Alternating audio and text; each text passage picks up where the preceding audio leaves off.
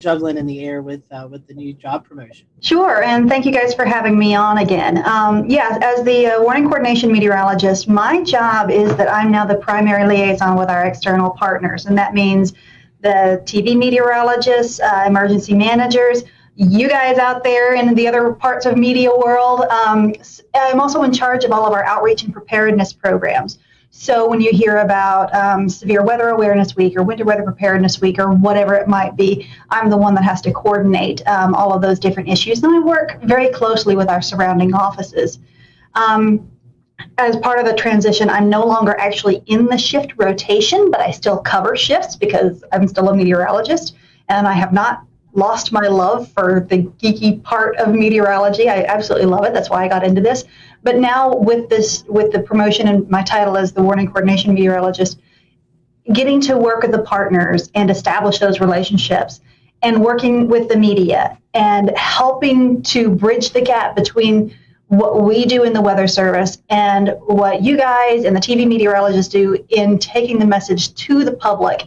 It's the whole weather enterprise needs to work together really well in order to effect the proper response from the public. And I really enjoy being that liaison and working with all these different facets of the weather enterprise.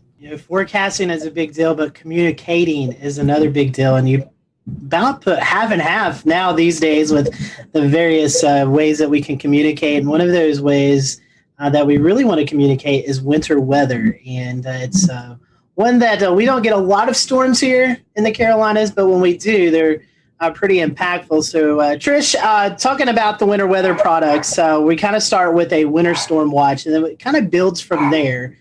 Talk to us about these different products and what each product, the criteria is for each of those. Okay, so for a watch, just like any other watch that we might issue, a severe thunderstorm watch, a tornado watch, tropical storm watch is what we had this year as well. A watch means that conditions are favorable for these hazardous weather types to occur, and you need to have a plan in place.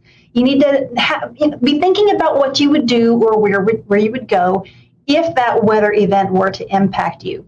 So a watch is basically, we're keeping an eye out of the sky, we're watching the weather. Again, have a plan, make sure you're prepared for whatever happens. So in the case of winter weather, we like to issue a watch anywhere from 36 to 48 hours in advance of the onset of wintry precipitation. And the watch timing with that, we're really looking at about a 50% confidence level, that we're 50% confident that this hazardous weather will occur. As we get closer to the event, we can transition the watch to a warning or an advisory. And the difference there is that with the warning, we're looking at 80% confidence that hazardous winter weather will occur. And with an advisory, it's still 80% confidence, but it's more like nuisance winter weather. So the difference would be if you consider snow. Right now, for the Piedmont of the Carolinas, our criterion for winter storm warnings for snow is 3 inches. So if it's below that, that would be more of a nuisance event, which would warrant an advisory. And if it's 3 inches or above, you'd get a warning. Now, we do have flexibility with our forecasters because we all know that, say, 2 inches of snow in Charlotte at 2 o'clock Sunday morning is very different from 2 inches of snow in Charlotte at 7 o'clock Monday morning, right? So we are able to take the societal impacts into account when we're issuing those warnings. So for 2 inches of snow at 2 o'clock Sunday morning, probably an advisory. 2 inches of snow at 7 o'clock Monday morning, you talk about rush hour, school buses, that's where we would have that flexibility to go ahead and issue a warning, even though the objective, the number criterion isn't quite met. So we have that flexibility there. We have different criteria for sleet and freezing rain too. For a warning for sleet, we're looking at 1/2 inch. For freezing rain, for a warning, we're looking at 1/4 inch. But again, there's a little bit of flexibility there depending on the impacts that we might be experiencing. And so, Trish, one thing is an advisory really isn't a step down. It's still impactful. It just, the accumulations are different than what a warning is. And, some folks may see advisory as, it'll be okay, when in fact it's still going to be impactful to people. Right, especially when you're talking bridges and overpasses. You could still have dangerous areas on the roads, dangerous travel conditions, even with an advisory. Again, going from a watch to either a warning or an advisory, we're going from 50% confidence to 80% confidence. So we're confident that something is going to happen. It's just the scale of whatever that is. So we don't want people to just take advisories lightly. You still have to be prepared, and you still have to take precautions. It's just that we're talking the chances of, say, like widespread power outages and stuff like that would be much less with an advisory type situation than with a warning situation. Right. And Tricia, one of the things that sticks out that I wanted to reinforce is that the criteria for this is it's tailored to each area in your forecast area. Like, for example, the impacts and the impacts are what matters most. So, what would be most impactful for Asheville is different than what would be impactful for Charlotte and Greer. So obviously you're going to have different criteria for those areas, that's what matters, and that's the thing you need to be thinking about, is whether you get this lower level advisory but still important, or the higher level warning, which is even more important, that would be issued for your area. Right, exactly. And we all know that the mountains get more snow than the Piedmont does, right? So our criteria for the mountains for snow is 4 inches, whereas the Piedmont gets 3 inches. And the further north you go, the higher that gets. You go for places like New York, you're looking at 6 or 7 inches, maybe even 8 inches before they get to a warning, because they know how to handle it. They have the resources. The impact isn't as great up there as it is down here. Again, just partially based on climatology. Right. And something else to think about if you're traveling outside this area is that criteria will be different elsewhere. If you go into Raleigh, if you go to Philadelphia, if you go to Chicago, those criteria are going to be different still. Think about the level of impact when you hear about these advisories or warnings being issued. It indicates how serious the event's going to be. Right, and we have the exact opposite in the summer. Down here we can handle the heat a little bit better than people can up north. So somebody down here may go up north in the summer and it's a heat advisory, whereas down here we're expecting heat indices of 105 for a heat advisories, but up north it might be more like 95 or 100. And we Southerners are like, what? I can't handle 100 degrees. But it's different. It's based on climatology and what your body is acclimated to. Trish, the National Weather Service also issues wind products year-round, but during the wintertime, it gets especially breezy across the western half of the Carolinas, and specifically in NWS-GSP's forecasting area. That's maybe not a winter weather type that most people think about, but it can definitely drive wind chills down and cause widespread power outages. So can you talk a little bit about the criteria for wind products in general? Sure. Well, we've got the wind aspect, and we've got the wind chill aspect. And then, of course, we have the winter weather aspect. So when we have a winter event, lots of times we roll them all into one product rather than issuing a whole bunch of different products, because as you guys are probably aware, a wind product is handled by one set of products. It's called a non-precipitation warning, whereas the winter storm and wind chill products are handled by the winter storm products. So it can get very confusing. So we often wrap these in together. And so we can sometimes tweak our criteria to make it match what the weather is looking like. And again, just to make more sense to the residents across the Western Carolinas and Northeast Georgia. So for example, when we issue a high wind warning, that's when we're expecting frequent gusts over 50 knots or 58 miles per hour.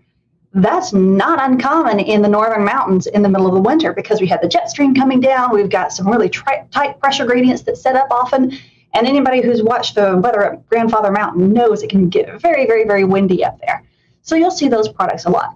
The step down from there is a wind advisory. And that's really when we're expecting winds, 30 to 39 miles per hour with frequent gusts over 40 to 45 miles per hour. Again, we have the flexibility to adjust that. It's been kind of a wet season, so maybe we might issue a wind advisory at wind speeds just a little bit lower. We also know that once we get to wind speeds that are over 35 miles per hour, school buses have a real hard time driving in that. So we're trying to line up our products a little bit more with what the schools are needing from us. And that's part of the communication between us and those decision makers. So they let us know what they need. And we tell them what the weather is going to be. And sometimes it's just easier for us to issue a product based on those more widespread impacts. So when we take the wind and the temperatures into account, then we get the wind chills on top of that too, right? So once we're looking at wind chills below 0 Fahrenheit, that's when we're going to start looking at wind chill advisories, wind chill warnings. Again, it's going to be a little bit lower in the mountains than it would be in the Piedmont. But again, we're not going to, during a winter weather event, we're not going to issue a winter storm warning for 4 inches of snow and then a separate product for -5 wind chills and then a separate product for 40-mile-per-hour winds. We're going to all roll them into one product and then just outline it there in the text. And so, Trish, one more thing, and we'll kind of transition out of the warnings. There is a few more that we've not talked about. And that's one more. That's the ice storm warning. And we've had those occasionally here in the Carolinas. Can you tell us a little bit about that product? Okay. Well, again, it gets kind of complicated with all these different types of products. But we have a winter storm warning and we have an ice storm warning. The difference is that a winter storm warning is considered, either a mix or a mostly sleet or snow event, whereas an ice storm warning is mostly freezing rain. The difference is, again, in the impacts. When we have snow, we don't have quite as many widespread power outages as we might with a freezing rain event, because the freezing rain is accumulating on the power lines, whereas snow doesn't always accumulate on the power lines. The difference is, like if we could look back to December of 2018, that was pretty kind of an earlier snow event. So there were still some leaves on the trees that hadn't fallen off. And so we had more widespread and prolonged power outages just because, the leaves were brown, but they hadn't all fallen off. So there are some, again, impact-based issues that we're dealing with there. But freezing rain can often be a bigger hazard for travel than snow can, because if we can get the roads treated for snow, lots of times the road crews can keep up with it. But ice is a totally different beast, because you've got the power lines, you've got the tree issues, you've got bridges and overpasses. Sometimes you can't even walk. Whereas with snow, you get a little bit of traction just based on the snow itself. So ice storms are a slightly different beast. And we're happy we haven't had a big one in a while. NOAA released their winter weather outlook not too long ago. And it all it takes everything into consideration, the La Nina state that we're in currently, as well as other factors throughout the year. Can you tell us a little bit about that outlook and how it might impact the Carolinas? Well, the outlook, like you said, it takes a lot of big picture seasonal things into effect. And the outlook is developed by another branch of the National Weather Service called the Climate Prediction Center. And these are folks who are climatologists by training. They have a lot of experience in seasonal forecasting, and they look at all of this stuff and they produce this outlook. Now, for us, partially because we're looking at a La Nina year, we're looking at more likely we're going to have above average temperatures through the winter season and below average precipitation. Now, I want to be clear that that doesn't mean we're not going to get any big events. If anybody remembers back in 2011, January of 2011, here at GSP, we had 6.5 inches that year, and that was a strong La Nina year. So it doesn't mean we're not going to get any big events. We actually had somebody call the office and said, well, we're going into a La Nina winter. Does that mean we're not going to have any flooding? No, that doesn't mean that at all. It just means on a seasonal basis, the average temperatures will likely be above normal, and the average precipitation will likely be below normal. But here on the local level, we look out 7 days, and we are forecasting for these high impact weather events. And we're going to issue watches and warnings no matter what the seasonal outlook is, because you could still have an extreme event any time of year. Very important to consider when we live in the South here that one snowstorm can bring you double your normal snowfall in a year. So even though on average we're likely to see a warm and dry winter, it only takes a 1 week long cold pattern to give you above normal snowfall. So keep that in mind, because what's normal is actually not much. So you can actually get a lot well above normal snowfall for a year just because you got one big snowstorm. Yep. And it's really important for your viewers, your listeners, to understand that they need to be prepared for all types of high impact weather. Don't take a seasonal outlook of above normal temperatures, below normal precipitation, and say, yeah, I can let my guard down. No. You always need to have an emergency kit ready. You always need to be prepared. And so, Trish, talking about that, the forecast, it seems like, with tropics, we get a little sector of that. But with winter weather, we get a bigger sector, seeing these fantasy weathercasts that go out 10, 15 days in advance and kind of show these big monster winter storms developing. But honestly, tell us how hard it is to forecast winter weather here, and how those Fantasyland storms that some people like to post, hardly ever verify. You can find a model run that'll say basically anything you want it to say. And what's the saying that even a broken clock is right twice a day, or even a blind squirrel catches a nut every now and then? So there may be some extreme forecasts out there, and maybe somebody gets lucky and it gets right. But the important thing is for people to rely on trusted sources of weather information. So don't just look at one social media post from Joe Blow out there. Talk to your, you guys have a huge Twitter following, and you guys have reliable sources that you tweet and retweet, whether it's your local favorite TV meteorologist or us here at the National Weather Service. It's really important that people rely on trusted sources of information. And in the end, when it comes to watches and warnings, we in the National Weather Service are congressionally mandated to issue those products.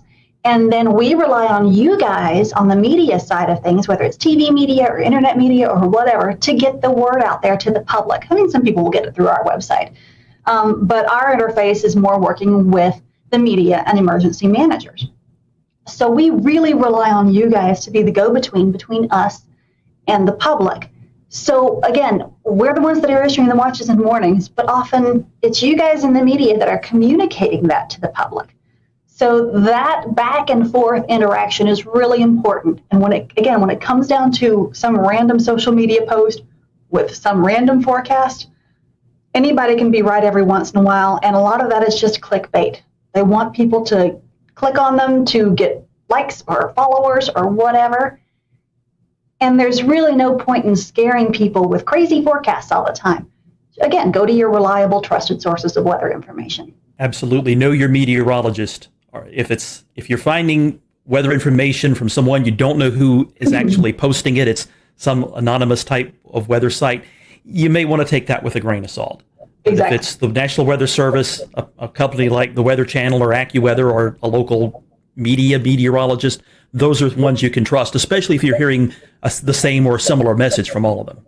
Trish, we were talking about that. Obviously, winter weather gets everyone excited.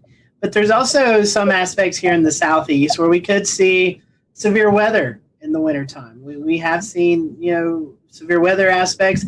And even when you mention La Nina, you in the back of your mind, late winter, early spring, you think of potential of an active fire season. So there's other things that we're looking at in the wintertime besides snow, sleet, freezing rain, and high winds. Yes.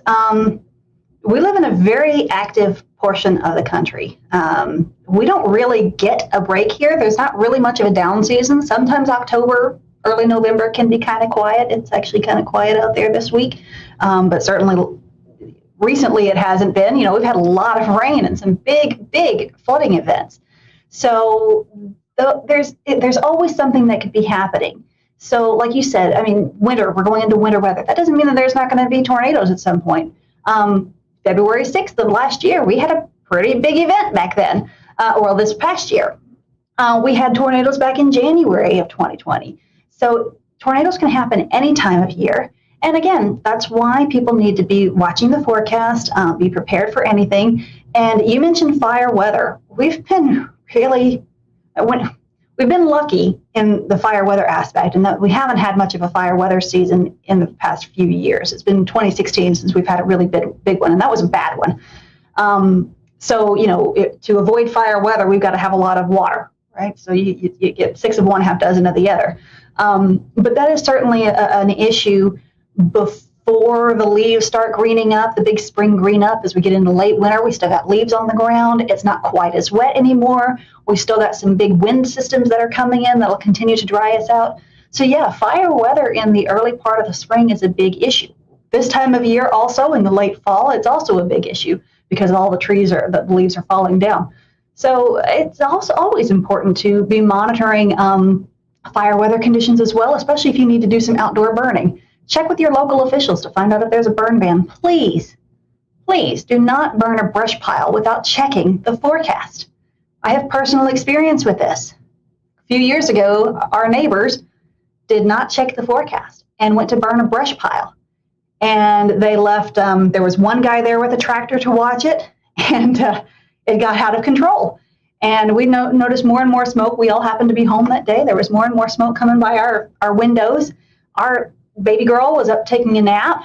And so my husband goes, he looks, and there's a fire in our yard. So we actually had to call 911, and there were 2 different units that had to come out. We had a 2-alarm brush fire around our house. And then they're first concentrating on a propane tank. And, you know, in the heat of the moment, you don't think about it. But looking back, if I had realized that if I had put the 2 and 2 together, fire, propane tank, I would have completely panicked. In that case, they got the fire out, but it could have been a devastating situation because our mulch was on fire. It was very scary. Our little boy was terrified. Little baby slept through it all. But you've just got to be careful. You've got to watch what you're doing and pay attention to the forecast. So, Trish, what are some of the sensible safety precautions that the public can take? We talk about putting together a kit so that you can be prepared, but what would go into that and really tailored towards winter weather? Well, it'll depend on what you're doing and what you need to be doing and your life situation. So if you're at home and we have a winter storm warning and you don't need to be anywhere, and hopefully not, you're going to want to have your standard, a gallon of water per person per day in case you lose power and can't get water, especially if you're on a well. You're going to want to have any medications. You're going to want to have non-perishable foods, and make sure you have a manual can opener for any cans that you have. You're going to want to have extra blankets and stuff nearby. If you're using something like a kerosene heater or something, or propane gas fireplace or something like that, you need to be aware of carbon monoxide issues and always have a way to vent the carbon monoxide out. And if you've got the best thing is to have a carbon monoxide detector in your house, because that is truly a silent killer. Because people go to sleep and they never wake up. They have no idea. They don't know what happened. So again, have a way to stay warm, have a way to stay fed, and have plenty of water. If you have babies, make sure you have plenty of baby supplies with you. Again, your medications. If you need oxygen or something like that, maybe you need to have some extra supplies with you there. If you have pets, that's another thing. You need to have a way for your pets to have water and food, and maybe bring them inside. Or if you have like farm pets, make sure that they're taken care of. If you need to be out on the road for any reason, if you must be out on the road, we got a lot of first responders that have to be out on the road. Make sure you have a bag of kitty litter or ice melt or something like that in your vehicle. Make sure you have an ice scraper. Make sure you have a blanket in case you get stuck. Make sure you have some food and some water. Make sure you have a snow shovel maybe even. So there's a lot of different things that you can have with you to help you should the worst case situation arise. And it's important to do that in advance. Yes. Like, for example, current times when the weather's relatively quiet, advanced planning is the key to being ready when things happen, be them a weather disaster or something else. Get ready in advance. That way, for one thing, you can actually secure the supplies. They might be in short supply when we're close to an event and something bad's going to happen, a big snowstorm or whatever. Be ready in advance. And ready.gov is a good place to go and look for other tips for not just weather emergencies, but also other kinds of disasters too, earthquakes and so forth. Exactly. And always have your phones charged up. Always have these charged. Even if the cell phone networks get clogged up, often text will still work. So if something were to happen and you get stranded, maybe you don't have a cell phone signal, you might be able to still send a text to a family member or something like that and ask them to ask for help for you. But always have your phones charged up. That's a big one too. Especially going into a big event, just keep it plugged in overnight and just have it there. There are lots of like manual battery chargers that you can get. You can get crank chargers, crank radios, and stuff like that. So there's lots of different options out there. Well, Trish, speaking of winter weather, we'll kind of close with this. For those folks who live in Western North Carolina, upstate South Carolina, and far northeast Georgia, how can they follow you guys? What's the best way for our followers and listeners to get information from the Weather Service there with winter weather coming up? I know your website, you've got social media. What's the different outlets they can check out? We'll return to Best of the Carolina Weather Group in a moment. Now your Carolina weather forecast. Here are today's forecast high temperatures for North Carolina. Here are the forecast lows for tonight for North Carolina. Here are tomorrow's forecast high temperatures. And here's forecast rainfall across North Carolina tomorrow.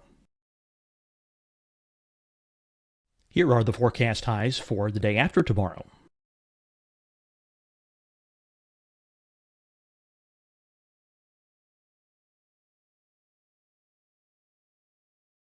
And here's the forecast rainfall across North Carolina for the day after tomorrow. This is the total rainfall forecast across North Carolina for the next 3 days. Here's the severe thunderstorm outlook for today from the Storm Prediction Center.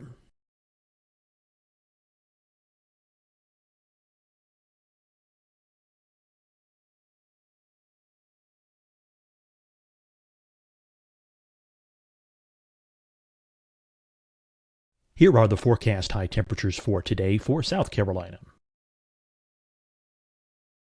Here are the low temperatures for today for South Carolina. Here's the probability of precipitation forecast across South Carolina today. And here are the rain chances across South Carolina tonight. Here are tomorrow's forecast highs across South Carolina. Here are the forecast low temperatures for tomorrow for South Carolina. And here is the probability of precipitation across South Carolina tomorrow. Here's the precipitation chances across South Carolina tomorrow night. Here are the forecast highs for the day after tomorrow in South Carolina. Here are the forecast low temperatures across South Carolina for the day after tomorrow. And here are the rain chances across South Carolina for the day after tomorrow. And South Carolina's probability of precipitation for that night. Here's the Storm Prediction Center's severe thunderstorm outlook across South Carolina for today through tonight. Here's the Storm Prediction Center's severe thunderstorm outlook across South Carolina for tomorrow and tomorrow night. And here's the Storm Prediction Center's severe thunderstorm outlook across South Carolina for the day after tomorrow through that night. Here's the severe thunderstorm outlook for today from the Storm Prediction Center.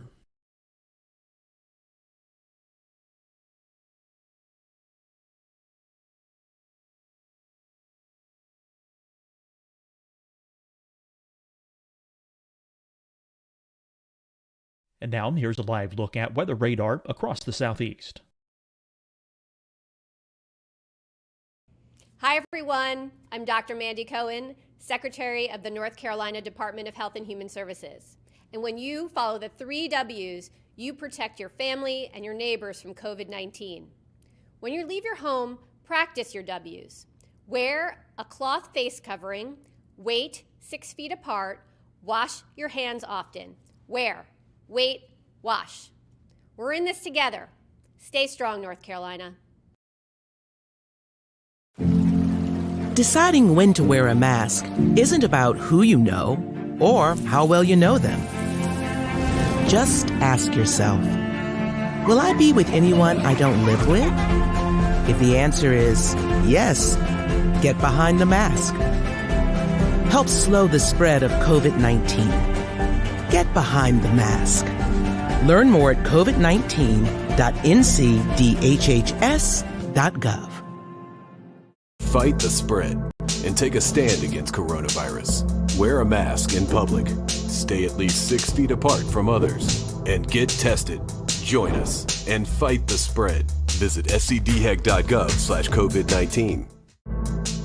Getting tested for COVID-19 helps you to take the steps needed to protect yourself, your loved ones, and your community. Find the testing location at scdhec.gov/COVID-19 testing.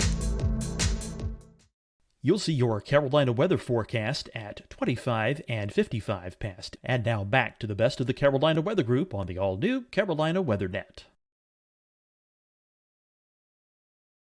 Weather.gov/GSP for Greenville, Spartanburg, weather.gov/GSP. That's going to have all of our latest information, the most official information. We do have Facebook and Twitter at NWSGSP. Facebook and Twitter, social media is not an official source of warning information, okay? Because sometimes that can go down. Sometimes our meteorologists get overwhelmed and we can't always keep some of that updated. A lot of that auto posts. The other thing is that Facebook algorithms sometimes don't always show you the most recent posts. So we have stopped posting warning information on Facebook because we've had a lot of complaints from people getting old warning information instead of new warning information. So we'll use Facebook more to post precautionary and preparedness activities and actions. And we might use Twitter more for the actual warnings and advisories, those kinds of real-time, what's going on right now situations. We love to get reports from people. We don't know what's happening basically anywhere except outside our office. And we have these little bitty windows. We can't see very far. So it's really important for people to tell us what's going on out there. And that's not just winter. That's all year round. If you see a tree that comes down, let us know. If there's a thunderstorm out there and it's causing, there's flooding on your road, let us know because we don't always know what's going on at the ground. So get out there with a ruler, take a picture of the ruler. Those are the best. If you can take a picture of the ruler in the snow and then tweet it to us at NWSGSP, or if you go to our website, there are places that you can report your weather there. We really, really, really appreciate that information because that helps us to understand what's going on out there so that we can then adjust our thresholds. That's all good information. Trish, we certainly appreciate you joining us, and fingers crossed. I know I like winter weather. I believe you like winter weather. I know Evan loves winter weather. Frank, I know you've had your winter weather in Pennsylvania, so you might want a little bit of a break. But yeah, I'll take this La Nina winter. Hopefully it's at least 60 degrees every day for now through March. I'll be fine with that. But for the rest of us who are wanting winter weather, we hope that we'll get some. And Trish, we thank you and your crew down at GSP for all you do. I know it's been a very busy year, and maybe we can get one or two winter weather events and then let you guys get a little bit of a break. Maybe we can. And we really appreciate you guys because, like I said earlier, we really rely on you guys in the media, whatever type of media it is, whether it's television or social media or podcasts and videocasts and all of this stuff.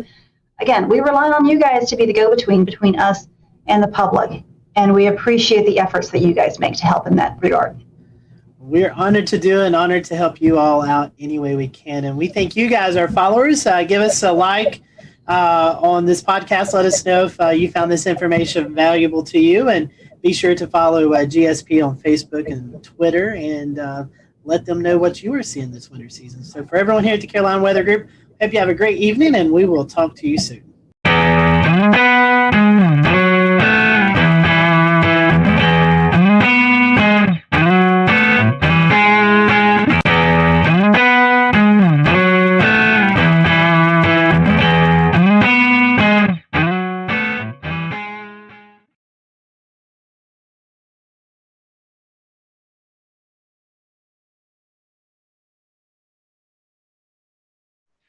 Good evening and welcome to the Carolina Weather Group. I'm James Brierton in Charlotte. We have a great panel for you tonight. We are going to be talking about the flood threat against your house, whether you live in a flood zone or not. We have some great material for you tonight that may have you rethink the next time you're looking at your policies. Joining us from Charlotte, Bill McGinty, consumer reporter at WCNC Charlotte. And in full disclosure, I work with him during the day, so I feel like I need to throw that out there as I will be interviewing him in a moment. From WPDE, we have Annette Montgomery, who's a reporter there, who's been doing some local reporting on this topic in their neck of the woods. And we're also joined by April O'Leary of Horry County Rising, and they are involved with this exact topic there along the South Carolina General Coast area. But we'll start more inland with Bill McGinty, who, Bill, just last week, you did a story that kind of tipped this whole thing off to us here at the Carolina Weather Group. So why don't I just have you, the reporter, tell us, in your words, a little bit about what you uncovered here in the Charlotte area. Yeah. So one of my jobs here in Charlotte is the consumer investigative reporter, and so people email me. I run a franchise called Get McGinty, and if you have a problem, you email me. And so I got this email from this couple, and I actually got the email in the middle of the 4:00 news, and he said we're being flooded. Every time it rains, we get flooded, and it never used to happen. We can't figure out why. The city was working on the storm drain system. We're wondering if that maybe had something to do with it or not. So I replied back and said, just send me a couple of photos if you wouldn't mind. I'd like to see what you're talking about. He sent me back some photos. And when I looked at the photo, I said, I'll be out there first thing tomorrow morning. He showed me, he's got a townhouse, a 3-story townhouse, and the bottom floor of his finished townhouse was completely underwater, above the fireplace. And I said, this is from a rainstorm? I mean, this looks like a river came up. He said, it comes up, and then it goes away, and as long as the rainstorm lasts. His point was that if we get 3 inches of rain over 3 days, not a problem. But if we get 3 inches of rain in an hour, huge problem. So it's basically a flash flooding issue. And so one of the things we were able to do was get a hold of the city of Charlotte, which told him they'd look into this sometime about 2021, before they actually would drill down on this and figure out what the exact problem was. And they gave him, I don't want to say the runaround, but for lack of a better word, the answer wasn't good enough for him, which is why he reached out to me. I reached out to the city. I sent them some of his home video that he took, on his iPhone. I sent some of the pictures, and I said, this is unacceptable. He can't live like this. This is his home. And so within a week, they had some digging equipment out there, and what they found was a couple of blockages in those pipes. And so just before we came on, and I mean literally just before we came on, within the last half hour, I got a text from him. They got some rain here in Mecklenburg County tonight, and he said, so far so good, fingers crossed, we haven't flooded. So maybe the blockage was the issue, maybe not. It's going to take a couple of more rainfalls before we know for sure. So I'm crossing my fingers that maybe we have solved this issue. But the bigger issue is his homeowner's insurance isn't going to cover this because this was considered rising water. And I don't care whether you live next to a creek, you live near a drainage ditch, you live alongside a river. If you have water come up from anywhere and it comes into your home, that is considered a flood, and that is not covered by your typical homeowner's insurance policy. If in a hurricane, which I used to live in Florida, so if in a hurricane, the roof blows off the home and you get a ton of water in, okay, that's water damage, and that is not flood damage. Rising water is water that comes in through the doors, through the garage, things like that. And that is a federal policy that you have to have. That is a completely separate policy other than your homeowner's insurance policy. I don't think, a lot of people know that, and I don't think a lot of people understand the risk they have to their home through rising water. Most people say, I'm not in a floodplain, I don't have to worry about it. I've seen plenty of those people, and I've covered plenty of those stories where they stand there scratching their heads wondering, what am I going to do now? Because their homeowner's insurance says, sorry, this isn't covered. Well, that's some good update, though. A little breaking news there, that at least today it didn't flood. And as we're recording this on Monday night, I'm looking over here at the Mecklenburg FIN system, the Flood Information and Notification System, and they had just shy of about an inch of rain there in Mecklenburg. Yeah. So let me set it up, James, if you wouldn't mind. Let me, I talked about the rising water coming into his home, and you'll see it if we show some pictures and video here. But the bottom line is his townhome, if you can imagine this, runs this way, but the back of his town, the driveway runs down. And so you've got 4 townhomes, and the first one up at the street level is street level. But his is higher because the driveway slopes down in the back. And of course, because the driveway slopes down, you need a couple of grates down there that lead to rain runoff. And that's what was backing up. And it, of course, backs up to the lowest point, and the water came into his house. So I don't want to lead people to believe it came in from the street. It actually came in from the 2 grates that were in his driveway. But because he was down at the lowest point, water came up there. And the grates are on private property, but are connected to city-owned drainage? Yep. It's a stormwater drain. But think of what's out in your street. If you go out and you look at your street and you see those grates in the corners of the streets, That's a storm drain. And that's basically what he had, but flat in his driveway. And people will probably know from looking at those, you'll sometimes see the little placard on them that says, do not drain liquid oil and such down into those, because they're connected to the streams and the creeks and the waterway. 100%. Which in Mecklenburg County, as I think a lot of other places, but especially here in Mecklenburg County where we have the urban development, all of that infrastructure is needed for anyone who doesn't live here to drain off into our nearby creeks in order to keep that water flowing, ideally away from your house. Ideally. The gentleman you talked with, in terms of repayment, is the city offering anything in terms of mitigating this flood damage to his home? Well, that's the next part of the story. Step number one was to get the flooding stopped and to get them out there and to dig into the ground and find out what was the problem. Was it a blockage? Was it pipes that were too big flowing into a pipe that was too small and it just couldn't handle it, backed it up? So step number one was getting the flooding stopped. But to answer your question, that's where the lawyers get involved, and that's where the city's legal department gets involved. And they're having conversations with him that right now I'm not privy to. But, in my experience, and I'm just cutting him out of it, but in my experience over 31 years, watching people wait for repayment from some kind of a government entity, I'd say it's about 50-50 as to whether you're made whole or not. Can the city be held liable for the first flood because they didn't know there was a blockage? Should they have known? It's what did you know and when did you know it? And so as soon as they were alerted to the fact that there was a problem, okay, now maybe they didn't act swift enough, and maybe there's a lawyer, his lawyer, that will make a compelling argument enough to say, hey, wait a minute, we alerted you that there's a problem. So that's where it gets sort of tricky, James, is that what are they really responsible for? The first flood or the following 7? And that's a good question. And, I'm looking forward to following it. I'm curious to see where it's going to go. But all of it could have been avoided in terms of waiting for the city to reimburse and whatnot if there'd been a flood policy. It really struck me. When I first heard this story pitched, I thought, he must live along a river or a creek or a stream, and he doesn't. Nope. Yeah. Right in the middle of the city. Bill, I want to come back to you in a few minutes because I know there's some more that you have to share, tips and tricks for folks wherever they live, things for them to consider on their homes. I want to bring in Scotty Powell, who's going to expand the scope and continue our conversation. Yeah, thank you, James. Much like the Charlotte-Mecklenburg area, another metropolitan area that's really growing a lot of urban development is the Horry County area. That's Myrtle Beach, Conway, South Carolina. Tonight we have Annette Montgomery and April O'Leary with us. Annette, you cover this story a lot for WPDE. I came across some of your reports there.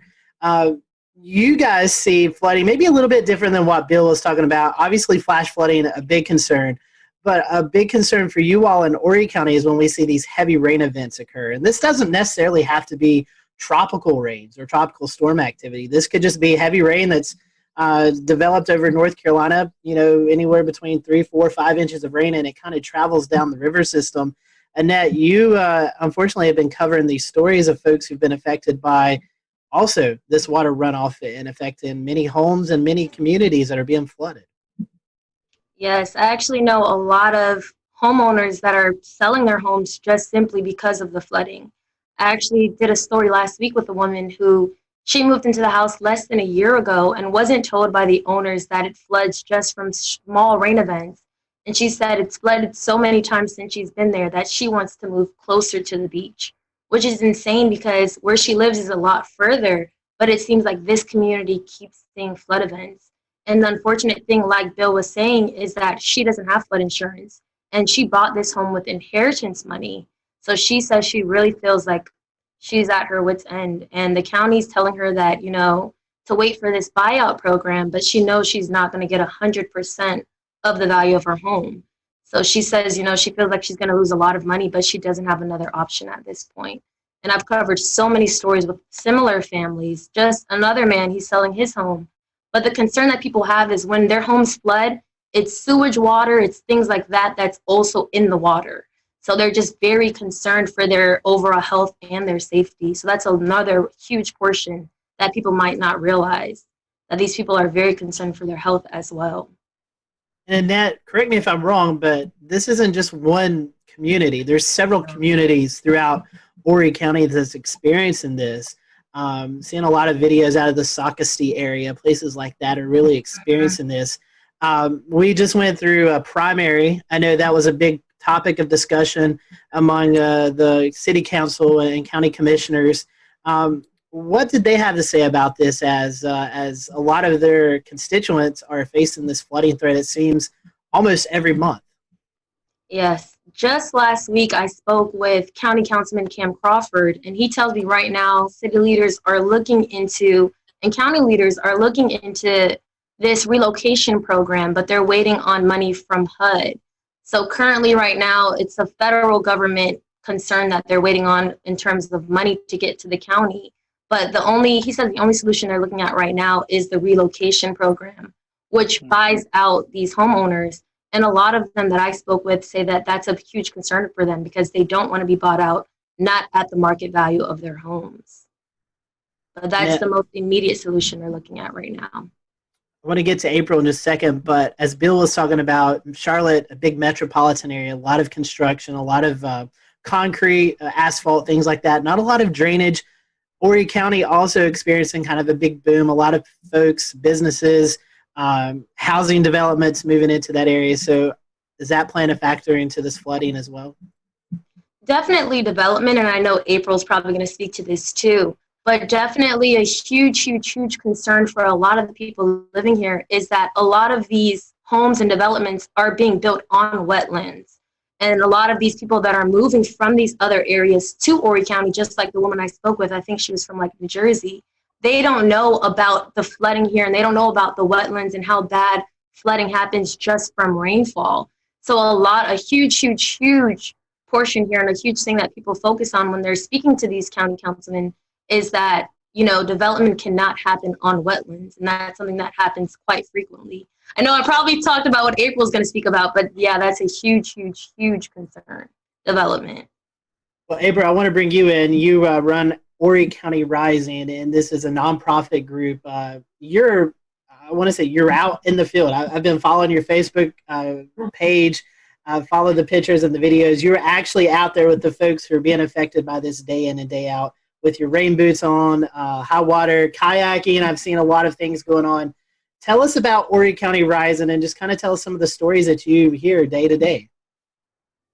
Well, thank you so much. And thanks for not forgetting about families affected by flooding, especially to Bill helping to work with that family. That's a great model that I like to see in the media moving forward. But yeah, I flooded in Hurricane Florence. And prior to that, was working in clean water protections. And I decided that I really thought that I could make a difference around flood mitigation and making sure our communities are more sustainable. Kind of seeing the trends and seeing the historical trends, both leading to loss of life, but also an increase in damages. And so I quit my position and created Horry County Rising. We are a social welfare organization trying to work with this vulnerable population around flood mitigation, but also trying to propel the government to have a plan.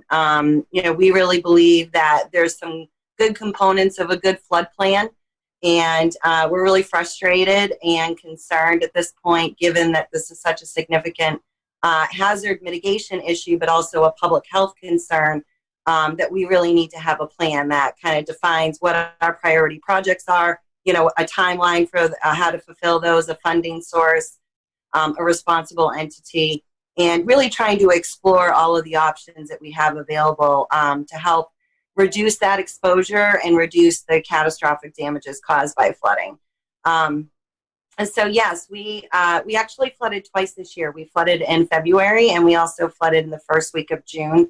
The last flood event is a community that actually was just built within the last 15 years. So, you know, we're essentially very concerned about future land use because we're seeing more and more homes flood. And we were really hoping that we purchase a product that can sustain a 30-year mortgage, and maybe even possibly sustain families and generations of families.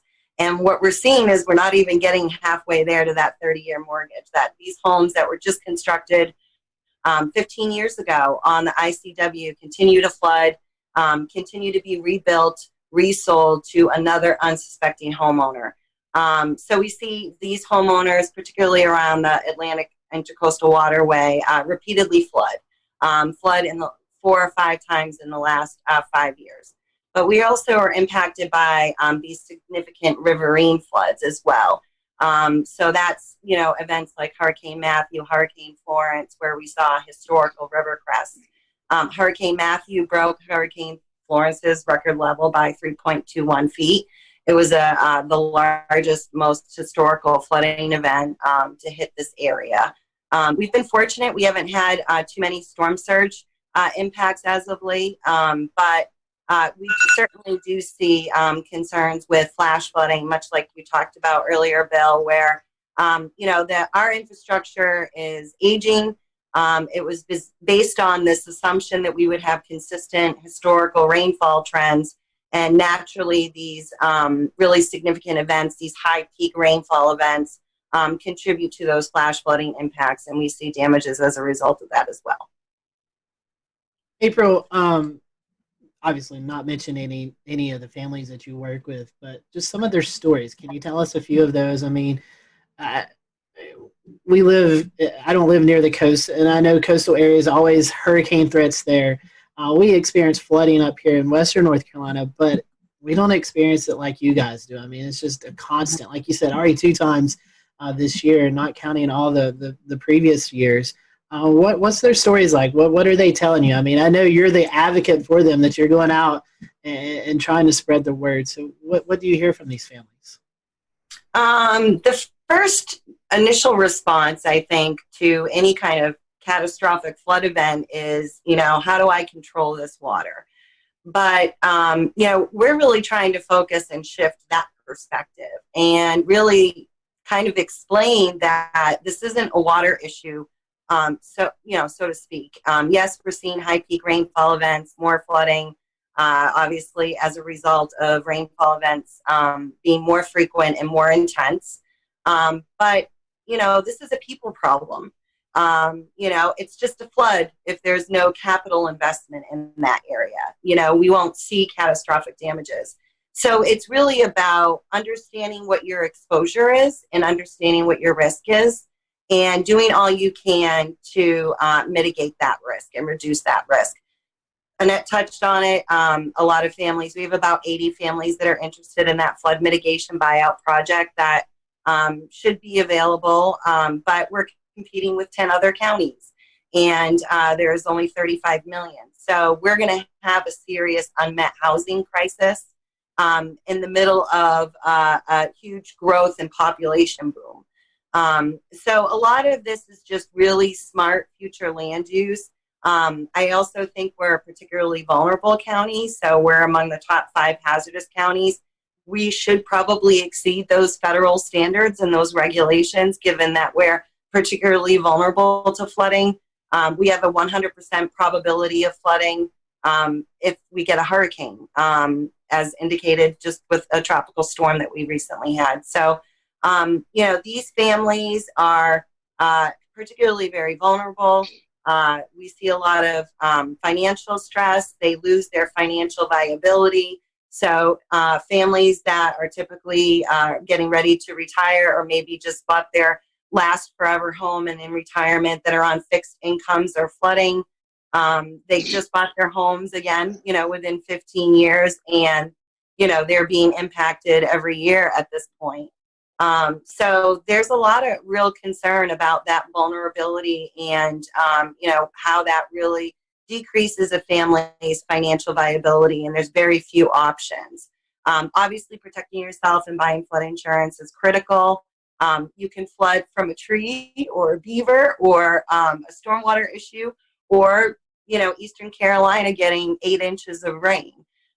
So, at this point, it's really crucial that we do all we can to educate the community about these issues, but also work with our elected leaders and our government to really take this very seriously and, do real common sense approach like have a plan. Annette, one more question for you. You had an article or a news story out last week, June the 15th. Some flooded homeowners in the Socastee area actually planned a protest to make their voices being heard to officials. Can you tell us a little bit about that? So I spoke with one of the women who helped organize the protest, and what she basically told me is these homeowners, like April knows, they're just tired of... We'll return to Best of the Carolina Weather Group in a moment. Now your Carolina weather forecast. Here are today's forecast high temperatures for North Carolina. Here are the forecast lows for tonight for North Carolina. Here are tomorrow's forecast high temperatures. And here's forecast rainfall across North Carolina tomorrow. Here are the forecast highs for the day after tomorrow.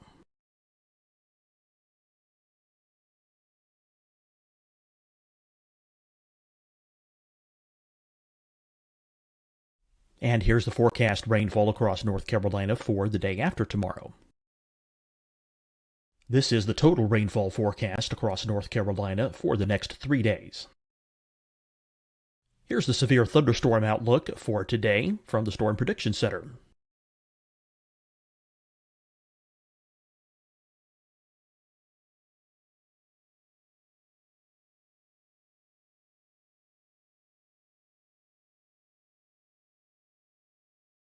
Here are the forecast high temperatures for today for South Carolina.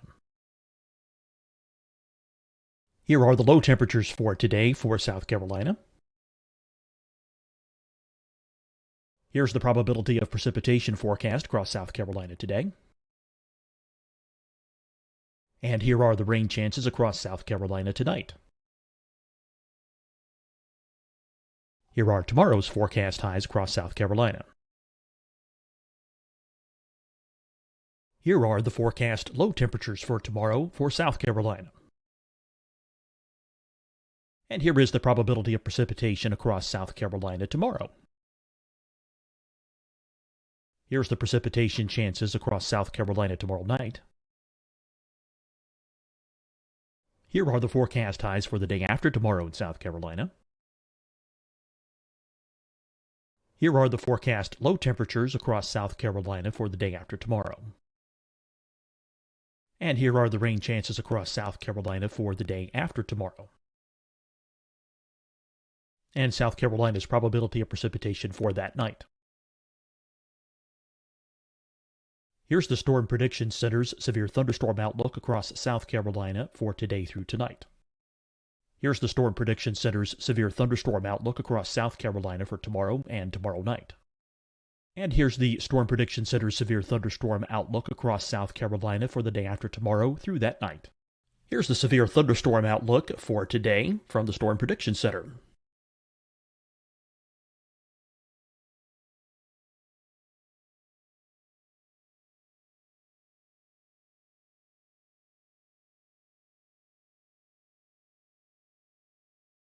And now here's a live look at weather radar across the southeast. Hi, everyone. I'm Dr. Mandy Cohen, Secretary of the North Carolina Department of Health and Human Services. And when you follow the 3 W's, you protect your family and your neighbors from COVID-19. When you leave your home, practice your W's. Wear a cloth face covering, wait 6 feet apart, wash your hands often. Wear, wait, wash. We're in this together. Stay strong, North Carolina. Deciding when to wear a mask isn't about who you know or how well you know them. Just ask yourself, will I be with anyone I don't live with? If the answer is yes, get behind the mask. Help slow the spread of COVID-19. Get behind the mask. Learn more at covid19.ncdhhs.gov. Fight the spread and take a stand against coronavirus. Wear a mask in public. stay at least 6 feet apart from others, and get tested. Join us and fight the spread. Visit scdhec.gov/COVID-19. Getting tested for COVID-19 helps you to take the steps needed to protect yourself, your loved ones, and your community. Find the testing location at scdhec.gov/COVID-19 testing. You'll see your Carolina weather forecast at 25 and 55 past. And now back to the best of the Carolina Weather Group on the all-new Carolina WeatherNet.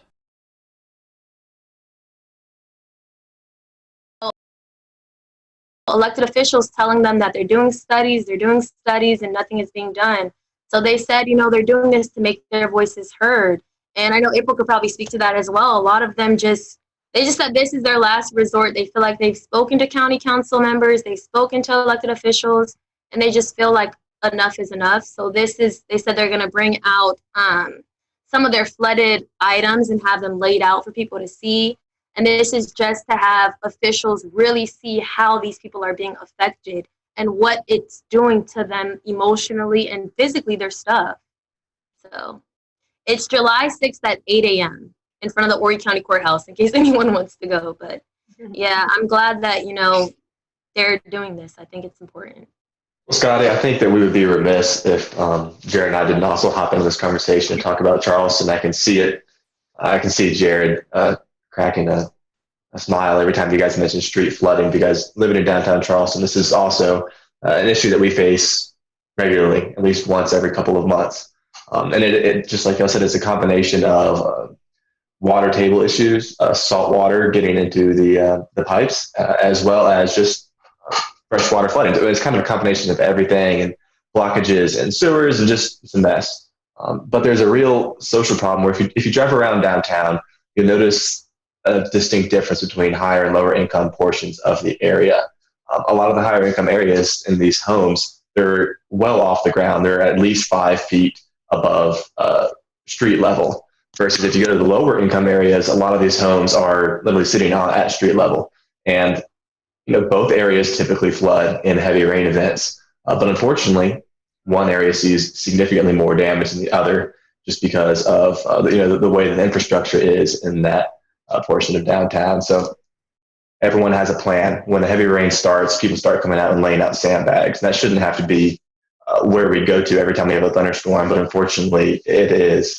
It's a very serious problem. And Jared, you've had a little bit more experience in Charleston, and you certainly run the weather page that deals with all of the reports. So I'll let you jump in here as well. Yeah, I mean, for historical reference, I used to live on Evans Street a lifetime ago, and I know that sewage water well. I know wading through that. I know losing a car to it almost, and so there's real property damage that happens, and much as what y'all are seeing in Horry County, we're seeing the same thing in Charleston. We have people building on wetlands. We have people building in places where they shouldn't be, and now we have new flood hot spots coming up. Meeting in Hugie Street used to never flood. Used to be that was a clean getaway. That was an escape route from downtown when many other arteries were closed. And now it's got the same problems. You're building right at the base of the Ravenel Bridge there, and now it floods. And that's just within the last year kind of thing. And then it gets up 6.7, 6.8 feet, and it floods all around the low income housing right around the Citadel. And it's just like, and this happens. There's no advisories, nothing like that, and you'll get a coastal flood statement at 6.8 feet because it doesn't affect a large enough area, but it affects those people. And so, we've got, Evan is dead on when he said we have an inequality issue when it comes to this. And suffice to say, these problems that you're seeing there are endemic up and down the coast. You have, you can't help but wonder, there's been scuttlebutt in Charleston about them just not insuring these places anymore. Mm-hmm. and that is when you're going to finally start to see some change, because when they won't insure them anymore, then you'll start, then people will be rethinking their views. We have got, we've got a major issue. Just a tide, just a thunderstorm. We had a thunderstorm about a month or so ago. We had a thunderstorm set up just off the coast. Stalled out a little bit. Had and it had a water spout with it. But the problem is, on the north side of that storm, the rainfall rates have become so enhanced. It rained 5 inches in an hour. Wow. We're seeing more and more of those kinds of events. The Army Corps of Engineers is studying a seawall. They're going to build a wall in the Battery, make the floodwaters pay for it, I guess. I don't know. But, but it's like, okay, well, that's all well and good, but that's not going to solve the problem, as Evan said, of the water coming up through the drains. And then you have the water coming up through the drains, so we have these things called check valves. And when the tide hits a certain height, check valve kind of clutches and fills the drain, and then no water comes in. But what if it rains on top of it? Then that has nowhere to go. So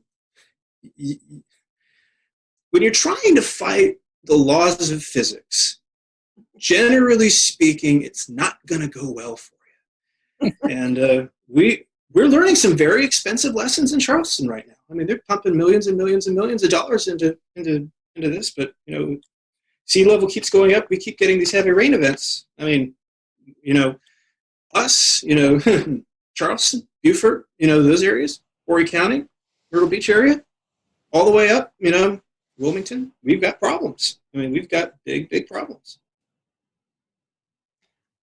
I don't know if people who listen to this show on a regular basis are thinking, I haven't heard Jared that much in like a year. Jared is really passionate about this, and some great points there, Jared. And that's what I don't know, Jared, if in the years we've been doing this show, I've ever seen you that fired up. I love it. It's a big problem. And it's a big problem. It's just one of those things. It's just so self-inflicted, and it just keeps happening. It's like, that's not cool, man. That's not cool. I'll shut up now. April, in this cycle of proposing, planning, and building, and we loop around again, in your experience, where do we start the problem solving? At what point in this cyclical wheel? Your backyard, right? So you want to have a backyard perspective. You want to pay attention to your county planning commission. You want to review future land use projects. You want to educate yourself about the special flood hazard areas. You want to make sure you speak up, whatever district you live in, and work with your elected official and let them know your concerns about whether that project will increase flood risk or exposure. And I think, making sure you take advantage of public input opportunities at a council level. And then I also think, there's so much value in coming together. Like Horry County Rising really takes care of our own. And we provide a forum, but also a support network. So we're all learning from each other. And I think there's just something so powerful about that, because, every day we're growing and growing, and we're learning more and more. And we took it from, just 80 people to 25,000 in 1 year. So I'm really optimistic. I have a lot of hope. And I think it's really important that when you're in this line of work, that you can remain hopeful and be optimistic.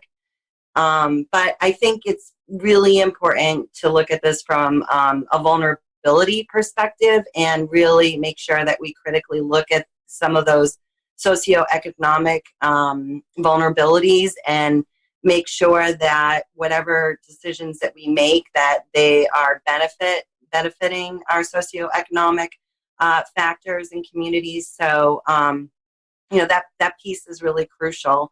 And obviously trying to overcome those deficits. There's not enough money. We're always going to have more need than we do funding and resources. So partnerships and engaging with other stakeholders like all of you is really critical, and being engaged is critical.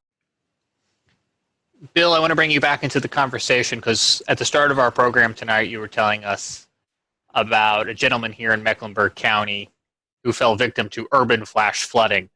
You know that I recently bought a house, and when we bought our house, I looked at it, it's atop a hill, and water should flow away. But tell me, Bill, what other things as a homeowner do I and all of the other homeowners out there need to be considering to put Yeah. ourselves in the best position we possibly can.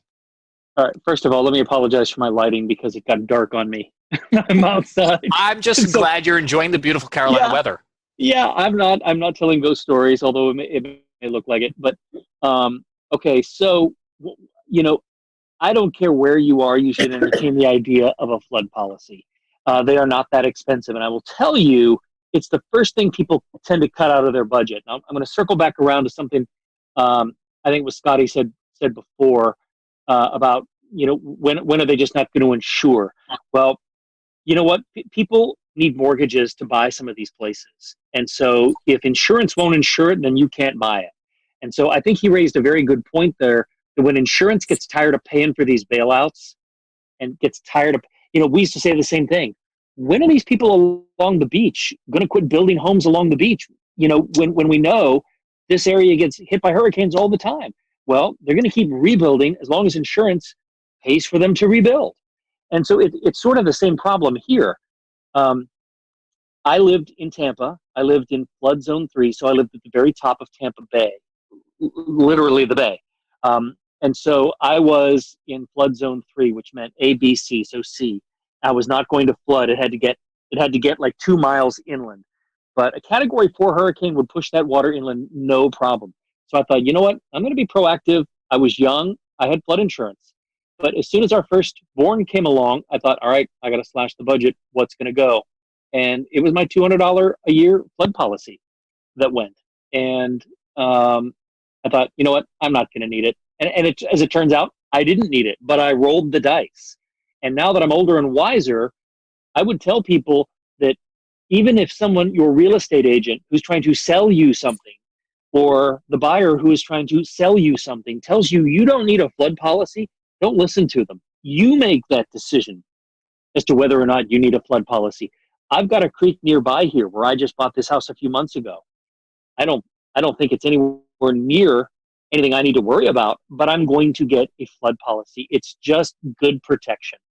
I think as long as people want to live near the water, and Charleston is a beautiful area, you know what? People are going to continue to build near the water because it's tax revenue. It's a lot of money for the county and for the city. And so to put up those opulent properties and then sell them for megabucks, you bet. They're not going to be around when the floods come up, but they're going to have their hand out when they want the tax revenue. So I think as long as people are willing to buy those properties and live in those areas, even with the risk, they're going to continue to do it. It's not anything that's going to go away anytime soon. The only thing you can do to mitigate this for yourself is to buy a federal flood insurance policy, and it's under $200 a year. Now, if you live right on the coast, it might be more, but I'm talking for myself here in Mecklenburg County. It's somewhere between $100 and $200. The other thing that April and I think both of you mentioned is that these homeowners that are selling these properties to people, knowing that they flood, not disclosing that, I mean, that's a legal issue right there. Now, if your home's flooded, what am I going to do? Fix my house, or am I going to file a lawsuit against the former owner? It comes down to how much resources do you have? How much money do you have in the bank, and where do you want to put those resources? A lot of people would just choose to fix the home and then get out of it again.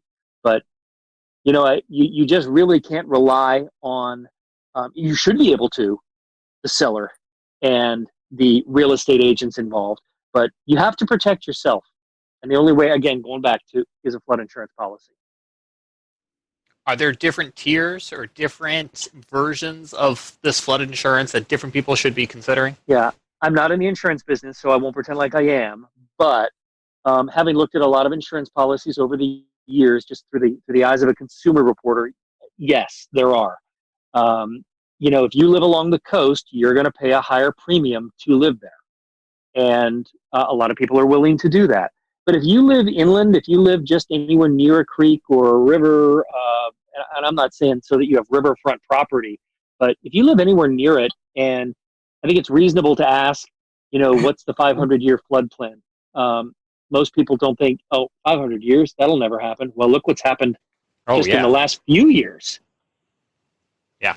And I know here in Mecklenburg, and I can't speak for Horry County or any other municipality in the Carolinas because I think it varies.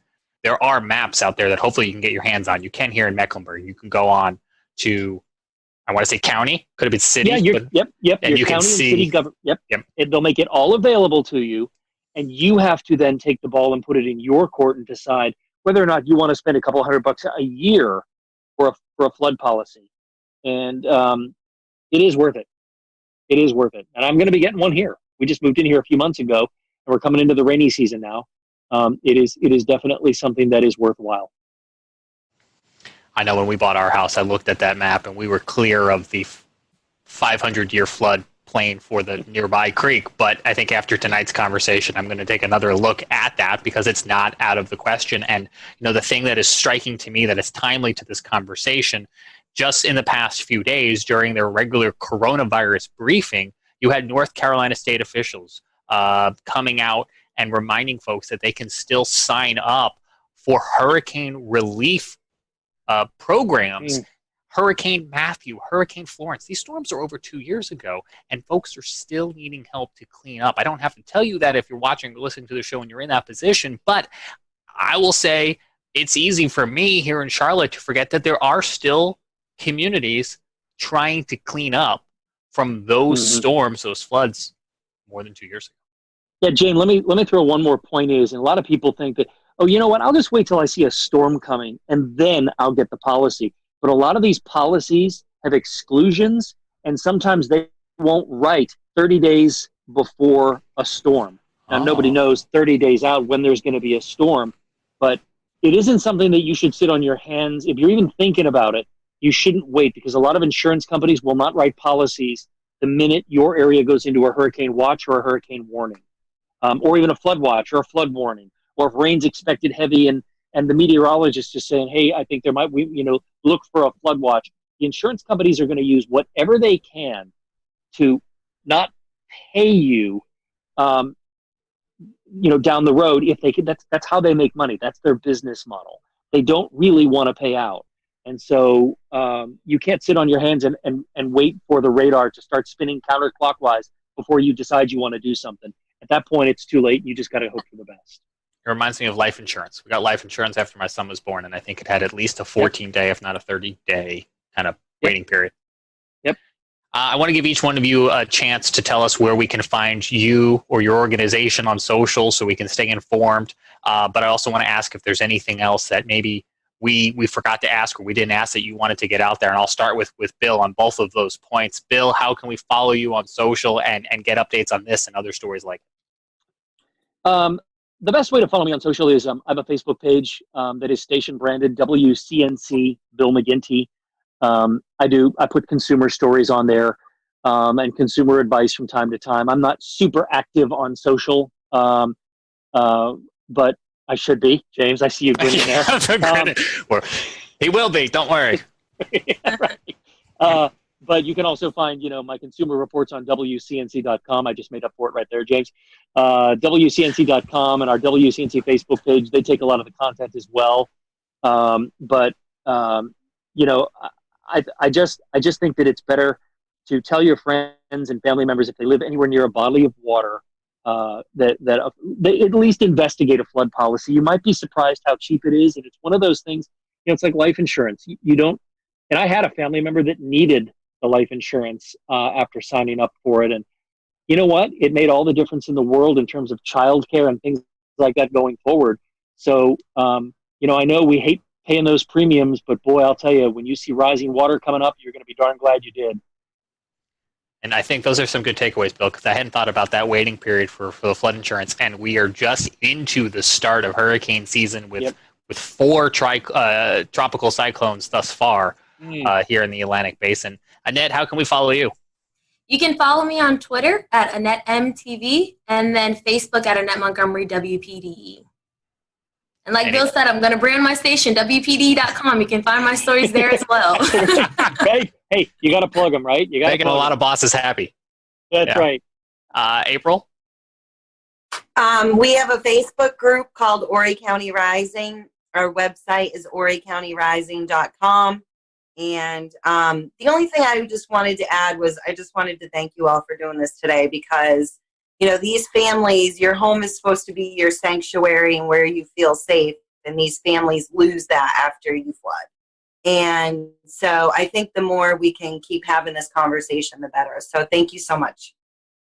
And we appreciate you all and your time tonight and your expertise in joining us here on the Carolina Weather Group. And we'll remind folks at home that if you're dealing with an issue or have something on your mind that's weather related, you can always hit us up here at the Carolina Weather Group. Or if you're in any one of these areas and you need to get McGinty or Annette, we need to come up with, do you have a franchisee name yet? We need to come up with one. If you need to get Annette, you can do that as well too, to have them help you out in some of these situations. So on behalf of the Carolina Weather Group, with Jared in Charleston and Evan physically sitting in Asheville, but with Charleston in his heart, and Scotty Powell in the mountains, I'm James Brierton. Thanks so much for joining us. We'll see you back here next week for another edition of the Carolina Weather Group.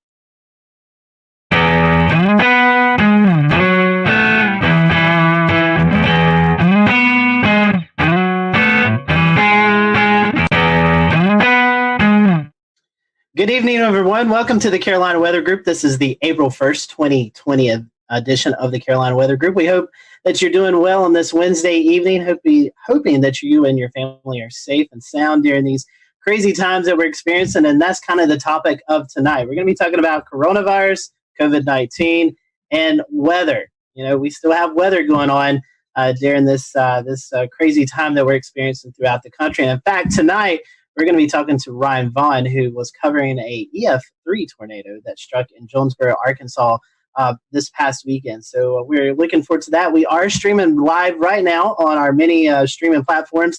So if you'd like to interact with us tonight during the conversation, just drop a comment in the Facebook Live or the Twitch or Periscope link, and we will monitor those throughout the show. And James, I'm going to toss it off to you because you have been working from home for the past couple of weeks, and we're starting to see more and more people work from home, and so I know it's been a crazy time for you and everyone involved in TV media. You know, it's been a very interesting time indeed, Scotty, because everyone has kind of moved very quickly, whether they liked it or not, real fast into the cutting-edge technology of 2020. Everyone suddenly knows what Zoom conference is. It wasn't but 3 weeks ago when we would be booking guests for the show saying, hey, we're going to send you a link to a Zoom conference, and then had to proceed to explain what Zoom conference is. We do not have to do that anymore with so many folks using Zoom conference or similar products. So we're going to be talking to Ryan here in just a moment about his experience this weekend with him and his team covering a very severe and significant incident in Jonesboro, Arkansas. We also have Brad Panovich on with us tonight from WCNC Charlotte, who is very comfortable in his home studio. You've seen his weather video blogs many a times, and now that is his TV space as well, too. And we're also going to be talking with somebody here in Mecklenburg County who does some paramedic work about what this means, the coronavirus means for their line of work, too, because as Scotty mentioned, the weather is still continuing to happen. We had a line of storms roll through South Carolina yesterday, prompted numerous severe thunderstorm warnings down in the Charleston area. Luckily, we didn't have any tornado warnings to account of, despite having a tornado watch, but it was a much different story this past weekend in Arkansas. Let's bring in Ryan. You were actually working from home, and you had your other meteorologists back in the station. Just bring everybody up to speed if they're not familiar with what took place this past weekend. Okay, so typically in a severe weather situation, we would all be in the studio. We were going into this, we were low wind severe weather threat. We knew tornadoes weren't out of the realm of possibility, but we were kind of thinking gusty winds, and I think everybody, even the Storm Prediction Center, kind of had northern Illinois pegged for the hot spot. Well, tornado warning comes out for one of our southern counties. And we had already kind of discussed that, okay, in the interest of social distancing, and we were already kind of playing that that role already was already kind of unfolding. I said, well, we've got a solid system here. How about I go here and you guys stay back there, and we wouldn't be there, and hopefully we wouldn't go into long form programming. And so the tornado warning came out for Woodruff County a little bit after 4 o'clock. And at that point, you could draw a line and see that there was a chance that this was going to come into Jonesboro. We have some video from your coverage. We're going to pop up here in a double box. Oh, man. Walk us through, this must be the moment that tornadic cell started producing in Jonesboro, if I'm correct. Hold on one second. I just now lost. There we go. I'm back, I think. Yeah, this is where it was producing here. So what was going on? Zach Holder is in front of the chroma key wall, and we had already at this point had a pretty large tornado out of Jackson County. So we were watching this one pretty close, and the meso was going right over town, and we really just started getting some indication that it was cycling. And sure enough, we were concerned that it was going to, if it cycled through and it produced a tornado, it would be right in the middle of Jonesboro. We'll return to Best of the Carolina Weather Group in a moment. Now your Carolina weather forecast. Here are today's forecast high temperatures for North Carolina. Here are the forecast lows for tonight for North Carolina. Here are tomorrow's forecast high temperatures. And here's forecast rainfall across North Carolina tomorrow. Here are the forecast highs for the day after tomorrow.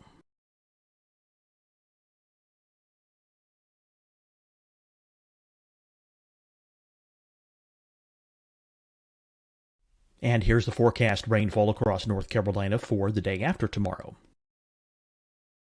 This is the total rainfall forecast across North Carolina for the next 3 days. Here's the severe thunderstorm outlook for today from the Storm Prediction Center.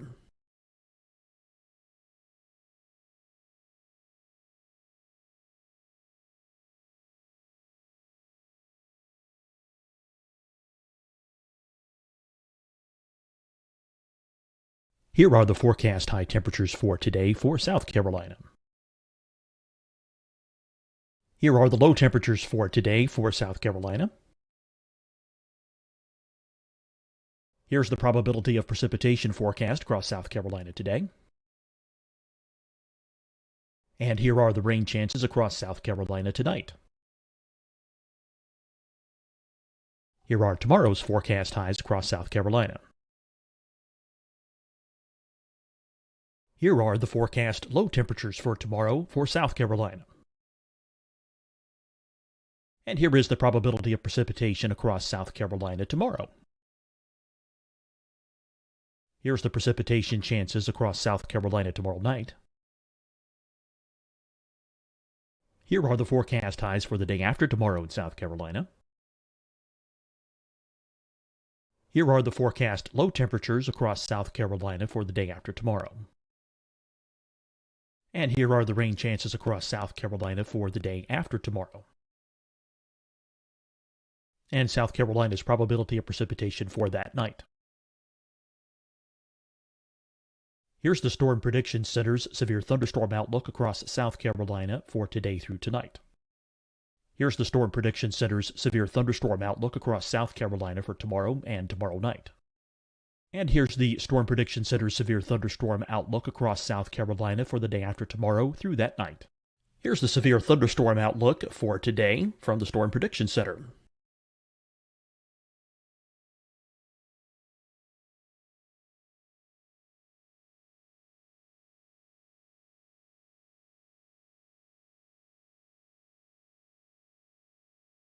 And now, here's a live look at weather radar across the southeast. Hi, everyone. I'm Dr. Mandy Cohen, Secretary of the North Carolina Department of Health and Human Services. And when you follow the 3 W's, you protect your family and your neighbors from COVID-19. When you leave your home, practice your W's. Wear a cloth face covering, wait 6 feet apart, wash your hands often. Wear. Wait, wash. We're in this together. Stay strong, North Carolina. Deciding when to wear a mask isn't about who you know or how well you know them. Just ask yourself, will I be with anyone I don't live with? If the answer is yes, get behind the mask. Help slow the spread of COVID-19. Get behind the mask. Learn more at covid19.ncdhhs.gov.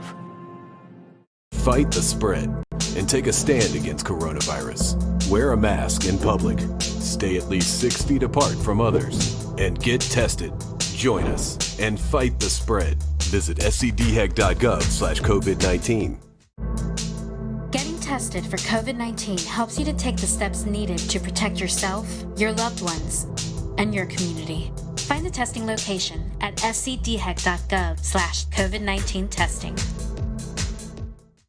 You'll see your Carolina weather forecast at 25 and 55 past. And now back to the best of the Carolina Weather Group on the all-new Carolina Weather Net. Now, for Zach, he's in his 20s. He hasn't covered a ton of tornadic storms, especially like that in front of a weather camera. He did a spectacular Aaron Castleberry. If I'm not mistaken, I think that was his first severe weather event ever covering broadcast wise. So it was hard to not get emotional. I've lived here almost 20 years, and outside of a couple years, I lived in Alabama, and to watch that go through the town that you've forecast for and covered for so many years, it was tough to kind of hold the emotions back on that one. I want to ask Ryan, go ahead, Ricky. I was going to say, talk about having to work with the delay and the live view delay or the TVU delay, and being able to hear Zach and the folks in the studio at the same time.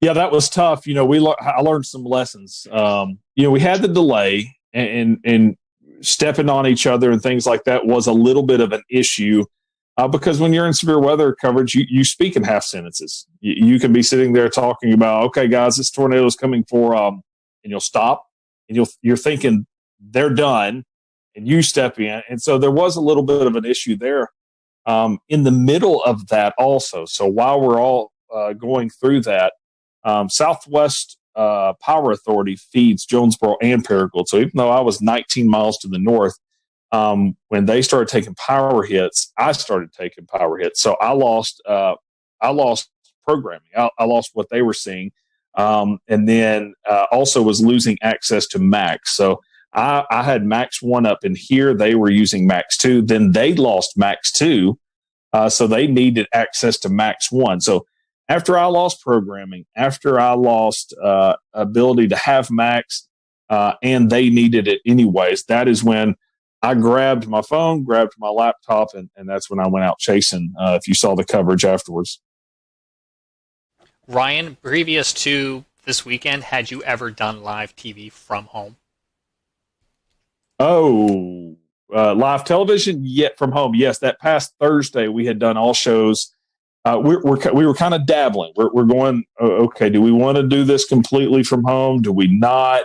And so Thursday was a beautiful day. Zach was back at the studio, and so we did that. I went live from my backyard, and it went great. Everything went great. And so that's kind of where we were going into this, going, okay, this could work. I will say there was another time about 2 years ago. We had a just random tornado warning. No watch. I'm not even sure if we were in an outlook. Random tornado warning. Didn't produce a tornado, but it was about 2:00 in the morning, and master control calls, and of course my weather radio and everything's going off. And I told them, I said, I don't have time to make it to the station. So I pulled Max up in my office, and I said, hot up the phone. I'm controlling Max. I'll talk over it. And we did it then. So, I had done that one other time, and no one really even knew then that I was at home. I just talked over it, went through about 30 minutes of a tornado warning, and that was done. Hey, Ryan, looking at the weather outlook from last week, it looked like the severe weather was going to be maybe in Illinois area. How did you and your team go about preparing for this with, trying to keep as minimum people in the studio? What was the preparation like for the days leading up to the tornado on Saturday? Well, we were going into anytime we have that we think there will be watches, warnings, or advisories, we mark that on the 7-day forecast as red. And we do certain things like put social media graphics out there specifically for social media. So we were ramping it up. We knew the possibility was there. Of course, you look at it.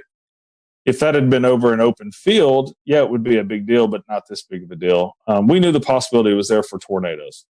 but not enough to risk everybody being in the same studio together. If that makes any sense.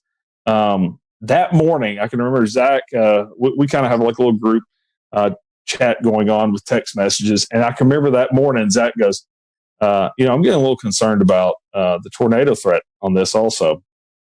So, we knew it didn't sneak up on us, but it was still kind of a low end deal. We put a medium risk out a little bit farther down to the south into southeast Missouri, but it still didn't play out exactly like I think anybody thought. I think one of the remarkable things about this was being able to show the images live. Talk about your camera network and how valuable being able to see that. Because I was watching it on radar in real time. I'll tell you what, if I didn't have that camera at the same time, I would have thought for sure it was producing and on the ground, but it wasn't yet. No, it wasn't. I kind of thought that also. When we we have 8 cameras. I think 9 cameras across our viewing area. And that goes back to, that's a James Spann thing. I worked for 2 years down in Montgomery, Alabama, and of course got to know all the stations down in that area. And, James was really big on cameras back then. And it did just make sense. It's like, man, if you can get eyeballs in every single county, especially when you live in as flat of an area as we are in, it's going to be really hard for a tornado to sneak by us. So we have several cameras in Jonesboro. We have some to the west down in Batesville. We've got some up here in Paragould. I say some, one in Paragould, one up in Pocahontas, one in Walnut Ridge. We've got almost every county around us covered. Now after this, I want 2 or 3 more. But I've always been a big fan of cameras. This is actually our second tornado in about a year that we've caught on camera. So, and the other one was heading right from my house also. So. Ryan, you talked a moment ago about the emotional impact of being able to see this tornado. Is that one of the roles that the Skycam network plays as opposed to just colorful imagery on radar? Well, I had so many people. One thing that I always do is I go out to the damage path as soon as possible afterwards. And that night and that next day, over and over again, people said, man, we watched it and we knew it was serious. You can say all day long until you're blue in the face, hey, this tornado's on the ground, this tornado's on the, you can tell them, and they're still going to run out there and look at it. But showing it like that, everybody was taking cover. You're not going to be out looking about for it. You also, as you just mentioned, went down to look at the tornado path after the storm. And you mentioned on James Spann's Weather Brains earlier in the week that that's one of the things you do. You are actually a community responder. Talk to me a little bit about the importance of having that dual role that you play as both a broadcast meteorologist and a community responder. Yeah, I'm part of the rescue squad here in the county that I'm in. So if you listen to the coverage, at one point I turn on the radio and I'm trying to communicate to our guys and emergency management and dispatch in this area. And then I was thinking, as we were driving down there, my son was going with me, and he said, are you going to put your turnouts on when you get down there? And turnouts, if you're not familiar with that, that's all of your gear that you put on when you start to get in the rescue and extrication for vehicles or rescue of tornadoes. And I really, for the first time, was thinking, I don't know. I don't know what I'm doing. Am I getting down here and I'm helping with rescue? Am I getting down here and telling the story of the tornado aftermath? Am I doing a little bit of both? So I was confused. It was one of those first times where I was thinking to myself, what are we going to be doing when we get down here? And of course, our news folks were already on the scene. Zach and Castleberry were continuing the coverage from a weather side of point of view. And I really did. I mean, you look at that, I thought we were going to be pulling dead bodies out all night. And we weren't. So.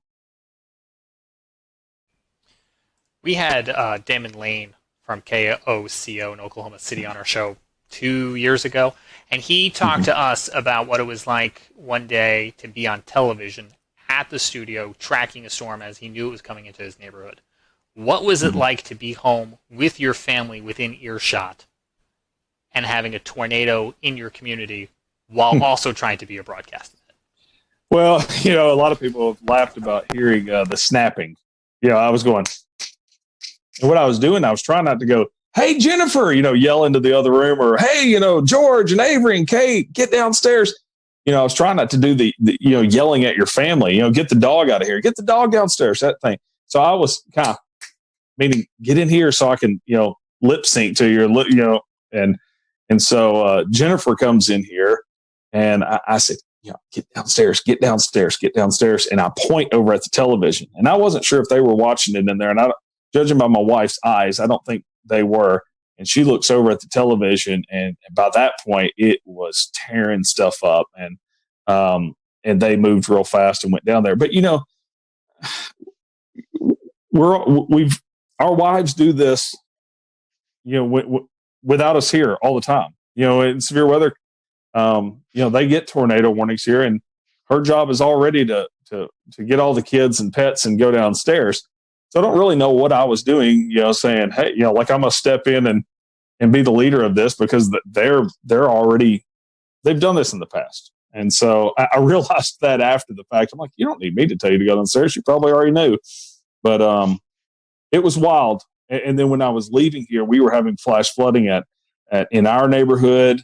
And it was kind of wild, but I knew that they had everything under control here. And fortunately, I've got a 17-year-old that can handle things here. So I felt comfortable leaving in the midst of that also, once I knew it was going east of us.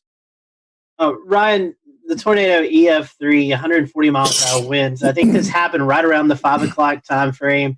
On a normal Saturday night, people would be out at restaurants, shopping. But with the coronavirus going on, thankfully, unfortunately, we had 22 injuries, but I feel like this could have been a whole lot worse if we wasn't going through COVID-19. Oh, this would have been, we would have been pulling bodies out. Of those 22 injuries, only 2 of those were hospitalized. So you got to think of a large part of those were probably just scratched up arms and things like that. But, I just think I had just left the mall about 2 hours earlier. We went and picked up a cake right beside the mall, right where it hit. And I can remember going by Best Buy. My wife and I were even talking about it. We were like, wow, look at that. They've got a tent out front. And what they were doing is she goes, yeah, I bet they're, you pull up and you say what you need and they run in and get it and check you out. And I was like, oh, yeah, that's kind of cool that they're still open. We even commented, talked about it before we were heading home. And so you had, just a handful of workers in the mall. The rest of the mall was closed. So if you look at the aerials, I mean, it just tore up the mall. JCPenney, the roof completely ripped off, and you really can't tell until you look at the aerials how messed up JCPenney was. And Dillard's ripped out. A Saturday at 5 o'clock, all those places would have been busy. You think of Cheddar's. I think that's a national chain that you guys may know about, but Cheddar's is a restaurant that would have been completely packed with probably about an hour wait with people sitting all around it on a normal Saturday at 5 o'clock. Instead, they had a couple of workers that were cooking to-go orders. You had Academy Sports. You had several restaurants through there.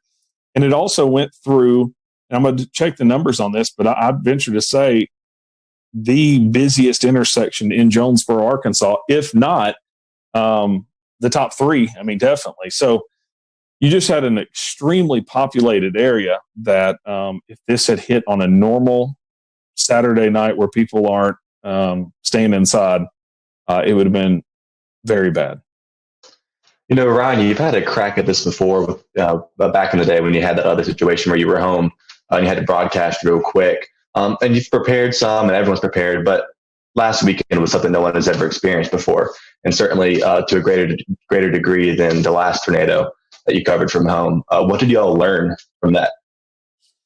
Well, I learned, the power hits. For one thing, I learned that we need an UPS system even here at the house if we're going to do that. I learned also that I want an over-the-air antenna, which I've already gotten now. But more than likely, even doing all of that, there's going to come a time where we just all need to be in. I know we're trying to take the steps to be socially distant and things like that, but I think if we have another severe weather event like this, we probably just all need to be in studio. Ryan, talking about the coronavirus stuff for a second, what challenges did that present after the tornado with rescue crews, with the recovery aspect and things like that? The scary part of it is, and it's really part of the reason why I decided that I need to start broadcasting from home, is that everybody forgot about it. So Saturday night, we're sitting there handing off microphones to each other. We're 6 inches away from the mayor, talking to him and the police chief, and we're just helping people. It was like there was no virus. Late that night, we start thinking about it a little bit, and start thinking of, okay, we need to stay a little farther apart. We need, things like that. And then the next day, you get out and you get into the damage. You start helping people and you start talking to people, and everybody's just hugging each other and just happy that everybody's alive. And I had one lady come up and just give me a hug. And it was like, well, I'm not going to sit there and say, no, coronavirus.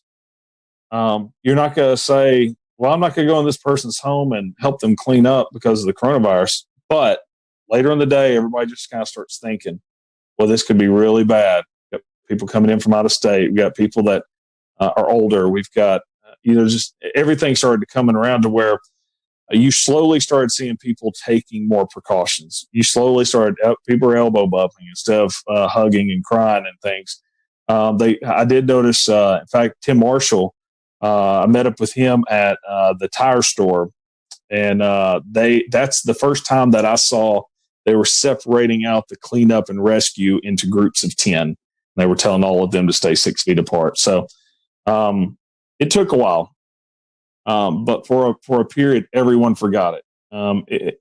As I said, I'm on the rescue squad, and we 3 weeks back were handed masks, and we were supposed to be wearing masks and responding. Well, I wasn't rescuing people at that point, so I was just like, I'm not doing that. So I don't have to follow any rules because I'm not doing that side of it, and I'm back on the media side of it. But I look back and I'm like, man, I hope 10 or 14 days from now we're not looking at this going, we all got a little too close. So, and that's it'll be very interesting to see how that goes. And you're right, it is weird. I mean, even me personally, forecasting on a day-to-day basis, I've kind of had to tell myself, hey, this is still important, but it feels less important on a day-to-day basis with everything going on. So I want to bring in Corbin here real quick to kind of talk about maybe something that you guys experienced too, Ryan. And it was trying to shelter people during severe weather and with the whole coronavirus situation going around. And Corbin, you kind of work in the emergency management field a little bit. Talk about what scenarios would play out and what problems play out with sheltering people during severe weather events while this virus is going around. So obviously that's one of the things that we really want to look into. Is sheltering in general is never a good situation per se, especially in severe weather events. And we're all very aware that, life goes on even though the coronavirus is our main focus right now. So one of the main things obviously is social distancing. There are some guidelines out from FEMA as well as DHS or DHHS that say, basically each person needs anywhere from about 50 to 80 square feet. So that's going to limit how many people we can put in a building and create shelter for. And especially if we're looking, 6 feet apart, so we don't, sneeze and cough on each other to limit the coronavirus spread at this point. So that's some of the things we're thinking about and we're actively working through in the Emergency Operations Center. I think in North Carolina, currently at the last count, there are 46 emergency operations centers active. So it's definitely something that's on the forefront of our mind. What about masks and stuff like that? Has that been given any thought? I know CDC's been reconsidering some of their thoughts, and Los Angeles tonight recommended their citizens wear masks when going out and about. Is there any benefit to that? Is there any downside to that? So that's obviously another one of the hot topics from the CDC.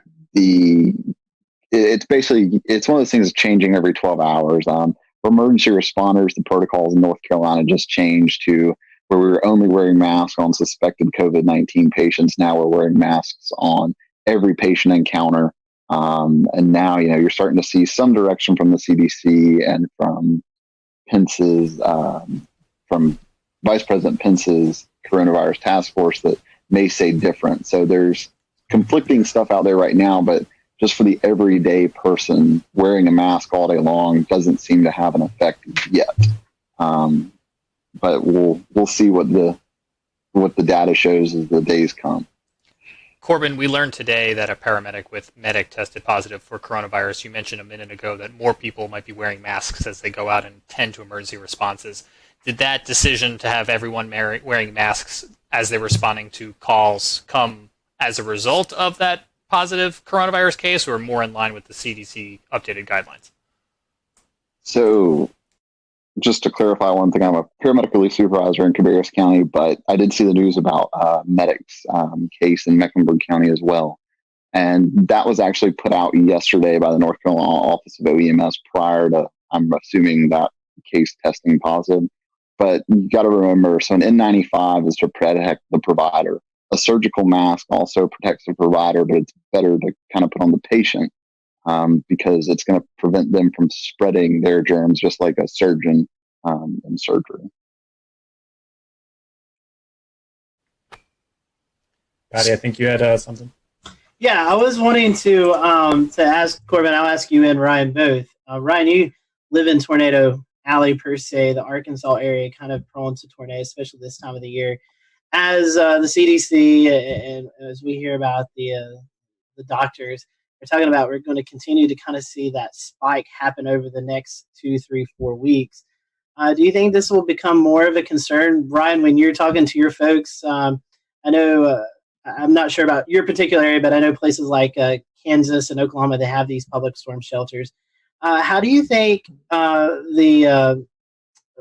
don't want to say you guys have fear of tornadoes because you're more used to them than we are here in the Carolinas, but how do you think preparing for severe weather days as well as dealing with the coronavirus, how do you think the psyche is going to play on people out in your area, Ryan? That's a great question because we have had some of the public shelters closed. And because a lot of them are, some of them are in basements of hospitals and stuff. And you say we're used to them. Saturday night has scared a lot of people, and the storm anxiety is going to be really, really high. And I don't really know how that's going to go. As far as public shelters, even some that are open, it'll be interesting to see. Or even, there's a lot of places where, like our house, we have a basement here. Not everyone around us has basements. So we've always just, hey, come on over, take shelter. Will we all continue to do that? I think in a tornadic situation, I think you throw it out. I know that may not be the right answer. And I'm sure my doctor friends may say, I don't know, but I don't know. Corbin, to you guys are dealing with the COVID-19. We're getting into the Carolina severe weather season where maybe not as many tornadoes, but we still have this threat of severe storms. And you're trying to message the threat of severe weather, but also trying to communicate about the COVID-19. So how are you guys in the emergency management spectrum are dealing with the preparation of severe weather and dealing with the ongoing virus? So one of the things we have set up in Mecklenburg County, the Emergency Operations Center there, is we have a decision support services line set up with the National Weather Service, which we set up in all of our special events and things like that. We do have the ability to have the National Weather Service in the EOC with us, just a phone call away, a request away. But it's something that our Joint Information Center that deals with all the public information is looking at as well as we progress into our summer season, our storm season per se. We're going to start messaging, obviously, coronavirus, COVID-19, but also our severe weather messages as well. Before the coronavirus hit, we did participate in the nationwide tornado drill day at fire headquarters and everything like that. So we're still trying to do our normal stuff as well as focus on COVID.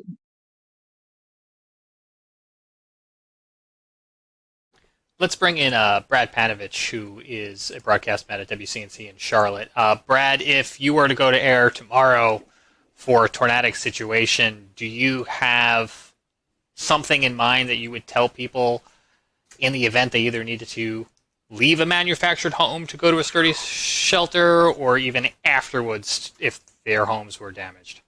You know, I found it was interesting. I read the press release that I think the governor of Kansas sent out. I think it was yesterday or today, basically saying, you know, you got to prioritize the threat. So if a tornado is coming, that's your most immediate threat. So you need to seek shelter. But if you are going to seek shelter in a community setting, try to do the social distancing the best you can. But you know, it's one of those things. If there's a train coming at you, you get out of the way of the train first, okay? And then you worry about... We'll return to Best of the Carolina Weather Group in a moment. Now your Carolina weather forecast. Here are today's forecast high temperatures for North Carolina. Here are the forecast lows for tonight for North Carolina. Here are tomorrow's forecast high temperatures. And here's forecast rainfall across North Carolina tomorrow. Here are the forecast highs for the day after tomorrow.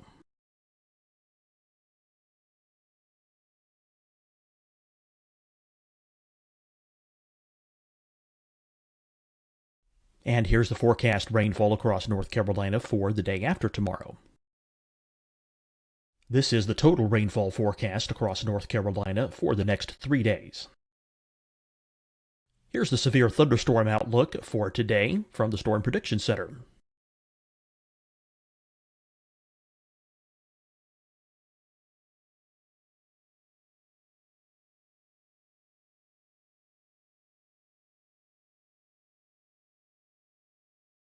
Here are the forecast high temperatures for today for South Carolina. Here are the low temperatures for today for South Carolina. Here's the probability of precipitation forecast across South Carolina today. And here are the rain chances across South Carolina tonight. Here are tomorrow's forecast highs across South Carolina. Here are the forecast low temperatures for tomorrow for South Carolina. And here is the probability of precipitation across South Carolina tomorrow.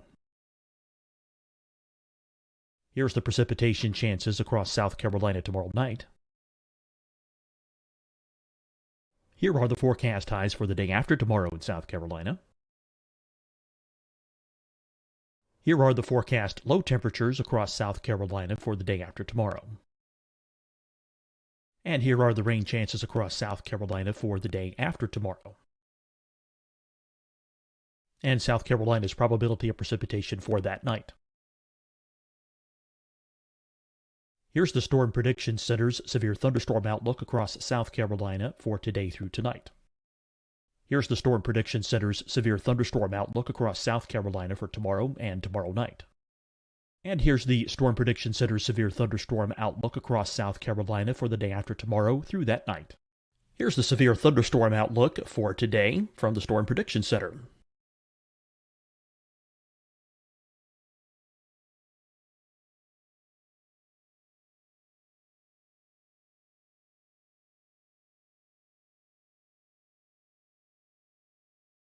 And now here's a live look at weather radar across the southeast.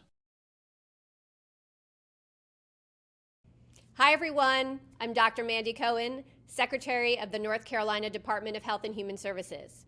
And when you follow the 3 W's, you protect your family and your neighbors from COVID-19. When you leave your home, practice your W's. Wear a cloth face covering, wait 6 feet apart, wash your hands often.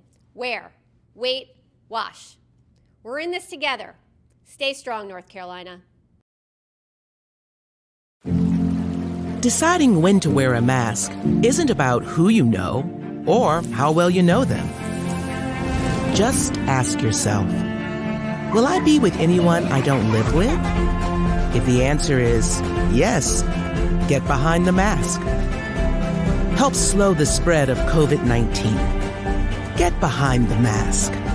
Learn more at covid19.ncdhhs.gov.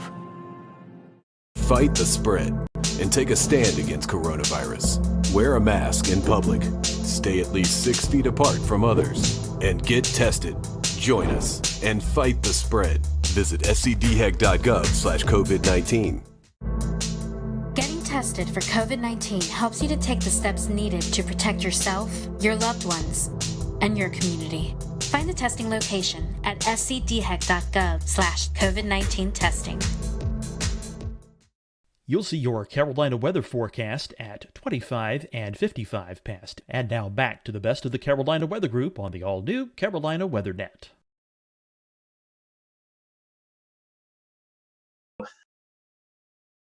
I think that what I would tell people is, do the best you can, but please avoid the tornado because that's the most immediate threat and most likely going to cause you your life.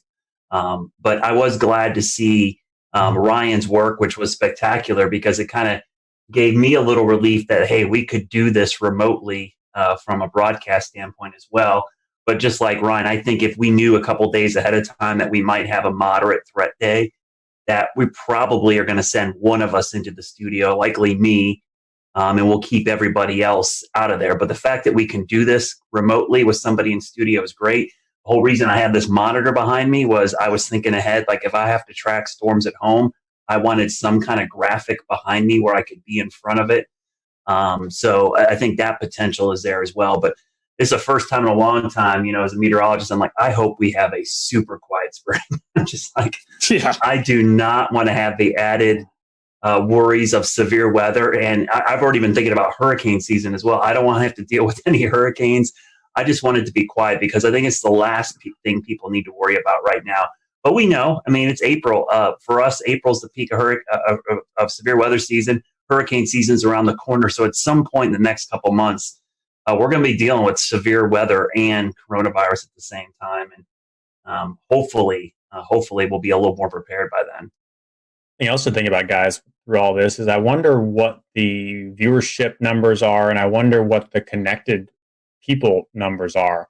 Are people using Netflix more? Are people watching these streaming services more and maybe not watching actual television? My cable box will override with the EAS if something happens, but Netflix and things like that won't.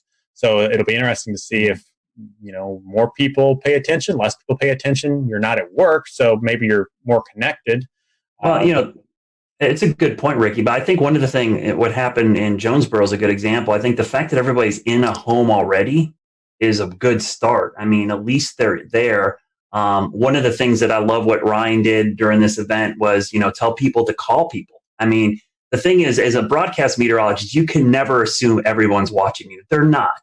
So, but you can connect other people to the people that are watching you by telling them to call people, DM them, text them, do whatever, amplify your message, and that will wake people up and get them, away from Netflix and maybe flip on the broadcast network. But this is where digital and social media is really important to us as broadcast mets. It's a way for us to reach people when they're not watching us. And so hopefully they'll flip us around. The thing I worry about, Ricky, honestly, is that, and we've already seen this, our internet and digital systems overwhelmed with so many people at home. Are the WIAs going to be bogged down? Are the cell networks going to be clogged up? Are we going to be able to push out this information because there's so many people using all this bandwidth right now? Yep, good point. James, I think you had something to say. Yeah, I had a question for Ryan. And, so often in interviews, we end the interview by saying, what else did you want to share? What did we not ask you? And while that's exactly what I want to pose to you now, because we are trying to think of everything, but inevitably we're not. And unfortunately, you had a situation where you've now experienced one of these scenarios that we're still fearing. So let me ask you, what did you learn that we're not even thinking of? Well, two things. This wasn't my first time to have a tornado in front of us on live television, but it was the most populated. And you just have to remind yourself to keep your emotions in check. It's tough, and you can say it a million times, oh, I would. But you really have to keep stay calm, because it's going to continue moving forward. And so that's one thing that, for every broadcaster, as Brad said, telling people to call people. And that was huge. There was a lot of people that I didn't run into anyone that said they didn't know it was coming. It was either I was watching you guys, your app went off, or my mother or sister or whoever called me and said it was coming. So nobody knew it wasn't coming, but you got to spread out the tentacles and get everybody working for you, more or less. But from the side of this whole new thing with social distancing and everything, is in the cleanup process. Even though we're all wanting to hug each other for all being alive and making it through it, we just got to be smart through this whole thing. Corbin, what about you guys from an emergency response paramedic scenario in your experience? Do you think if we got into a weather situation, the response might look slightly different, or the advice coming out from officials to the public might look slightly different? It may look slightly different, but obviously we're going to prioritize life and safety first before everything. So everything we do is to save life. And if that means, that we have to put people at risk of getting COVID-19, then that's probably something we're going to do in that situation.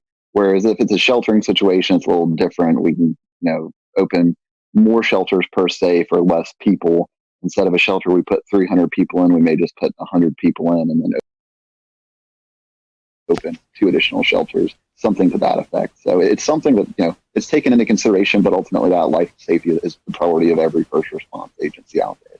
Yeah, it's certainly a lot to weigh. Brad mentioned a minute ago in an analogy with a train, and Ryan, you mentioned it as well too, in that, in some sort of silver lining, not having people out at the restaurants and the malls and the supermarkets may have done you guys some good. That is a huge lifesaver. Not having the people on the road. We still had people on the roads, but not having large numbers of people out there it saved lives. What other agencies? We're talking a lot about weather and medical and first response, but the hospital systems as well too, I think, could be a concern. Brad, what's on your mind, I guess, when you think of this strain on the entire system?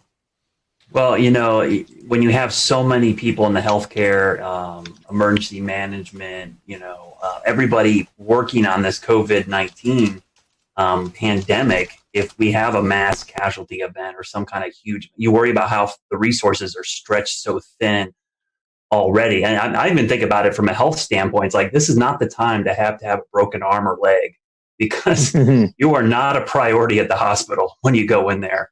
And in fact, going to the hospital puts you at more risk than, treating yourself maybe outside of the hospital. So that's what I worry about. If we have a big event in a populated area, and I'm sure that's what Ryan was worried about on Saturday, is like, this thing's plowing through his main metro.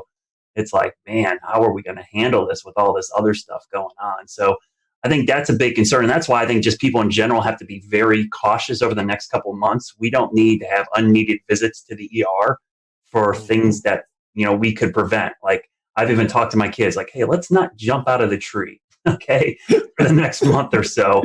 Let's not try to jump the bike over the rock, because we're probably not going to be able to get into the ER. So from a weather safety standpoint, don't take that added risk. If there's lightning outside, let's just go inside. We don't need someone to get hit. If there's severe weather, let's be overly precautious and safe in this situation, because we don't want to have to go to the hospital or the ER in this situation when they have a whole mess of another concern to worry about right now. Yeah, absolutely. And I think the trick there is going to be getting people to maintain that attitude for a prolonged period of time. Scotty read an interesting article today, and I'm going to go to him in a second to summarize talking about weather data and observation. And I feel like now is a good time to bring it in, because we're talking about the strain on the response system, but also the strain on that data system. Going back to what Brad was talking about could the systems be overwhelmed, the emergency alert systems, or even the data observations? Scotty, that was something that you were reading about today, right? Yeah, so the World Meteorological Organization, the WMO, came out with an article today talking about COVID-19 and how it could affect some of our weather modeling, weather forecasting. I can maybe toss this to Brad here in a little bit, and Ryan, maybe they can tell you a little bit more than I can. But basically, there's all kinds of observations. We run satellite radars. If you're familiar with the Carolinas, it seems like one of our radars is always down, and so it takes people to go out and fix those. And with the strain and the social distancing, the folks may not be there to get that. There's also another concern with the airplanes that are taking off, just everyday flights. A lot of these airplane companies have weather observations on them. They send temperature, humidity levels, wind speed, wind direction, and all that's kind of fed into our systems and kind of help us with our weather modeling and our weather forecasting. So with the less flights that are going out right now, with people not traveling from COVID-19, and just the strain on the staff to get out and fix these instruments that we use every day in the weather community, we could start to see some concerns with that as we get longer and longer into this COVID-19. Brad, I know you love to talk about weather models and how we get all that data in. I know you've actually done some weather school talks about that, which we'll talk about in just a little bit. But can you kind of tell the public a little bit about how we could start to see more inaccurate weather data as we get through this process? Yeah, so I actually posted some graphs the other day. This is called what we refer to as AMDARB data. It's basically aircraft data. And I'm going to try to share my screen here. I don't know if this is going to work, but we'll try to do this. You guys can see my screen. Oh, maybe it's not going to share. I'm going to share it here, hopefully. Not yet. Otherwise, is it something you tweeted? Like a double box? No, it's, let me see if I can bring it up. It won't let me share it.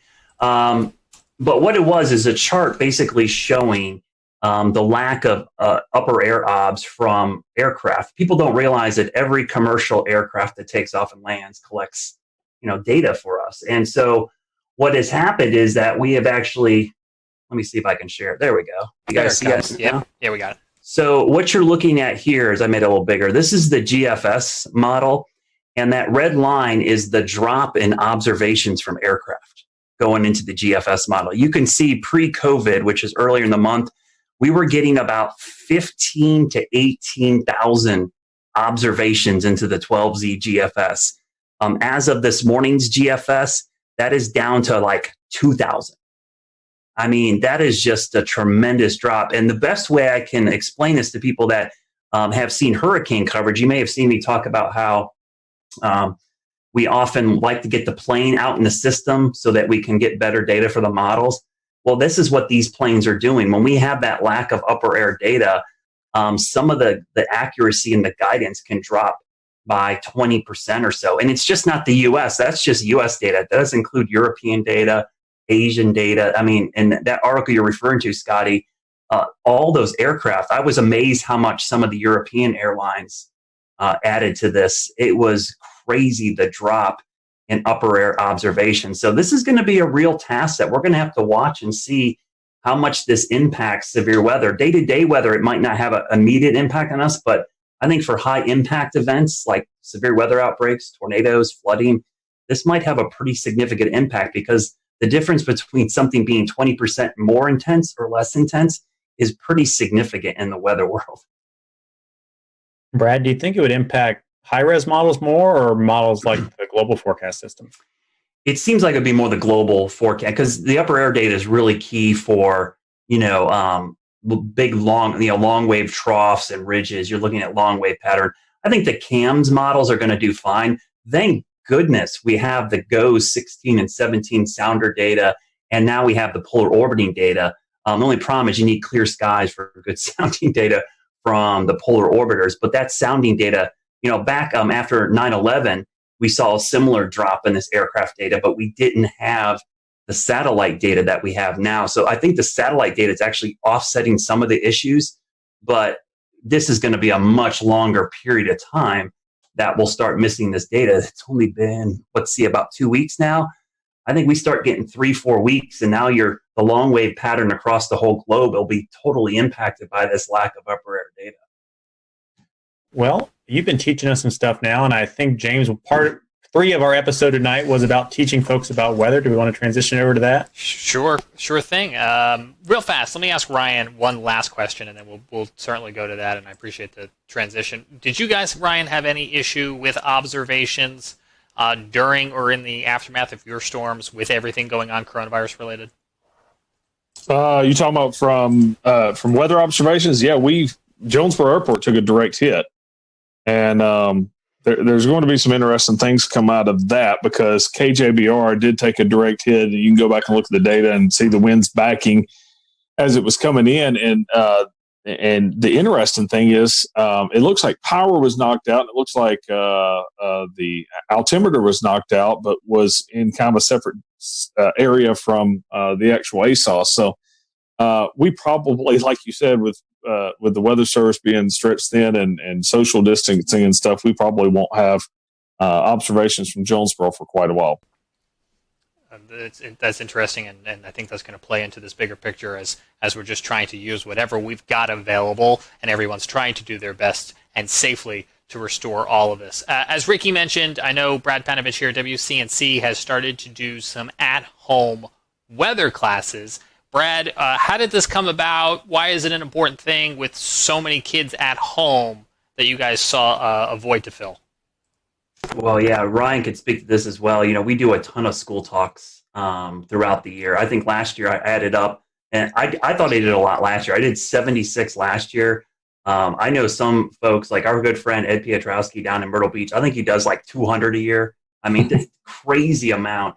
And so initially when this happened and all the kids were stuck at home, I thought, man, I had to cancel a bunch of my school talks. I do a 1-hour presentation where I go out, and I had a ton scheduled in the spring for 2nd and 5th graders here in North Carolina, which is weather is part of the curriculum in those courses. And so what I did the first couple days we were out, I decided, you know what, I'm just going to do my 1-hour presentation at home, and I'm going to stream it. And I did it with my kids, and it did pretty well. And then my general manager in the station said, hey, let's do this every day at 1 o'clock. I'm like, every day? I was like, an hour? Like, no, we're going to do like, small, one topic at a time. Let's break that hour thing down to one topic, and we'll do it every single day. And so I got the rest of my weather team involved. And it's put another thing on my plate, but I enjoy it. I mean, I produce the thing from home completely. I do it all out of this computer right now that's in front of me.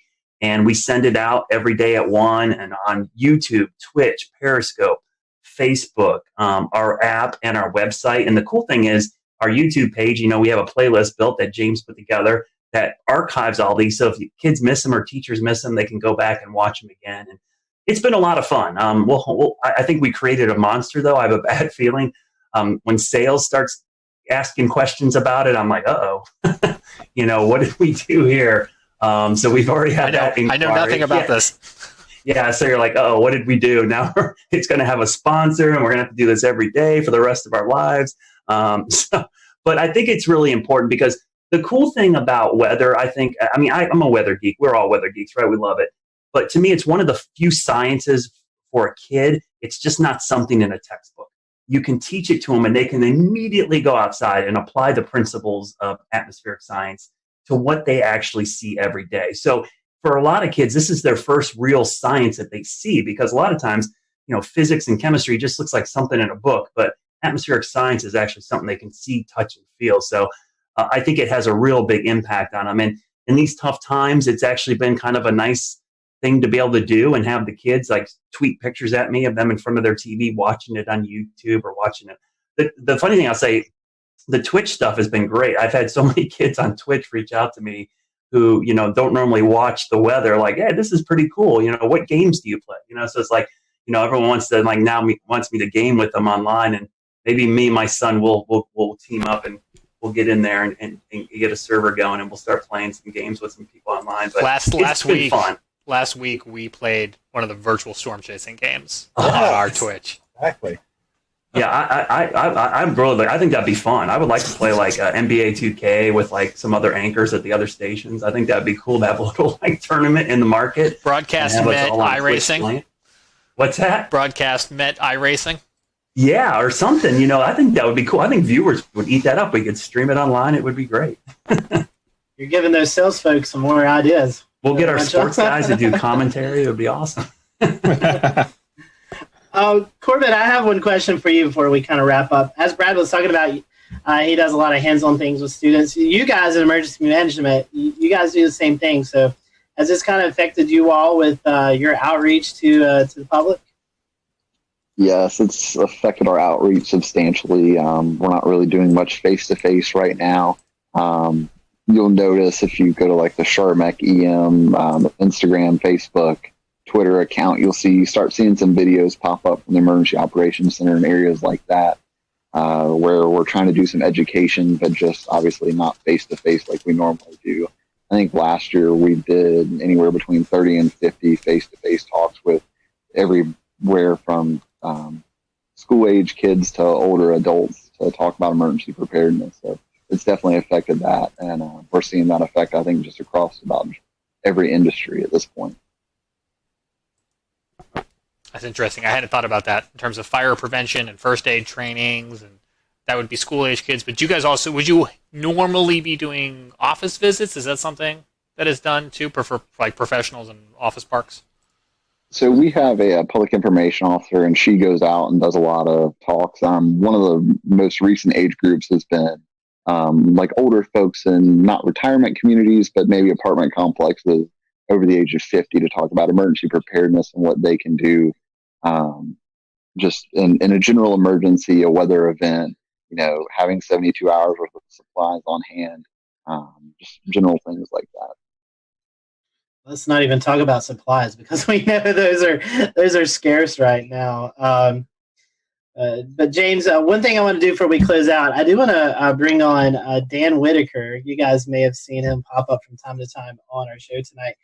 Dan is our newest panelist here with the Carolina Weather Group. So Dan, for those who are watching tonight, why don't you introduce yourself to everyone?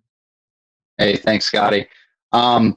Yeah, so I have been involved with weather as a kind of weather geek and weather follower since 2008, and have really I'm strong on the storm observation, visual storm aspects, storm spotting, storm chasing. I'm kind of in the field, in the storm type of guy. So nice to be able to kind of join everybody and represent that angle when I can. And it's definitely great listening to all the different kind of pieces to the conversation tonight. Honestly, I have kind of one thought, that kind of reaches out to a lot of the different things that were being talked about from tonight, which is, as a person who enjoys the spectacle of nature and following everything from nice day cumulus clouds to supercells in the Midwest. For those who want to experience more outdoor weather during this time when we want to travel less, and we want to do more staying at home, short of tuning into Brad Panovich's weather lessons to get some real world observation, is there a way that anyone wants to kind of speak to that would be a good way for people to do that right now? Definitely so, Dan. And we are happy to have you on the team and can't wait. Maybe we can't wait till hurricane season, but we can't wait to see your footage out there. Evan, I wanted to bring you, I know you had something you want to mention, but you also did a little chasing of yourself today, but not storm chasing. Yeah, I do my little cheesy snow chasing. It's really not nearly as complex as the stuff that Dan does. But as long as you drive high enough up, you'll eventually run into snow. So I went up to Craggy Gardens today. Parkway was closed at about 4,900 feet, but I ended up running the rest of the way up to Craggy Pinnacle at 5,900. And it was beautiful. About 3 inches of snow up there, real windy. I'll share a picture since I can see James yearning and trying to share a webcam. I was trying. Yeah, so then that's what it looked like up on Craggy, right near the Craggy Pinnacle Tunnel. It was real pretty. But you're right, Scotty. The one other thing I wanted to mention tonight before we close is that we've talked about a lot of the challenges that have been presented to us over the last couple of weeks as we suddenly get thrown into this new coronavirus situation. But there are some opportunities and some good things.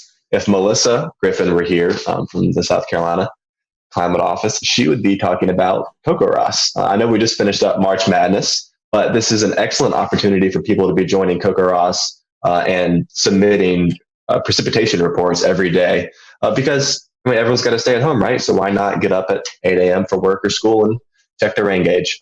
So she would want us to mention that. And just because it's not March doesn't mean we can't do it. But go join Kokoros. We'll tweet out a link later tonight. That sounds good. That's a great point, Evan.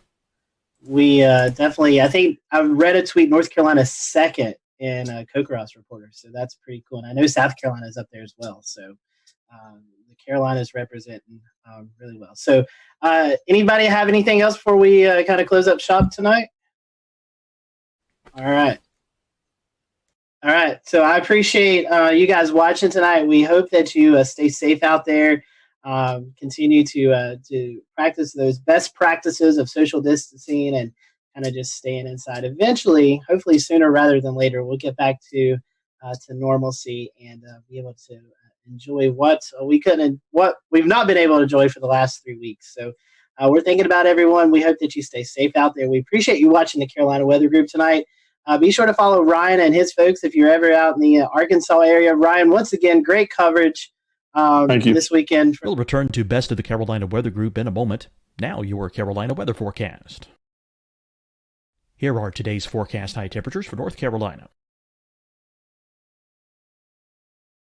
Here are the forecast lows for tonight for North Carolina. Here are tomorrow's forecast high temperatures. And here's forecast rainfall across North Carolina tomorrow. Here are the forecast highs for the day after tomorrow.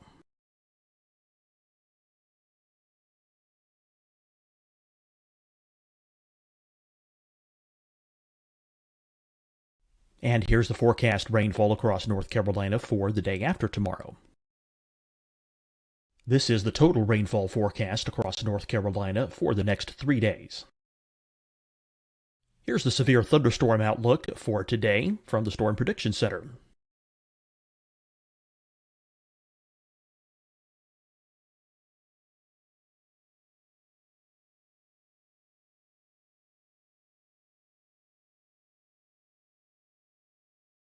Here are the forecast high temperatures for today for South Carolina. Here are the low temperatures for today for South Carolina.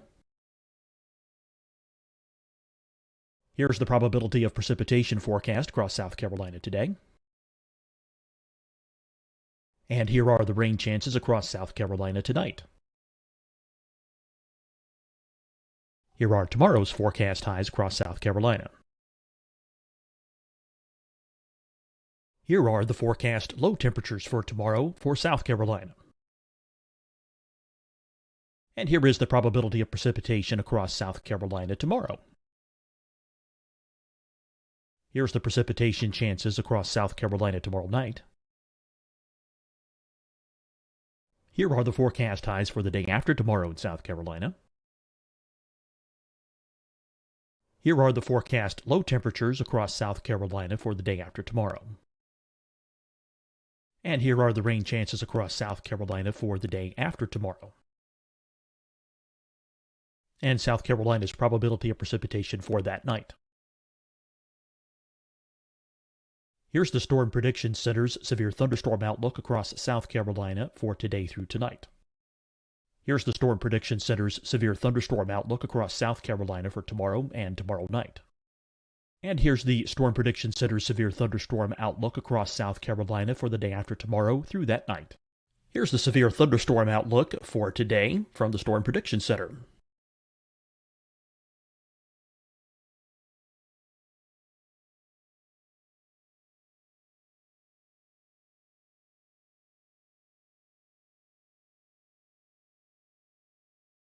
And now here's a live look at weather radar across the southeast. Hi, everyone. I'm Dr. Mandy Cohen, Secretary of the North Carolina Department of Health and Human Services. And when you follow the 3 W's, you protect your family and your neighbors from COVID-19. When you leave your home, practice your W's. Wear a cloth face covering, wait 6 feet apart, wash your hands often. Wear, wait, wash. We're in this together. Stay strong, North Carolina. Deciding when to wear a mask isn't about who you know or how well you know them. Just ask yourself, will I be with anyone I don't live with? If the answer is yes, get behind the mask. Help slow the spread of COVID-19. Get behind the mask. Learn more at covid19.ncdhhs.gov. Fight the spread and take a stand against coronavirus. Wear a mask in public. Stay at least 6 feet apart from others. And get tested. Join us and fight the spread. Visit scdhec.gov/COVID-19. Getting tested for COVID-19 helps you to take the steps needed to protect yourself, your loved ones, and your community. Find the testing location at scdhec.gov/COVID-19 testing. You'll see your Carolina weather forecast at 25 and 55 past. And now back to the best of the Carolina Weather Group on the all-new Carolina Weather Net.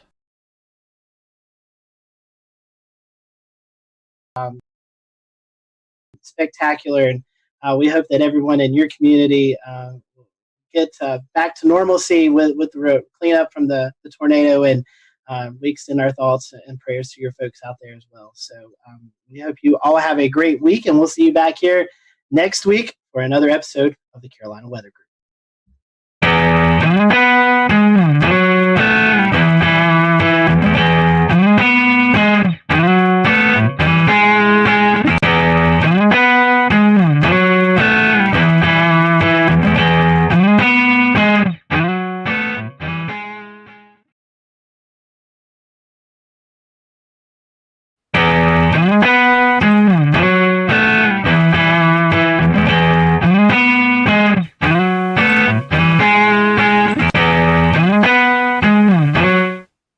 And good evening from a very warm Charlotte. Happy Wednesday to you. It is March the 11th, 2020. I am James Brierton.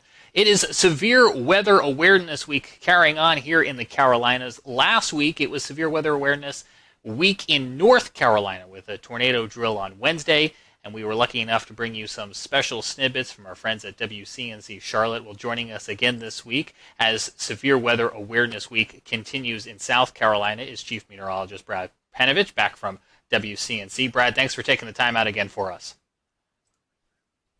So you got an opportunity last week, Brad, to go visit the Insurance Institute in Chester County, South Carolina. The rest of our audience is going to get familiar with it if they're not already, with a rerun of our 2019 interview. But tell us a little bit about what you saw down there at this great facility they've got. The interesting thing was how they test roofs in particular for hail. The standard test for hail was actually done with just a steel ball that dropped on a horizontal surface, roof surface. Well, what they did is they tried to recreate actual hailstones, how they are in nature. And so what they've done, they've gone out and done field studies where they try to measure hailstones in the wild, if you will, to get a more accurate measurement of their density. And then they shoot them out at speeds that are more similar to what you see in a strong storm. Because what happens in most hail events is the hail is wind driven. It doesn't just fall.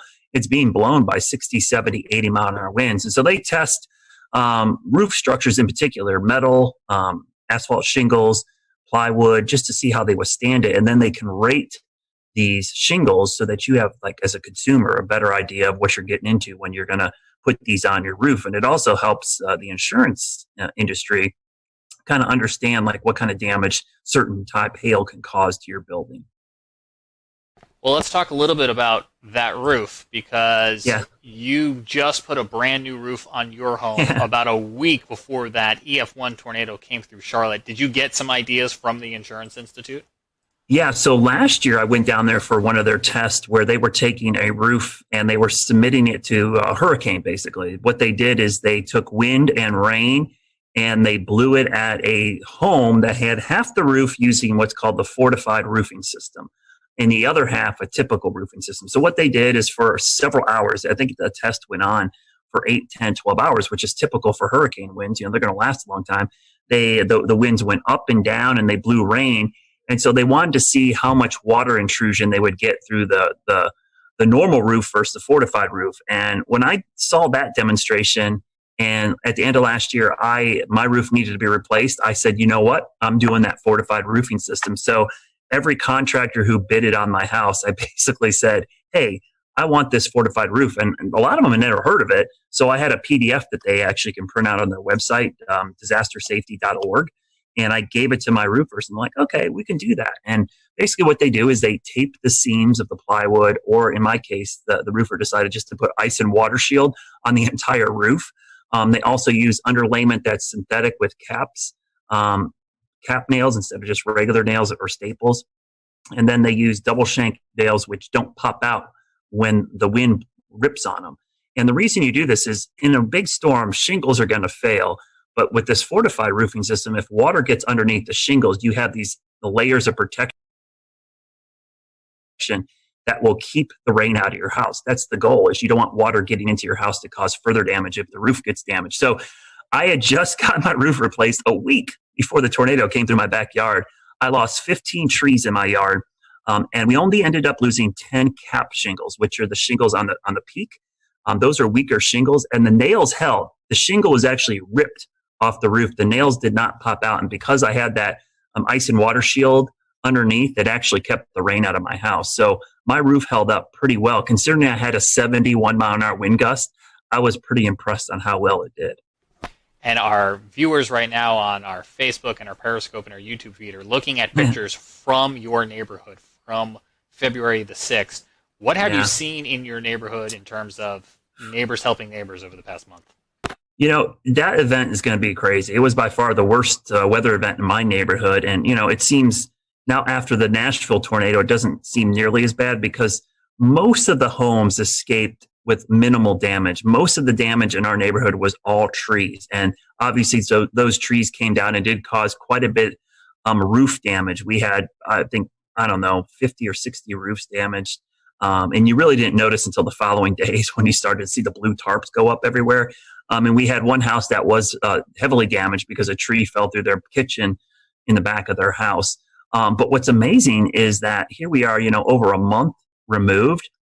James, there are still tree guys all over my neighborhoods. There's still the sound of roofers nailing stuff. I still hear chainsaws and chippers and fences being put up. So it's a long process. It is still going to be a while. And these trees, there was just so many of them down that there's just wood everywhere. There's tons of firewood in my neighborhood and trees still stacked up all over the place. So I really, the thing that struck me most about that storm is how long it's taking for the cleanup process to be completed.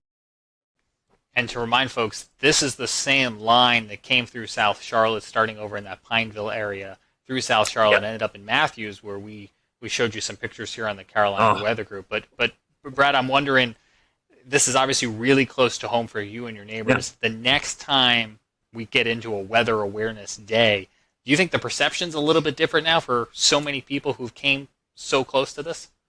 Yeah, and I mean, honestly, for this event, people did a pretty good job. There was some schools that didn't evacuate their students, but in general, I think it was a pretty good success story considering we had an EF1 tornado go through the heart of South Charlotte and no injuries or deaths is pretty amazing.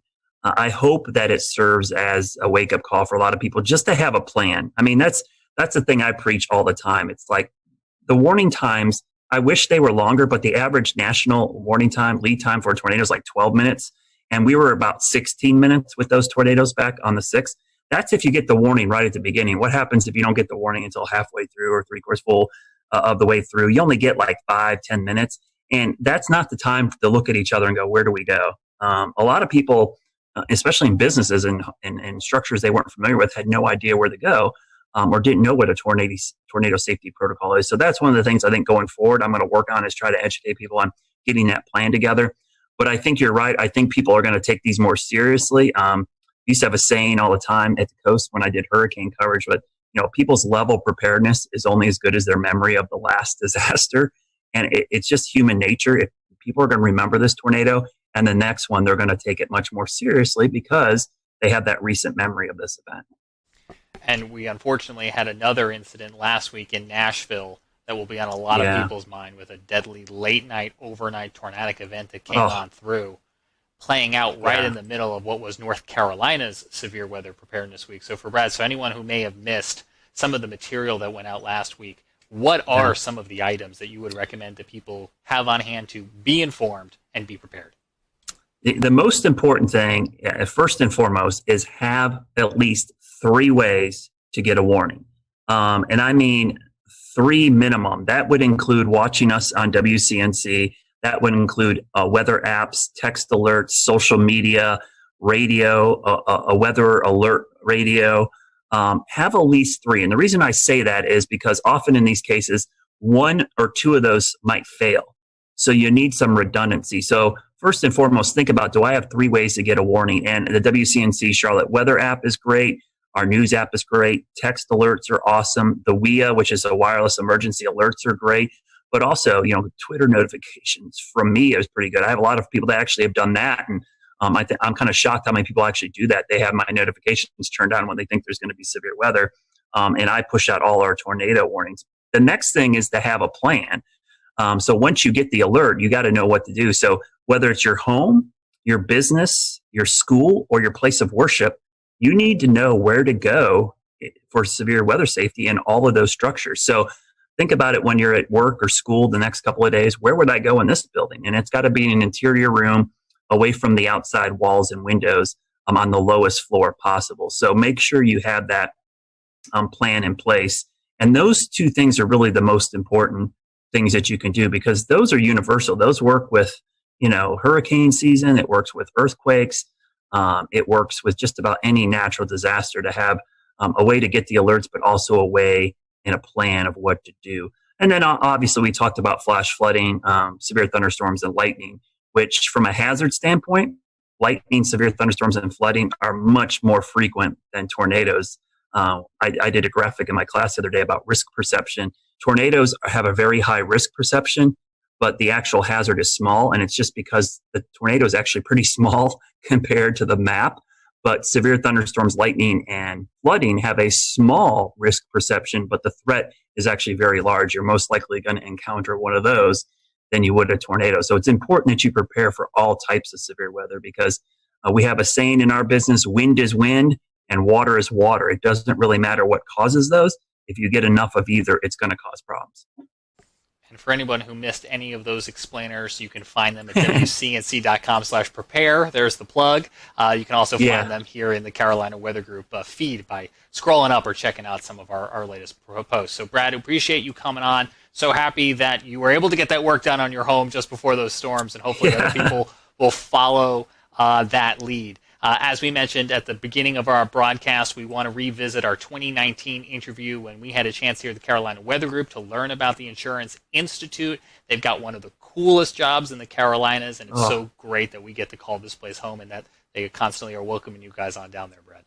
Yeah, and I would highly recommend go to disastersafety.org. They have a great site of all the things you can do to make your home weather ready, and a way to talk to contractors, because some of these things, James, they're super cheap. Like the things I had done to my roof, it only added an additional couple $100. When you're talking about, a 6-figure roofing job, a couple $100, it could save you a long history of having issues. And the other thing is, my insurance company actually offers a discount for having a fortified roof installed. So really a good way to get a discount on premiums. And I should ask you before we go, Brad, tomorrow, Thursday. Yep. Slight chance of seeing some storms? Yeah, I think Tennessee, unfortunately, looks to be the area that's going to get hit the hardest, but that line of storms is going to move into the Western Carolinas late tomorrow at some point. So a wind and hail threat certainly possible, especially along and west of I-77. So and we're getting in that time of the year, James, where, March, April, May for us is big severe weather season. So we're kind of entering that, and it's a good time to use those severe weather safety tips we just gave you to kind of put them into action over the next couple of weeks. Stay tuned, stay weather aware. They're tips that you could use tomorrow, and if not tomorrow, it never hurts to be prepared for the next go around. Absolutely. Thanks, Brad. We're going to go ahead now and take you to that 2019 interview and check out this place in Chester County, South Carolina.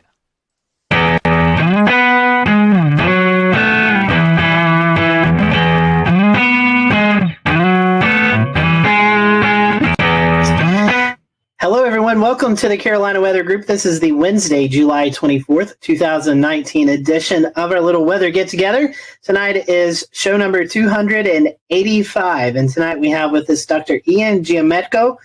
He is the lead research meteorologist at the Insurance Institute for Business and Home Safety.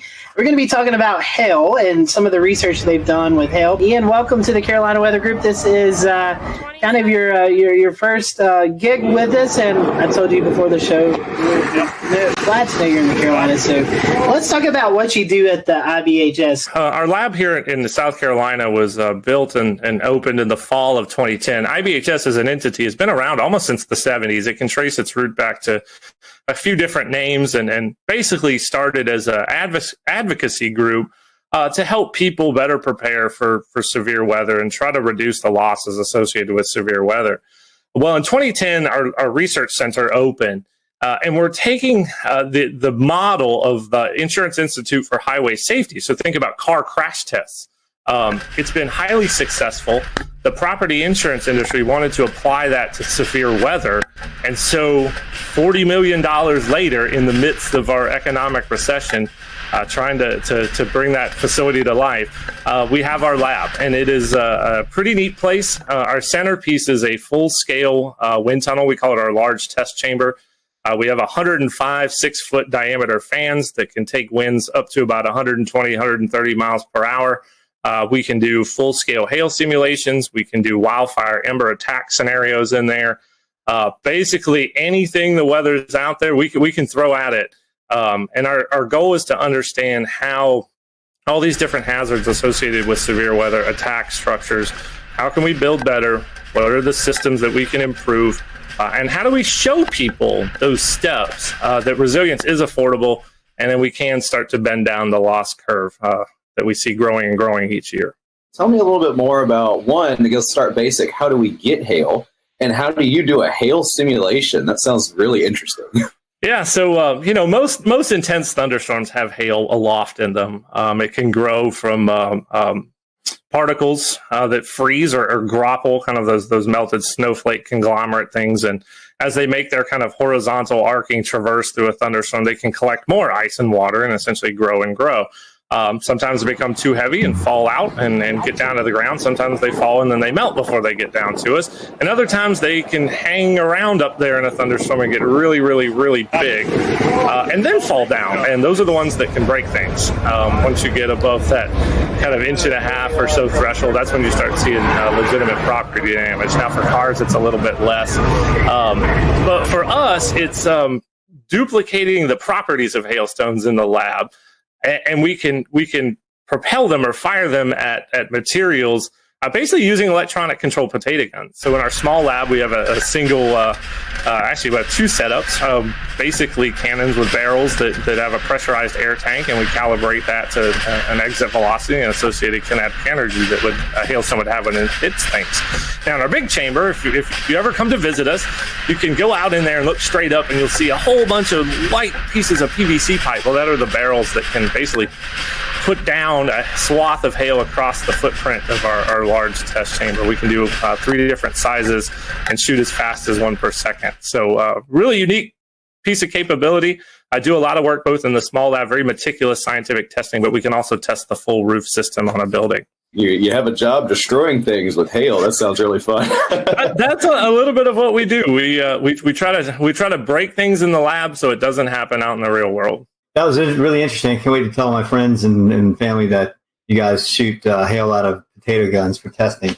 So that's kind of cool. Talk about some of the hail studies that you do in the lab. You mentioned something earlier about recreating hail crystals, and you're actually building hail in the environment in which it forms. What we found out, because of the strength, it can do about 3 different things when it hits your roof. It can bounce off. That's really hard hail. It can shatter. That's kind of the hard to medium, or it can just become really slushy. That's the very soft hail. And all of those have different kind of types of damage that they produce on your roof. The soft will kind of dislodge all those granules. The hard bounces and shatters will do more cracks and dents. So we realized all that stuff was mattered, and we needed to simulate it in the lab and also repeat it. That's scientific testing right there, is being able to repeat this stuff over and over and over again. And After about 8 years of work, we released a new hail impact test standard for asphalt shingles, and we have our actually we rated the products that are considered impact rated, and we have a rating scale that's actually out on our website now. So if you're looking to get a roof that's more resilient to hail, I would encourage folks to check that out. It's at ibhs.org. You'll see what products are out there and which ones meet the top of our class and which ones are at the bottom, and where you might want to be. Talk about the size and how much damage hail creates while we're on the topic. I'd love to hear your take on that. Yeah, so a lot of people don't realize hail, we kind of joke, is the Rodney Dangerfield of the severe convective storm hazards. It doesn't get any respect, but in any given year, it's about 60 to 80% of the dollar damage from severe thunderstorms. That's a lot. And we're in probably what will be the 12th straight year of damage totaling over $10 billion. So it's a big piece of the damage that comes from severe thunderstorms every year. Now, when you start talking about damage thresholds, of course, we have the National Weather Service severe criteria of 1 inch. That's when we really start to see some issues, dents and things with auto. On the building side, if you start looking at roofing materials, once you get close to that 1.5 inch mark, that's when you can potentially see some damage. Now, there's a lot of things at play, age of roofs, age of materials, all that, the wind-driven aspect. Now, we can go all the way out to the extreme size, and once you get to about 3.5, 4 inch hail, that will puncture the plywood roof deck that you have. So you're thinking fall speeds close to 100 miles an hour, pretty intense hail. That I hope we never have to see here in the Carolinas. I'm sure it's happened before, but that size hail, very rare here. So I don't know what's more interesting, the work that y'all do in the lab or the fact that you also have field work. Tell us a little bit about your field work and what y'all have done over the years. Yeah, so way back in 2012, we decided there was all this hail data we needed to go get about strength. And a lot of the tests and how we test buildings were all rooted in information going back all the way to the 1930s. So nobody had looked at this stuff for a while. Plus, we didn't know what strength actually did. There was no data on it. So like any good scientist, we just, hey, let's go to the field and let's go measure it. Let's go look. We kind of use the motto, you can learn a lot just by looking, and we kind of took that approach with hail. So we started out back then going out to the field, collecting hailstones after a thunderstorm, doing crush tests, basically measuring the amount of force to crush the hailstone. That's how we get to the strength. Making very detailed measurements of them, weighing them all. And we did that for about really 4 or 5 years. That was our focus, to collect this really big data set, which is now somewhere over, near 4,000 different hailstones that we've tested. And to guide how we did the lab work that we just talked about. We needed that guide to be able to give us that information. Now we've switched a little bit. We now go to mapping hail swaths using deployable instruments. I come from a background at Texas Tech where we built a lot of deployable weather instruments. So I took that and applied it to hail. So we have a network of about 18 impact sensors that can measure the impact energy of hail, and we can actually deploy them ahead of a thunderstorm and look at what the size distribution is within that particular storm and how it varies and changes within the swath. It's really, really important for how we look at radar hail detection, even looking into how numerical weather prediction manages hail. And how did it go this year? Oh, two good missions for us. Spent about, I think we spent about 12 days total in the field. Ended up, my target was somewhere, I think, 5 to 7 total cases. I think we were right there at 7, which was really, really good for us. So, yeah, that's usually the case. We spend about somewhere 10 to 14 days each year in the field. And we'll continue this going into 2020. Yeah, and talk about some of the more memorable cases that you guys have covered, maybe some of the more interesting field tests that you guys have done over the past couple of years. Yeah, for hail, a couple of years ago, intercepted a supercell near Eric, Oklahoma, that produced just this really narrow swath of just really big 3-inch hail with a concentration maybe 10 to 12 or so per square foot. That's a lot for big hail.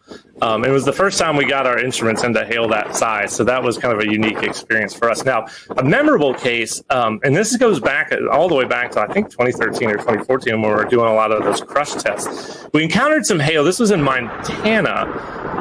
What we kind of think of as low density spongy type hail, that when you crushed it, it actually deformed almost like a sponge, but held its shape. It actually didn't fracture. And there's some literature out there that talks about how these hailstones can come about. But talk about kind of blow your mind of how complicated hail can be. That the fact you could get this spongy kind of hail that you could compress, it basically just did that and then held its shape even after you took the load off of it. It never broke. I'm guessing those are rare. We haven't seen that again. It was one particular case, and I don't know what kind of environment might produce that, but it's really unique, and it's always been a memorable one from looking at hailstones. And I've seen a fair bit of them. We got a hail threat, right? So how do we tell businesses and homeowners how to better protect their property? One of the things you can do, make sure you can get your car in your garage if you have one. If you're like me, you got all sorts of stuff in the garage. I couldn't get my truck in there if I tried.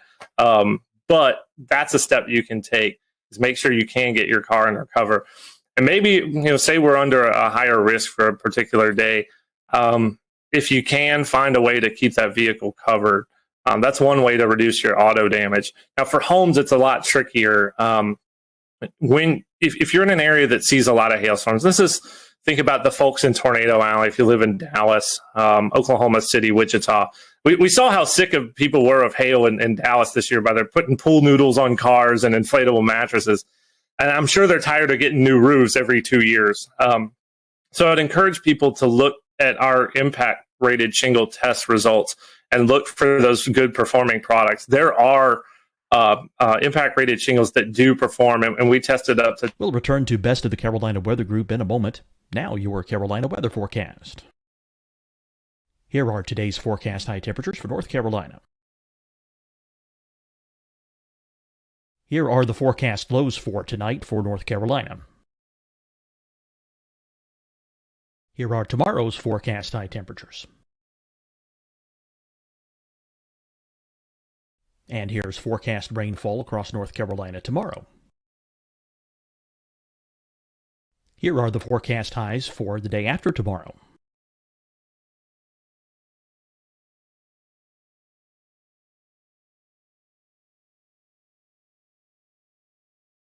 And here's the forecast rainfall across North Carolina for the day after tomorrow.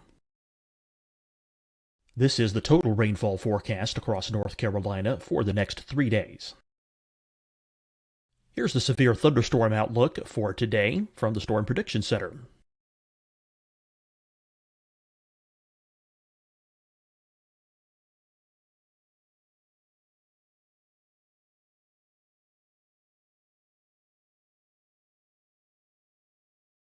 Here are the forecast high temperatures for today for South Carolina. Here are the low temperatures for today for South Carolina. Here's the probability of precipitation forecast across South Carolina today. And here are the rain chances across South Carolina tonight. Here are tomorrow's forecast highs across South Carolina. Here are the forecast low temperatures for tomorrow for South Carolina. And here is the probability of precipitation across South Carolina tomorrow. Here's the precipitation chances across South Carolina tomorrow night. Here are the forecast highs for the day after tomorrow in South Carolina. Here are the forecast low temperatures across South Carolina for the day after tomorrow. And here are the rain chances across South Carolina for the day after tomorrow. And South Carolina's probability of precipitation for that night. Here's the Storm Prediction Center's severe thunderstorm outlook across South Carolina for today through tonight. Here's the Storm Prediction Center's severe thunderstorm outlook across South Carolina for tomorrow and tomorrow night. And here's the Storm Prediction Center's severe thunderstorm outlook across South Carolina for the day after tomorrow through that night. Here's the severe thunderstorm outlook for today from the Storm Prediction Center.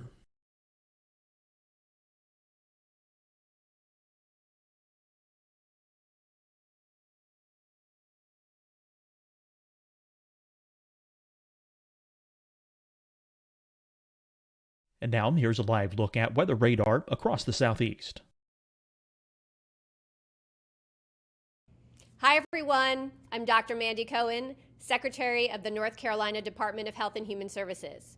And when you follow the 3 W's, you protect your family and your neighbors from COVID-19. When you leave your home, practice your W's. Wear a cloth face covering, wait 6 feet apart, wash your hands often. Wear, wait, wash. We're in this together. Stay strong, North Carolina. Deciding when to wear a mask isn't about who you know or how well you know them. Just ask yourself, will I be with anyone I don't live with? If the answer is yes, get behind the mask. Help slow the spread of COVID-19. Get behind the mask. Learn more at covid19.ncdhhs.gov. Fight the spread and take a stand against coronavirus. Wear a mask in public. Stay at least 6 feet apart from others. And get tested. Join us and fight the spread. Visit scdhec.gov/COVID-19. Getting tested for COVID-19 helps you to take the steps needed to protect yourself, your loved ones, and your community. Find the testing location at scdhec.gov/COVID-19 testing. You'll see your Carolina weather forecast at 25 and 55 past. And now back to the best of the Carolina Weather Group on the all-new Carolina WeatherNet.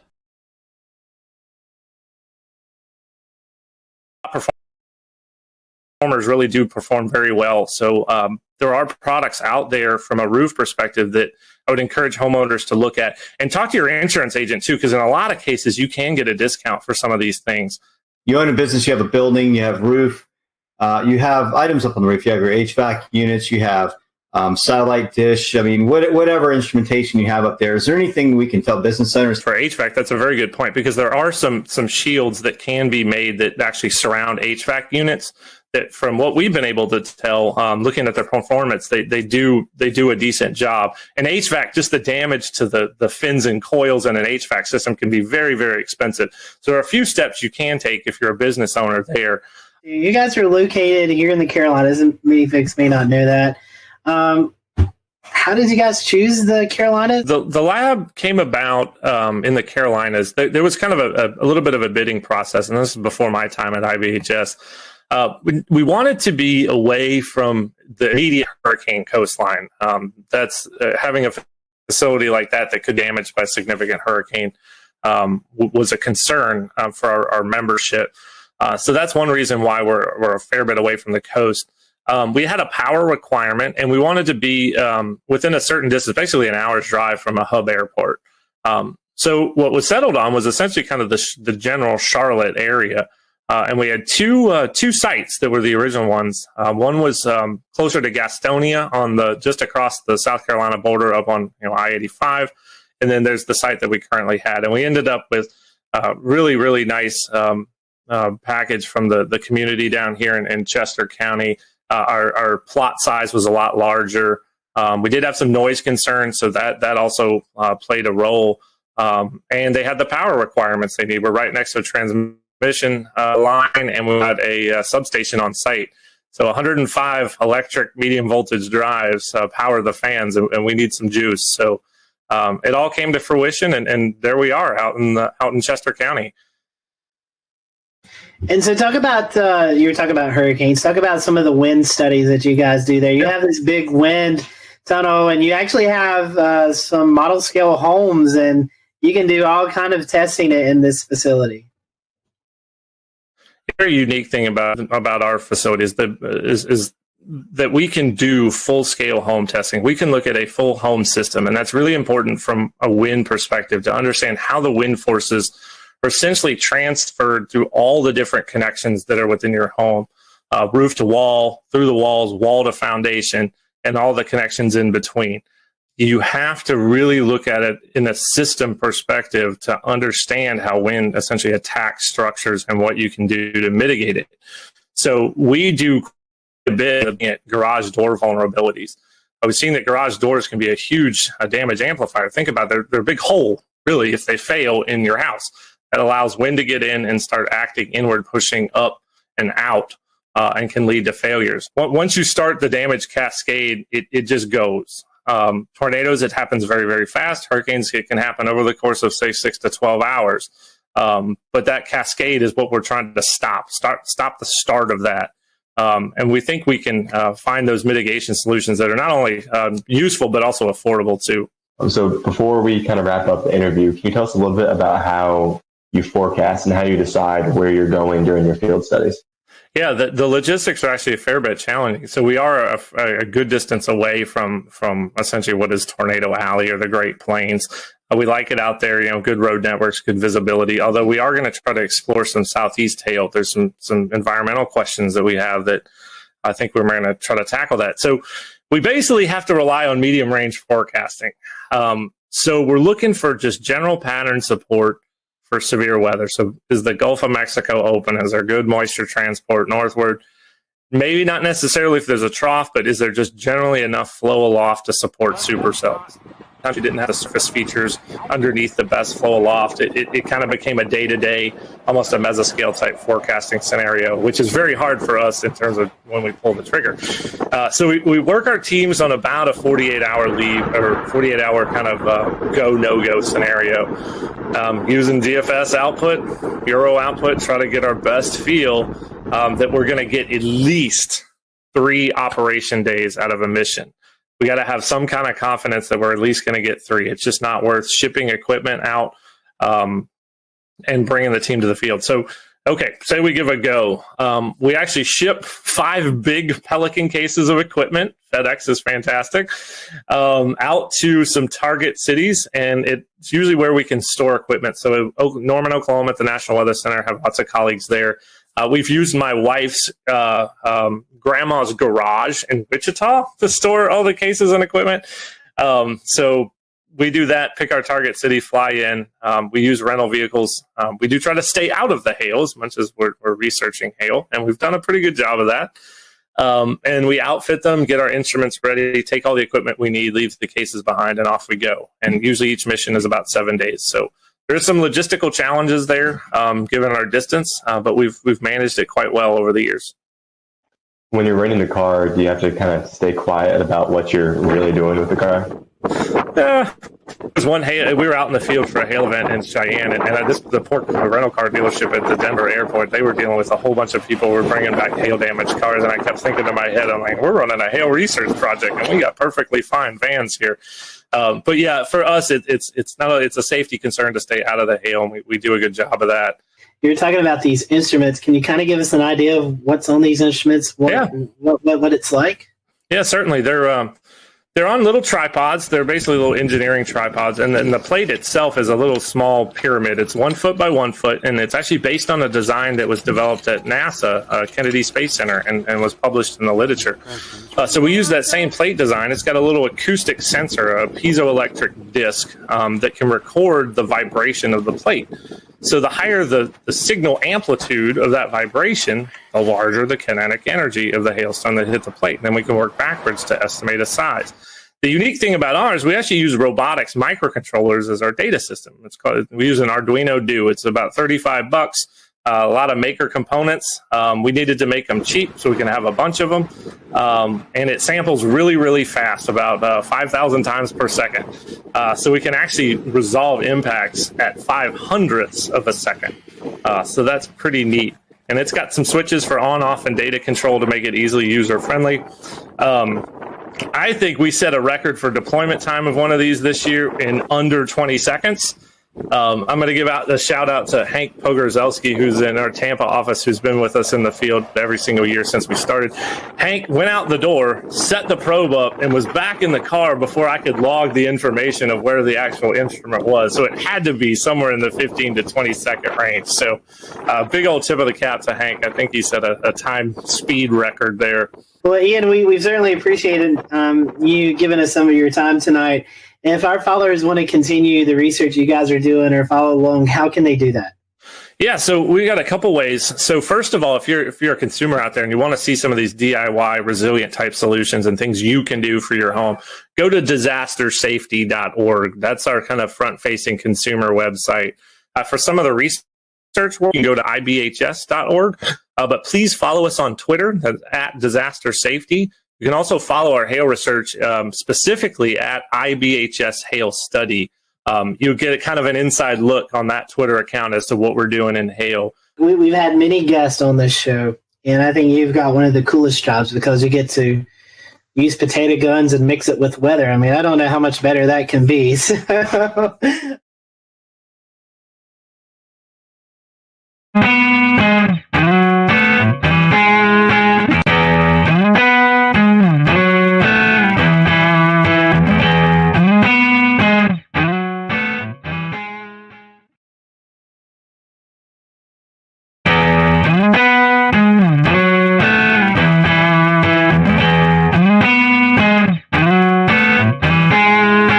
Hello, everyone. Welcome to the Carolina Weather Group. We're happy to have you, and we're going to continue our fun interview segment that we do with local meteorologists throughout the Carolinas. And today we have on Jason Boyer and Ryan Coulter from WLOS in Asheville, North Carolina. They are the ABC affiliate. So if you live in Western North Carolina, I'm sure you've tuned to Channel 13, and we're happy to have Jason and Ryan with us today. One of the main questions that we always ask everybody is how did you know you wanted to be a meteorologist? Everybody has that story. So, Jason, I'll let you start. What's your story? Well, my story goes back to, like most, to when I was very young. Always was inquisitive about the earth sciences and always wanted to understand how things worked around me. And I spent a lot of time outdoors as a child back in the 80s when I was growing up. And that was kind of the way to go growing up in the 80s. Most people just let their kids kind of run around in their backyards. I grew up in a small town, so that was where I grew up and explored. But I think it was around third grade, and this is the most stunning and life-changing moment that I remember. I was walking home from school. It was November, and I lived in Illinois then, so we weren't in Tornado Alley per se, but I remember coming home from school, and I could walk home. That's how close I lived. And it was an unusually warm day. In fact, it was record warm that day. I think it got into the 80s. And the sun was out, the wind was blowing. And I was just thinking like a kid, like a third grader, I can't wait to get outside and play ball, ride my bike. I got home, the sky went pitch black in about a matter of 30 minutes. The wind started picking up. My older sisters, thankfully, wiser and certainly more proactive, they knew something bad was going to happen, and we all rushed downstairs, and in a matter of moments, the tornado sirens in the neighborhood went off, and we had a weak tornado go through my backyard and hit my neighbor's house, and it happened in a matter of a couple of minutes, and that was it. And it was a life-changing moment. When I walked outside, the birds were no longer chirping, and you could see the destruction of my neighbor's house in the backyard across the street. His entire roof was peeled off. You could see into the house, and the insulation was gutted out. And that was amazing. I mean, frightening, but also to me, an amazing display of what Mother Nature could do. And I think from there, I was really hooked. I knew I always liked science. And then from there on, I kind of just built on that, and had a great teacher in fifth grade, Mr. Morris, that set me on the right path too, and inspired me to continue to study science. So that's how it started for me, and I just pursued it. What about you, Ryan? Yeah, I mean, thank you guys for having me, first of all. Yeah, I mean, my story is really not unique from anyone else who does this either. I mean, grew up, my grandparents lived with us growing up, and, they were avid news watchers, as a lot of older people are. And so anytime the weather came on, I was always, super interested in watching that. They always let me watch that with them. I grew up in Colorado. So as growing up, we had a little bit of everything, wintertime snow, severe weather in the springtime, and the summertime heat, wildfires. So kind of a mixed bag of everything. You get it all there. And so I grew up around that. And I was in about fifth grade. We had a science fair project, and I actually wanted to make a homemade barometer. And so I figured out how to do that. And I actually wrote into one of the chiefs in Denver. She's still there. And she actually responded to my email. So, as a fifth grader, that was pretty exciting. But I knew, kind of like a lot of other people who do this, I knew that from the time that I was a little kid that, this is what I want to do. It's a fun job, and get to study science, the weather, all of the above, and it's a great. It's ended up being exactly what I wanted it. Those are great and very classic weather stories, I feel like. Super interesting. So keeping on kind of the same track of weather before we deviate off to some more unique conversations. Did you guys ever have a meteorologist that you looked up to as a kid or as you were coming up through school? Ryan, I guess we can start with you. Yeah, interestingly enough, there was a meteorologist in Denver, and he was really cool. He ended up being on both the stations. I grew up watching him on TV, and when I got to school, he ended up actually being my advisor at school when I got into the university. So I learned so much from him, and it was really cool. Of course, I always told him, I grew up watching you, and that doesn't go over very well when you say that to him. But no, it's true. He truly helped me along the way a lot, and then I got to learn from him, so even better. I did have a role model as well, and growing up, I would watch Channel 4, the CBS affiliate in my market, St. Louis, and yeah, I grew up watching a particular meteorologist there, and he was the chief, and kind of wanted to mirror him and grow up to be like him as well. So it was a unique situation, but I got to meet him actually in person. We had a old time power show in my rural town, and he flew in a helicopter. And I mean, it was the biggest thing that ever happened in my small town, seemingly at that point in my life. And got to get an autograph, talk to him briefly, and so that was a moving situation for me too. So Jason, I'll pose this question to you first, and then Ryan, I'll let you to finish up. So, Jason, you've been in Western North Carolina a while. We have all types of weather. So this question is, would you rather forecast for severe weather or the dreaded winter weather that we face here? Yeah, they have their unique qualities, obviously, and they're very different when you're trying to forecast those two situations. And the most challenging, I think, would be winter weather, because it usually is much more of a large-scale system. So it affects many more people than just, say, localized severe thunderstorms. So you're dealing with everybody's topography, too, and it's very topographically driven by elevation and location in relation to the mountains. So that is the challenging forecast. I look forward to that. It's the most stressful one, but it's part of the job. You come into this situation here in Western North Carolina, and you quickly realize how big of a deal winter weather is. Most would categorize our severe weather as flash flooding, a big risk. I think flash flooding is certainly one of the bigger risks here, living in the mountains. But when it comes to winter weather, that is usually the memorable severe weather for most when they think back to when they were younger, or maybe even the older folks. They'll say, look, I remember the big snow of certain years, certain month, and it sticks in their mind. So that would be the bigger challenge, and also the more exciting, I guess, forecasting that. Ryan, I think your career was in Texas for a while, so you had to deal with forecasting winter weather and severe weather there. So tell us, which one do you prefer? Yeah, I guess it's kind of a similar answer. I mean, there's definitely a lot more challenges with winter weather than there is severe weather.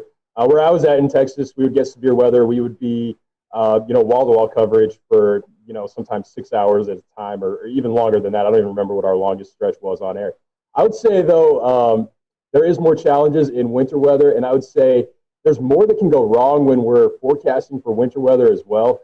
So, we can say we think we might get 2 to 4 inches for Asheville, for example. The temperature comes in a degree or two warmer. We're not getting that. And people get a lot more upset when you miss winter weather forecasts versus severe weather forecasts. So I would say, I would rather, I guess from that standpoint, I would rather be forecasting for severe weather. It's usually, I want to say easier, but usually you can have a better idea of exactly the elements that could be coming at you. There's, people are, again, they're more mad when you tell them 2 to 4 inches of snow and we only get an inch of snow, or you get, on the other end, you get 3 to 6 inches of snow, and then they don't like that either. So, yeah, definitely severe weather would, I guess, be my preferred. Well, Jason, you mentioned topography a minute ago. And with this conversation of severe and snow, I feel like this kind of rolls into a question that we had on social media about lower precipitation totals in kind of the French Broad Valley. I know you have a map and some resources to talk about, so I'll kind of let you take over from there. Yeah, I think when people talk about Western North Carolina weather, the first thing that comes to mind is snow, but then rain is actually a very diverse topographical feature here as well. So I brought this 3D relief map just to give you an idea. It's kind of one of my more favorite maps to look at. I could study this. I've looked at this 100 times already, and I could still just look at it almost every given day. So here's the French Broad River Valley right here. This is I-26 running through, and it's a valley. So it's the Broad River Valley. So it's pretty wide considering the other features here. The French Broad starts down in Transylvania County near Rosman and goes north through Asheville and all the way up into the Holston River into eastern Tennessee. But what you have around the valley are higher elevations. So Asheville sits kind of in the middle here, Hendersonville down here, Brevard right there. And the prevailing winds during the spring and summer months are south and southeasterly winds. That will draw moisture from the Atlantic and the Gulf, bring it into the mountains. And because of the features we have from lower elevations in the upstate and Piedmont to highest elevations here, the air has to rise. And so the air will rise and cool and condense into clouds and form a significant rain event down here into the southern mountains, whereas Asheville is in that rain shadow. And the rain will fall mostly to the west and south or to the north and east because we have the Black Mountains and the Craggies up here. So that prevailing wind will certainly help rain form more over this area of the county, Buncombe County, eastern side, and in the Yancey. So there's a rain shadow here. There are other rain shadows like in Waynesville. They're surrounded with the Balsam Mountains to the south and west. They don't see nearly as much rain in the valley as they do just west and south of Waynesville as well. So that's kind of how it works in the summer months. In the winter months, the prevailing wind is much, much different. It's from the northwest. So the wind is blowing into the Smoky Mountains and the higher elevations along the Tennessee border. And that's where most of the precipitation is going to fall, near and along the border, whereas there's another shadow effect down here in the valley. So this is why Asheville usually averages a foot of snow a year, and places up in Madison and Yancey County can get up to 50 inches of snow, like Mount Mitchell averages in a particular year. So big difference with the prevailing winds during the different seasons. But that's pretty much how the shadow affects us here in the French Broad River Valley. In fact, south of Virginia, east of the Mississippi River, I believe Marshall is the driest point in that eastern U.S. So pretty neat. Cool. Do you guys have any, what was your most embarrassing moment while on TV? I'll take this one. It happened pretty early in my career. I was working in Tennessee. I started out in the Tri-Cities, Johnson City at WJHL. And I filled in for the morning guy who went on vacation. And I was working one morning, and the newsroom was downstairs. The studio was upstairs. So there was always this climbing the flights of stairs. And one morning I was filling in, and I remember being down in the newsroom, and I looked up and I saw the national weather cut-in. And I knew that there was going to be a local cut-in shortly after. And I remember it was Tony Perkins. He was the meteorologist at the time. I believe he's in D.C. right now. But he was on CBS This Morning at the time. And then I had to run upstairs, end the quick conversation I was having with my news director. I ran upstairs, 2 flights, ran into the studio, ran over to the computer to make sure it was set up, ran over to the chroma key, the green wall, and I had about 10 seconds to situate myself. I was out of breath. I was trying to calm myself down, and I remember I just started talking, and almost instantly I was exhausted. So I started talking about the 7-day forecast, and I got about 5 words out. And you could just tell that I was losing steam, and I started getting real hot. I felt like my temperature went up, and I was getting flushed, and I was kind of panicking in my head, like, how am I going to get through this? You know, you're talking to yourself in your head while you're doing the delivery of the forecast. And I tried to push through it, and I should have just kind of ended early and said, all right, just take a look. Here you go. Enjoy. But I thought I was still, I'm going to make it through, and it was brutal. I could see the studio guy on the headset kind of laughing, chuckling behind the camera. And I just thought, this is I'm bombing here. And I went off and we had a good laugh after that, but that was really embarrassing, especially when you're trying to make a good impression. I was maybe 6 or 7 months into starting a job, so that was mine. Yeah, I got to think back here on this. So far, luckily, since I've been here, I don't think I've had anything crazy happen here. I will say, though, in my last job, my first job, first day on the air, we have a system. It's called Max. I don't know if you guys are probably familiar with it, WSI. And the way we have it formatted, you have your first weather hits, you have your main weather hits, you have your final weather hits. And I unknowingly, I had the wrong weather hit loaded for my first full weather ever on, and I didn't know what to do in the moment. I had my final weather loaded for my main weather, and kind of like what in TV you always have a time limit that you're set for, and you have to fill that time. And so here I am. I have my current temperature graphic, and I think I had a camera graphic, and then it went right to the 7-day. And so I'm standing there for 2:30 is what we were allotted for. This was the weekend evening show. And I looked back towards the anchor, who's also the producer at that station, and she's just cueing me to keep going. So I think I talked for a solid 2:15, 2 minutes 15 seconds on the 7-day forecast. And I may have even gone back. I don't remember. I may have even gone back and talked more about current temps. I don't know. It was bad though. Luckily, I haven't made that mistake since, or if I have, I just will run over and correct it pretty easy now. You learn quickly how to get around things. Yeah. Oh my gosh, that's funny. Both of you guys have experienced this, and tell us what it's like, and then we'll maybe go into some more non-weather questions. A lot of folks may tune in when the weather's at its worst, and you guys are doing wall-to-wall coverage. Tell us a little bit about that. I mean, that's pretty intense for you guys. Jason, you're talking about, you were out of breath, with that little run, but, being on the wall for 2, 3, 4 hours straight, that's got to be mentally, exhausting as well as physically exhausting. Talk to us about that. It certainly is. Most recently, I think this year we had so many of those early season tornadoes, especially for the upstate, and we had wall-to-wall coverage almost every time, obviously, when those were occurring, because our protocol is to stay on when the warning comes out until it ends. And what do you do when you have a tornado warning that goes for 30 minutes and then another one comes out in between and another one comes out in that? So we were going on and on and on.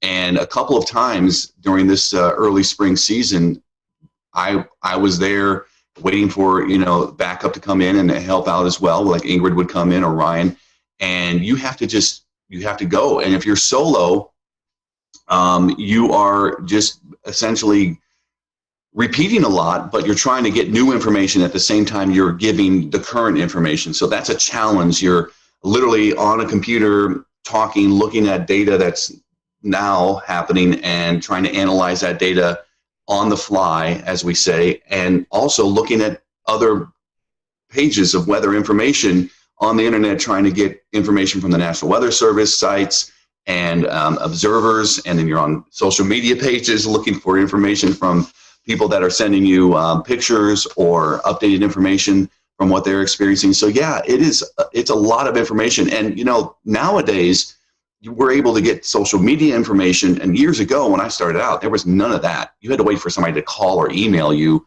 a weather observation, and that would have made it even more challenging, I think, looking back, because what other information are you going to get? The more information you get, the better it is to kind of have things to talk about. And that is, it's unique, and it doesn't happen that often here in this market. We don't get widespread severe outbreaks like they do in the West or the central U.S. And a snow event, a winter weather event, you see for days coming, typically, and you can just lead up to it and get into it and talk about it. You don't really have to be breaking news and breaking into programming for a weather event like, say, snow. But the severe weather events are certainly challenging, and you just you learn from each one. Even somebody like me in the business for 22 years, you still learn from these experiences. Ryan, you dealt with that in Texas. I mean, that's these are what we face, or could be more rain-wrapped tornadoes. But you guys out there see these massive tornadoes, or you saw could see these massive tornadoes. So is there a little any different perspective of that, where you guys have storm chasers out in the field and you can kind of relate to those folks out in the field? Yeah. So when I was in Texas, that's a station that really drove the market for severe weather coverage, and so it was more built for that kind of thing. So yeah, we had storm chasers out in the field, but you still need to have 2 people at the station during these kinds of events, because you have one person off camera that can help to look at and analyze that data, look at radar, see what's going on. We also had in that market we had a crazy amount of cameras. I think there was like 50 or something like that. We could move those around during severe weather events. That's what we used them for. And so, you have the other person off camera that can see that. But yeah, I mean, you're going for hours at a time. And I think, Jason already mentioned it, but the biggest challenge is trying not to be repetitive. In some cases, you have to be repetitive when there's, potentially life-threatening storms out there. I mean, we're talking about tornadoes that could be affecting communities. There could be communities in the path. And I think one of the hardest things with these kinds of storms is people don't like it when we cut in, and they don't like it when we interrupt their show. And especially being an ABC affiliate, that's what I was at in Texas too. We have a lot of basketball. We have, big shows. I mean, the Bachelor. I mean, heaven forbid we ever have to interrupt any of those kinds of shows. But, we don't want to interrupt them. But at the same time, we have a job to do, and, we have to. It's important that we get that information out, because, you never know when that information could be helping someone who is in the path of that storm. And so I think when you're in the midst of all of that coverage, you don't realize all the time that's actually going by, especially when you get into that rhythm. I think that, especially in some of those more long duration events, you get off the air and you're like, oh, we were just on for 2 hours or whatever the case may be. So yeah, definitely one of those things though, that it can be stressful for sure. Well, we promised that we would stop talking about the weather at some point, so we can go ahead and do that now. You guys can take a little breath and a break from everyday work. So do you guys have a favorite genre, a favorite type of music that you like to listen to in your everyday life? Ryan, I'll go to you first. I'm not too picky. I'll listen to anything. I will say I grew up listening to country, so I mean, that's still my go-to. 2000s country, Garth, anything like that, I'll go for.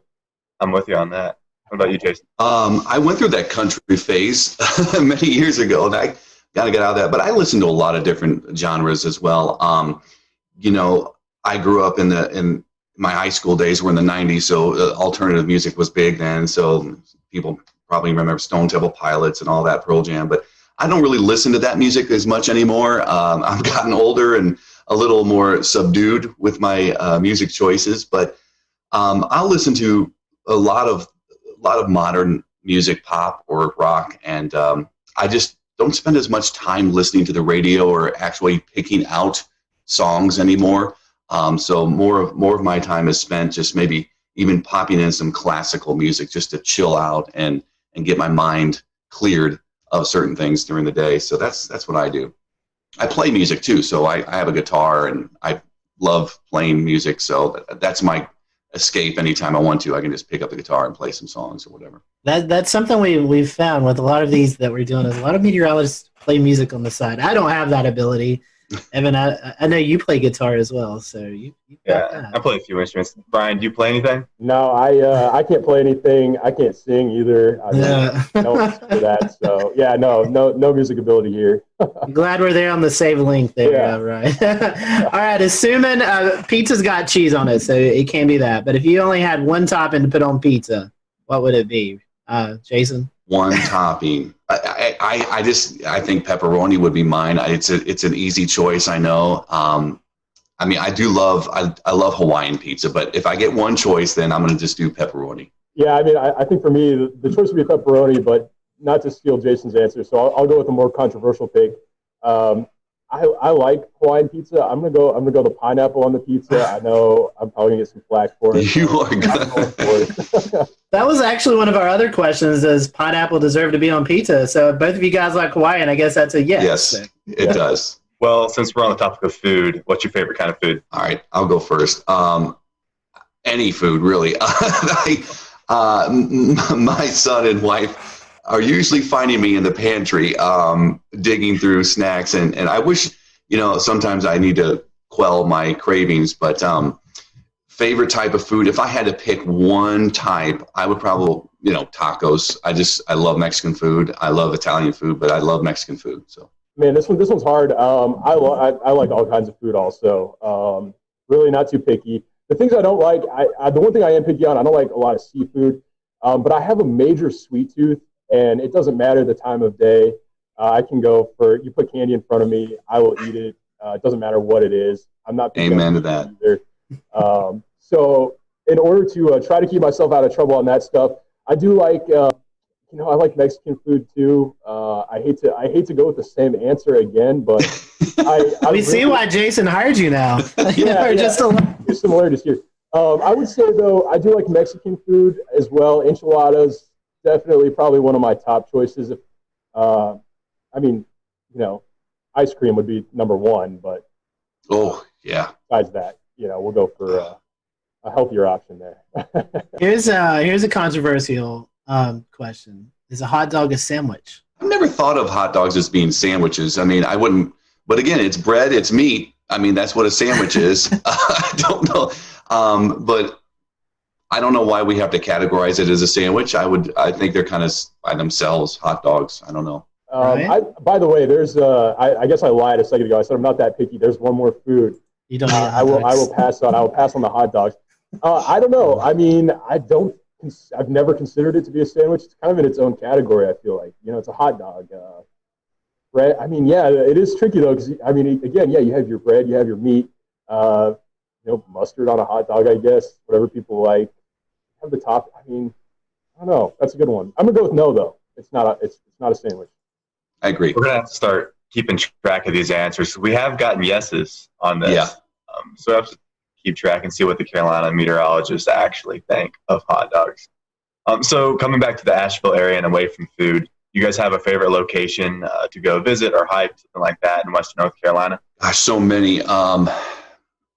Convenience-wise, we love the Arboretum. It's close to our house, and we could just jump on there with the bikes and ride. It's pretty easy trails for Hudson, my son, and that's a good go-to. Just hopping on the Blue Ridge Parkway, that's also very convenient. We love going to Grandfather Mountain. It's a little more out of the way, but we love going up there. I love the uniqueness of the rockscapes and the swinging bridge, and seeing off to the east, you have this completely drop off in the elevation, and then you have your mountains around. So those are my two big places, but I could go almost anywhere, and really be happy. As long as there's a trail or hiking or biking trail and some vistas, I'm good to go.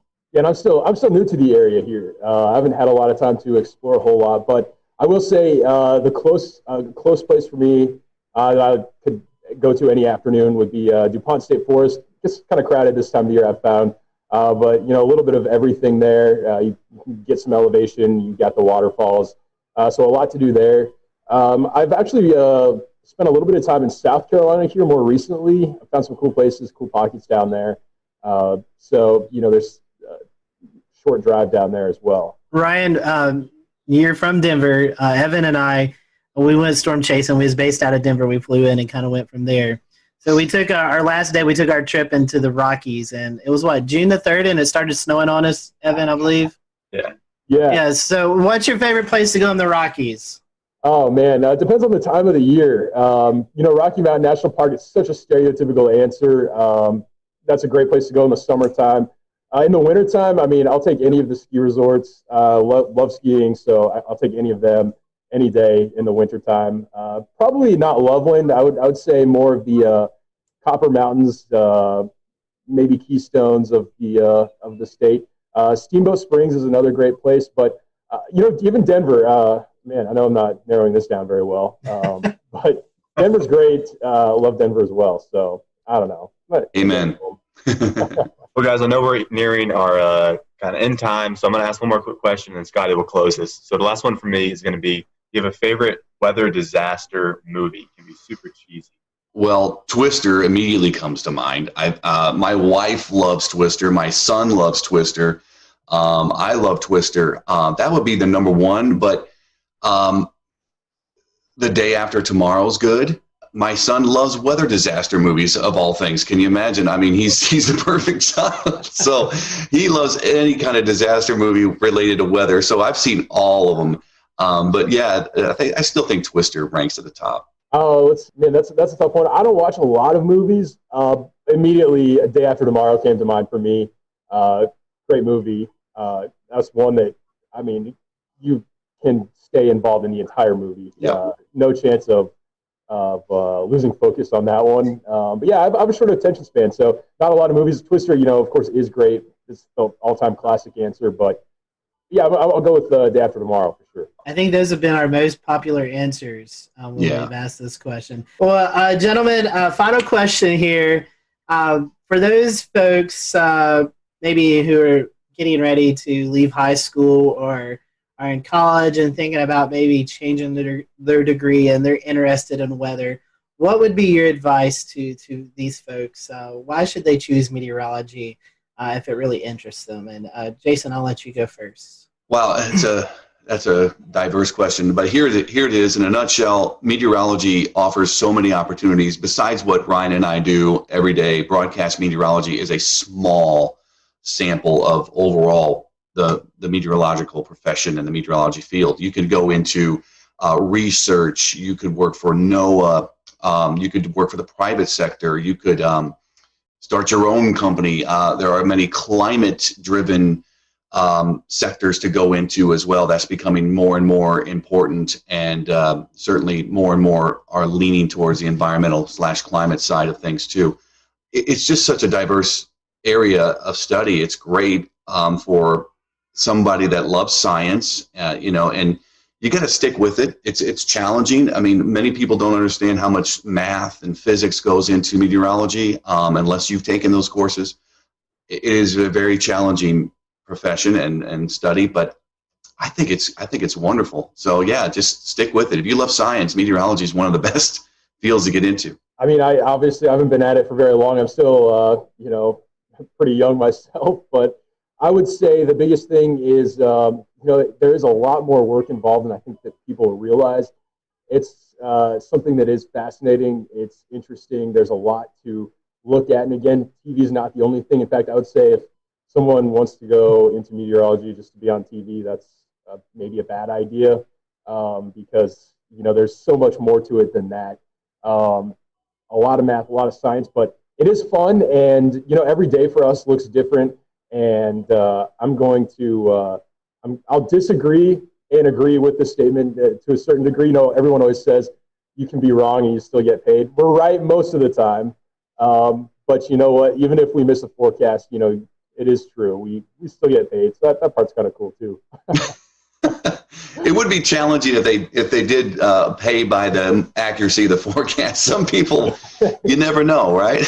Goodness, great. I can imagine now dealing with the Carolina wedge and at least the temperature forecast. That would be horrible if that was true. It's challenging. minus $100 every degree you're out. Oh my goodness, yeah, that would be brutal some days. Well, guys, we're going to let you do your social info so folks can follow you if they're not already. Ryan, how can our followers follow you on social media? Yeah, I'm on Facebook and then Twitter. I should know what my handle is, but I don't. But you can find me on there as well. And I'm on Instagram, and same thing. I gotta figure this out. But I don't know what my handle is on there either. Not much help. Well, I'm Ryan, sure if you just your handle on Twitter, it's Ryan_WLOS. So if y'all want to follow him, you can find it there. I think it's the same on Instagram. So there we go. All right, Ryan, thank you. Jason, how can our folks follow you if they're not already? I believe. Well, I'm on all three too: Insta, Twitter, and Facebook. I won't get into the uniqueness of each demographic and socioeconomic thing, but the idea is that I'm pretty simple. I think it's just at Jason Boyer WLOS. We appreciate you guys joining us, and for you guys who are watching, thank you for watching. Until next time, we hope you have a great evening.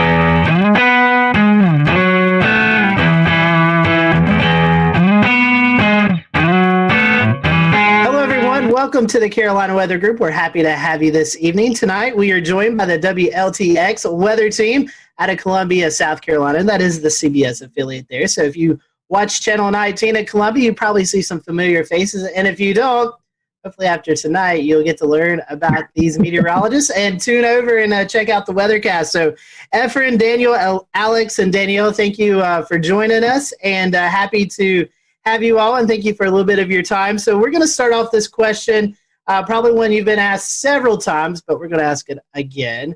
How did you guys, how did you know you wanted to be a meteorologist? What persuaded you to do that? And Efren, I'll start with you, and I'll just let the team continue after that. The interesting thing is that when I went to school, I actually wanted to be an aeronautical engineer. Then I had an interest in weather, but I never had an interest in meteorology as far as a study. And I took one class, and it was an orientation to professional meteorology. There was one credit class, and I got hooked. It came down to really the same thing. I'm always talking to kids, high schoolers, college students, and come down to the one word I always say when I talk to people about meteorology. It's why. Why is it sunny? Why is it hot? Why does that cloud look like it's cut in half from the bottom? Why is it raining at my house, but my neighbors who are just a quarter mile down the road, they're not getting a lick of rain? Why? And that's where my interest really came in. Why is the weather the way it is? And every time I ask the question, and still today, it's that passion of wanting to know why it is. And even finding out why it is, I just still wanted to know more. It's like those little kids who, when I was 8 years old and sitting on the lawn and looking straight up and going, that cloud looks like a dog, and that cloud looks like a tree. Those are the things that, really got my interest peaked when I was a kid, but it wasn't as an adult that I realized that there's a very big interest and I just want to know more.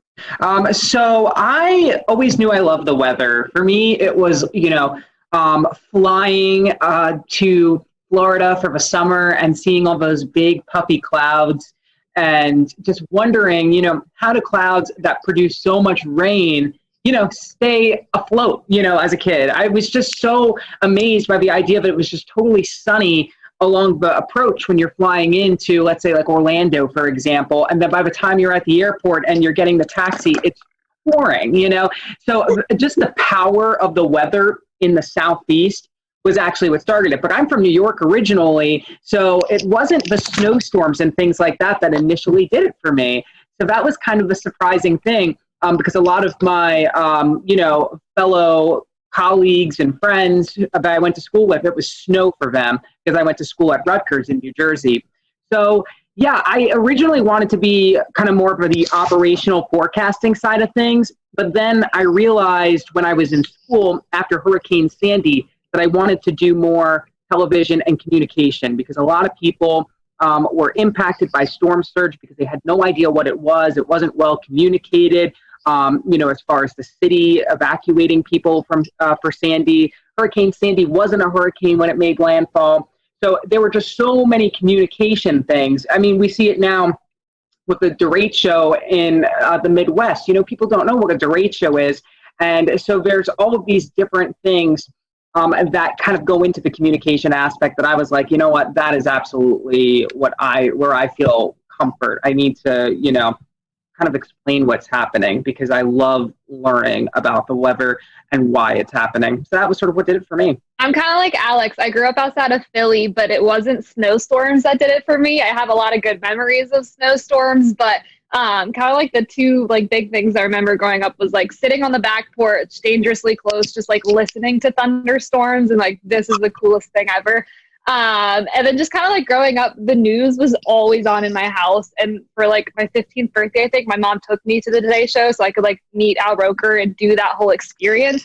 So I knew I kind of wanted to do news, but I hated writing. And I naively thought weather's cool. I love science. I'm never going to have to write as a meteorologist. Wrong. But I kind of just like combined a lot of different interests, and it really worked out, and it's been great. And it's fun, like Alex said, communicating while also like being a scientist and kind of digging deep with the math and science was always kind of what I leaned towards growing up. Well, I'll go ahead and tell you, back in 1984, a tornado destroyed the school I was in. And so that kind of sparked a little bit of interest for me. And then Hugo back in 1989, that was a big deal as well in South Carolina. And all y'all know it as well. That's still the litmus test for hurricanes is Hurricane Hugo. But I think those are the two things that kind of sparked my interest. I do apologize. I'm sitting in the car. They don't like for us to stay in the station. So I'm sitting in the car kind of holding the phone.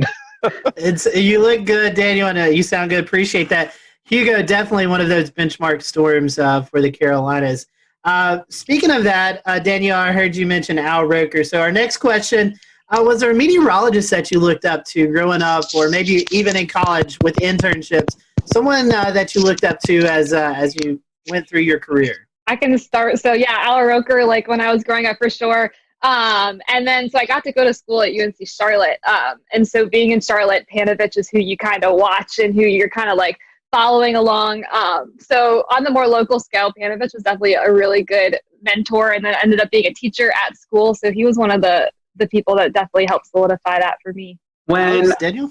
When I was a kid, I watched a lot of Weather Channel. Anytime I was sick at home, I was so excited that I could just watch that all day long and, just hear the forecast around the country. So honestly, growing up, seeing a lot of those meteorologists, all of them, I was just totally attached to and interested in because I felt that they were very knowledgeable and that they dug in deep to the weather. So I appreciated that always. I have to say, probably in high school, Stephanie Abrams her career was really starting to rev up. And I probably looked up to her the most because she was just so, her personality was just what it was. She wasn't really afraid to hide it on air. And I was always, in high school, the kind of person who just said whatever came to mind. So I felt like I could kind of relate to her. And she also, was big on the science and on the math. She was from Florida. I love Florida weather, so there was like that connection I always felt with her whenever I would watch her on TV, because she was really into the science, but she also had like this personality where she was like unapologetically herself, And so I think Stephanie Abrams was definitely a person during my formidable years that I looked up to. Well, I'll jump in. Crazy enough, since I live where I work where I grew up watching Jim Gandy. So that was kind of a guy that I always enjoyed watching. And crazy enough, he came to my school when I was in third grade. That was like seeing a rock star. And then luckily I was able to work with him for, almost 14 years. So that was kind of cool. Kind of dating myself because the Weather Channel was not necessarily huge when I was coming along. So I do remember watching Cantore, and I met him a few years ago, and he seemed to be a pretty nice guy as well. Something that you guys have dealt with already this year, severe weather in the Columbia area. So our question is, which one do you find more challenging forecasting, severe weather or winter weather, which we get a little bit of in the Carolinas? Alex, I'll let you start. That is a great question. So for me, obviously the tornado outbreak the day after Easter was something that I hadn't anticipated, prior to seeing that, synoptic setup could even happen in South Carolina, just because it's so rare to have tornado outbreaks like that. A lot of times, our tornado outbreaks come from our tropical weather, where we're on the dirty side of the storm. And so those are a little bit easier to sort of convey, whereas, a morning tornado outbreak where we had, I believe, like 3 or 4 EF3, big tornadoes in the Midlands in the, 5, 6 o'clock hour of the morning, that was definitely, I think, a big challenge. But, winter weather here, we're going on now, our 7th year without any significant snow. So I think as the years go on, there's a whole generation of people that aren't used to snow, either because they didn't live here at the time or because, they weren't grown up yet at the time. So I really think now, and as the years continue to go on, that we go without snow, I really feel that winter weather is perhaps one of the trickiest, because severe weather, a lot of times it's isolated, the impacts. But if it snows, everybody's feeling that. I'll jump in. Winter weather. I've been around doing, I guess I've been doing weather in Columbia since 2007 at this point. And winter weather is always the big thing. And I remember in 2013, we forecasted 1 to 3 inches of snow in Columbia, and we missed by 50 miles. The city was shut down, and it was blue skies outside. And even now, it's become even a bigger deal because of social media and all the bad information out there. So, in my opinion, for a snow or ice event in South Carolina, that's the bigger challenge. Maybe not from a forecasting standpoint, but from the standpoint of social media and people getting the wrong information out there and calling us names because we're not buying into the hype sometimes. Good point. Danielle, I want to bring you in. You graduated from UNC Charlotte. You didn't prepare for doing weather from home, I'm assuming, and class there. So what are your thoughts? No, I barely made it 9 months into my career per se that I had to like transfer to my 500 square foot apartment. So I definitely was not equipped like other meteorologists have their green screens, blah, blah, blah. I didn't even have this map here. The station was like, we're going to throw something on your wall for you. So we'll return to Best of the Carolina Weather Group in a moment. Now your Carolina weather forecast. Here are today's forecast high temperatures for North Carolina. Here are the forecast lows for tonight for North Carolina. Here are tomorrow's forecast high temperatures. And here's forecast rainfall across North Carolina tomorrow. Here are the forecast highs for the day after tomorrow.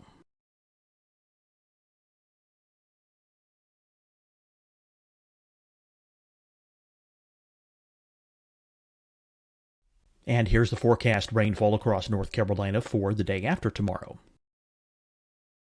This is the total rainfall forecast across North Carolina for the next 3 days. Here's the severe thunderstorm outlook for today from the Storm Prediction Center.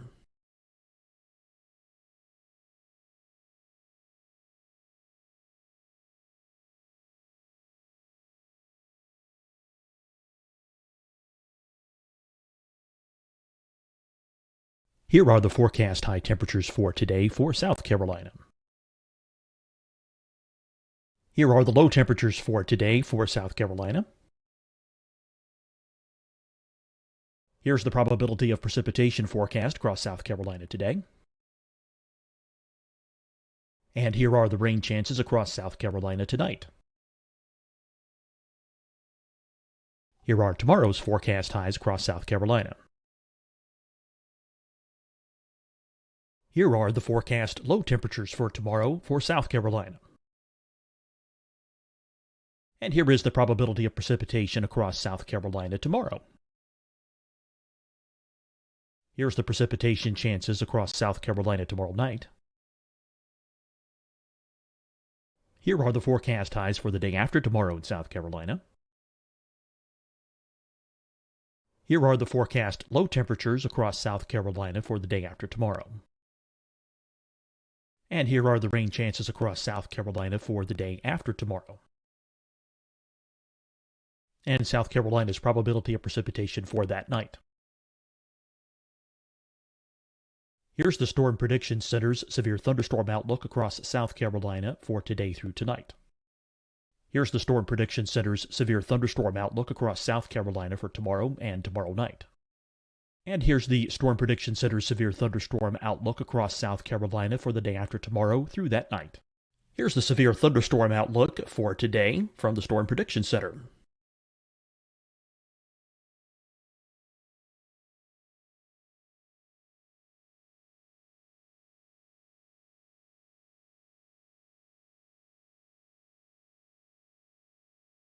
And now here's a live look at weather radar across the southeast. Hi, everyone. I'm Dr. Mandy Cohen, Secretary of the North Carolina Department of Health and Human Services. And when you follow the 3 W's, you protect your family and your neighbors from COVID-19. When you leave your home, practice your W's. Wear a cloth face covering, wait 6 feet apart, wash your hands often. Wear, wait, wash. We're in this together. Stay strong, North Carolina. Deciding when to wear a mask isn't about who you know or how well you know them. Just ask yourself, will I be with anyone I don't live with? If the answer is yes, get behind the mask. Help slow the spread of COVID-19. Get behind the mask. Learn more at covid19.ncdhhs.gov. Fight the spread and take a stand against coronavirus. Wear a mask in public. Stay at least 6 feet apart from others. And get tested. Join us and fight the spread. Visit scdhec.gov/COVID-19. Getting tested for COVID-19 helps you to take the steps needed to protect yourself, your loved ones, and your community. Find a testing location at scdhec.gov/COVID-19 testing. You'll see your Carolina weather forecast at 25 and 55 past. And now back to the best of the Carolina Weather Group on the all-new Carolina Weather Net. I was not prepared whatsoever, but I think I really do like what it has offered. Now that we're going back to the station, it's showed like how much flexibility we could potentially have in our job. Like we can work and build our graphics and do everything at home on a quiet weather day. And I live across the street from the station. I can pop over, do my show, and come on back. So that's kind of been nice. And with like Alex's setup, it has been so cool to see him. Like, just like, that'll be great if he could stay home on a nice weather day and say, check out my plants, check out the beautiful sunshine. It's fantastic. So I didn't really prepare. Thankfully, it had been kind of smooth. There hasn't been a ton of hiccups with it. My dog has only barked on air once. So like that has all been positives. But I don't think we're going to stay like this, but I think it does show that we could have more flexibility in our jobs that we didn't really think we had beforehand when it comes from like working from home. Yeah, you know, just beyond this window is my porch, and I have hundreds of plants out there. So it's been really fun to show off, you know, the different plants and how they're growing. Like my banana tree is growing a new leaf every single week because of how hot and humid it's been. And so there is this opportunity to tell the forecast in a different way. Sometimes during the morning show, the wind will actually shift from behind me, which is my south, to in front of me, which is my north. So I can talk about the reason why there is maybe some fog because, you know, the temperature has now reached the dew point because of this northerly breeze that's coming in.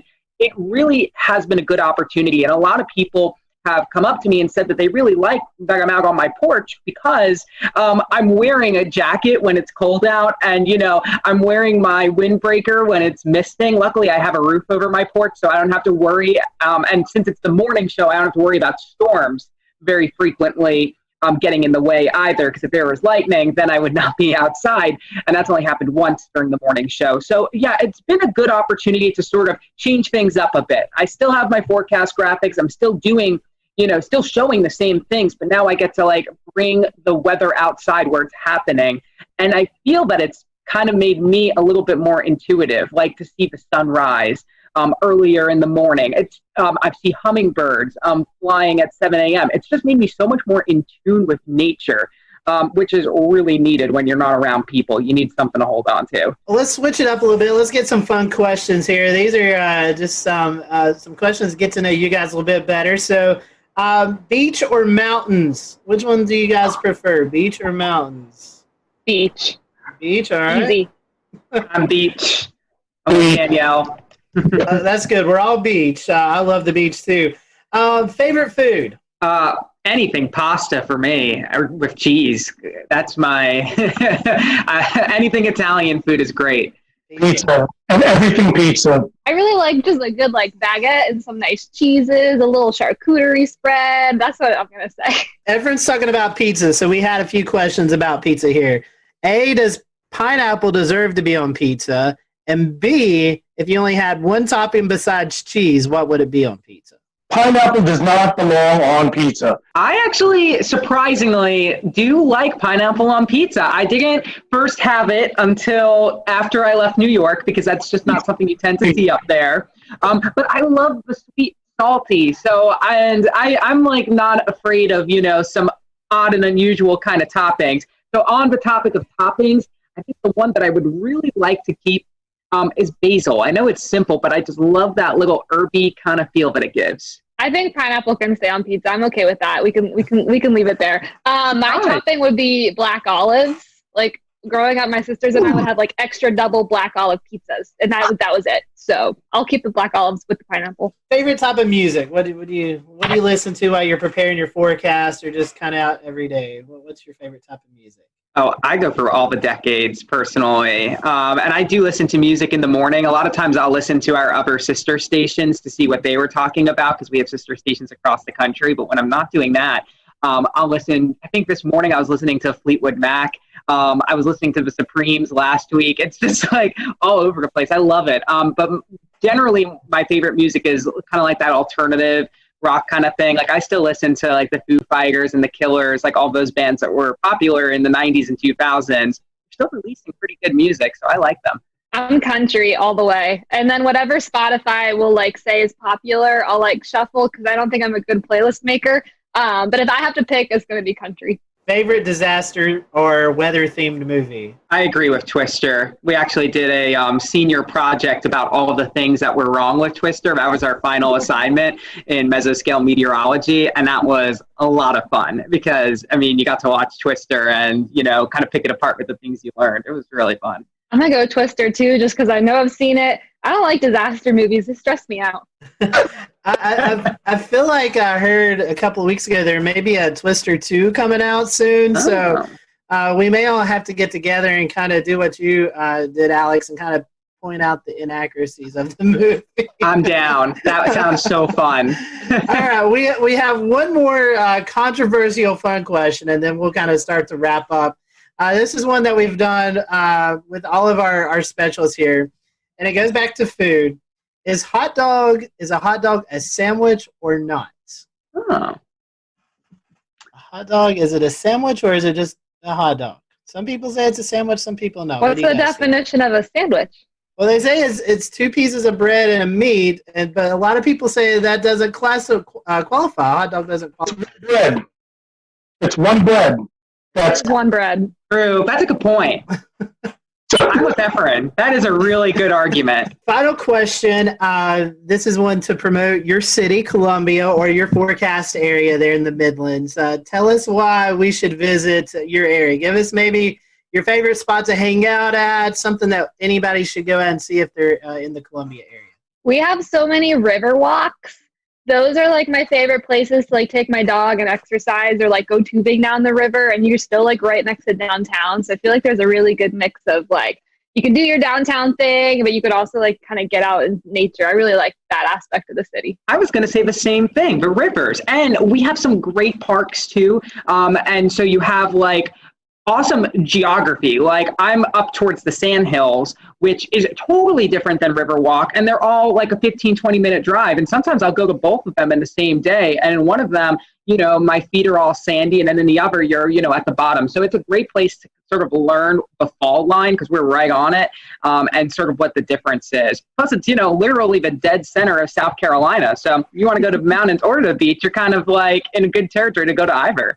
Truly say this to a lot of people. I live in North Carolina, but South Carolina is like a second home. It's a beautiful state, and it's definitely a place that you need to check out. So, y'all, we appreciate your time today. I'll let you be able to promote your social media, Facebook, Twitter, Instagram, if you guys want to do that. So if our followers aren't already following you, they can there on social media. Alex, I'll let you go first. Sure. It's Alex Calamia WX. That's my Twitter, and my Facebook is Alex Calamia as well. My Instagram is very plant focused. We have Gandy's Garden here at WLTX, which is all about climate and the garden, and it's applicable to everyone in the Southeast. So Instagram is a big place for you to see all my plants. So that's Alex Tropical Pics. You'll also see it on my Twitter and Facebook. We're always talking weather and plants. It's fun. I am at WX_Danielle on Twitter and Instagram. Lots of forecasting on there. And on Facebook, I am meteorologist Danielle Miller. So come on over. Nice and simple for both my Twitter and my Facebook. It's Efren WLTX. EFREN WLTX. You can find it on both of them. It's easy. As long as you spell my first name correctly, you'll be able to find me. Daniel just emailed me, said his phone was overheating, so he wasn't able to stick around. But if you want to follow Daniel, it's Daniel_Bonds on Twitter, and then on Facebook, I think it's the same thing. You can follow his weather page, Daniel Bonds. Just search it up, WLTX. So we want to appreciate you guys watching us here at the Carolina Weather Group. Guys, thank you for spending some time with us, and we will see you all next time here on the Carolina Weather Group.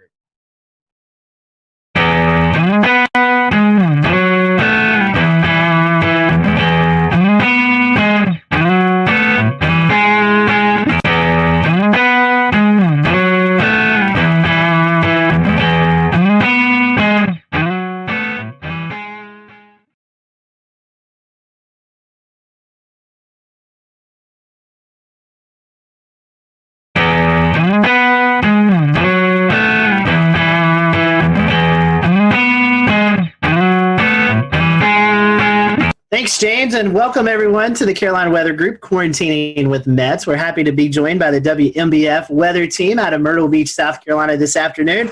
We have on with us Jessica Dobson, Robert Whitehurst, Andrew Dockery, and hopefully Jamie Arnold will be joining us here in just a little bit. So over the next 40 minutes or so, we're going to be getting to know your local forecast team there in Myrtle Beach, and hopefully we'll reveal some fun things that you may have not known about those. So welcome to the show. We appreciate y'all joining us, and we always like to start off with some fun questions. So, Jessica, I'm going to start with you because you kind of talked about this a little bit earlier. Iced coffee or hot coffee? Which do you prefer? Usually iced coffee all the way. I've been on this whole whipped coffee kick. Andrew hasn't heard me shut up about it for a long time now. But iced coffee on most days, unless it's like winter outside. And then sometimes I'll go for a warm cup, usually iced. Andrew and Robert, you guys have a choice? I would say I'm an iced coffee guy. I wasn't until I moved here into Myrtle Beach. And once you get into the humidity here, you're almost kind of forced to be an iced coffee guy. So I do hot coffee in the mornings, but if I have it in the afternoon, it's usually iced. And yeah, that whipped coffee, Jessica talks about it nonstop, and it is very good. I wouldn't steer you wrong. Yeah, I think it's 50-50. It depends on the season. And it depends on where you're getting the coffee from. Ooh, Dunkin', I love Dunkin's hot coffee. I'm not a big fan of Starbucks hot coffee, but I like Starbucks iced coffee and cold brew better than the iced coffee at Dunkin'. That is a well thought out answer. Yeah, I discovered this thing too. It's called a hyper chiller. And so what you can do is brew hot coffee at home. You pour it into the hyper chiller that's frozen, and you spin it around for 30 seconds, and you have iced coffee that's not watered down. Wow. I don't own any stock in this hyper chiller either, so I don't get any commission if I sell any product. How many sugars and creams, though? You know what? You're really, that's a hurtful comment right there. That's what gets me at Dunkin'. I'm like, load it up. Just keep squirting it. And my coffee is like white, okay? What are y'all's favorite weather or disaster-themed movies? I guess we can go in there with Jessica. Twister is for sure. I mean, that's very typical, but that came out when I was younger. And, you know, Jessica, she had blonde hair. I have blonde hair, so it just kind of really, it stuck with me. Love that movie. And also one that I grew up watching, I feel like it was on ABC Family a lot, was Night of the Twisters. It's very corny, like 90s one, but that's another. I think for me, Twister was a big one. I'm not a big movie guy, though, if I'm being honest. Especially when it comes to weather movies, I just critique them really bad. But another one that stands out that I did watch a lot, which is even worse, is The Day After Tomorrow. That's one that immediately pops in there with Twister. But as far as if I could quote a movie, the one I've watched the most, it's definitely Twister for me. Yeah, I think Twister is kind of the go-to answer, I think, for this one. I loved it growing up. I used to watch it all the time. I get a little more frustrated watching it now. Like, maybe that's not where we want to be during a tornado. I don't know. Maybe not in a shed tied to a water pipe coming out. I think it's funny that I love Jo so much, but I didn't really understand the whole backstory that she was like kind of crazy and was refusing to divorce her ex. Like that didn't really register with me until honestly I watched it like a couple of years ago, and I was like, man, this is kind of messy. So next question on our list here, and to kind of stick with the same kind of weather-related stuff, do you have like a favorite type of music just in general, or maybe it's something that helps you kind of get in the mood for doing live broadcasts or weather-related stuff when weather's happening? I'll let Andrew go first for this one because Andrew's our music buff, I feel like. Y'all have opened a can of worms. We could be here. We could be here for 40 minutes on this topic, no doubt about it. Music is my passion. I'm probably behind weather, so I'm a big music junkie. With that being said, I love every type of music. Anything kind of gets me in the mood. I usually do something that's not super upbeat in the morning since we're on the morning show, but something that'll just like, all right, this is a good feel, kind of like a acoustic indie vibe maybe. But I can listen to anything from Fleetwood Mac to George Strait to Tom Petty, Bruce Springsteen, you name it. I love it. I am a big component, though, of playlists. And I think I told Jessica this yesterday. I made a hurricane playlist. I might have to make it public one day. And it's all these songs about hurricanes. And I'm a big runner, too. So, like, right before Dorian arrived, I was just, like, rocking out to all these songs that had hurricane references in there, from Jimmy Buffett to Luke Combs to all kinds of music. And it was fun. But yeah, music is a big passion of mine. So we might have to get your hurricane playlist there to put out when we put out the show, right? Oh, for sure. Heck yeah, I can gladly do that. I don't really, I listen to a little bit of everything, but I don't really listen to music much when I'm forecasting. I think it distracts me a little bit. Honestly, so on the weekends, I'll do mornings and evenings. And honestly, it really depends on the morning show or the evening show, which one I'm doing on my mood. Because if it's the evenings, like I'm already like mostly awake and I've probably had a lot of caffeine in my system. So I'm like ready to go. And I'll listen to, honestly, like I love throwback playlists. Like whether that's like throwback R&B and hip hop from like the early 2000s or like the early 2000s hits or like late 90s hits, like those always put me like in a really good mood. But when it comes to mornings, I kind of like, what is it? I have like a couple of different ones on Spotify. Like my Spotify is so disorganized, it's not even funny. I'll like think of a band and I'm like, oh, I want to listen to that kind of music today. But mostly like things kind of more chill, probably like Mumford & Sons or Neon Trees or Kings of Leon too. I listen to them a lot in the mornings. It really depends. Like my mood changes also throughout the morning. Sometimes I'm like, no, I need something a little more somber. Like, so it really depends too for me. But I like all music too. Like I'm the worst when I'm driving in a car with someone else and a song comes on and I start singing it and it goes down from there. Like the Spotify playlist used to work great for me until I had a daughter, and now it'll go from Luke Combs to the Frozen 2 soundtrack. Moana. Then back to Aladdin and Moana, and then back to some sort of rock song. It really brings you all over the place. Yeah, that sounds honestly kind of great though. Like you gotta throw in a Disney song every once in a while just to kind of bring things back down. Yeah, I gotta humble you. All right, weather question, kind of a two-part question.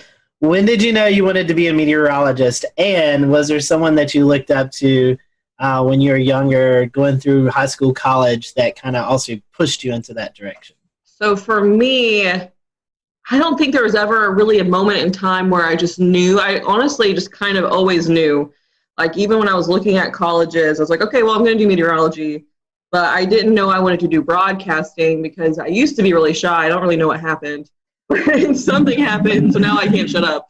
But that kind of evolved throughout college. But in terms, I watched a lot of the local meteorologists. I think someone who pushed me a lot, though, who I met in high school, didn't realize how important it was to meet him, though, was John Gordon.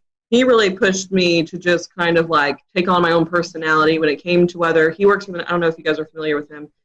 He used to actually be a hurricane hunter. Now he's the MIC at the National Weather Service in Louisville. And I volunteered with him one summer and like it totally changed everything for me. But I always grew up watching the meteorologist on air. There weren't always a lot of females, though, so it was kind of hard for me to I never really had one specific person I looked up to, because I kind of watched them all. So, yeah, long story short. I think for me, I was in 5th grade. I grew up terrified of thunderstorms. Couldn't stand them. And I turned to the people on TV to kind of guide me through the storm, as corny as that sounds. My mom was in TV her whole life. She's behind the scenes. So she is a research director. She's been doing that for years. And I kind of had a firsthand experience into what broadcast meteorologists do. So I would go to work any chance I got with mom and shadow all these meteorologists and be like, hey, listen, I don't like storms. And that actually grew a passion more out of fear back when I was in 5th grade to, oh my goodness, this is crazy. The power of the atmosphere is so amazing. So I think the big mentor for me was Kevin Harnick growing up. I met him in elementary school. I kind of went with him. He's in Louisville. Jessica and I are from the same town, same city, went to the same college. But I got to shadow him all the way from elementary school through middle school, through high school, through college. And it really paved a way for me to understand how this business works, but also to really just be amazed at, there's people that are out there that are afraid of this type of thing, but just to be amazed at the power and how the technology these days is almost like there shouldn't be a fear, just because we've come so far for how we are in this industry. And I think that's a big focal point for me right now, is to try to teach people, hey, if there's a warning issued, take precaution, but at the same time, there's no need to be afraid of these things. Yeah, I think my passion for weather started pretty young, and I think it was kind of a fear thing too. But my grandparents, my parents always told me that 5 or 6, I'd always watch the Weather Channel instead of the Cartoon Network or something, especially when a storm would come in. And then I would go into a closet and watch the Weather Channel because the storm scared me, but I was so interested in it. And especially my mom has kind of pushed me into weather because I was so passionate about it growing up. But we would go storm chasing in Florida. Whenever a hurricane would go by, we'd go down to the beach. I remember Flo going up the coast, and we were down at the beach looking at the wind gusts. And whenever a storm would come by, we would do that kind of stuff. So it's something I always wanted to do. And I don't know if I really had a favorite meteorologist growing up. I watched a lot of the Weather Channel and local. We had Tim Deegan in Jacksonville. I think he's still there. He's been there a long time. John Gahn there as well. So I think growing up in Florida, hurricanes was kind of my passion, and that's always been still my passion. That's why I'm still in the Southeast. So this is maybe a question that's been a little bit controversial in the past. We've had some interesting answers. But model websites, you see model output all over Twitter and Facebook and anywhere that social media exists. Do you have a favorite website? So in college, we always used Pivotal and COD, or College Up to Page. And so in college, I got so used to those that those kind of, I'll use other ones. I can never remember the one we use now. I think, Robert, you have it on our computer, or it's your account. But that one's good too, but I always end up, I think, going back to COD and then, or Pivotal, because I don't know, I just always like Pivotal, the colors. And then when it comes to COD, I like their satellite data a lot. I always go to their satellite, their surface analysis. So.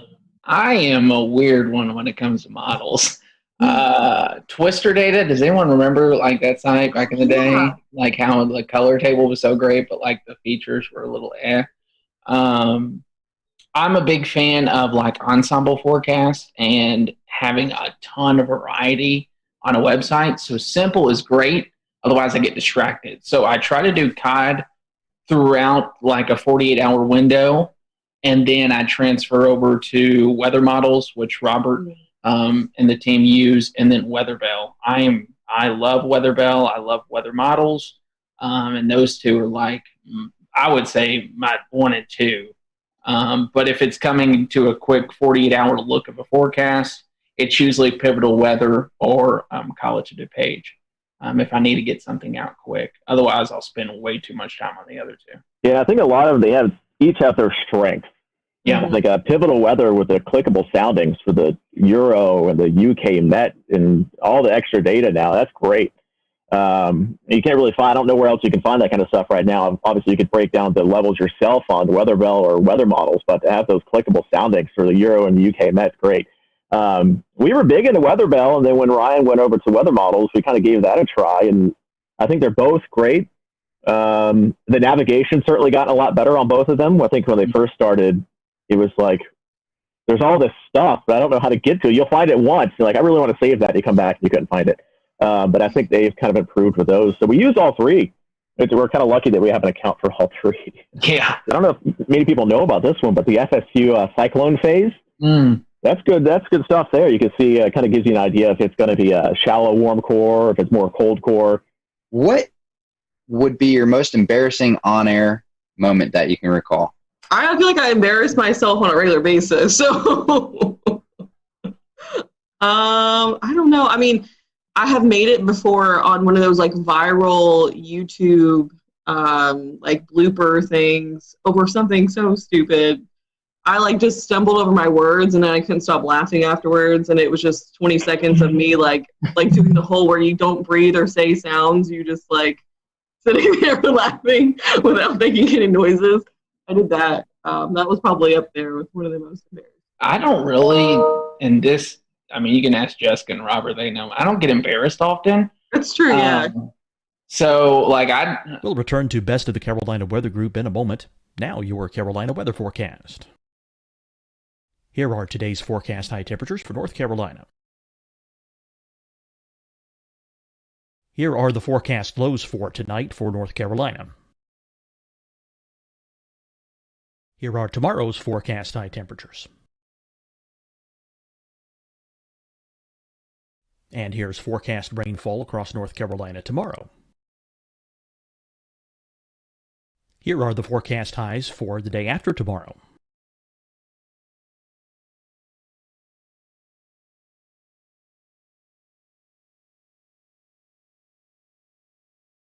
And here's the forecast rainfall across North Carolina for the day after tomorrow. This is the total rainfall forecast across North Carolina for the next 3 days. Here's the severe thunderstorm outlook for today from the Storm Prediction Center.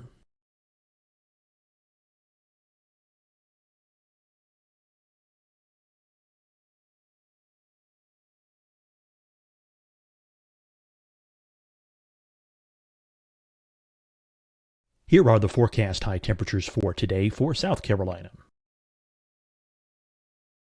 Here are the low temperatures for today for South Carolina.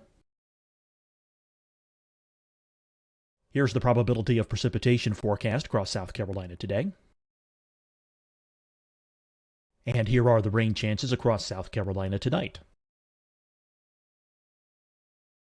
Here are tomorrow's forecast highs across South Carolina. Here are the forecast low temperatures for tomorrow for South Carolina. And here is the probability of precipitation across South Carolina tomorrow. Here's the precipitation chances across South Carolina tomorrow night. Here are the forecast highs for the day after tomorrow in South Carolina. Here are the forecast low temperatures across South Carolina for the day after tomorrow.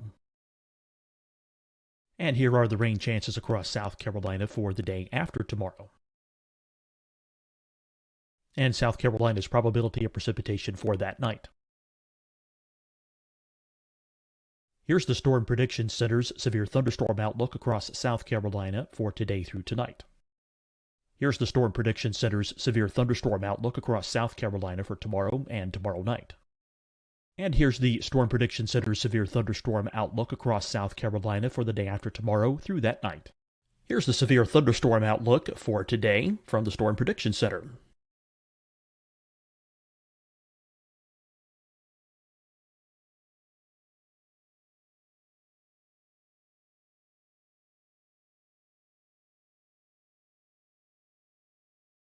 And now here's a live look at weather radar across the southeast.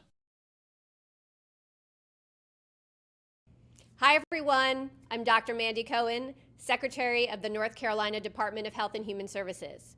And when you follow the 3 W's, you protect your family and your neighbors from COVID-19. When you leave your home, practice your W's. Wear a cloth face covering, wait 6 feet apart, wash your hands often. Wear, wait, wash. We're in this together. Stay strong, North Carolina. Deciding when to wear a mask isn't about who you know or how well you know them. Just ask yourself, will I be with anyone I don't live with? If the answer is yes, get behind the mask. Help slow the spread of COVID-19. Get behind the mask. Learn more at covid19.ncdhhs.gov. Fight the spread and take a stand against coronavirus. Wear a mask in public. Stay at least 6 feet apart from others. And get tested. Join us and fight the spread. Visit scdhec.gov/COVID-19. Getting tested for COVID-19 helps you to take the steps needed to protect yourself, your loved ones, and your community. Find the testing location at scdhec.gov/COVID-19 testing. You'll see your Carolina weather forecast at 25 and 55 past. And now back to the best of the Carolina Weather Group on the all-new Carolina WeatherNet.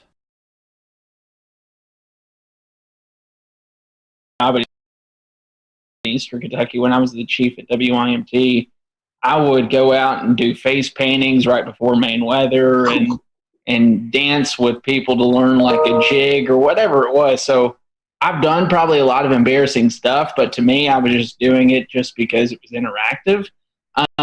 But something I did not plan that happened was I did a whole main weather and Twitter blew up. This was back at Bowling Green, and it was obvious that my flag was down the entire time.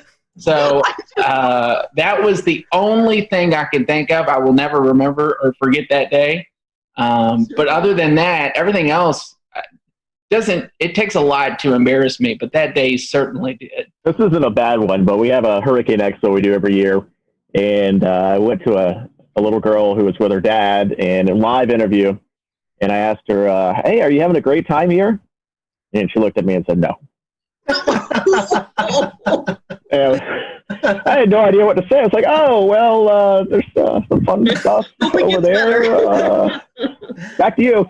You didn't respond with, I like turtles, right? And this is the thing with kids. They'll tell you the truth. They're not going to sugarcoat it. Storm chasing. I know Western Kentucky goes out and does storm chasing every year. Have you guys been storm chasing? Any memorable events from that? Oh my gosh. Storm chasing. I went twice. And best 2 weeks of my life, both times. Like, hands down. Like, second time, they were both great for different reasons. The first time I was in 2016, in May of 2016, which I don't know if you guys remember or not, but that was the whole Dodge City event that unfolded, which was the craziest day of my whole life.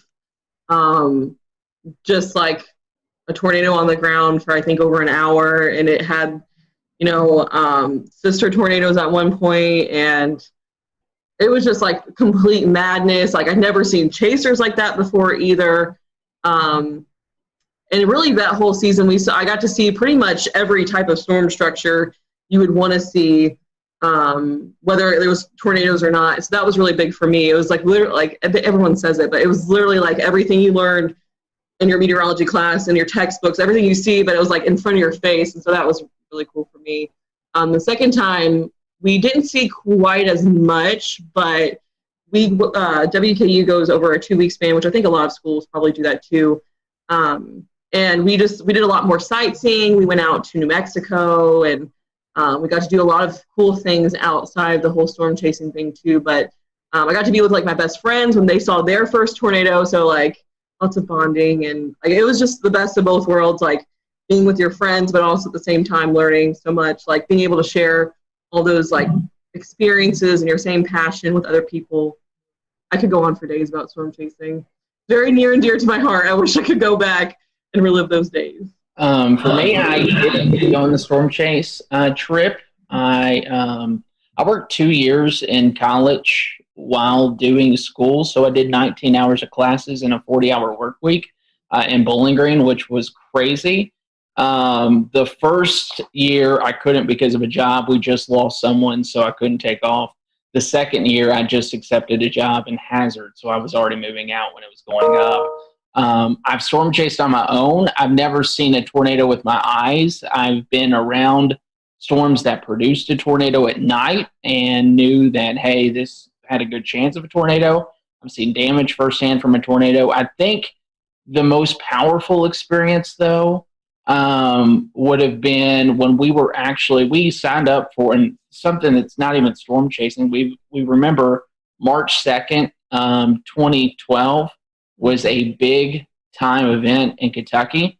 It was the one time I left Kentucky to go to and paid for this big conference in Oklahoma. I never attended the conference. I just sat there and because everyone back home was so freaked out. So that was probably one of the more memorable events, is coming back and seeing the damage of what that produced up in Henryville and all that, because it's still crazy to look back at. But yeah, it's kind of a bucket list thing for me. I've never really done storm chasing much, other than with my mom going to the beach when hurricanes went by. And of course, in Jacksonville, it's always when they went by for the most part. So we could go down to the beach and have wind gusts 40, 50 miles per hour. It was kind of crazy to watch. And they would always shut down the bridges going over the waterway, so we get stuck at the beach for an hour or two until the storm went by. But I've never really done any big storm chasing. I worked in Hattiesburg, Mississippi for a couple of years, and we certainly had quite a bit of severe weather there. A lot of tornadoes, and certainly saw a lot of pretty bad damage around there, but never actually seen one in person. I foresee a WMBF storm chasing trip here in the near future. I am down 100%. So our next question is about favorite non-weather related hobbies. Robert, I don't think we've started with you yet, so I'll let you lead off if you want. I love to get outdoors. So I love to mountain bike. We love to camp, go fishing.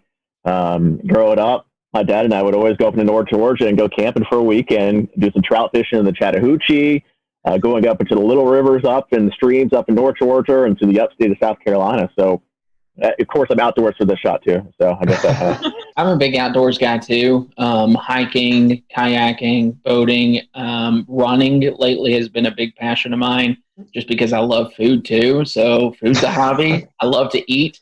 And then I also, like I said, I love music. So I play guitar, play the mandolin, play a little bit of piano. Any instrument I can play, I try to get my hands on. But yeah, I think those are the big things. I just love being outdoors. I hate sitting on the couch all day. I always have to be doing something. And my hobbies have kind of changed over the years. I used to dance growing up. I was on the dance team in college. But obviously now don't really do as much. But I now that I live near the beach, I don't ever like to be sitting in my apartment. So I go to the beach literally as much as possible. When I get off here, I'm probably going to try to go to the beach because it's so nice outside. I love to read. I love reading books, especially recently, autobiographies about either meteorologists or people in broadcasting, books that I can take a lot away from. I love to cook. I don't like to clean.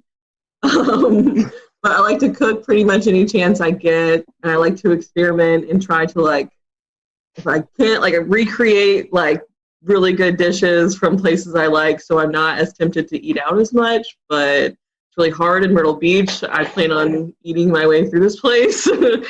So yeah, and then hanging out with my cats. Since all three of y'all like doing stuff kind of around the city and stuff, is there a shout out to some of the places or things that you like the most? What makes your city so great? Can you name a couple favorite spots? Beach. Any particular part of the beach? Yeah, I mean, there's a couple spots here. I mean, everybody kind of, when they come to visit, they go to downtown Myrtle Beach, and it gets a little busy, a little crazy. I think the locals go a little farther north or a little farther south, and it gets a little quieter, and you can actually relax a bit. So maybe that's if you're going to come to visit Myrtle Beach, try to branch out from just downtown Myrtle Beach. There's a lot to offer up and down the coast, and that's the thing with Myrtle Beach. They want to stay as close to the beach as possible, the buildings and the homes. So instead of going inland, everything here is built up and down the coast. So you have to kind of go quite a bit to see everything, but it's worth a visit from North Myrtle Beach all the way down to Merrill's Inlet. Pawleys Island's beautiful. little farther to the south of Myrtle Beach. Yeah, I will agree with that. And the food is great too. You can go all the way up into North Myrtle Beach and hit up Flourishes up near downtown North Myrtle down to Barefoot Landing. I think a Flying Fish is a great seafood place there. Highly recommend that. It's a 48 catch to plate rule, so everything is super fresh, 48 hours. And then I'm a big South Strand guy. So what we say about South Strand, south of downtown Myrtle Beach, Surfside, Garden City, Murrells Inlet, the Marsh Walk is beautiful. And then you go even further south, Huntington Beach State Park, Brook Green Gardens, Pawleys Island. It's just a beautiful area down there that I would highly recommend anyone to come check out. Come to Myrtle Beach, check out downtown, and then go south would be my recommendation. And then if you have another day, go north, because you could eat your way through this city in the Grand Strand, no doubt about it. I have not had the chance to really explore that much. I'm just now starting to be able to with all the Corona stuff going on. But I will say I have not been to a single place that I have not loved so far. All the beaches I've been to, as far south as, I recently went to Surfside the other day, and that was really nice. And there, every little spot I feel like has a different feel to it. It has different character to it, and so I really like that so far. Honestly, have not really even had the chance to eat at any local restaurants except the Boathouse. That was really good. Andrew and I ate there after work or during work one day. And then I went to a local Mexican restaurant the other day, Soli Luna, which was freaking amazing. Where do you see the future of meteorology being? We're seeing a lot more non-traditional wise media with social media, websites, blogs.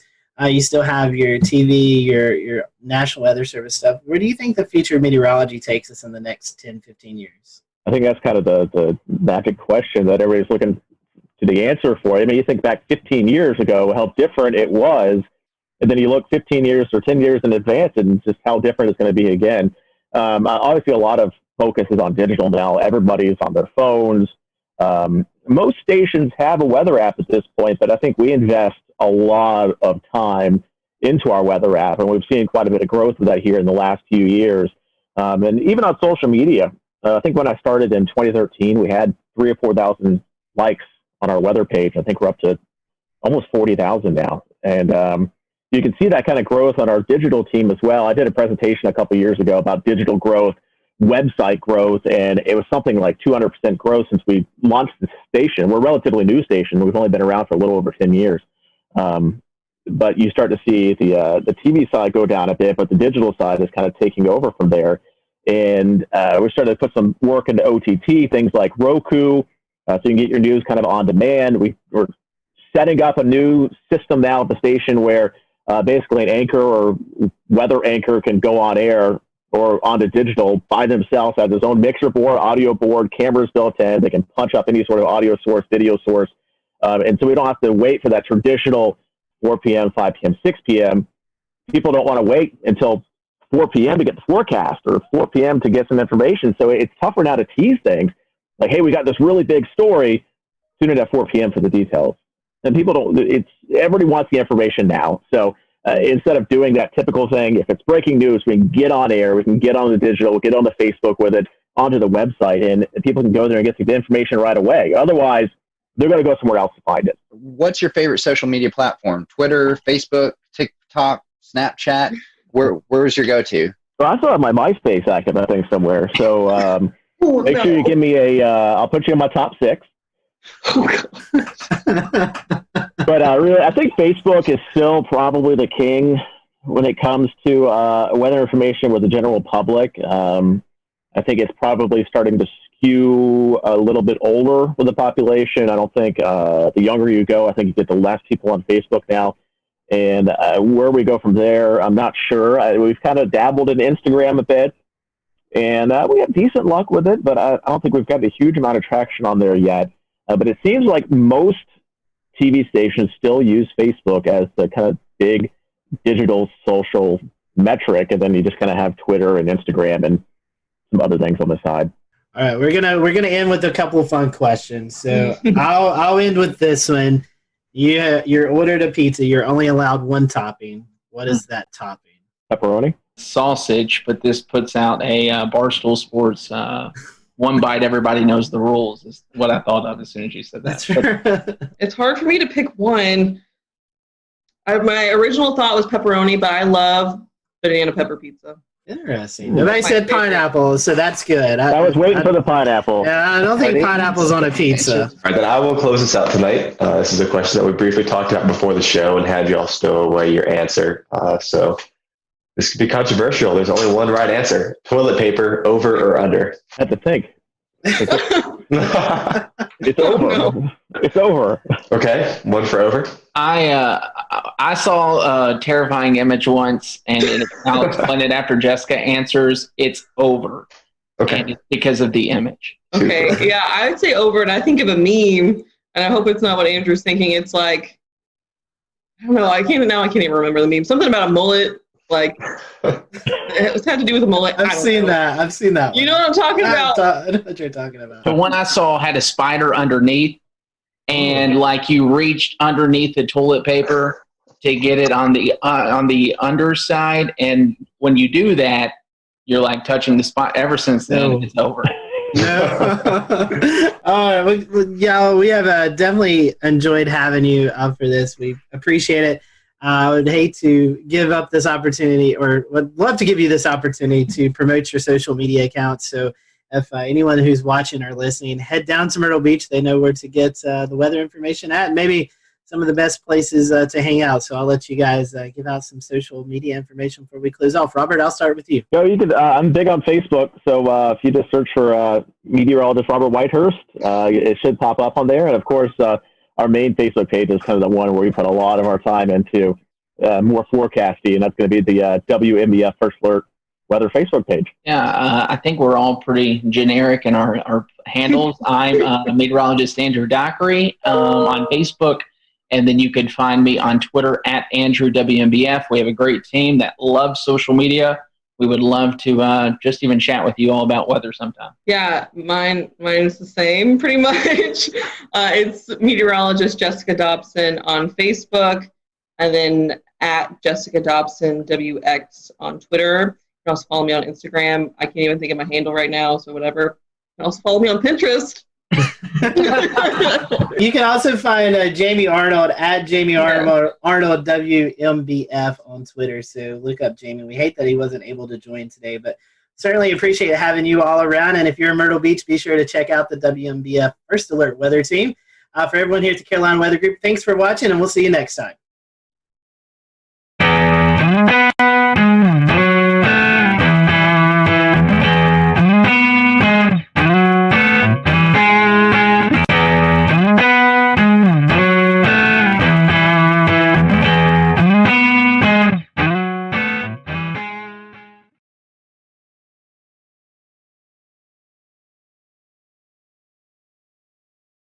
When we found ourselves doing severe weather coverage for Brunswick, Columbus counties, along the coastal areas of North Carolina, just outside the Wilmington area, what we didn't know until after the fact was that we were tracking a EF3 tornado. This is a absolute monster of a tornado that impacted that area and unfortunately did result in some deaths. 2 or 3, if I'm not mistaken, as well as 10 injuries. We got some new video today when North Carolina Governor Roy Cooper visited the communities hardest hit, and I want to allow the panel some time to talk about this, because this in and of itself would be a very big news story for us here in the Carolinas and on this show.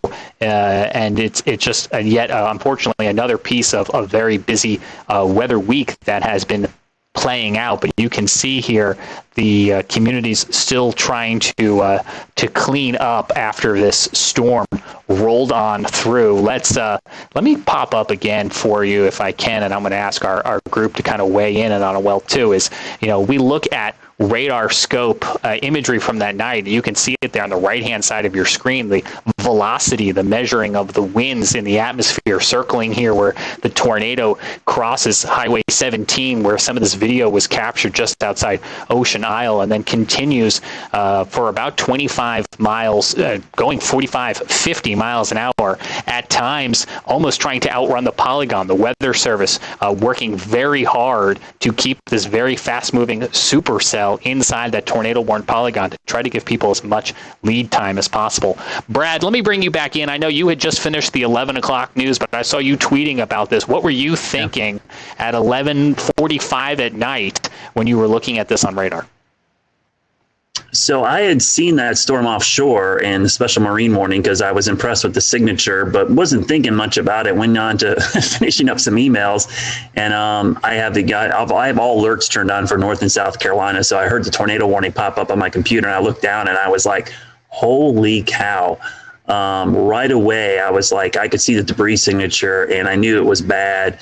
And then immediately, with some of my emergency manager contacts, started getting messages about some serious damage and, requests for search and rescue crews. So I knew it was pretty bad. And when I looked quickly at the map, I knew that area quite well. I actually played that golf course several times. Tiger's Eyes right there, Ocean Isle. It's a beautiful area. So I'm very familiar with that. And I knew, hearing the damage reports, those weren't small homes.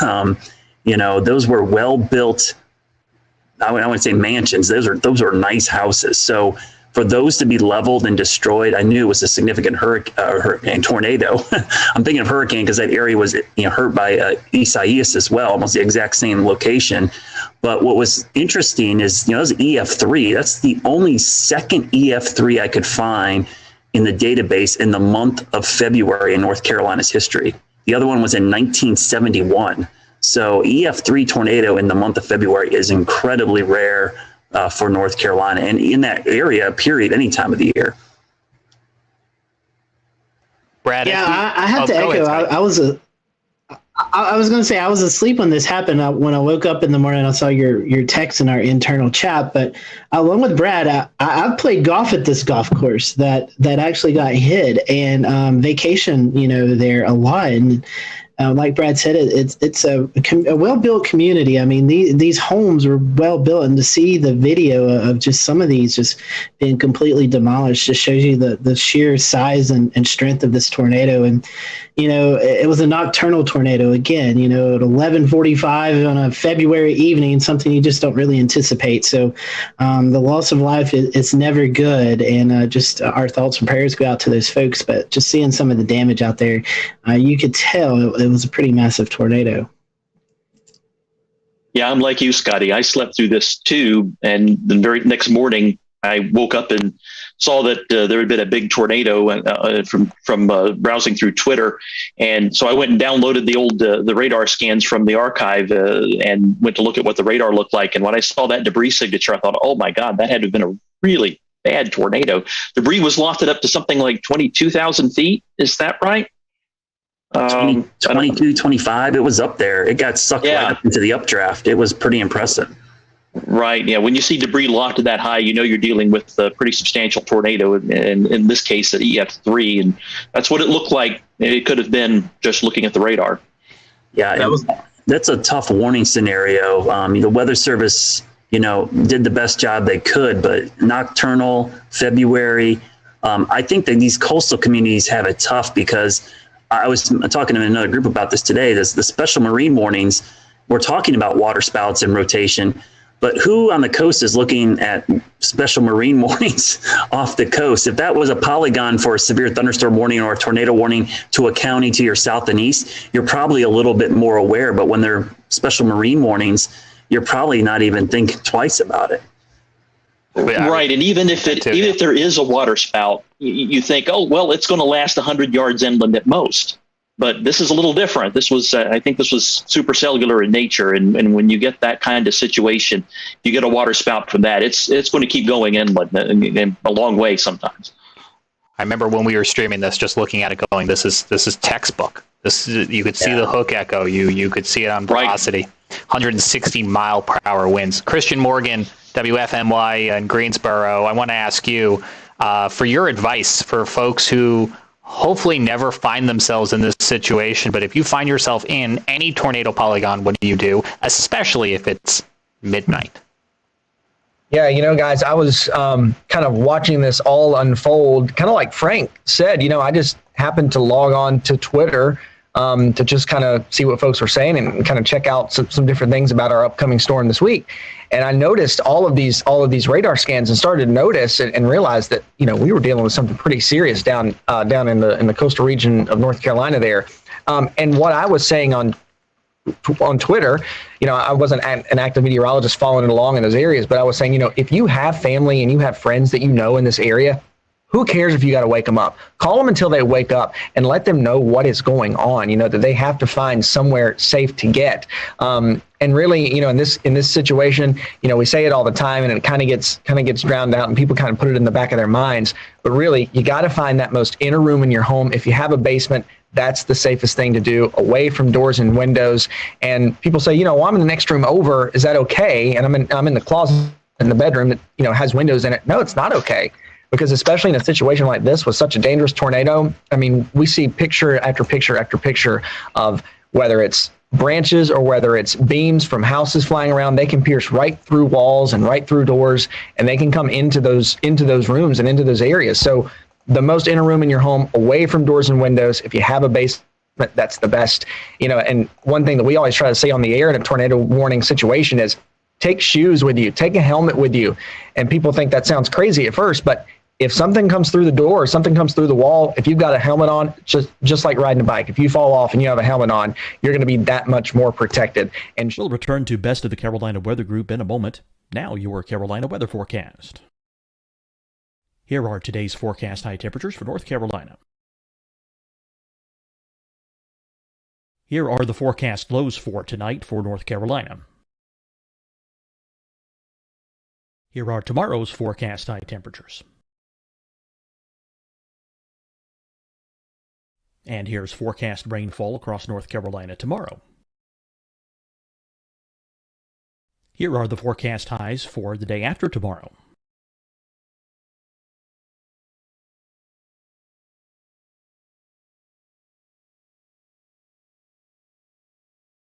And here's the forecast rainfall across North Carolina for the day after tomorrow. This is the total rainfall forecast across North Carolina for the next 3 days. Here's the severe thunderstorm outlook for today from the Storm Prediction Center.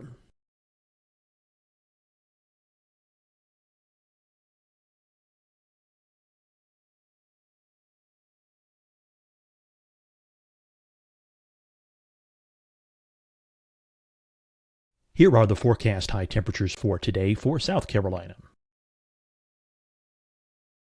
Here are the low temperatures for today for South Carolina. Here's the probability of precipitation forecast across South Carolina today. And here are the rain chances across South Carolina tonight. Here are tomorrow's forecast highs across South Carolina. Here are the forecast low temperatures for tomorrow for South Carolina. And here is the probability of precipitation across South Carolina tomorrow. Here's the precipitation chances across South Carolina tomorrow night. Here are the forecast highs for the day after tomorrow in South Carolina. Here are the forecast low temperatures across South Carolina for the day after tomorrow. And here are the rain chances across South Carolina for the day after tomorrow. And South Carolina's probability of precipitation for that night. Here's the Storm Prediction Center's severe thunderstorm outlook across South Carolina for today through tonight. Here's the Storm Prediction Center's severe thunderstorm outlook across South Carolina for tomorrow and tomorrow night. And here's the Storm Prediction Center's severe thunderstorm outlook across South Carolina for the day after tomorrow through that night. Here's the severe thunderstorm outlook for today from the Storm Prediction Center.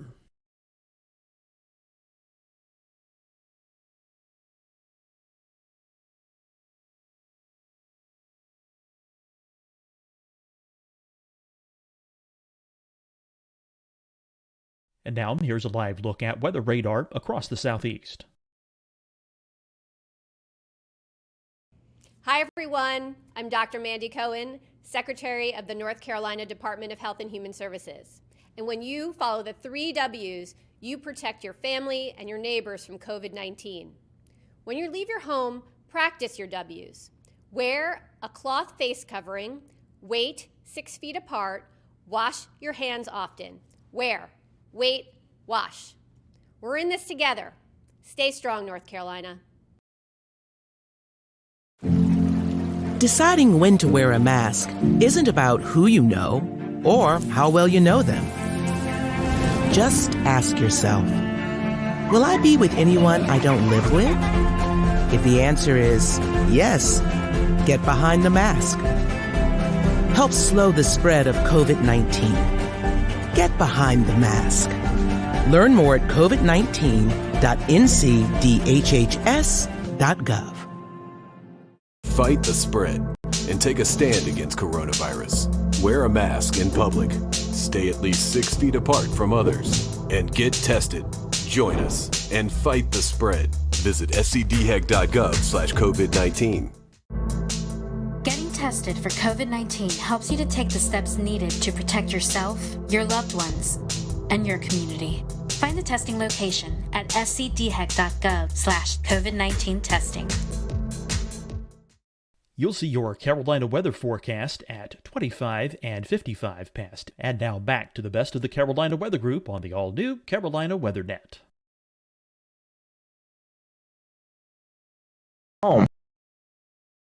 Well, if you have debris in the next room over and you come out to survey that once things are over, there's no telling what you could step on. So a helmet, glasses, safety goggles, shoes, if you have those things and take them with you, you're that much more prepared and that much more ready in a situation like that.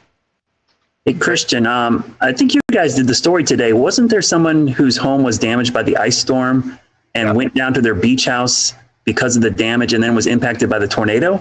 Yeah, that is a series of really bad luck. You know, they left here, their home was damaged on Saturday with the ice. And so they went to their beach house. I think they left earlier this week to kind of get away while crews were cleaning up their yard, and then found themselves in that situation the other night. And it's like, what do you do at that point? And I think, if I remember right, I didn't watch the story in full detail yet, but if I remember right, I still think some of the family was either en route or was going to be traveling down to the beach house later. And so they had a really hard time getting in contact with those folks. And that, of course, is scary in itself when you're in one place going somewhere to be safe and your other family and your other party there knows what's happening and they can't get a hold of you. It's really, really sad. That is absolutely incredible. That story had another thing worth mentioning. Go ahead, Frank. Yeah, another thing worth mentioning with all that Christian said earlier, do these things that you can do in advance. Decide where to go when the sky's blue. Make the plans on that day. Share them with your family. Make sure everyone knows where to go, so that when the tornado warning is issued, you can just do that and not have to think about what to do. You just do what you've decided to do, and it saves you time. That way, if you don't get a lot of lead time, and sometimes you don't, then you know what to do and you can do it and get there faster, and having less lead time matters less. Yeah, that lead time is so critical, and the Weather Service does as best of a job as they can, and it's frankly a really good job, and it's improving each and every year to give people more and more lead time. But, an excellent amount of lead time is, 7, 8, 9, 10 minutes, and in this case, it might have been even less because of how fast this cell was moving. Yeah. And another thing, I'm just reviewing the radar again right now, and I just noticed why this was kind of sneaky. I understand why it is. The radar near Charlotte, it looks like it has some obstructions to the radar beam to the southwest. And that was clouding what was going on with this storm. And it made it that much more difficult for the Weather Service to warn because it was kind of in a dead spot for radar. And it just approached from the southwest, and the thing was over Sunset Beach before they realized what was going on, I think. Yeah, I'll just do a shameless plug here. If you're interested in this, we're going to do a show with this with Gannon Medwick. He had a really good write-up today about the situation. So, yeah, a lot of weird things going on at that time. So sorry about that shameless plug, James. Back to you. No, I'm glad you actually. That's more late breaking news because I know you had reached out to him there at WECT to find out if he would come on and talk to us. So I think those are all valid points. And Frank brought something up that I think in hindsight more people are learning about. I think the folks in that area may have already known about it. So I think there is some hindsight review analysis going on. I will say one of the things that I think was a silver lining saving grace is that this supercell, this tornado, passed just to the side of the radar. If it had gone over the radar, we could have lost eyes on the whole cell for the rest of the night, which I think would have introduced a whole other level of an issue. Certainly. Yeah, just under 3 miles. If it had been just under 3 miles farther east. So we mentioned that Governor Roy Cooper went down to survey the damage today and to meet with folks who were impacted by this tornado firsthand. And amongst some of the video that was fed back, we have about 2 or 3 minutes here where the governor is talking to 2 homeowners who were inside of their home when this tornado approached. You're going to hear them talk about the amount of lead time they had, or what frankly was a very small amount of awareness and lead time for them by the time they realized something was wrong, and what position that left them in, and how they ultimately rode this storm out inside of their home. It's a miracle. It's miraculous. It's heartbreaking. It's inspirational. It's a whole palette of emotions. Now, because of the ongoing coronavirus pandemic, the microphones are a little bit further away than they would be ideally, and I'm letting you know that because the first rule of broadcast is always good audio, and you can hear them here, but especially if you're listening on our podcast, I want you to just stick this out with us and take a listen to the conversation the governor is having here with these homeowners. It's an incredible story. They won't invade your space here, but I thought I'd just come over and just see things. Hello, how are you? I'm doing okay. How are you guys doing? We're alive. The fact that we're alive is a big positive. I know that's something to be thankful for these days. Yep. So we're thinking about you and hope that everything can be put back together. So sorry about the loss of life here. Yeah. Tragic. That's our greatest fortune. That was not us. Right. This is sticks and bricks. They can be replaced. So is this your house? Yes. And so were you guys home? Oh yeah. We were in this under the curtain. So what happened? How did you guys? Where were you? I was in bed and I heard the hail, and at that point I said it's time to get up. And by the time I turned my back, the doors came in and hit me in the back and knocked me down to the sofa, to the bed. And that's probably the only thing that helped me survive, being knocked down.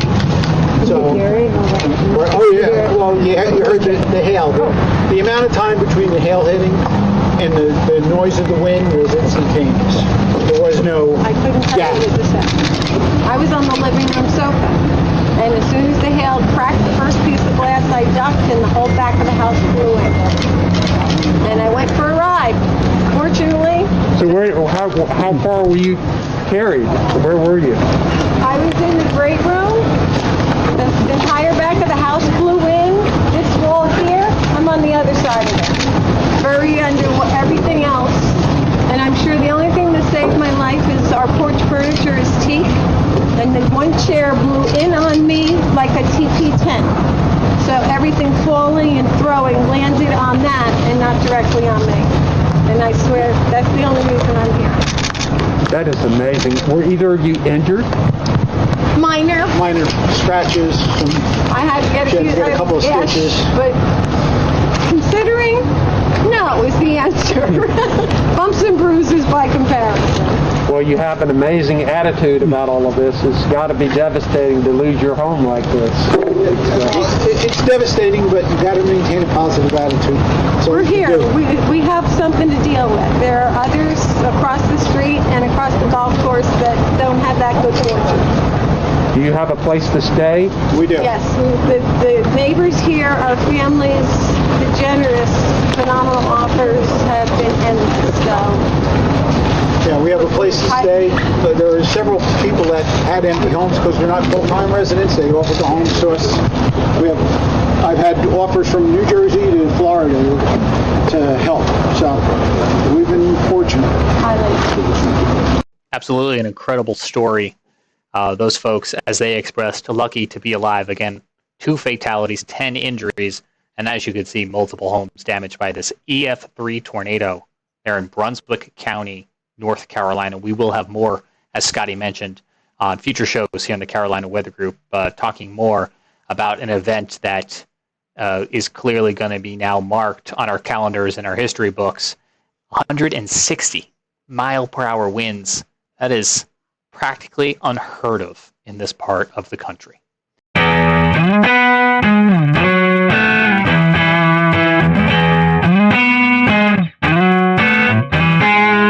Hello, everyone. Welcome to the Carolina Weather Group. We're happy to have you this evening. And man, I am excited about this show.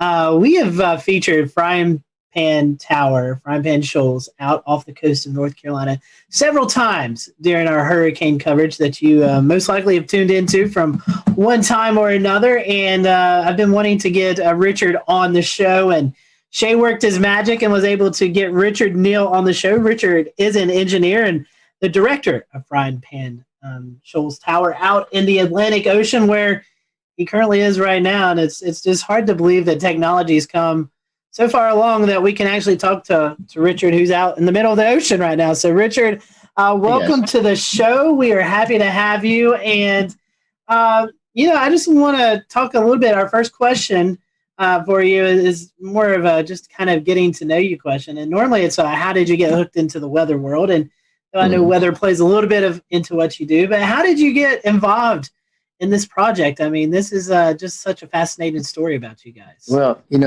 like a lot of guys, after work, I still have my hands on the keyboard and I'm working on things and I'm surfing the web. And this is back in 08, 09. And I was like, well, there's got to be great things that are giving away because we're in a recession and everything's so discounted. And let's search for government surplus in North Carolina. And the first thing that popped up on screen was this big old warehouse. And I'm like, no, that's crazy. Swipe right or left, whichever it is. Next one was a whole bank building, and then some FEMA trailers, then some strange big metal box out on legs in the ocean. And that was kind of the fish hook that caught me. So ended up getting it. Won the auction. A little bit about you, assuming you was looking up stuff in North Carolina. Are you originally from North Carolina, or how did you get here? Well, I was born and raised in Oklahoma, which is not exactly a land of oceans or mountains. And so I had a chance to come do a job interview over here back in the previous couple decades. And I was like, the trees are tall, the ocean's beautiful, so it hooked me. I moved into the Charlotte area where I've been since 99. I've got to ask you, I personally love Oklahoma. I go out as much as I can to storm chase. So did you have any close encounters with tornadoes in your time out there? In Oklahoma, it was pretty normal to just, there's the tornado and it's only yay big. And so you drive a little slower so it can stay ahead of you, or you drive a little faster because it's behind you.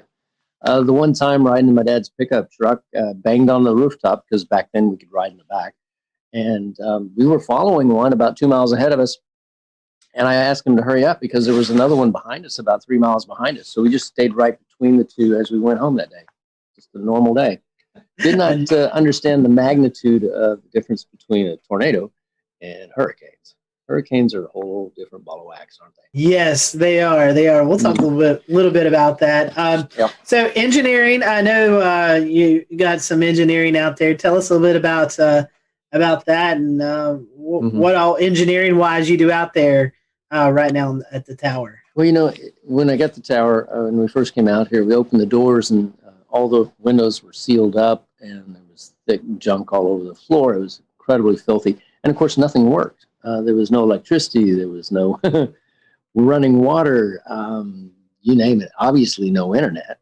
And so the name of the game was basically, how do we reestablish? And so if you can think of walking into a garage that people had walked out of 2 decades before, leaving most of the tools in there, almost like a put it together puzzle.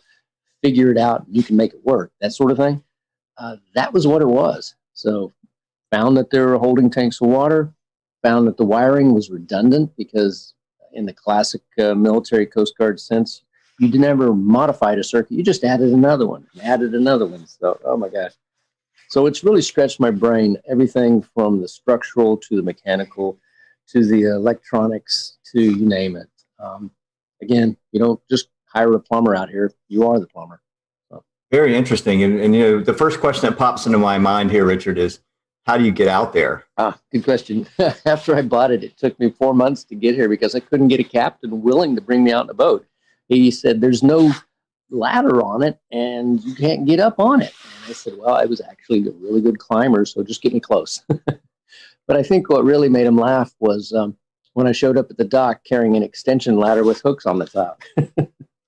So climbed on it that way, and we do come out by boat when we're carrying things, but more commonly we just fly out by a Robinson R-44 and land on the helipad, which is our entire rooftop.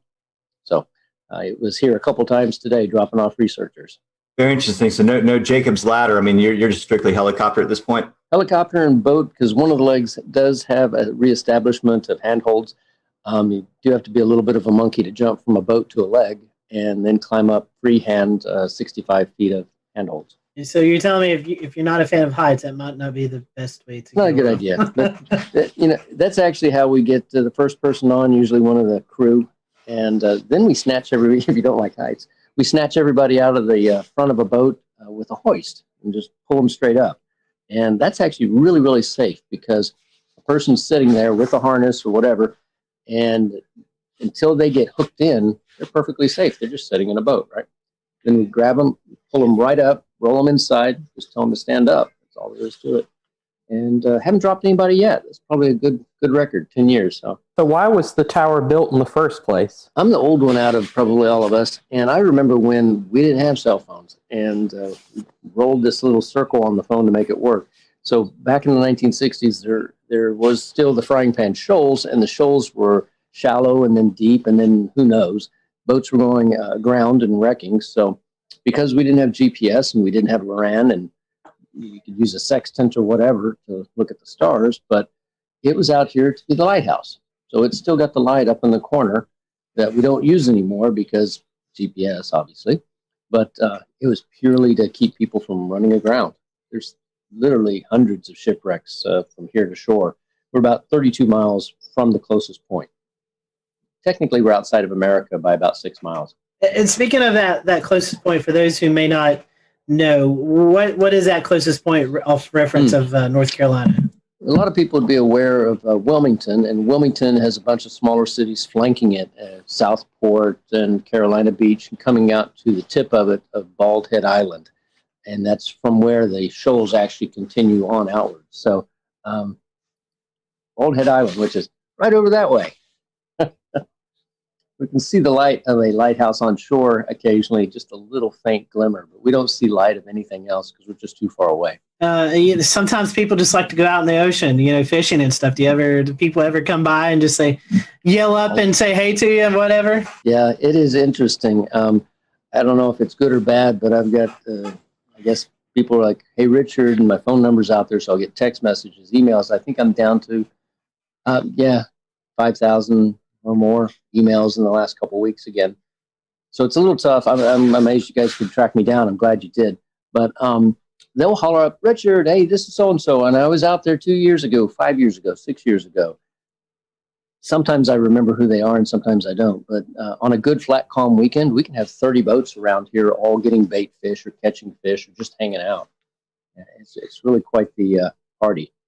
Yeah, I was going to say, I've done spearfishing at the Chesapeake Light Tower to the north up there. That's a popular spot. And there's, there's a lot of fish. There's a lot of great, fish that hang around these things. It's an object in the water. It goes in depth. There's teeming life around it. It's kind of neat. Yep.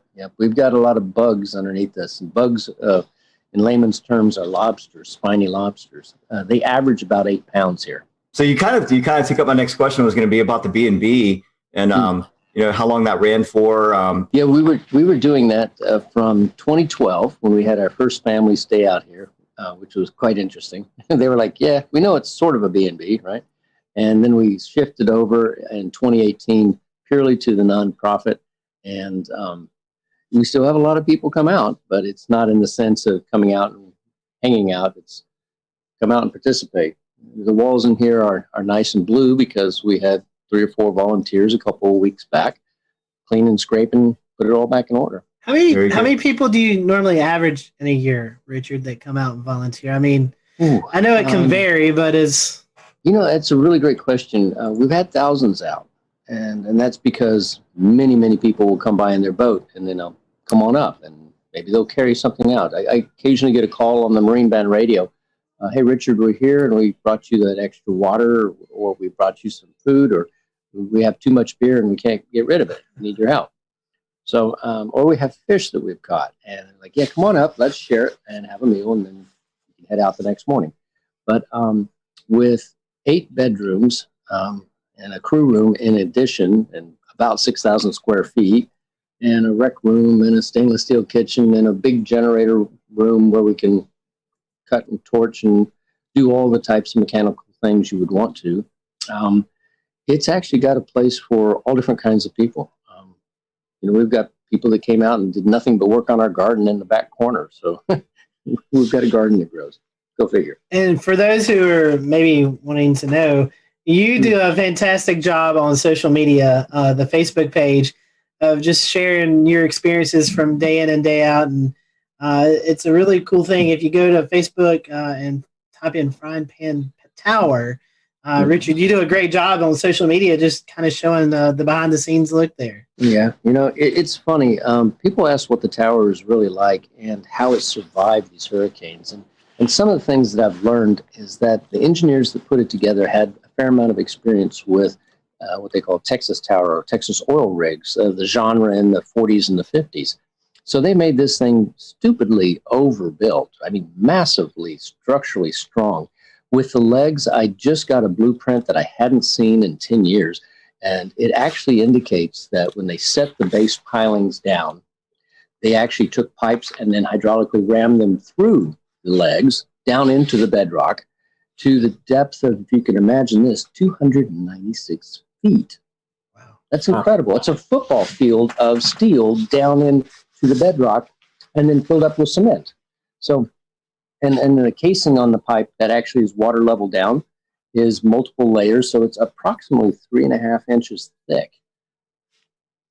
We just, we have to worry more about anything above water and just keep welding on parts there. So, yeah, I've gotten a chance to become a more proficient welder. And, since I don't have OSHA looking over my shoulder, it's like, yep, I'll do it. I'll do it right, but I don't have to get it inspected. So, again, being outside the country does have some perks, right?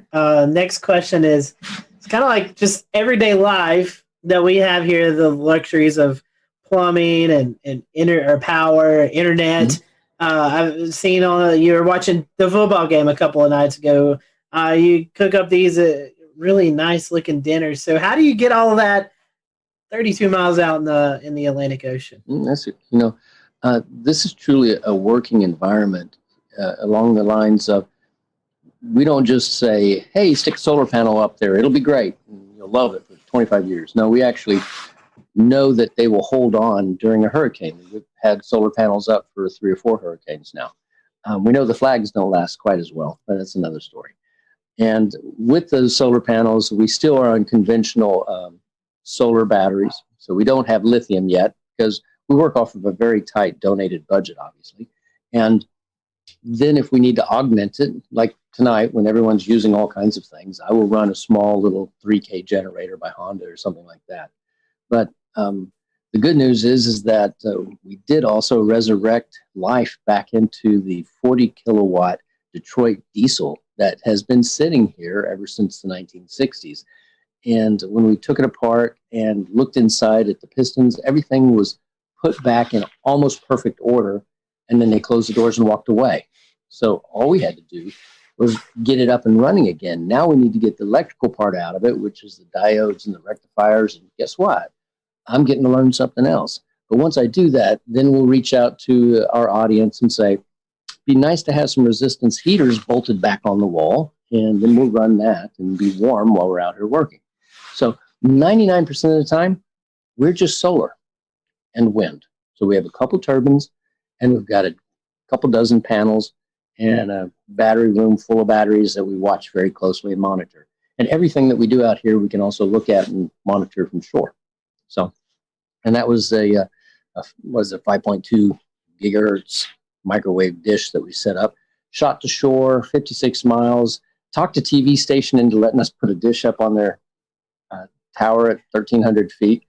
And, you know, it's one of those, I can't believe they let us do this sort of stuff, but, you know, we get really smart people and then they're excited about it. And then they tell other people and then we get a phone call. And a gentleman just got on a helicopter today that left that made a donation. And he spent a day or two out here. I didn't make him work, but he worked anyway. Couldn't stop him.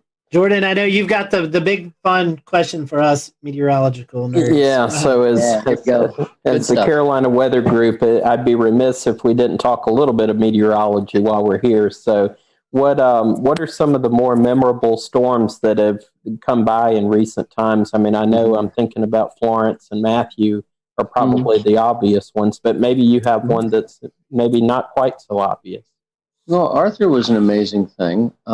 I actually was out here with 3 of my kids and 1 volunteer, and we planned on flying back by helicopter on a Tuesday with an upper limit to the wind speed of being around 45 miles an hour or so for the helicopter. I think it was a Bell Jet Ranger. And we woke up that next morning to 55 miles an hour constant. So we weren't going anywhere. Surprise, surprise. Had not been out here for a hurricane. And my kids are like, are we going to be all right? Of course we are. It's going to be great. So everything was great. The winds were averaging around 75. They got up to 100 and something during that. And we were all in here, and it's very noisy. My daughter points out the window because there's a huge mooring light that's about 2/3 of a mile that way. And it has a 12,000-pound dumbbell weight. We'll return to Best of the Carolina Weather Group in a moment. Now your Carolina weather forecast. Here are today's forecast high temperatures for North Carolina. Here are the forecast lows for tonight for North Carolina. Here are tomorrow's forecast high temperatures. And here's forecast rainfall across North Carolina tomorrow. Here are the forecast highs for the day after tomorrow.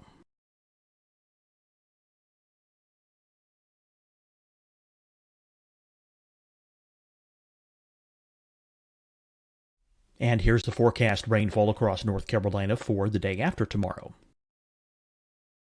This is the total rainfall forecast across North Carolina for the next 3 days. Here's the severe thunderstorm outlook for today from the Storm Prediction Center.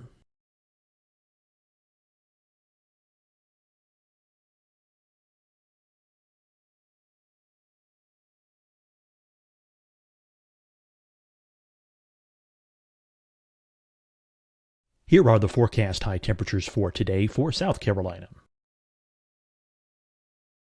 Here are the low temperatures for today for South Carolina. Here's the probability of precipitation forecast across South Carolina today. And here are the rain chances across South Carolina tonight. Here are tomorrow's forecast highs across South Carolina. Here are the forecast low temperatures for tomorrow for South Carolina. And here is the probability of precipitation across South Carolina tomorrow. Here's the precipitation chances across South Carolina tomorrow night. Here are the forecast highs for the day after tomorrow in South Carolina. Here are the forecast low temperatures across South Carolina for the day after tomorrow. And here are the rain chances across South Carolina for the day after tomorrow. And South Carolina's probability of precipitation for that night. Here's the Storm Prediction Center's severe thunderstorm outlook across South Carolina for today through tonight. Here's the Storm Prediction Center's severe thunderstorm outlook across South Carolina for tomorrow and tomorrow night. And here's the Storm Prediction Center's severe thunderstorm outlook across South Carolina for the day after tomorrow through that night. Here's the severe thunderstorm outlook for today from the Storm Prediction Center.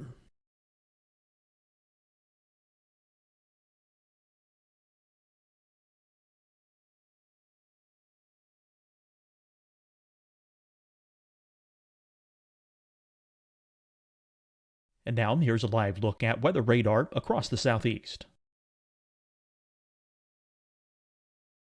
Hi, everyone. I'm Dr. Mandy Cohen, Secretary of the North Carolina Department of Health and Human Services.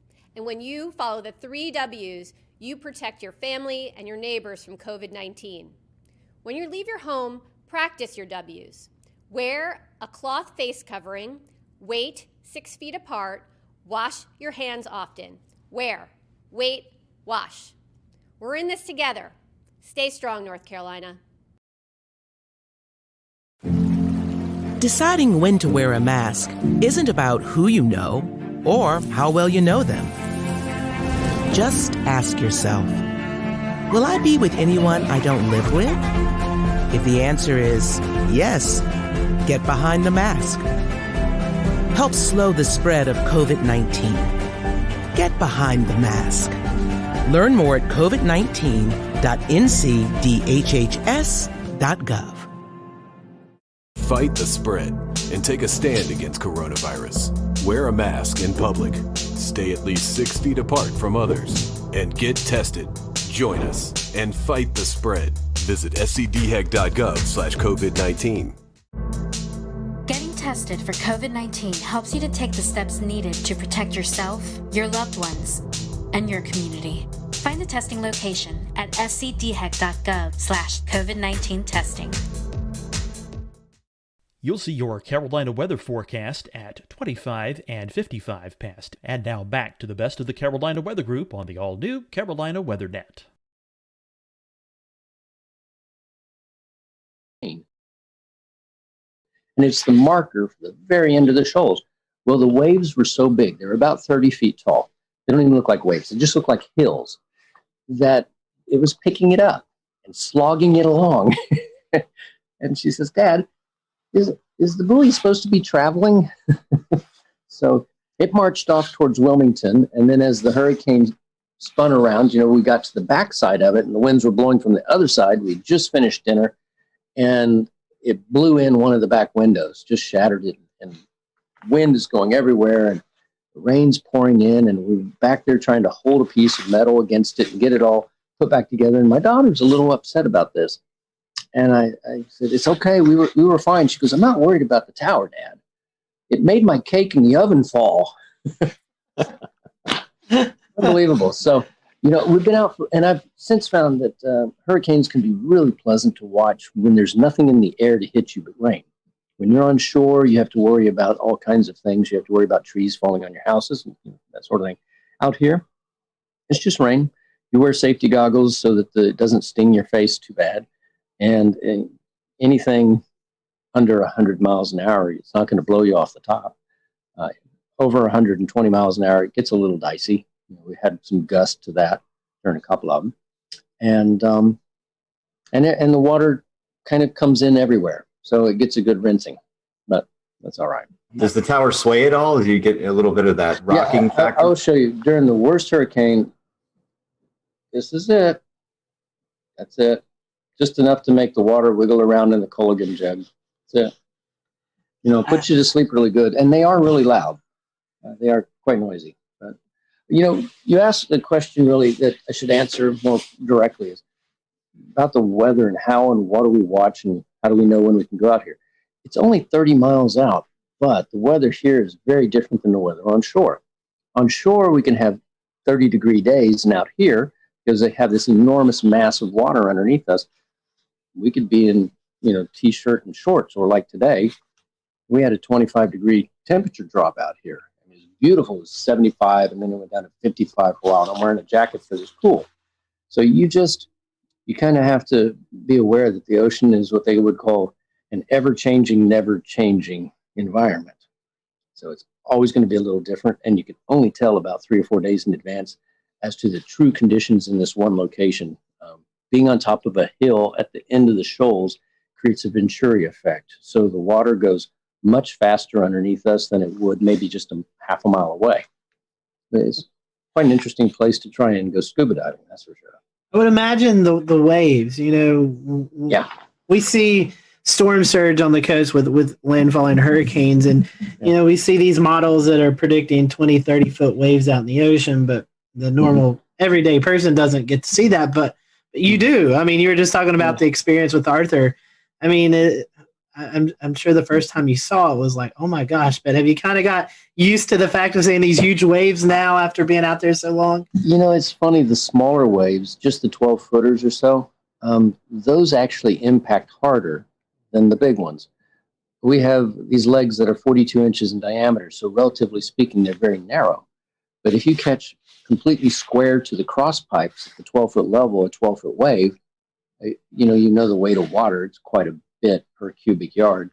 You feel it, just a shudder like that. That was a good one. That hit well. The huge waves, they look strange because they really do look like hills rolling past. And then occasionally one of them will break over like you would see on a small wave on the surf. But then you look across it and you realize that it's breaking over hundreds of feet wide and 7 or 8 feet, the top of it's cresting over. And you're just thinking to yourself, if I had a jet ski, I bet I could ride that all the way to shore. But I don't know. From what you've told us, it sounds like there's not many things that would cause such a concern that you'd have to evacuate. But I am curious what your emergency procedures are like. What things might it take to get you to have to bug out of the tower? And if so, what's the process? That's great one. We have about 4 different forms of communication. We have, and that's for knowing what's going on. Of course, we benefit other people out here by having that available for them too. So we shoot our signal around here. So we kind of know what's going to happen weather-wise to some degree. It's really about a decision of, do I need to get back to shore because there's people on shore I might need to help? So when Matthew came through, we left a day after it happened just simply so we could get back to shore and help reestablish power for several houses that were out, elderly people. But, it's funny. I guess it's kind of the reverse. We got plenty of food, plenty of water. If you have a string and a hook, you can't starve. It's really more a matter of we stay away from things like COVID virus and monitor the people that come out, that sort of thing out here. People have said that this is probably the best place to survive a end of times or in a zombie apocalypse. I don't know. As long as we have our connection to shore with the Marine Band radio, with the internet that we have here, with emergency locator beacons, things like that, probably could sit out here and ignore the world for about a year if you had to. Nice. Not that I want to. I got family on shore. Speaking of that and COVID, I know one big thing is folks coming out there and helping you. What was there downtime? I'm assuming there was downtime where you didn't have folks out on the tower. Yeah. What was it like when the world was going crazy and you're already out on this island? I'm sure for you personally it wasn't much of a change, but what was it like? A few years ago, I had finished a job of 11 years and I needed a break. So I came out here and was just here for 6 months straight. Went to shore one time. And I noticed that you don't know what day of the week it is anymore. You don't really know what month it is after a period of time. And you start just living, I'm in this season. Oh, gee, I'm getting into fall now. Okay. But during the time that everyone was really locking down on COVID, I was here for a few weeks by myself and isolating. And it was odd because, I turn on the TV, I get it over the air, I get it over the net, I can see everything that's going on.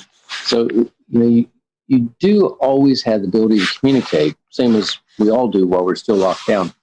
But I think it just made me really appreciate the fact that out here, I have a mask. I've got one in my pocket right now. And anybody that comes out here is going through a questionnaire. Have you been around anyone? Do you have the temperature taking? All that good stuff. They could still be carrying it, but we're trying our best to be just safe about it. Right. Well, speaking of that, we talked about the weather aspect. One thing I also want to mention is I was looking through some of the Twitter mentions for Frying Pan Tower. Water spouts also, I'm sure you get to see your fair share of water spouts out there. Oh, that's amazing, yeah. But any other memorable moments? I know you were talking about the meteors a little bit earlier. I mean, you are out in the middle of nowhere, dark skies, so I'm sure you can see all the meteor showers and International Space Station travel across the. I mean, any other memorable moments out there? Any sunsets, sunrises? We did a time lapse of what was it? The Neowise comet that was off, and we could see it pretty clearly. And what we didn't realize in our time lapse was that the ISS, International Space Station, came cruising right past. So it's all on the time lapse. With there's the comet, there goes the space station, and there's the meteor. It's just. You don't know what you don't know if you're not in a dark enough area to see it. On the same type of thing, you might look down at the water, and I didn't know this, but there's a shrimp variety that when they snap their tail, they make a blue flash.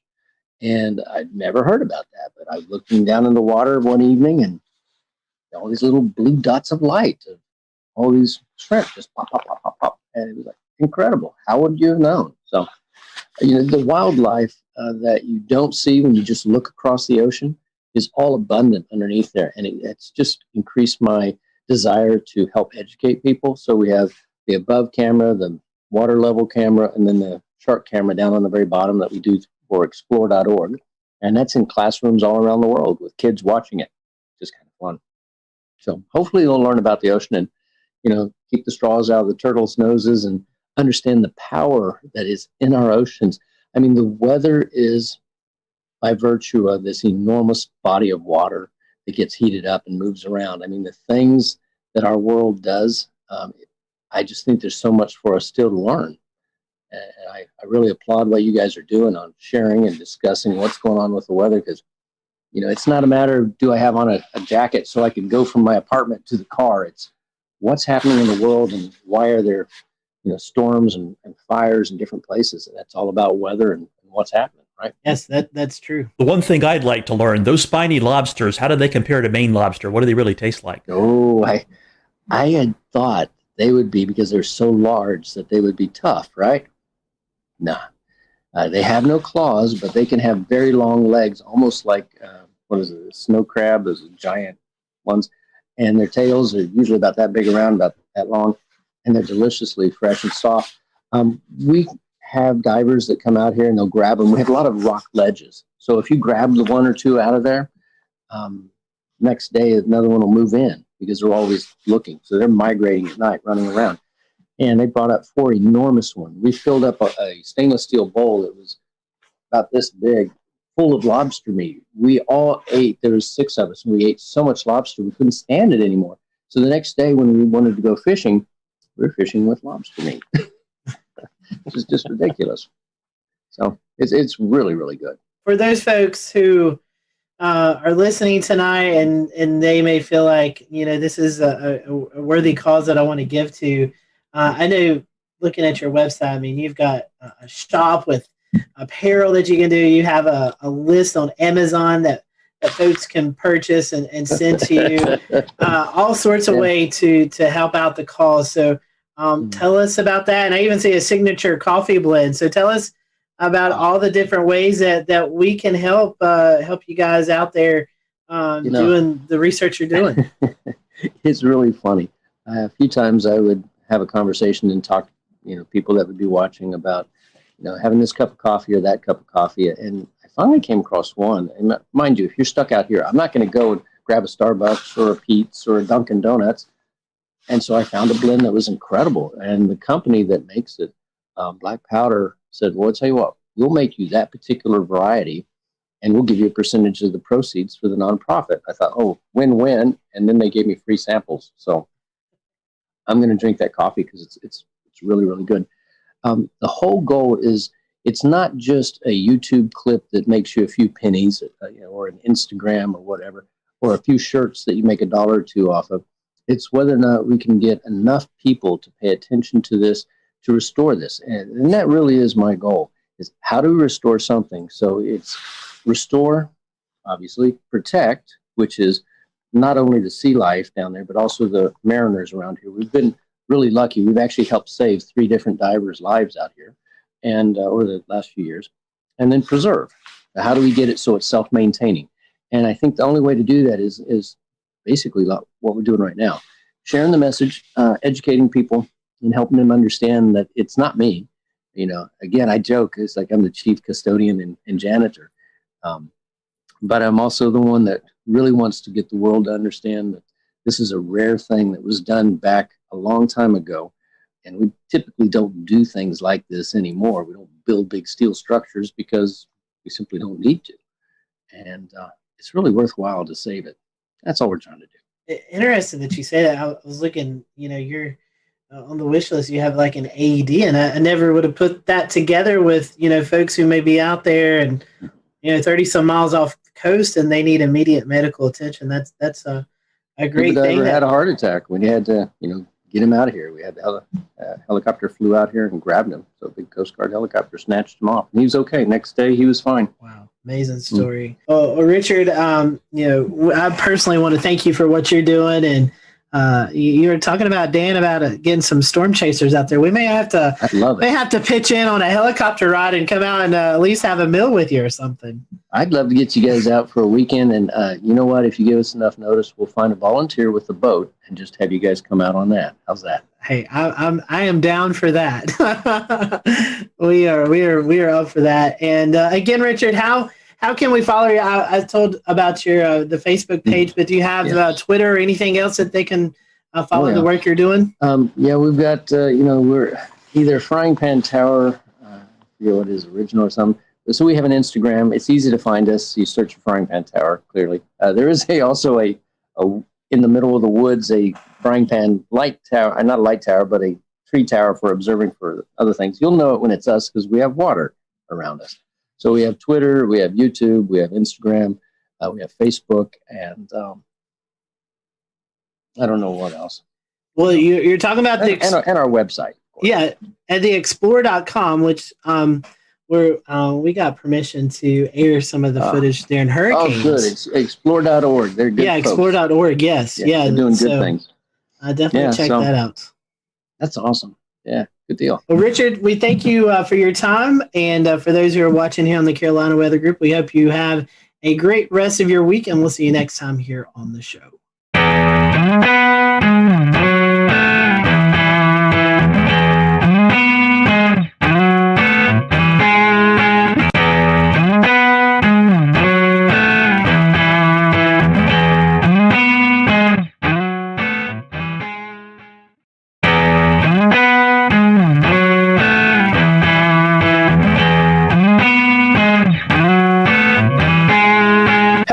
Welcome to the Carolina Weather Group. We're happy to have you this evening. An exciting show to talk about emergency management and weather and how the two kind of atmospheres come together. Pardon my pun there, but how they work together. The weather community and the emergency management community work together to make sure you all, either if you live in a big city or a small city, are prepared for severe weather, winter weather, whatever the case may be. Joining us tonight is a familiar face if you've been a longtime Carolina Weather Group fan, Miss Ashley Morris, Emergency Management Planner for Baltimore County in Baltimore, Maryland. So last we had Ashley on, she was in Texas, so she's moved closer to us. So that way, if we ever travel, we don't have to go out to Texas. We can just go up to Maryland. So Ashley, welcome back to the show. And we also have with us Felix Nance, who is the Emergency Manager for the city of Hominy, Oklahoma, just outside of Tulsa. So Felix and Ashley, welcome to the show. We're going to kind of give you, Ashley, I know you've probably already answered this question a long time ago, but we'll give you the opportunity to answer again. It's a question we always start off our shows with. How did you get hooked up into this weather community, emergency management community? What kind of hooked you into wanting to choose this profession? So Ashley, I'll let you start and then we'll let Felix follow up. Sure. So I grew up being infatuated with weather, and really I got stuck in a thunderstorm when I was 6 or 7 years old and really scared. And my dad's friend who was with me, because we were outside, actually taught me how to count the seconds between the lightning and the thunder to kind of try to calm me down because I was just sitting there crying. And so After that, I remember just doing that during every single New Mexico thunderstorm that came around. And I would buy storm books, and I was just fascinated by weather. And so originally I wanted to do meteorology and do National Weather Service forecasting. And I went to Texas Tech University with that intent.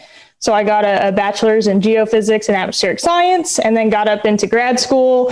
Have always been very passionate about kind of the warning systems and the watches and warnings part of weather. And so I kind of stumbled upon emergency management and found out that emergency management is really the field that we're able to make evacuation decisions and do a lot of that public safety stuff, which is what really fueled a lot of my passion with weather safety earlier. And so very much an emergency manager, but very much a weather enthusiast, but also have that background too, to where I can actually do weather forecasting for my office and provide a little bit of SME on the weather side. I got into it, well, years ago when I worked for the Red Cross, first job at a high school, and I was an emergency services specialist. Of course, one of the things Red Cross is known for is responding to disasters, and that's how I got interested in the weather back in the days of the weather wire, back when weather information came in on a teletype at something like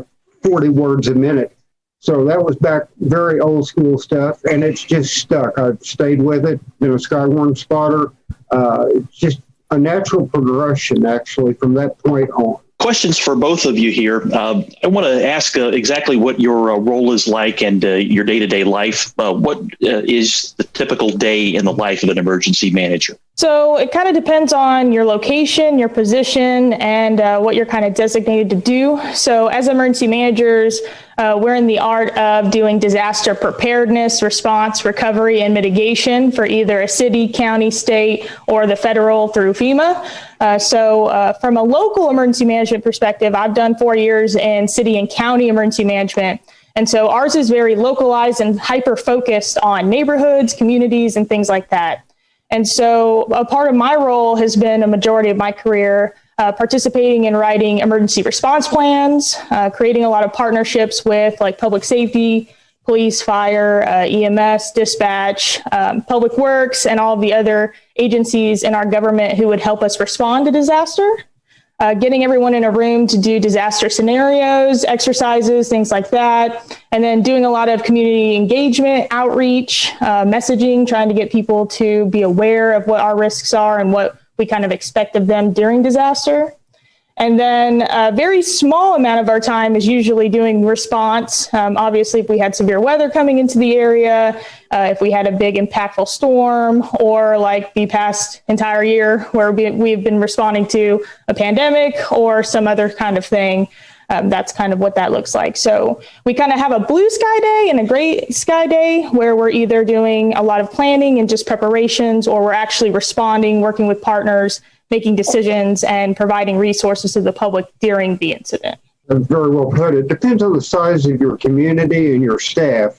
In my case, I'm a one-man shop, so I'm doing a little bit of all of it. I'm kind of a generalist, and so it tends to keep one very busy. And as Ashley said, we've been dealt with the pandemic situation since March the 6th of last year in my shop on a daily basis, as well as all the other the disasters within the disaster It's been nonstop, and it tends to keep one busy. Unfortunately, that does tend to limit some of your planning time. So you have to limit your planning to a lot of the special events that go on. And in a small community like ours, a special event may be something as simple, if you will, as a Christmas parade or a festival at the lake, or it may be something much more involved. But ours are generally pretty small, but they also involve a lot of our community, so it does keep us busy. Kind of staying on the topic of, I guess at this point, the differences between, being in a more rural area versus being in a bigger city. So you explained you kind of wear a lot of different hats there, Felix, and you're kind of generalist. When a disaster response or emergency response actually happens, can you kind of tell us a little bit more about how that works in those scenarios, who you turn to and the process there? when you're a small community like ours, and let me give you a little quick lay of the land. Osage County is the largest county in the state of Oklahoma, larger than the state of Delaware, 2,400 square miles. We have the County Emergency Management Office that has a staff of 2.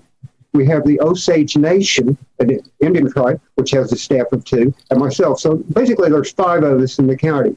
And we kind of work together to make things happen because we can't be everywhere all the time. So it's not terribly uncommon for me to go to another city to assist or to assist the county because of the lay of the land and the lack of personnel. You're dealing with mutual aid situations on a regular basis where you have multiple, the county has 57 volunteer fire departments. So you start, you get out a wildfire, you're making notes and not necessarily just how many trucks, where they're from. It's a conglomerate affair, and it works pretty well because everybody works together, and that's the key. So you're drilling, you're practicing. The blue sky days are the days you make the big progress because that's when you make the connections. Ashley, can you talk to us a little bit about how that works out kind of in a bigger city scenario? When an actual disaster or emergency happens, how is that delegated? And what's the response like? Yeah, so I'm lucky I have the background of both. So I came out of a tiny place out in Texas, and then I came over and did 9 months with Fairfax County before I just took this position. And so one of the biggest differences in kind of that would be your resources. So it was exactly what Felix was saying. Resources. Big cities, we have usually a bigger tax base. We usually have better funding, better things like that. And so when you have that, your capacity to respond is a lot bigger. You don't have as many mutual aid needs or community needs. We can usually throw money or resources or whatever we need at it. And so something interesting about Fairfax was that we would have severe weather setups where in Texas, I would be a little concerned. I'd probably kind of do like a light EOC activation, or maybe I would just sit in the EOC just in case we got severe weather. And in Fairfax, you would think you would do that because you have a huge population. But because your police, your fire, and a lot of your public safety... We'll return to Best of the Carolina Weather Group in a moment. Now your Carolina weather forecast. Here are today's forecast high temperatures for North Carolina. Here are the forecast lows for tonight for North Carolina. Here are tomorrow's forecast high temperatures. And here's forecast rainfall across North Carolina tomorrow.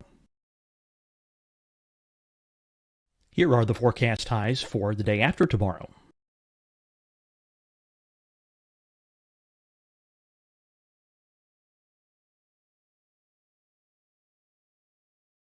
And here's the forecast rainfall across North Carolina for the day after tomorrow. This is the total rainfall forecast across North Carolina for the next 3 days. Here's the severe thunderstorm outlook for today from the Storm Prediction Center.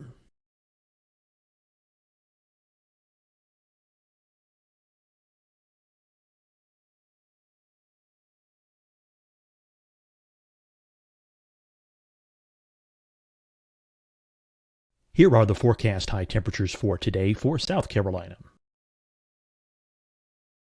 Here are the low temperatures for today for South Carolina. Here's the probability of precipitation forecast across South Carolina today. And here are the rain chances across South Carolina tonight. Here are tomorrow's forecast highs across South Carolina. Here are the forecast low temperatures for tomorrow for South Carolina. And here is the probability of precipitation across South Carolina tomorrow. Here's the precipitation chances across South Carolina tomorrow night. Here are the forecast highs for the day after tomorrow in South Carolina. Here are the forecast low temperatures across South Carolina for the day after tomorrow. And here are the rain chances across South Carolina for the day after tomorrow. and South Carolina's probability of precipitation for that night. Here's the Storm Prediction Center's severe thunderstorm outlook across South Carolina for today through tonight. Here's the Storm Prediction Center's severe thunderstorm outlook across South Carolina for tomorrow and tomorrow night. And here's the Storm Prediction Center's severe thunderstorm outlook across South Carolina for the day after tomorrow through that night. Here's the severe thunderstorm outlook for today from the Storm Prediction Center.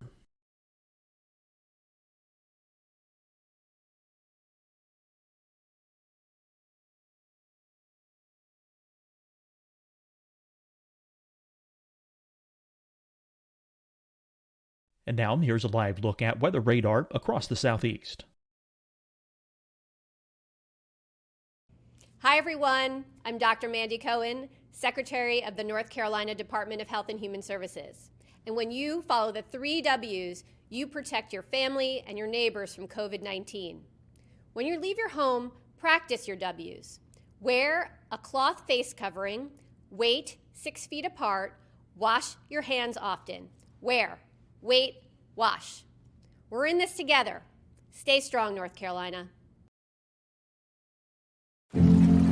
Deciding when to wear a mask isn't about who you know or how well you know them. Just ask yourself, will I be with anyone I don't live with?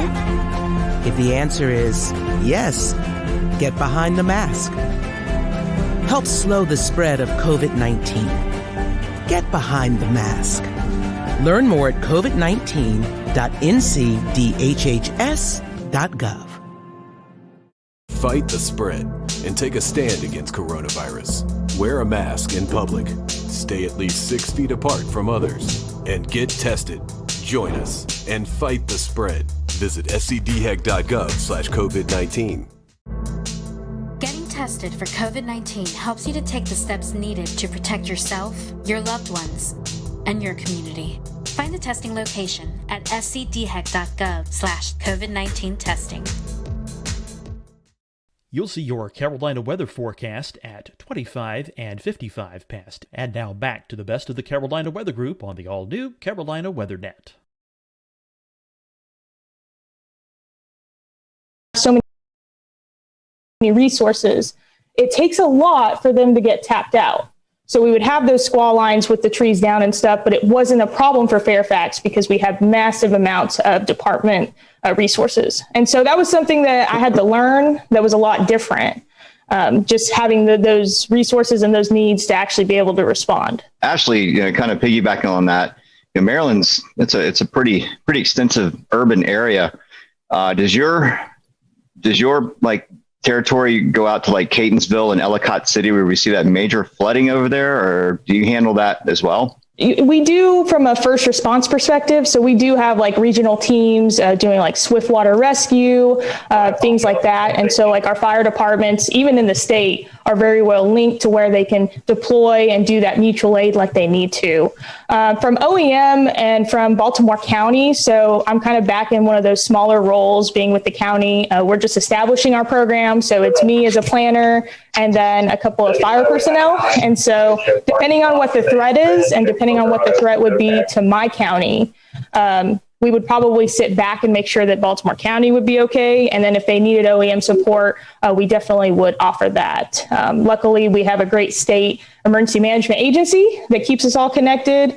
We have EMAC, which is the emergency management agency compact where they send out a mutual aid and things like that. And so we have an ability in the state to help each other when we need to. Now enter the COVID-19, right? So we're getting the next topic here. Obviously, we're going to have to, ask about, the challenges, right? So 2020, you had a whole nother set of challenges every EMS entity across the country had to deal with. Now you've got social distancing and all kinds of things that you have to deal with. So I'll let you go first, Ashley, on what your efforts are, what in Baltimore, how you handle COVID-19, how you handle disasters with that layer of complexity? Yeah, so I'll speak again kind of on Fairfax County. So we're a bigger jurisdiction. We have a pretty big public health, and it is a county public health agency where that's a lot different from other counties in Virginia because they actually have a state program. So we have state public health and a county. So we were able to have more county resources to throw at it. Because it is a disease or an epidemic or pandemic, that's all going to be related to public health. So they're going to be the lead agency. As OEM, we're just offering our support. So, we run logistics, maybe ordering PPE, maybe doing any other kind of needs. They needed a lot of testing site materials like tents, tables, and that stuff. So OEM played a really big role in setting up logistics for the EOC and actually ordering and deploying the stuff based on their needs. We would help them with planning efforts. Obviously, they are the subject matter experts, though, so they would lead a lot of what the plan would look like, but we would help kind of support that and offer them staff, offer them really whatever they needed. It was very interesting with Fairfax because, like I said, we were very big. Even our OEM was 20 people. And so we had a huge capability and a huge amount of people to where we could spread people out. We had a ton of different NGOs or nonprofits that would actually plug in and help us with food donations, mass donations, and doing a lot of the other needs that we might have for our residents. And so it really has been an all community effort from everybody responding to this. And it's really important, too, because Fairfax is 1.2 million people. And so it's a massive county. Well, it's pretty much the same as Ashley, but some of the interesting things, we had a lot of PPE come in for the schools. We've got 12 school districts in those separate school districts in Osage County.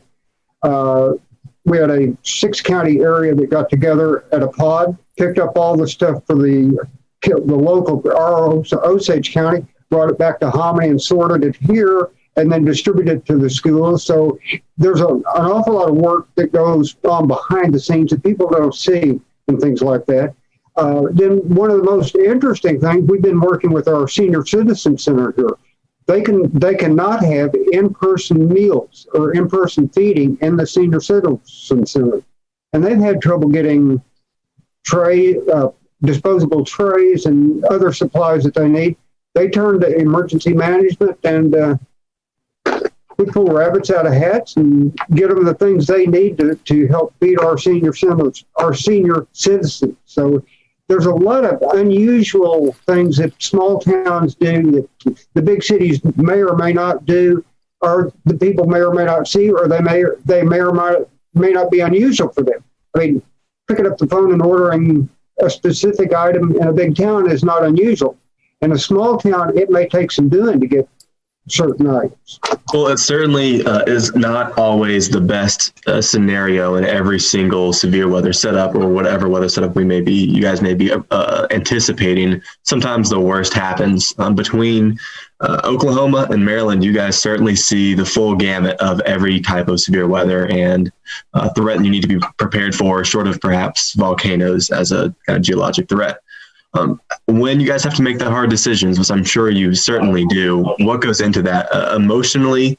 And when you just have to make that decision, how do you do that? Ashley, I guess we'll start with you. If we're making response decisions, it's always going to be priority based. And typically we put lives as number one always. And so any kind of action that we're taking, whether or not it's even in preparedness, but even in response, we're going to try to do what we can to save as many people that we can, and then also stabilize. So it goes lives, and then property, and then economic recovery and economic stabilization.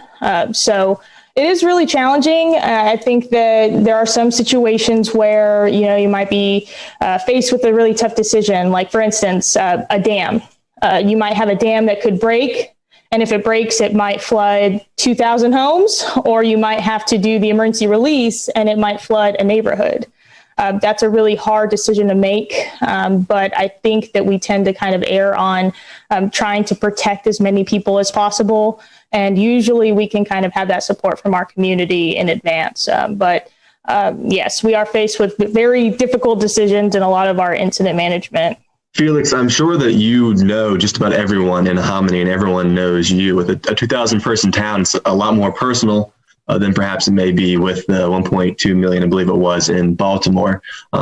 Does that sometimes weigh on you when you see disasters unfolding in your area? It absolutely does, because the chances are, if you don't know the people personally, your kids knew them or went to school with them. So yeah, they're not strangers by any stretch of the imagination. They're your friends and neighbors.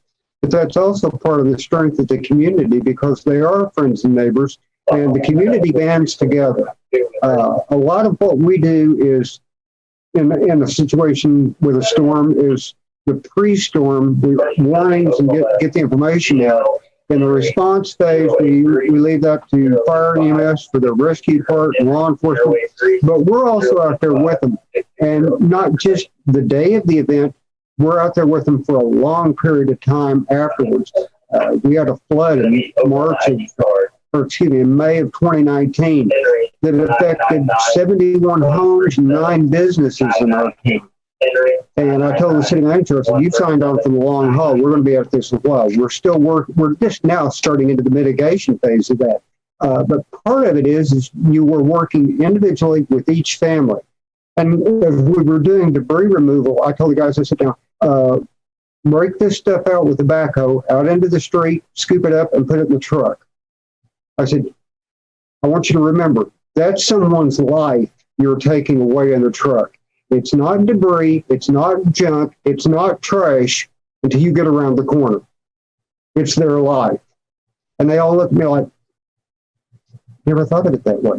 I said, "Yes, that's everything those people own in some cases. And it's right there in a pile in the front yard, and you're taking it away. They're starting over from zip." So it changes your perspective. And the perspective of your people. So it's important to remember that, one, when the debris's gone and the rebuilding's done, now you've got to go back to those community areas of the community and visit with those people and ascertain long-term needs, make sure that their needs are met both physically and psychologically. So it's a huge, huge job. And it doesn't end.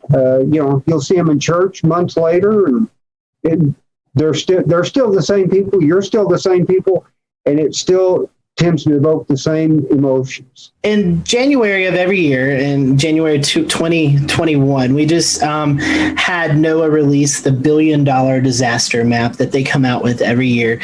This year, I believe there was $23 billion, or 2020 had $23 billion disasters. Felix, I'm going to direct this question to you. And Ashley, living in Texas, you've experienced this as well. A lot of those $1 billion disasters were severe weather events. And Felix, it's known you're in Oklahoma, prime severe weather territory, tornado season. So my question to you, and Ashley, feel free to jump in with your experience in Texas. When you're setting in your office or the EOC or the situation room or whatever the case may be, and that moderate or enhanced or high SPC outlook has been issued for your area, and you're waiting for the storms to develop, and then they do develop, and then they're producing the severe weather. What's it like? Take people into like the situation room. What are those high intense weather days like? And it could be flooding, or Felix, there's fires that occur out in Oklahoma a lot. You have your wildfire season. So what are those days like? Take the public into what it's like to be in your office on those intense days. It starts off with a very relaxed atmosphere. They give me a hard time because they'll see me come in and my arms will be behind my head and my feet will be propped up, and I'll be watching radars and chat and different social media sites. And as the storms develop and approach what we call the I-35 corridor, which if you've been to Oklahoma, you're familiar with that. That means they're coming towards us. We're watching the WFO in Norman, which is our adjacent counties to the west, but that's only 20 miles. So I'm picking their brain by reading chat to see what they're seeing in the storms, plus the weather forecast office in Wichita, which borders their county's border is on the north, plus what my WFO in Tulsa is saying. So we're stirring all that together. The intensity level just starts to ramp up. The closer the storms get, the more information you get, the worse they get. The intensity kind of tends to ramp up to a point. Right now, all the fluorescent lighting's on and everything. As the situation gets worse, the radios kind of get turned down. The lights actually get turned down. We have a different lighting setup that we use when that happens to not have bright fluorescent lights. They're toned down on a dimmer, and the noise level goes down. The inversely, as the intensity level goes up, the light level goes down. It's kind of a marked change, and it's like hard to describe, but the quieter it gets, the higher the intensity level, and it kind of just peaks at that point.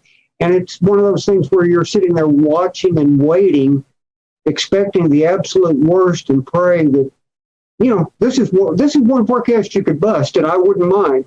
But you mentioned the high levels, that's kind of one of the keys. You're watching the SPC forecast days out to see what they're thinking. You're watching the local WFO stuff and their decision support page. It's a team effort. No one's sitting there making a decision on their own without a lot of base knowledge coming into them. Yeah, and I kind of agree with that too. So doing a ton of different severe weather events in Texas, but also a couple of hurricanes, Hurricane Harvey activation, though we got lucky with it. And then had some activation up here for one of the storms from last year.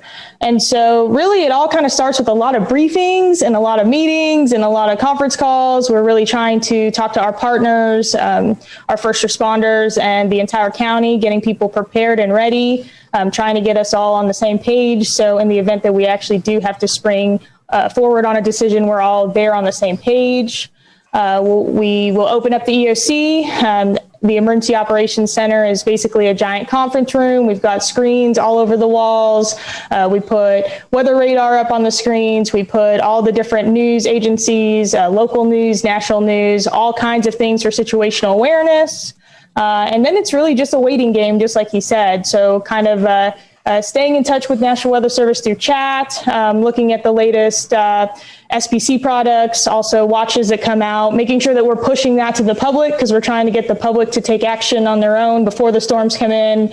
And then also using social media to do a lot of that communication as well. And then once the storm comes, there's kind of that, it's like a uncertainty of what's going on. Like you're kind of lost in the dark because you're sitting in an EOC and there's a storm hitting your entire city or county or jurisdiction. And so you're trying to assess all the weather data and you're talking to your weather partners and you're trying to talk to dispatch and your first responders out there, but you still feel blind. You can't see exactly what's happening out there. And so we're kind of frantic at that point, trying to just find storm reports, trying to get on social media, trying to see if we can get any kind of hint of what kind of damage is going on at the surface. And then once we kind of have a better idea of that, we can start to make those decisions like damage assessment. But we had one storm that came in and we were able to collect all of those storm reports, but we had the media coming up from Austin. And so we had to peg our county PIO to get them prepared for interviews and different things like that. So there is quite a bit of adrenaline that comes with that. And then also somewhat of a lack of certainty of what decisions you're going to be making a short amount of time right after the storms. One of the unusual things about it, we both talked about the physical bricks and sticks EOC. The other side of that coin is as you move into the response mode, someone wants to ask, where's the EOC? Like, wherever the emergency manager drops the tailgate of his pickup. Because in fact, the EOC may, as a sticks and bricks facility, may turn out to be the tailgate of your pickup next to the incident command post.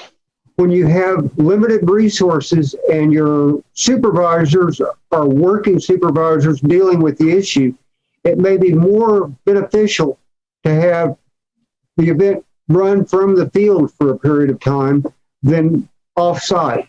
So it's a kind of an unusual type situation, and it sometimes runs headlong into the incident command structure and doesn't always meld well at points with that for a while. But it's one of those things we've done for years and have tended to make it work pretty well because of the nature of the community. Emergency management, besides terrorism and pandemic wise, I want to keep this kind of weather centered.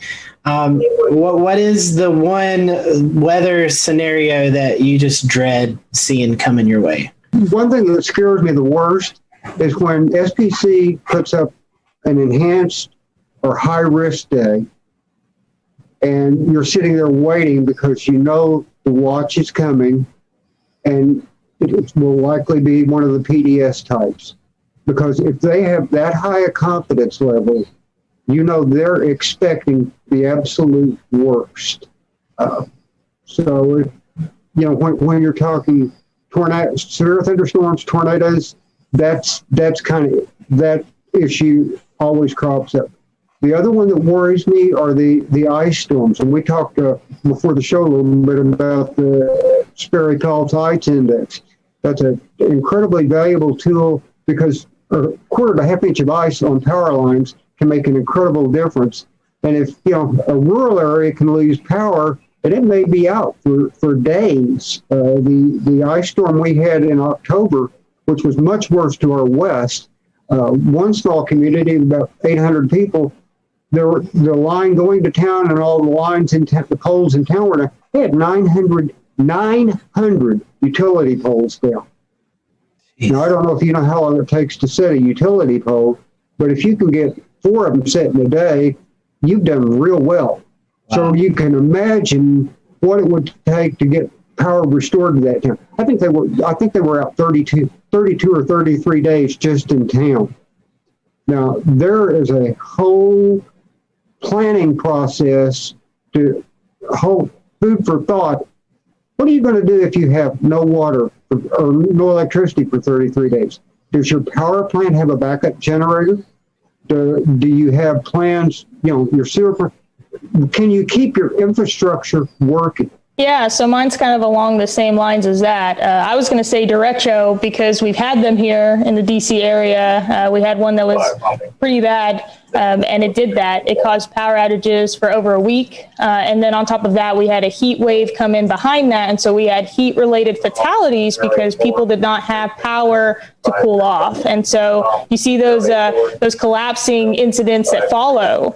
And so that's always kind of a concern. But I would say a derecho, again, with widespread outages, just like he was saying, losing communications, because a lot of us are really used to using social media to communicate to the public, even warning systems and cell phones.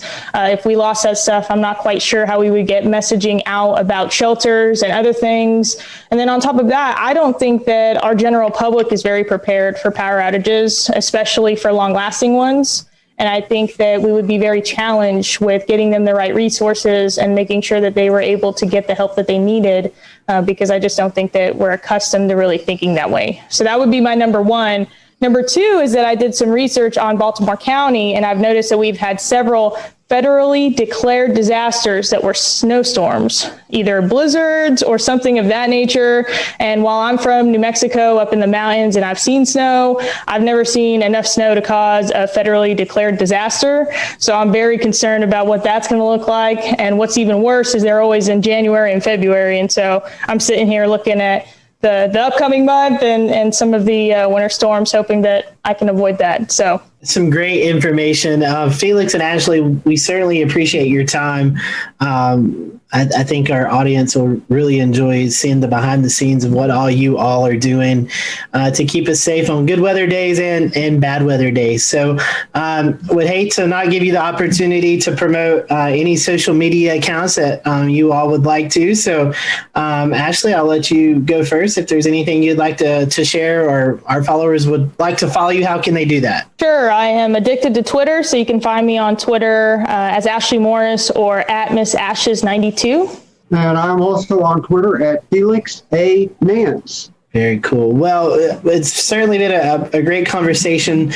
Felix, Ashley, thank you for joining us. And thank you all for who are watching tonight. We appreciate it. We will see you next time here on the Carolina Weather Group.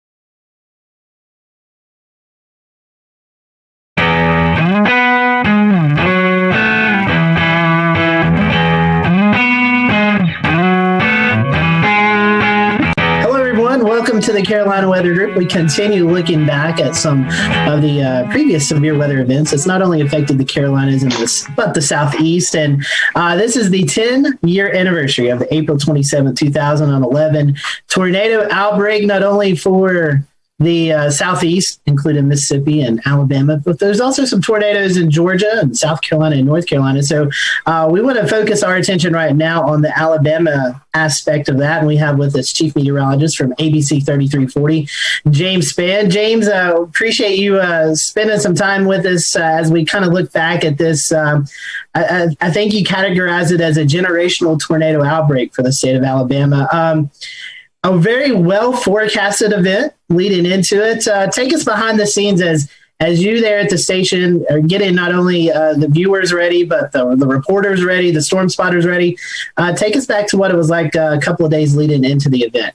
Well, it was a well forecast event. And, one thing about it, I didn't know it was going to be that bad. I didn't know. I mean, could it be? Yes. But odds of an event like that are always not that high. So I didn't know we were going to have 62 tornadoes that day. I didn't know that the death toll would be so high.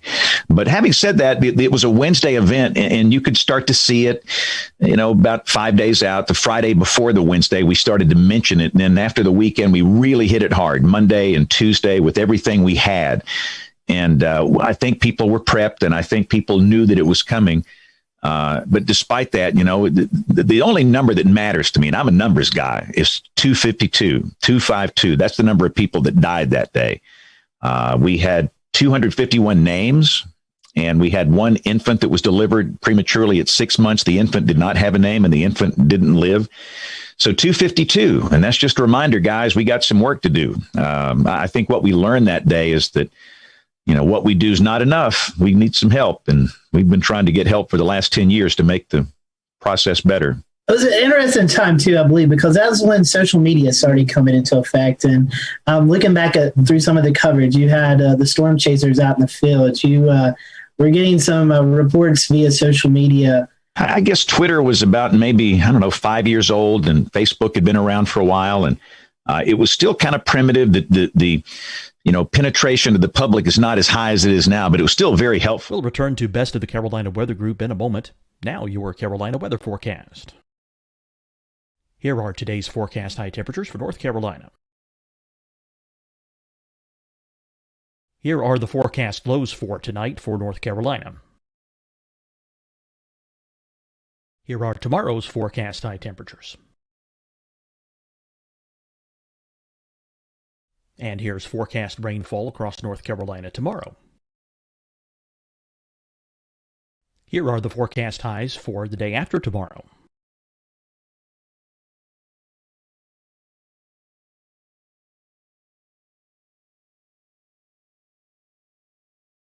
And here's the forecast rainfall across North Carolina for the day after tomorrow.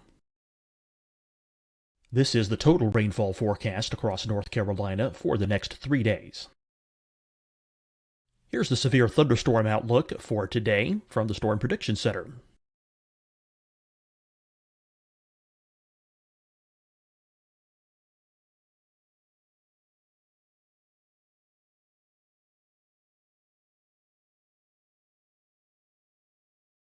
Here are the forecast high temperatures for today for South Carolina. Here are the low temperatures for today for South Carolina. Here's the probability of precipitation forecast across South Carolina today. And here are the rain chances across South Carolina tonight. Here are tomorrow's forecast highs across South Carolina. Here are the forecast low temperatures for tomorrow for South Carolina. And here is the probability of precipitation across South Carolina tomorrow. Here's the precipitation chances across South Carolina tomorrow night. Here are the forecast highs for the day after tomorrow in South Carolina.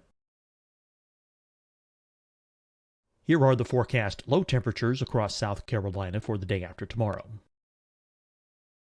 And here are the rain chances across South Carolina for the day after tomorrow. And South Carolina's probability of precipitation for that night. Here's the Storm Prediction Center's severe thunderstorm outlook across South Carolina for today through tonight. Here's the Storm Prediction Center's severe thunderstorm outlook across South Carolina for tomorrow and tomorrow night. And here's the Storm Prediction Center's severe thunderstorm outlook across South Carolina for the day after tomorrow through that night. Here's the severe thunderstorm outlook for today from the Storm Prediction Center.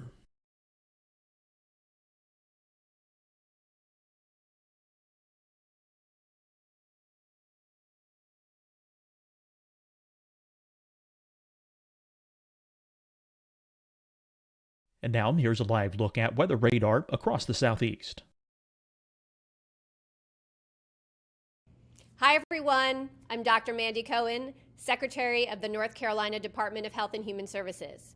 And when you follow the 3 W's, you protect your family and your neighbors from COVID-19. When you leave your home, practice your W's.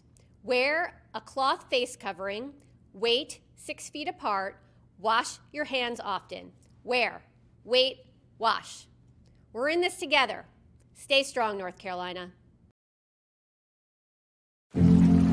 Deciding when to wear a mask isn't about who you know or how well you know them. Just ask yourself, will I be with anyone I don't live with? If the answer is yes, get behind the mask. Help slow the spread of COVID-19. Get behind the mask. Learn more at covid19.ncdhhs.gov. Fight the spread and take a stand against coronavirus. Wear a mask in public. Stay at least 6 feet apart from others. And get tested. Join us and fight the spread. Visit scdhec.gov/COVID-19. Getting tested for COVID-19 helps you to take the steps needed to protect yourself, your loved ones, and your community. Find the testing location at scdhec.gov/COVID-19 testing. You'll see your Carolina weather forecast at 25 and 55 past. And now back to the best of the Carolina Weather Group on the all-new Carolina WeatherNet. Thing to me looking back on that day was how we were able to get video back from the middle of nowhere. I mean, we had some pretty remarkable video of these big wedge tornadoes. I mean, literally in the middle of nowhere. And cell service in 2011 is not as good as it is now in terms of coverage. But with social media, yeah, I pushed out stuff on Twitter and Facebook when I was on the wall over there. But it's still, like, even today, the most important thing I do is television. But it was great getting reports and pictures and video, not as much as we get today. But that always helps. I mean, it's just crucial. I mean, you can't beat showing a live video of a tornado. In fact, that's one thing we learned from social science is that, you know, when you show radar on television, and we were standing out there April 27th, 2011, I don't know, in the morning we were there for, 5 or 6 hours, and in the second round we were up there for 8, 9 hours. You show radar, it doesn't mean much to people. I mean, all you weather dweebs on here, you know, you show a hook echo and a debris ball, the eyes roll in the back of your head, and your underwear starts flapping up and down your legs. Everybody knows, man, this is awesome. But to most people in the street, they don't know what that is. And even if you communicate that clearly, they still might not believe you. But by golly, if you show them a live video stream of this big tornado, they're going to dig a hole and they're going to get into a safe place. So we have to do a better job of getting cameras on these tornadoes. And it's problematic for us. You guys know this where you are. I mean, most of our tornadoes are rain wrapped. Most of them happen at night. We have hills, we have trees, but we do the best we can. But I thought on that day, it was pretty amazing how many tornadoes we did get on camera. You had multiple tornadoes at one time. How was that? I know you and I had some meteorologists out in the field, another meteorologist in the studio helping you. What was it like covering multiple tornadoes, strong tornadoes at the same time? There's no book or manual on how to do that. You don't learn that in college. You kind of learn it on the fly on that day, which is what we had to do. And you know, that's one of the things I look back on. And then everybody's probably seen, you know, whether people that listen to this show here, they've probably seen some of that. History is going to judge us for what we did that day. And I tell Jason Simpson, Jason was the meteorologist with me in the studio. We bonded that day. If you go through a generational tornado event with another meteorologist in the same room, you will be bonded for life. And I've known Jason since he was a kid. He interned with me. He's a really close friend. He's chief meteorologist at the station in Huntsville now. But, history is going to judge us, the two of us, for what we did that day. And I don't even know if what we did was right or wrong. Obviously, we did something wrong because 252 people died. That's inexcusable for anybody in the weather enterprise, inexcusable for the public. These were precious people that died. And I look back on it, I wonder, like the Tuscaloosa tornado. Everybody talks about the Tuscaloosa tornado. Well, what about the Cordova tornado? Tuscaloosa is a population center here. There's a big college there, University of Alabama, and everybody knows about that, and everybody knows what happened. It was a horrible tragedy. I'm not trying to lessen the magnitude of that, but what about the same EF4 that was down at the same time in Cordova in Walker County, where 2,000 people live at that many? Nobody talks about that. And did we focus too much on the Tuscaloosa tornado because we had that thing on camera and not focus enough on the Cordova tornado? I think about that a lot. And even in that case, we had two others down at the same time. And you just try and bounce back and forth between these things as best you can. And I try and give equal time. And I firmly believe that television meteorologists discriminate against people that live in rural areas. And that really makes me mad because I am from the guys. I'm from rural South Alabama. I'm from Greenville, Alabama. You guys ever seen Forrest Gump? Where's Forrest Gump from? Greenbow, Alabama. The guy that wrote that book, I know him. He passed away recently, Winston Groom. He patterned Greenbow after Greenville, this little town where I came from.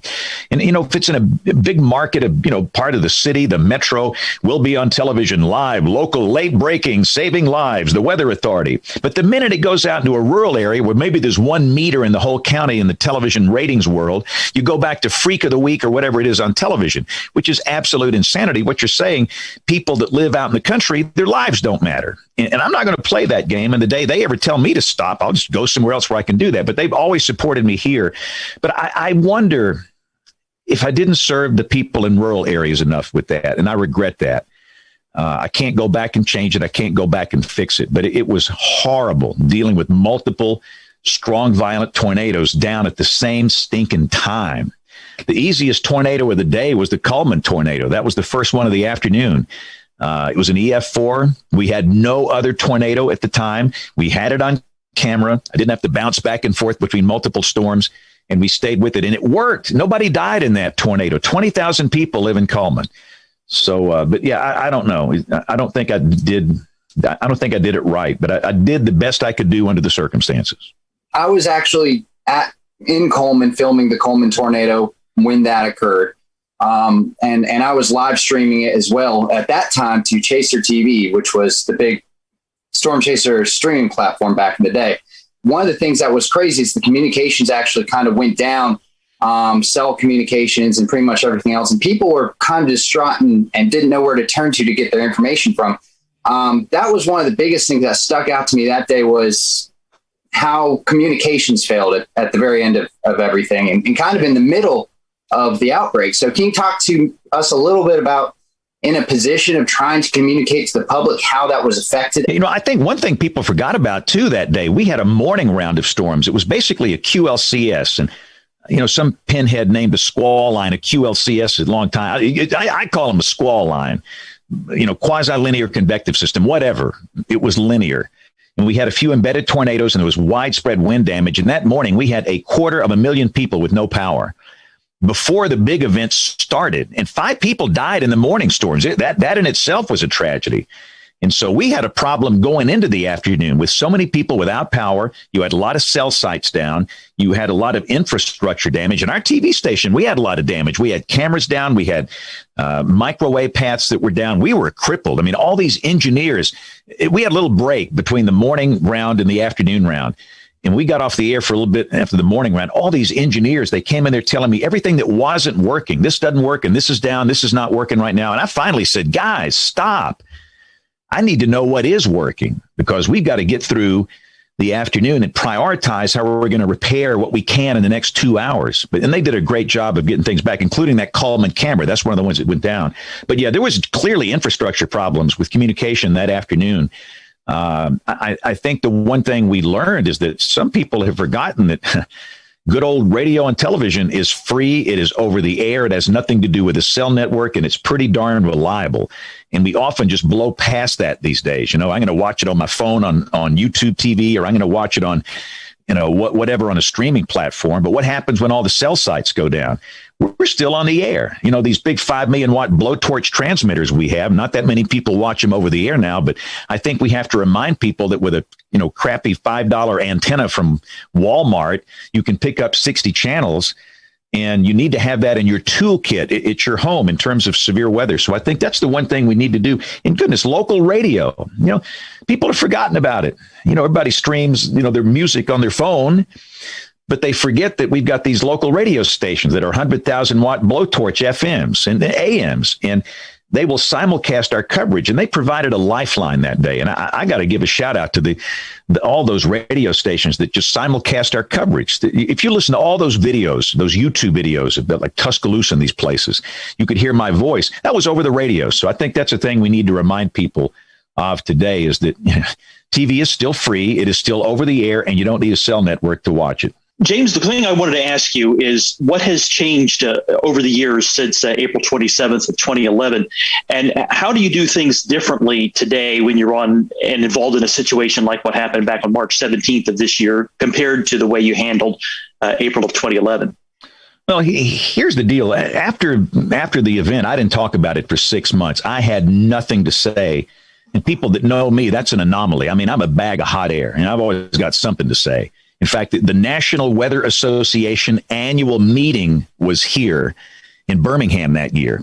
Usually, James, they get me up there just to wave my hands, and I talk loud and I say something, this outrageous. And I didn't speak. I had nothing to say, nothing. And everybody just couldn't believe it. But I needed to go through the phases of grief. These people died on my watch, and I'm in the process of trying to memorize every name. I'm not there yet. I was hoping to be there in 10 years. 251 names, their stories. Let me tell you, so you want to get motivated? You do that when there's a tornado in your market. Learn their names, talk with their families, get to know them. It will be so motivating for you in future events. But what after 6 months, I said, all right, let's roll up our sleeves and let's fix it. Something went wrong. There were 62 tornadoes in one day in the state, and there was a darn good warning for every one of them. In some cases, the lead time was 40 minutes. And I thought the death toll that day should have been 30. And 222 people ought to be listening to this show right now. And so I went to some of my friends in the social science world and said, help. And the first one that really reached out to me was Dr. Cloco McLean, Kim, and so many others I've befriended. And I'm not going to start mentioning names because I'll leave somebody out, but they have been such a great help. But this is the bottom line. What we do is not enough. My background is physical science. My first major in college was electrical engineering, and I changed majors and finished in meteorology. I don't know anything about being some TV guy or radio guy, or I don't know anything about it, really. I've just tried to watch people that I think are good and learn from them. I don't know anything about human behavior. And here we are trying to get people to do something, to take action. So they have so helped us. But here are the quickies on what we've learned, how things have changed. There's no doubt in my mind the number one reason people died that day, the siren mentality. I don't know what it is about Americans, especially in tornado-prone areas, and these stinking sirens. It's like there's a love affair. They think they're sexy or something. I'll admit they sound cool. I mean, you get a video, some guy with a tornado down and that thing's wailing in the background, but you can't hear that thing in your house during a raging severe storm at 3 a.m. And we've got to be better at teaching people. This ain't it. I mean, they serve a purpose. They reach a few people outdoors, but that's it. And weather radio penetration is embarrassingly low in tornado-prone areas, Oklahoma, Alabama. And we've got to do a better job of getting a weather radio in every house. And again, that doesn't work on cell technology. You guys know that, these big RF transmitters the Weather Service has, and, teach people about, your phone's not enough. You got to have two ways, because your phone's going to quit working, and WIA might not work, and your app might not work, and the weather radio. But if you do all this stuff together, you'll get the warning. But that's the main thing, the siren mentality. And the number two reason people died, the lack of helmet use. It's not that hard, guys. It's not. Most people that die in tornadoes, and let me just say this, I dabble in healthcare. I call it my hobby.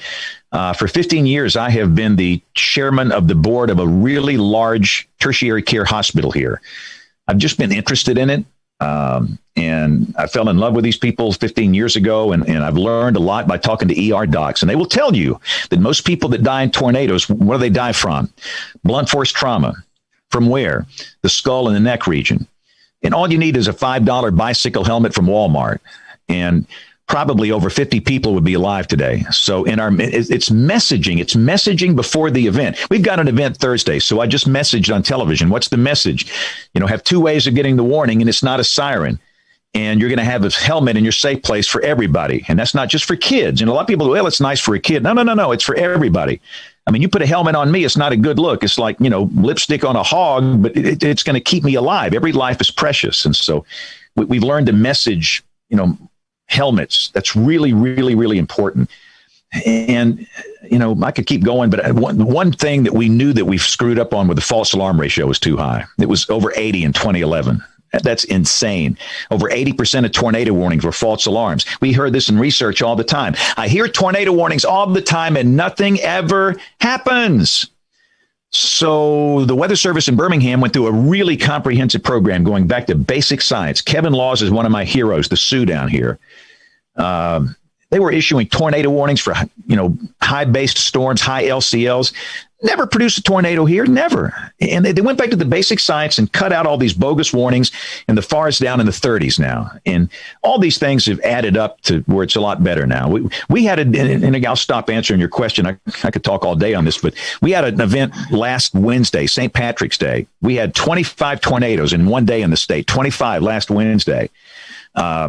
Not one person was killed and not one single person was hurt.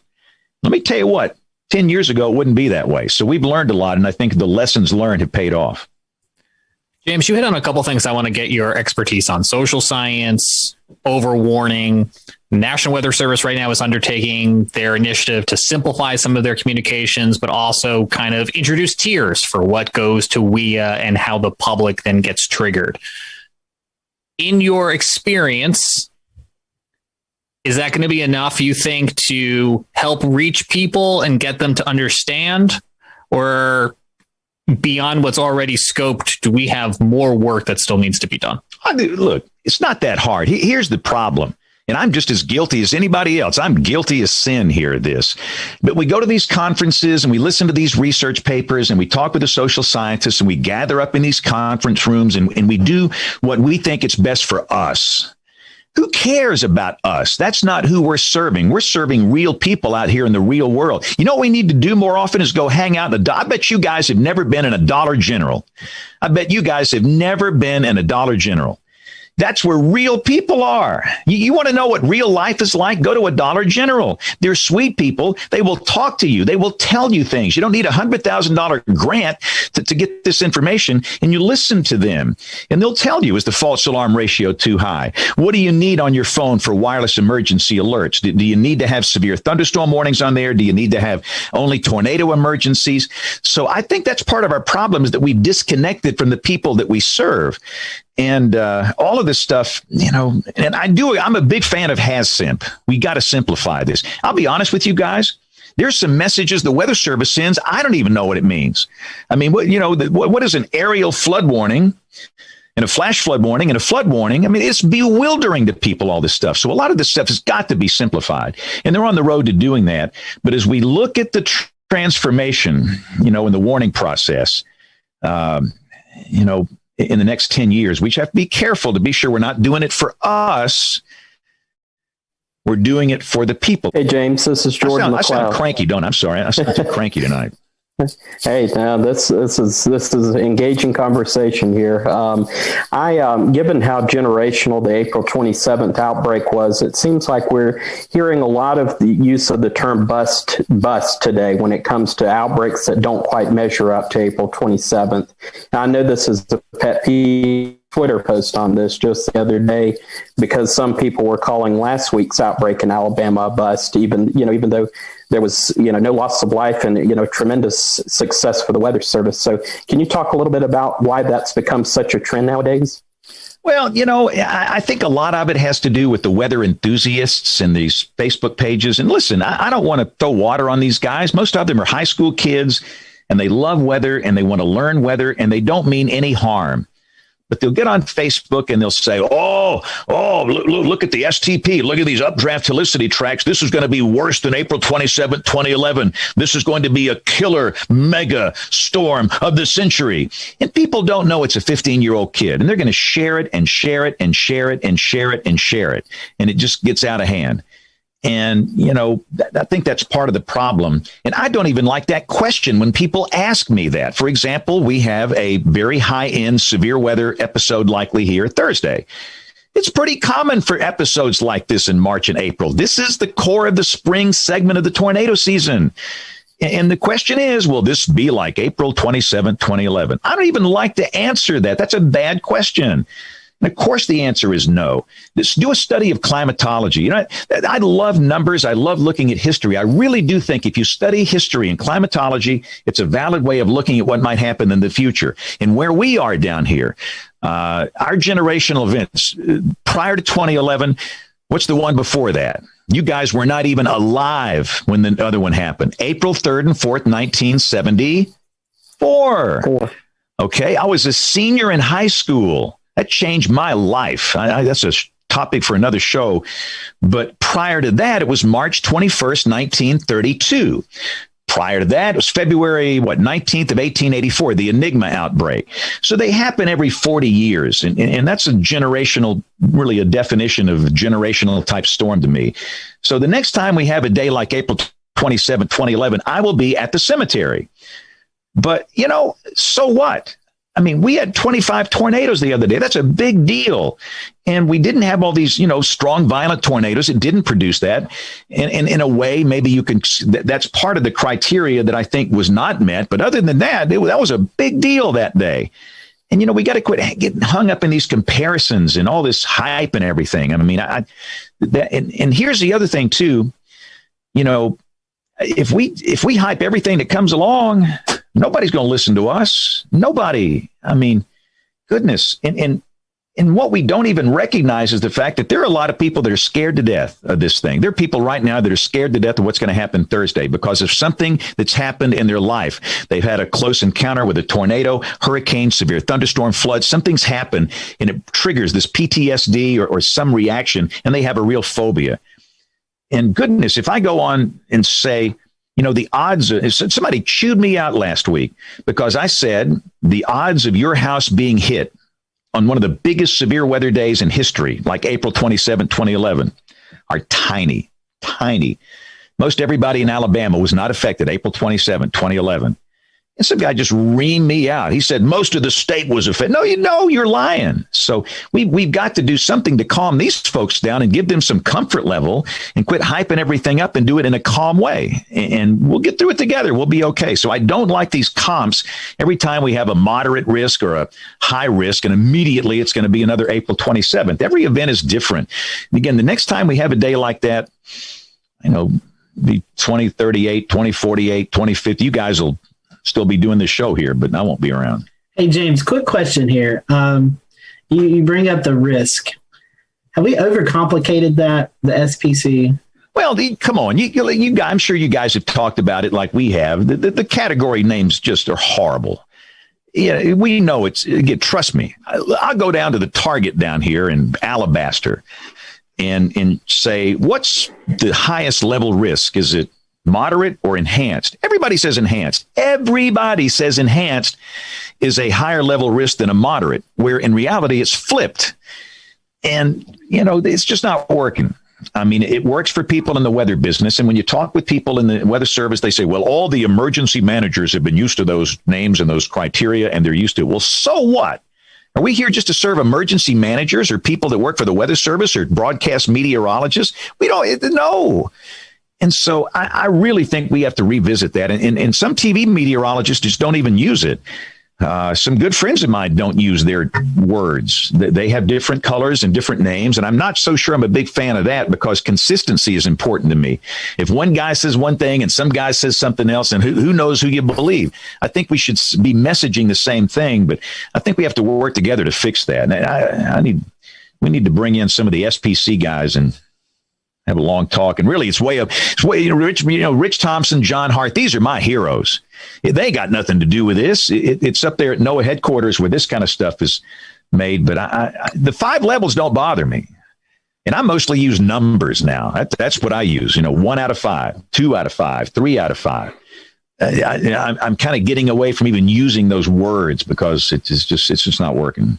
Thank you, James. We appreciate your time tonight. Go follow James on social media. I'm sure you probably already are if you're watching our show. And just great to get around and hang out with James. And I promise you, we'll have him back. We've got a whole list of questions we didn't even get to tonight. So stick around. We'll make sure that James repays us another visit here real soon. So for the rest of everyone here on the panel, we hope you enjoyed the show. And we will see you back here next Wednesday night for another episode of the Carolina Weather Group.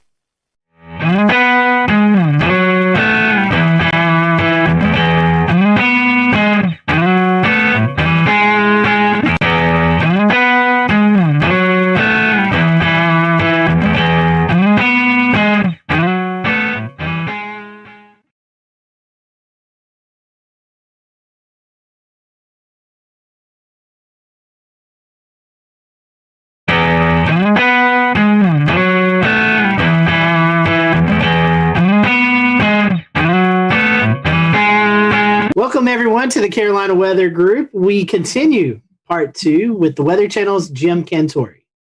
So I think to talk to you, Jim, and not bring up the famous commercial of you going to the beach and playing beach volleyball and going to different places and the crowds run away from you. Okay. And you're like, what? I'm just here to go to the beach, which, is an amazing commercial. I think it's a fun kind of that was pretty brilliant. Time for all of us. So kind of in the sense of that commercial and kind of how we know you, how are the actual kind of emotions and reactions of communities when you do show up and they do see you? Is there sometimes some mixed emotions, or is it usually kind of just people are excited to be meeting you and in an area that is going to be on TV, or is it more of a thing where people are kind of sometimes a little bummed? No, it's both. To be honest with you, Dan, it's really both because, obviously during hurricane season when I show up, it's not going to be good. The good news with Sally, I'm like, don't worry, I'm not going to be here. I'm going to be moving after my shots. We've been moving every day, so this is no different. Till we finally wound up in Pensacola, but some people are still excited. We'll return to Best of the Carolina Weather Group in a moment. Now your Carolina weather forecast. Here are today's forecast high temperatures for North Carolina. Here are the forecast lows for tonight for North Carolina. Here are tomorrow's forecast high temperatures. And here's forecast rainfall across North Carolina tomorrow. Here are the forecast highs for the day after tomorrow.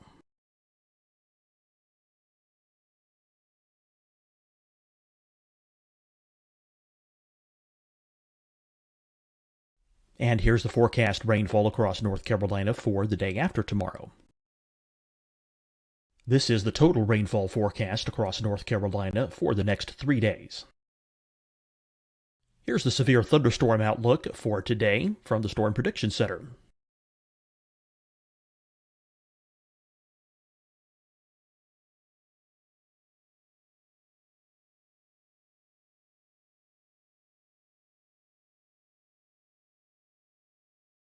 Here are the forecast high temperatures for today for South Carolina.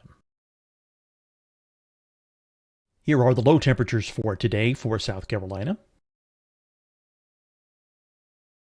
Here's the probability of precipitation forecast across South Carolina today.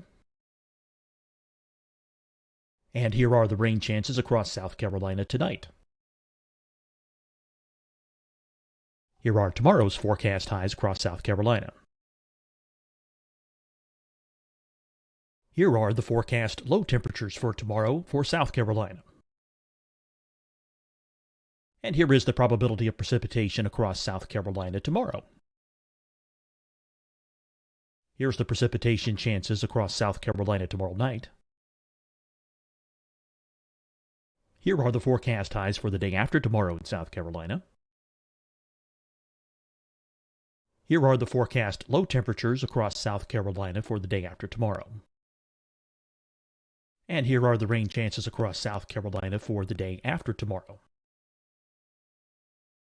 And South Carolina's probability of precipitation for that night. Here's the Storm Prediction Center's severe thunderstorm outlook across South Carolina for today through tonight. Here's the Storm Prediction Center's severe thunderstorm outlook across South Carolina for tomorrow and tomorrow night. And here's the Storm Prediction Center's severe thunderstorm outlook across South Carolina for the day after tomorrow through that night. Here's the severe thunderstorm outlook for today from the Storm Prediction Center.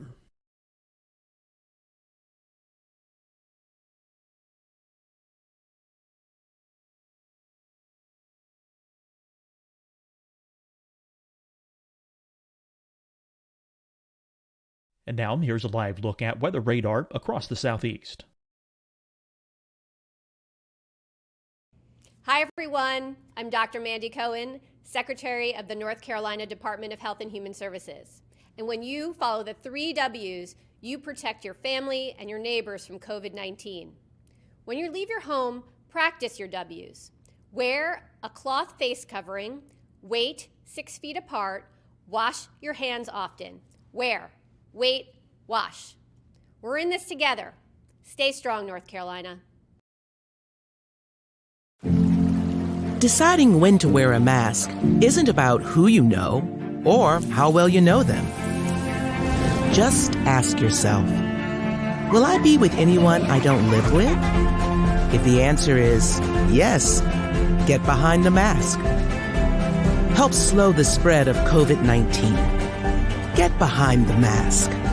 Learn more at covid19.ncdhhs.gov. Fight the spread and take a stand against coronavirus. Wear a mask in public. Stay at least 6 feet apart from others. And get tested. Join us and fight the spread. Visit scdhec.gov/COVID-19. Getting tested for COVID-19 helps you to take the steps needed to protect yourself, your loved ones, and your community. Find a testing location at scdhec.gov/COVID-19 testing. You'll see your Carolina weather forecast at 25 and 55 past. And now back to the best of the Carolina Weather Group on the all-new Carolina Weather Net. Some attention. You know, I've been doing this a while now, so people have kind of grown up, just kind of getting used to, you know, if there's going to be a big weather story, you know, Jim's more than likely going to come to town. So if it like I've always said, if it creates the awareness and it has people react in a way that they protect themselves and their family, then great, you know, mission accomplished. So, yeah, I still kind of get both ends of the spectrum. I mean, I told you one time, I can't remember which storm it was, but I think I was going to North Carolina. I mean, this lady literally, she saw me on the plane. She hollered at me. She told me it was my fault. In front of everybody on the plane, I was just like, okay. But, yeah, so you run the gamut. That was probably the most extreme right there. And there's whole, I'm sure you've probably seen them or heard, ran across them, but there's Facebook groups devoted to Where's Jim Cantore? I don't know if you've seen that, but it's there's a Facebook page, right? That's right. And they post pictures of what they think is you, what certain like storm chaser cars or weather channel cars. And they'll say, he's now been spotted at Sunset Beach. And then, you know, it's got hundreds and thousands of members. So for the record, guys, do you know how many bald, short Italian men exist in this world? A lot. And I'm just one of them. Okay, so yeah, I get spotted a lot in places. I'm like, and sometimes I read those in my Twitter, and I'm just like, I'm sitting right here at my house looking at this, and who is playing me, or who do they think is me? So it's cool. I mean, in a way, it's kind of cool, because I never in my wildest dreams thought that a guy that just wanted to get the forecast right would be, you know, somebody who developed a Facebook page for. So, I mean, it's kind of fun when I can play along, I will. But, you know, like I said, at the end of the day, if it helps people get ready and creates an awareness, then mission accomplished. Mission accomplished. All the memes that come out of that. I'll read you one. I sent the memes. Oh, my God. Oh, man. So one that I thought was kind of funny, I sent this directly to you because it was right in the middle, right when everything, COVID was just, the fear was so high at one point. And I said, if Southerners don't seem too worried about this coronavirus deal, it's because we have been conditioned to believe that we likely don't need to be concerned unless or until this man shows up. And it has a picture of you. So, I mean, yeah, they seem to get better every year. So it's like I said, it's very humbling. It's nice to be a meme. I like your attitude. I like your attitude on it a lot. I mean, the idea is if you can bring attention in a positive light to the storm, then you're doing a good thing no matter what, and that's great. It's really weird. Bobby Labonte is a friend of mine, and I remember when he was telling me a story about the ESPYs, where he was in the back room with Tiger Woods, and he was, they were both just kind of like, "Are you here for this?" "Yeah, we're here for this." I mean, when you don't really want to be in the limelight. Sometimes when you're in the limelight, you don't really want to be in the limelight. It's not what you strive for. It's not. You don't wake up in the morning and say, "Oh gosh, what can I do to make myself more in the limelight today?" I mean, that's just really not. I mean, Bobby is a fantastic race car driver. He won a championship. That's all he wanted to do. Tiger is a phenomenal golfer. All he wants to do is play excellent golf. And now, as you saw from this weekend, his son can play pretty good as well. It's just, I think that the true professionals, the notoriety that comes along with them is just kind of an after effect. But I do think you also have to embrace it. You can't ignore it. You have to embrace it, because I'll never forget the time as a kid I got a chance to meet Reggie Jackson. As you guys know, I'm a huge Yankees fan. And I got a chance to get an autograph from him. I stood in line just like everybody else. They used to have this big thing in Atlanta called the Super Show, which was everything and anything to do with sports. And I was like, oh my gosh, Reggie's signing for Upper Deck. I got to go get Reggie. So I had my baseball and I stood in line just like everybody else. So when I finally got up there, which was, probably 45 minutes, I was like, oh my gosh, Mr. I handed him my baseball. I said, Mr. Jackson, what a pleasure to meet you. I mean, you've been my, you've just been my hero. You took the Yankees to a world championship. And he turns around and looks at his publicist or whatever. And he goes, hey, how much time we got left here? 15 minutes. All right, here you go. He handed the ball to me. It was just kind of, I don't know. It just kind of left a sour taste in my mouth. I just never forgot it. And then I'm not Reggie Jackson, but the people that want to meet you and want to come out and talk to you, I think you owe them a little bit of your time, because you've been given this gift and it's there to share. And that's really how I feel about it. But I'll never forget that experience, and I always go back to it. And look at, I can't say that Reggie didn't have another thing to do. I can't blame him for that, but I just never forgot that reaction, how disappointed I was. Now, if I'm out to dinner with my girlfriend, or if I'm with my kids and we're talking and having a good time, and if you want to come up and talk about climate change or what we should do about NextRad, I'm like, hey, can we save this for another time? Pick your times and when you approach people. That would be my best advice to other folks out there. But I'm happy to talk to you. I am a true weather geek. I love talking about it. I'll give you my opinion. Sometimes it's going to be good. Sometimes it's going to be bad. Sometimes it's going to be right. Sometimes it's going to be wrong. But that's me in a nutshell. Speaking of NextRad, could you talk to those folks in Washington and get us a radar in Charlotte? Yeah, I mean, look, if we wait around for phased array, we're going to have more tornadoes missed. We're going to have more gaps. They told us not to really talk about this, but now that I'm on with you guys, let's fill the holes. Let's fill the gaps. It's long overdue. I mean, we got a nice system down now, and I know this data needs a lot of maintenance, and it's very, very expensive. And if that's the case, then come up with a great, new phased array, and let's get that. Let's roll that out. Let's just roll out phased array. But until we get there, let's fix the stuff that we got. Maybe add a few mobile radars here and there to fill in the gaps, especially when you're talking about large metropolitan areas and cities. I mean, at this point, The NWS radar, the guys that are operating the radar and monitoring the radar, they know where the gaps are. They've been doing it for years. I mean, it's not like they're just coming out with this out of nowhere. So, yeah, I'm pro filling the gaps all the way. Do it. It's long overdue, guys. It's long overdue. So I have just one follow-up question here about how you deliver your message and the best way you can kind of connect with your viewers and stuff. So really, in a perfect world of your day-to-day, big storm comes around or whatnot, would you rather spend more time actually kind of doing on-camera storm action coverage where you're in the heart of the storm, or would you rather spend more time kind of in some instances being from a safe location where you can spend better time broadcasting, have clearer messages, and work more on the communication side? So studio versus non-studio, I think that's what you're asking me, right? I like a mix. I've got to have a blend because I still need, like when I was told I was going to go out to the snow the other day, I was like elated because A, it wasn't a hurricane, and B, it was just, I just love getting out in it because here you are, you spend all this time looking at model data and this, that, and the other thing and reading this and reading that, but you to go out and experience it and then to kind of bring it home to the viewers, that's the win.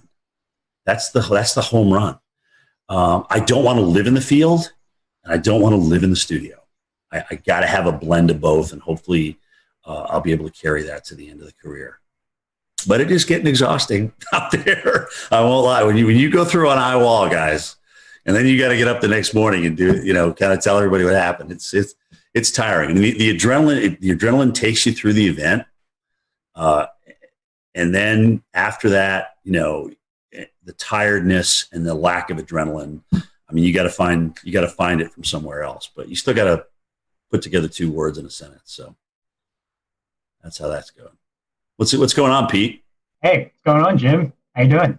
Good, man. So to kind of piggyback off of that question, take us through your workday at the Weather Channel from when you wake up to when you leave the Weather Channel for the day.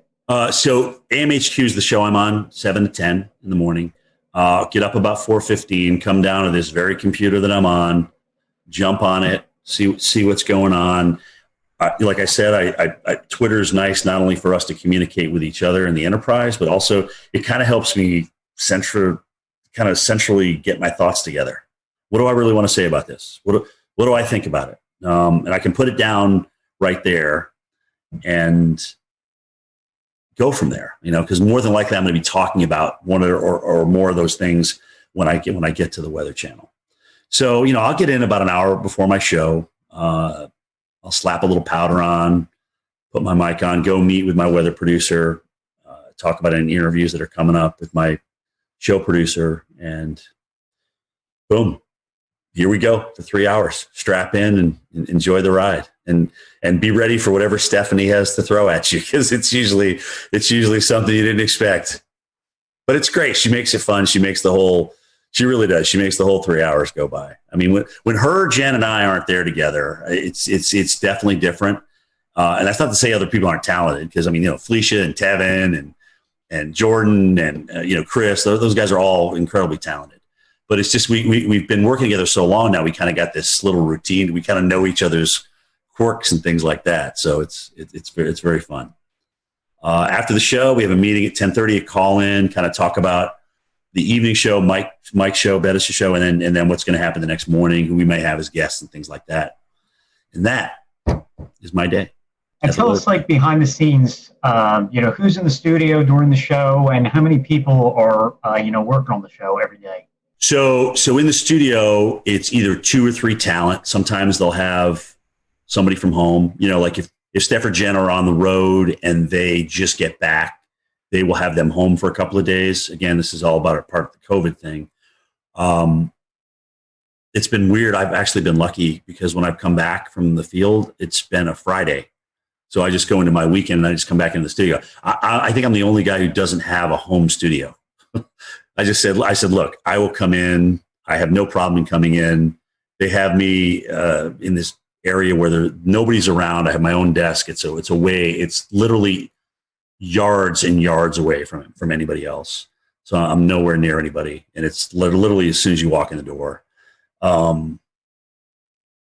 There's a couple floor directors, 2 weather producers in the studio, but we're all spread apart. I mean, that studio that we have downstairs that we're doing the immersive reality on is huge. It's kind of like a half a gym, if that gives you an idea of the size. So ceiling wise and width wise.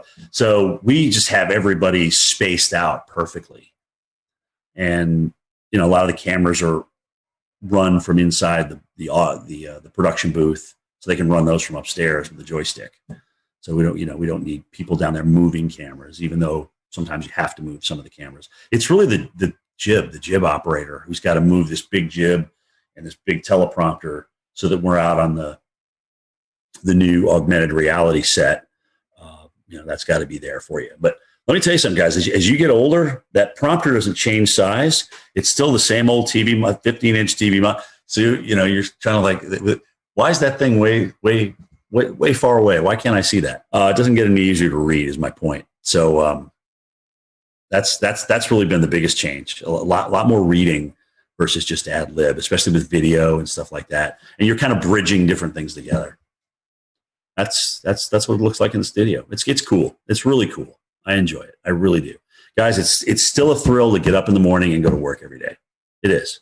And I don't even consider it a job. It's still fun. It's still fun to look at the weather and get it right. It really is. That immersive reality technology that you were talking about, I know we discussed it last year, but 12 months later, I'm still fascinated by it, as many others are. Tell us about some of the challenges of working with a piece of technology that's maybe new. Well, so remember I just said this is like the size of a small basketball court, or half a basketball court. So with prompters way over here and monitors way over there that can't get close to you, some of the data on the graphics is really hard to read. So when we walk along and we see those little candlesticks there with the high and the low and the precip, one of them looks like a little crystal ball.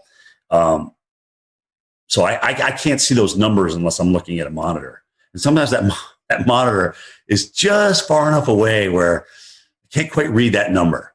So if I don't preview those graphics first, it's definitely an beep moment out there and sometimes I'll turn the wrong way because you're so far away, you forget which side it's actually on in the real world. So it still takes some getting used to, and I'm absolutely not as comfortable as I am with a telestrator and a monitor in front of me or right next to me where I can touch it.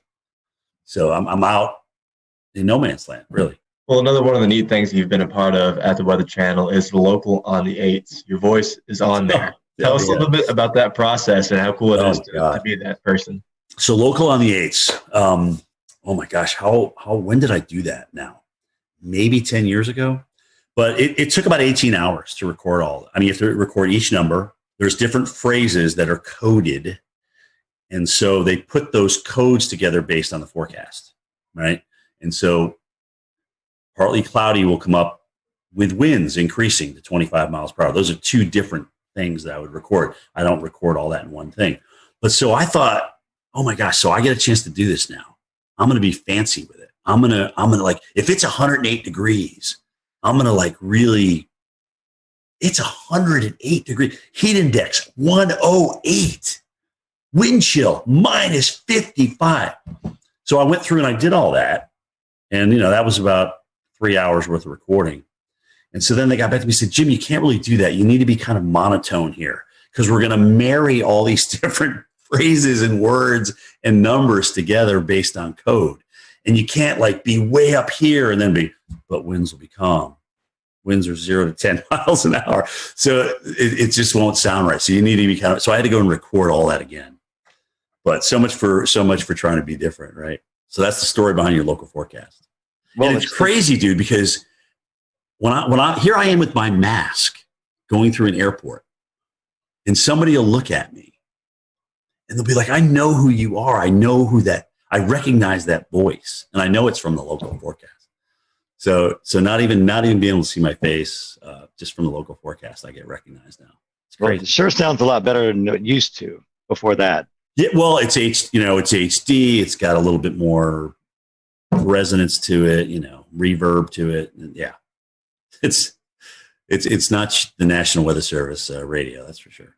Well, Jim, I had a question about what it's like to do your road trips. You've already talked about this a good bit, and we know that no two road trips are alike for sure, especially when some go to severe weather events, some go to hurricanes, some go to winter storms. Right. But what is a typical road trip like for you? What's the advanced planning like? What's it Frank, like to actually cover it? Yeah, the hardest thing for me is that I want the ball when the game's on the line. Okay. So what that means is in the morning before I travel, I don't like, if we have a pending hurricane, I don't want to not be on the air. I want to be able to go in there and talk about it. But that becomes a very long day. Okay. Because you're up early, you're in doing your thing, and then you got to go home. You either have to pack if you hadn't the night before, and then, travel to the airport and go through that whole rigmarole, and then get to your location. And like I told you guys earlier about the logistics, you got to make sure all those logistics line up. I mean, if that's going to be your spot that you're going to broadcast from, is your cameraman going to be dry? Are you going to be able to be out in the worst of it without drowning yourself and your vehicles and things like that? All those things come into play. And so now here we are at 6 o'clock at night after starting at 4:15 in the morning without stopping. And it just becomes an incredibly long day. So when it's just a travel day, which is rare, it's like getting ready for the game. You got to pack, you got to have the equipment, you got to execute when you get out there. So you just kind of gradually ramp up and get to your location. And there is kind of between all of our teams out there, like, okay, who's going to get the best location? Who's going to be able to get the best shot? And so there's a little bit of that, the sportsmanship going on out there between us meteorologists. And I mean, we all want the best shot. We all want, the best TV for people. We don't want to have something happen to anybody or happen to us. That's not what I'm saying. But we want to have the best looking shot out there. But you just don't show up and that happens. There's a lot of logistics that go involved in that. You got to talk to the hotel managers. You got to make sure that you can actually broadcast here. Can we open this door during the storm? Can we get this AC power plugged in? Those kind of things. Can we get this room on this side of the hotel? Blah, blah. All those kind of things come into play. And if you've worked the morning and it's like, let's say it's a Thursday and you've been doing this all week, you're pretty tired by the time you roll into Friday, and you're going to work the weekend because that's when, the storm's coming in. So let's see what, I think I pulled 14 days was the longest stretch, 14 or 15 days this year. It was a long stretch. And how much downtime do you need to rest after something like that? Well, that depends on who's out and who's not. I mean, we're pretty much running a lean, mean fighting machine right now. And if somebody's they do a great job of honoring PTO and vacation time here. And if somebody's off, sometimes I got to come back the next day, and it's tough. That sometimes winds up being the toughest day of all, is the day you got to come back in studio. The adrenaline's gone. You still have memories of what just happened and the hardship out there that was produced by a hurricane or a tornado. And you gotta find a way, man. You got to find a way to ramp it up, because as Al Roker always tells everybody, he goes, the worst thing in TV you could ever do is be boring. That's the worst thing you can ever do on TV is be boring. Absolutely. Your passion has to come out no matter what. Yep. So, Jim, you started at the Weather Channel right out of school. So tell us how you got the job and talk about the demo tape you sent in. Well, I never even sent it in. Oh. So that's the I never applied to the Weather Channel. The guy who was in charge at the time, his name's Ray Bann. A friend of his apparently was doing a research project. They were researching where broadcast meteorologists were coming from. So there was a whole bunch of schools with this big reel of all these different broadcast meteorologists. So Linden and Penn State and Florida State and Mississippi State. And I was on that reel for whatever reason. And so Ray was I guess he was watching that tape, or he got a hold of that tape, and he said, "Oh, this guy looks interesting," and they contacted me. They got a hold of me that way. And I was up, like I said, it was July. I was painting the building. I was up on the scaffolding, and my brother hollers up. He goes, "Hey, the Weather Channel wants to interview you. You got to go home and call them." I'm like, "Oh, wow. That's cool." Because we had just gotten them on cable in White River Junction, Vermont, back in '86. So I remember seeing Gay Dawson and Bill Schubert and Bill Keneally and Mark Mancuso and John Hope and Will Annan and all those guys, and Bruce Edwards. So it was interesting because I went down there for an interview, and a couple of them were there. I got to meet a couple of them, and I was a little bit starstruck, frankly, because I had been watching these guys on TV, and they're doing what I want to do. So I had a great interview with Ray, and I had no idea what was going to happen. Got back, and a couple of days later he called and he says, "You got the job. You got the job. When can you start? Can you be down here in a week?" And I said, "Yeah." I drive into Vermont to Atlanta. No air conditioning. It was a little Mercury Capri with a T-top. And like an idiot, I go down there during the worst heat wave in North Carolina that year. It's 106 degrees. I'm just like ready to faint. I couldn't drink enough Gatorade. I mean, it was absolutely ridiculous. Instead of driving at night like I should have done, right? Hello. Anyway, so I got my first experience with Southern heat, and I couldn't really, for the first 4 years down there, I was like, I got to get out of here. I can't stand this heat and humidity. I was sweating when I got out of the shower. I mean, it was awful. It was awful. So finally, I got acclimated. About 7 years in, playing softball, just the honeysuckle of the Southern nights, the humidity. So I really started falling in love with it. Now at 56, I'm too cold. It's too cold outside for me in Georgia right now. So I'm ready for Florida, South Florida. Speaking of that, what's left? Well, I mean, what's left for you to do or you want to do before you retire? I mean, it's been a great weather career at the Weather Channel, but anything left on the bucket list that you've not been able to get to yet? Yes, there is. I've never done a blizzard in North Dakota. I've got to do one. That's the only state I haven't been in for something for the Weather Channel. So I've got to do a blizzard in North Dakota. I would love to do a Westpac typhoon.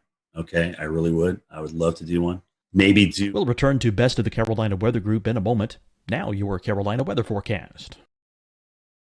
Here are today's forecast high temperatures for North Carolina.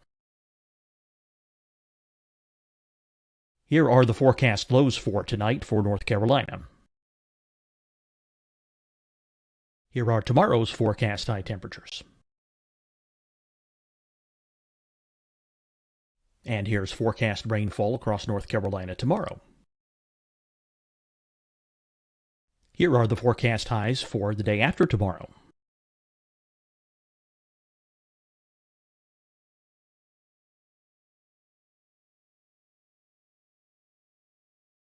And here's the forecast rainfall across North Carolina for the day after tomorrow. This is the total rainfall forecast across North Carolina for the next 3 days. Here's the severe thunderstorm outlook for today from the Storm Prediction Center.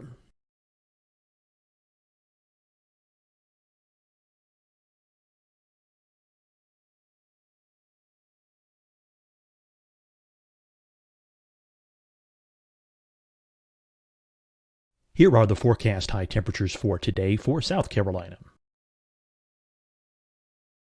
Here are the low temperatures for today for South Carolina. Here's the probability of precipitation forecast across South Carolina today. And here are the rain chances across South Carolina tonight. Here are tomorrow's forecast highs across South Carolina. Here are the forecast low temperatures for tomorrow for South Carolina. And here is the probability of precipitation across South Carolina tomorrow. Here's the precipitation chances across South Carolina tomorrow night. Here are the forecast highs for the day after tomorrow in South Carolina. Here are the forecast low temperatures across South Carolina for the day after tomorrow.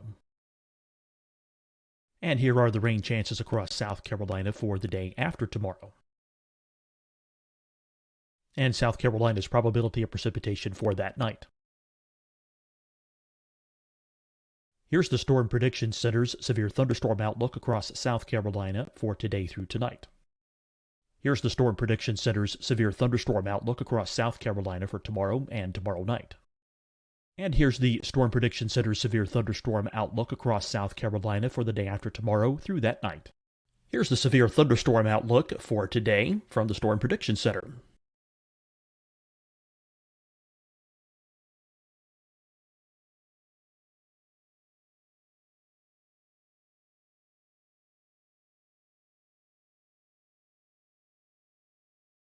And now here's a live look at weather radar across the southeast. Hi, everyone. I'm Dr. Mandy Cohen, Secretary of the North Carolina Department of Health and Human Services. And when you follow the 3 W's, you protect your family and your neighbors from COVID-19. When you leave your home, practice your W's. Wear a cloth face covering, wait 6 feet apart, wash your hands often. Wear, wait, wash. We're in this together. Stay strong, North Carolina. Deciding when to wear a mask isn't about who you know or how well you know them. Just ask yourself, will I be with anyone I don't live with? If the answer is yes, get behind the mask. Help slow the spread of COVID-19. Get behind the mask. Learn more at covid19.ncdhhs.gov.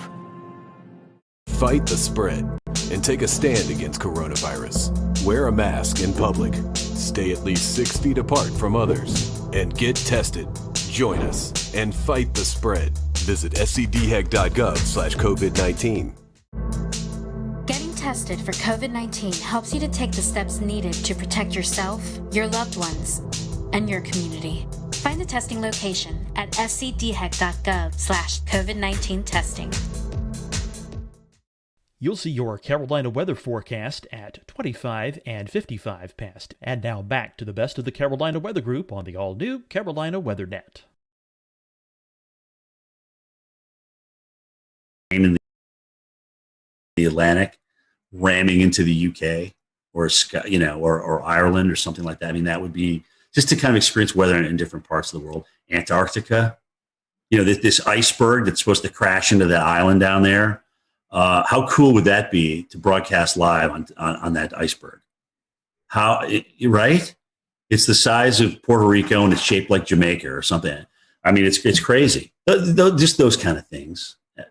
I mean, I like voicing over storm stories, but I liked doing Cantore stories better. I mean, this is really I've been blessed, man. I got to see a lot of the world. I got to work with NBC Sports during the Olympics. I got to work out with Al Michaels, who also always called me Dr. Doom. I mean, it was just really cool. I've just had some really cool experiences. But honestly, I'd like my goal, God willing, is I can get 40 years in broadcasting, and that's okay. Maybe I'll be done after that. So that date would be July 15th, 2026. So approaching that, we're almost 5 years. We had a colleague of yours on, Tom Nizzle. He has a mountain. Yeah, he has a cabin up here on Rome Mountain. So we talked to Tom a lot. So what does retirement look like for you? You going to move into the mountains? You said South Florida just a little bit ago. What's it look like after TV life?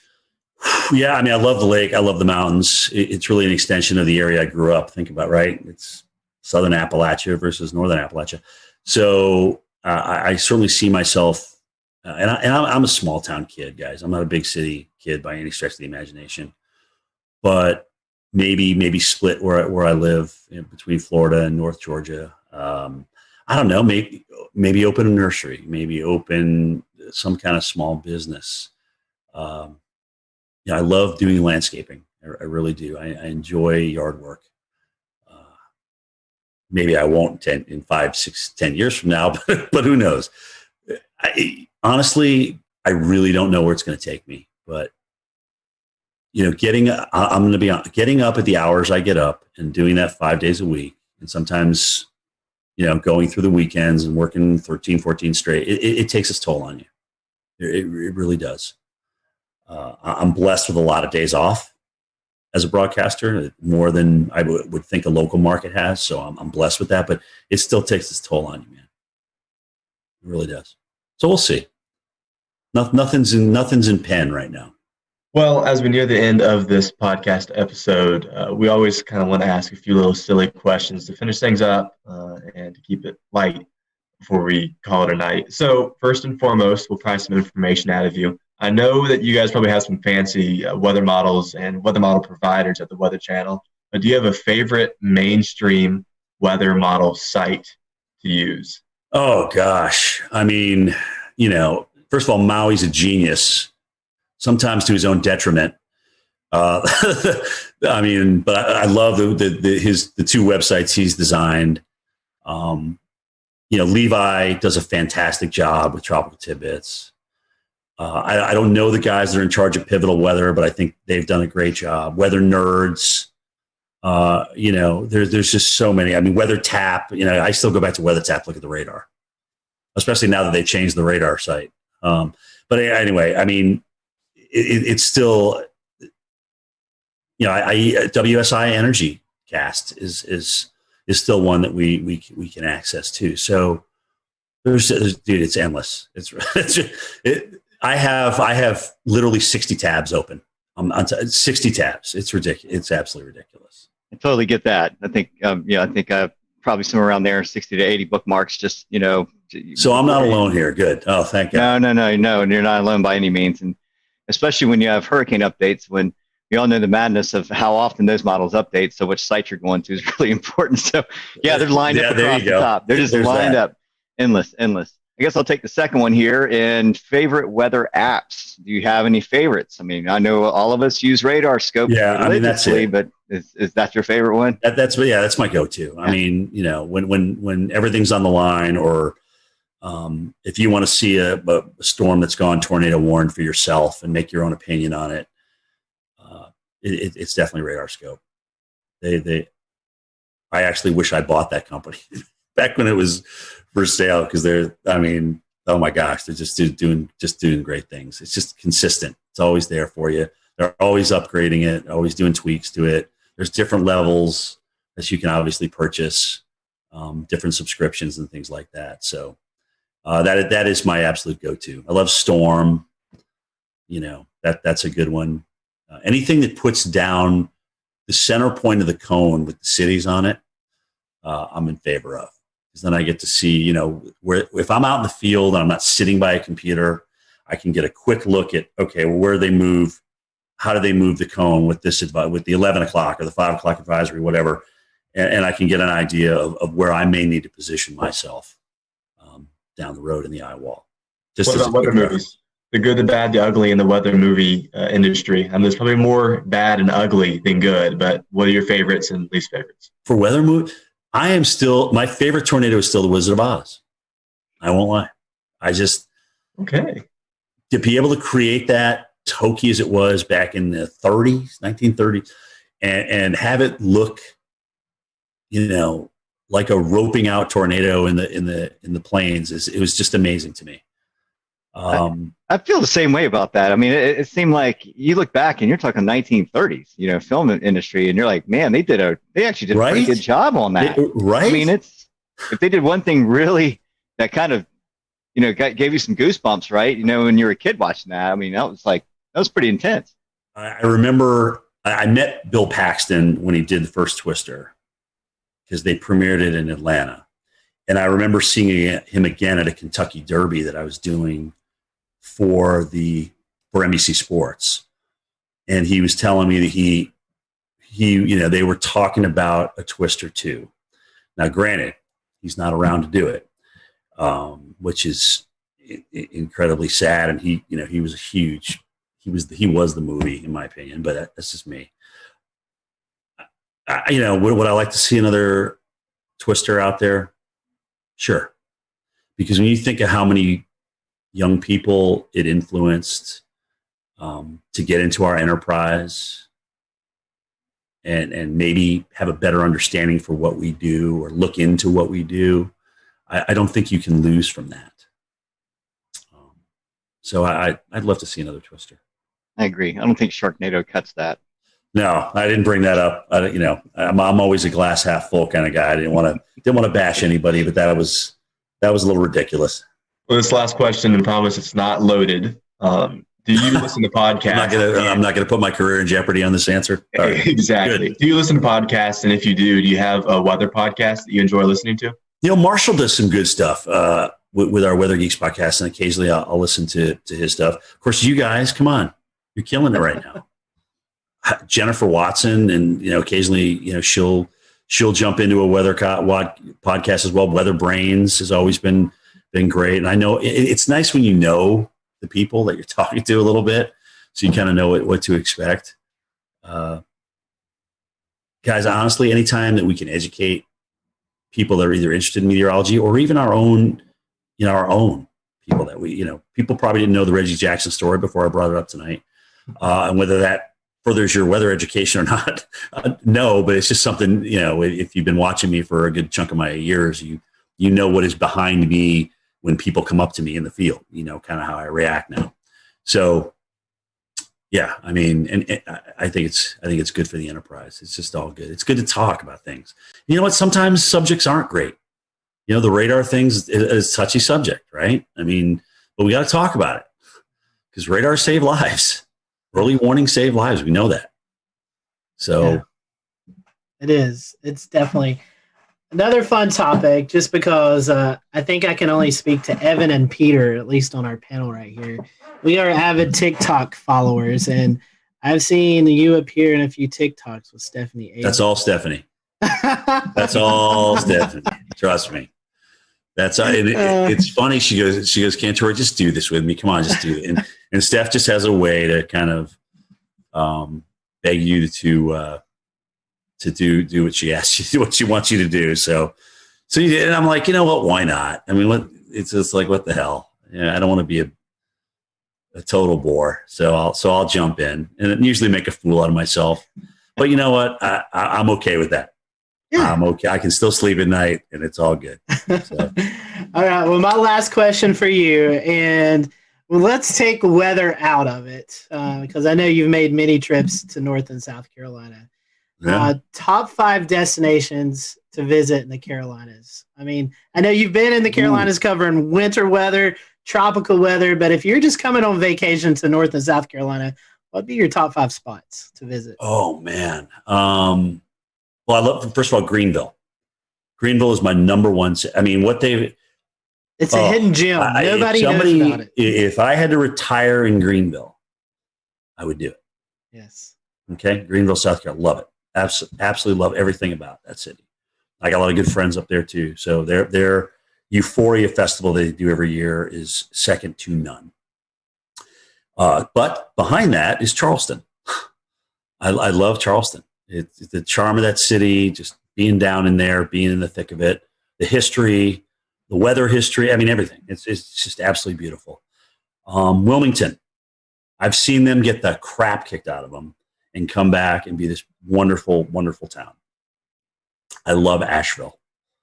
The Grove Park Inn. I've been there for the gingerbread contest. I mean, that is just unbelievable. It's just a beautiful historic place. The Biltmore, obviously, up there. I mean, holy cow. Gosh, where else have I been in the Carolina? I think it was Winston-Salem. Maybe, or was it Hickory? I can't remember. I got a friend that I went. They had just like refurbished the downtown. I can't remember which one it was in, which one I was in, but I thought that was a pretty cool place. I live close to Hickory, and it's recently been redone. So there was Hickory. Yeah, I was about to say, you're kind of like, what? Where did this come from? Where did this come from? All right, who did I offend on this answer? No, you didn't offend anybody. You get your martial arts training here in Charleston. We all know that. Yeah, you did great. I'm in agreement with you on Charleston. It's my favorite place to go. Oh, it's beautiful. And Jay Greenville loves it too, right? Greenville's number one. Charleston's number two. It really is that just like that. I tell people, I say downtown Greenville is the most underrated place to visit. It's a beautiful spot. Not a lot of people go. I mean, you can go out on a nice Friday or Saturday night and go eat dinner, welcome the river. It's a beautiful spot. Like I said, if somebody said, all right, Jim, you have to leave Atlanta, you have to go somewhere else, where would it be? It would be Greenville, South Carolina. I know our buddy Wes Grimes, who actually submitted a question earlier. He loved when you visited Boone a couple of years ago during the big snowstorm. And oh my God, that was awesome. I know Boone loves you, so if you ever make it back up there, I know you'll have a lot of folks and friends up in the Boone areas. So. By the way, the Boone stick is still around. Apparently, it's in my producer's Steve Pederak's office. I'm like, dude, you got to bring the Boone stick back out. I've never pushed so many cars out of the snow in my entire life than in Boone, North Carolina. Well, I will tell you this from a guy, Evan and myself living in Western North Carolina, we definitely hope we can copy that sometime soon because we're in our snow drought. That was the last time we had measurable snow here outside of the mountains was that storm a couple of years ago. It's going to be tough with La Nina, but we'll see. Especially we got a strong La Nina. But it's an active pattern, dude, and we got the negative NAO, so you may get a little bonus out of that. We'll see. I'm afraid more ice than anything. That's my concern this year. Yeah, that's the models keep head faking though. They keep wanting to bring the AO back positive again, but it keeps not happening. And again, well, we all know how those forecasts go sometimes. Right. we've all been disappointed a few times. Look at that NAO. It's going to go so negative. Anyway, we'll see. We'll see what happens. Well, Jim, we certainly appreciate your time. We want to wish you a very Merry Christmas and a Happy New Year. And for those who are listening to the podcast, I'm sure they're probably following you on Twitter, on social media, but if they can't, or if they're not, how can they do that? So at Jim Cantore is my Twitter. I don't do Facebook, but my tweets go to Facebook.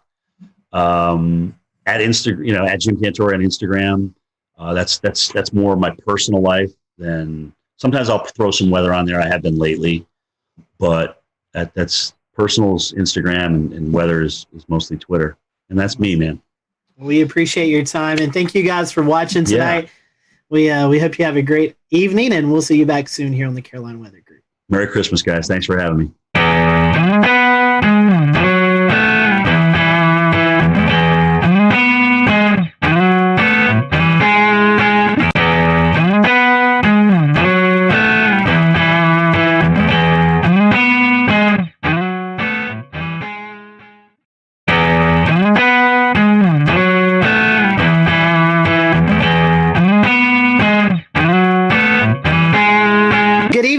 Welcome to the Carolina Weather Group. We're happy to have you this evening, and we have joining us tonight Jim Cantore, our good friend Jim Cantore from the Weather Channel, Mr. Storm Tracker, who has been busier than ever, I believe, this year, Jim.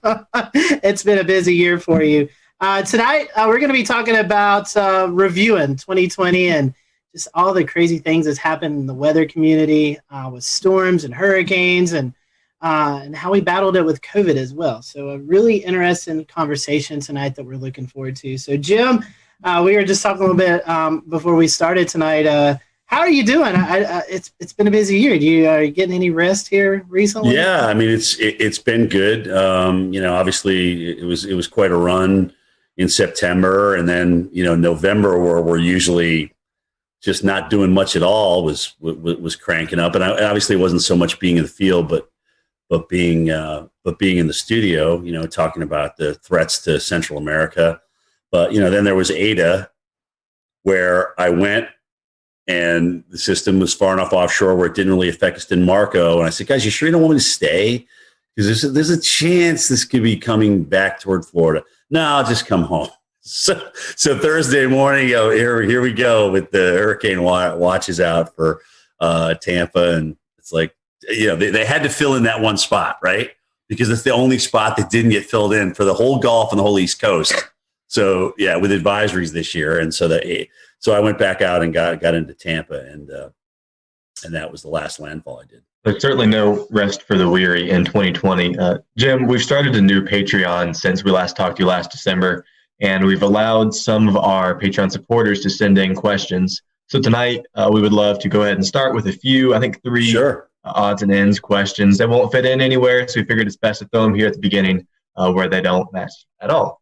So first and foremost, from an anonymous Patreon supporter, if you could point to a single piece of technology that has changed our field over the past 20 years, what would it be? I mean, it's got to be numerical weather prediction. I mean, as much as they're not perfect, and trust me, I just did a snowstorm in Pennsylvania that I wish I was in Binghamton, New York for. Okay. Anyway, as much as they're not perfect, I do think that they've helped us, and they've gotten us a much better idea of what we can do with, but the list is close. I mean, you look at the upgrade to NexRad and having radars available to us, and unless they get blown out like Lake Charles did during Laura, they're obviously very, very valuable. I mean, we can see tornado signatures, and we can see the winds. I came in for the Mississippi tornadoes, the twin EF4s there. And I mean, just to see the width, here's the width of this thing. You're like scratching your head. It's like, is that right? Is that really like 1.5 miles wide or whatever? So the radar is certainly a close second. The new GOES and what we can do with GOES. There's just so many things that are available to us. And honestly, guys, social media wise, I think a lot of us are communicating with each other. A lot of us are getting to know each other better on Twitter and Facebook, especially Twitter. I really like Twitter for us because it's quick, it's to the point, and you kind of know now, if you follow certain people, where they stand and where they're going to go with what they're thinking. And I will say, for me, certainly being a veteran, to learn from you guys, from the younger generation, of stuff that I didn't go to school for, but yet I'm going to school through you. I mean, I never even heard of PV streamers before Philip Pepin talked about them many, many moons ago. So it's like, wow, that's pretty cool, and it makes sense to me. So those would be my top 4 without question. All right, 2 more. Both of these coming from Wes Grimes, and the first one's kind of an interesting one. So, is it possible? And he said he's heard this before as maybe a wives' tale. Is it possible to forecast low temperatures overnight using the dew point in the evening if it's relatively tranquil weather? Yeah, that's what I did in college. That's what I did at Linden, because I would get look at the dew point and what it was going to be like the night before, and I'd be like, okay, well we're going to kind of settle back down toward that, all things being equal, and it was usually within about 10 degrees of what that dew point was. So it's part of the equation. It's not all of it, but I thought it was part of the equation. It's a neat little forecasting tip. Yeah. And last but not least, a favorite topic of yours, when you go out and you go storm chasing, how do you end up in the right place at the right time? Well, dude, sometimes it takes a lot of work. Like Sally. Oh God. So I'm like, you want me in New Orleans, but the models are trending east. I'm like, we're flying into Gulfport. We could really stay right there. So we went all the way to New Orleans because that's where they wanted me. I'm like, all right, whatever. I just do what I'm told, And then we made our way back to Gulfport the next day, and I'm like, okay, well, you realize though we're going back to Gulfport, but it's probably going to go even farther east than that. That's what the models are trying to do. So the next day after Gulfport, we went over to Pensacola and finally kind of found a home there on the eastern side of that thing with the storm surge. But it's not easy because there's a lot of people making up their minds of where we should go and where we shouldn't go. And, I appreciate the fact that they let me chime in with my opinion. It doesn't always get me far, but the most exhausting part about travel is not necessarily broadcasting for the hurricane. It's doing the morning show and then having to pack everything up and move to another location. Because once you get to that location, it's not just, okay, we're here, let's do our live shots. It's, okay, where are we logistically going to be? What's going to make the best shot? Is there going to be storm surge here? Are we safe here?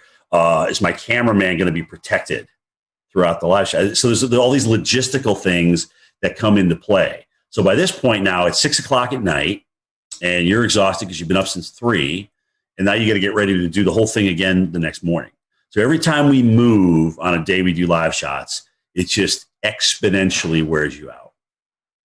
But I appreciate the fact that they do give me a say in my locations, but it is up to me to get my team in a good spot. Like where we at the Golden Nugget for, oh God, what was it? Beta? I don't even remember the damn name of the storm.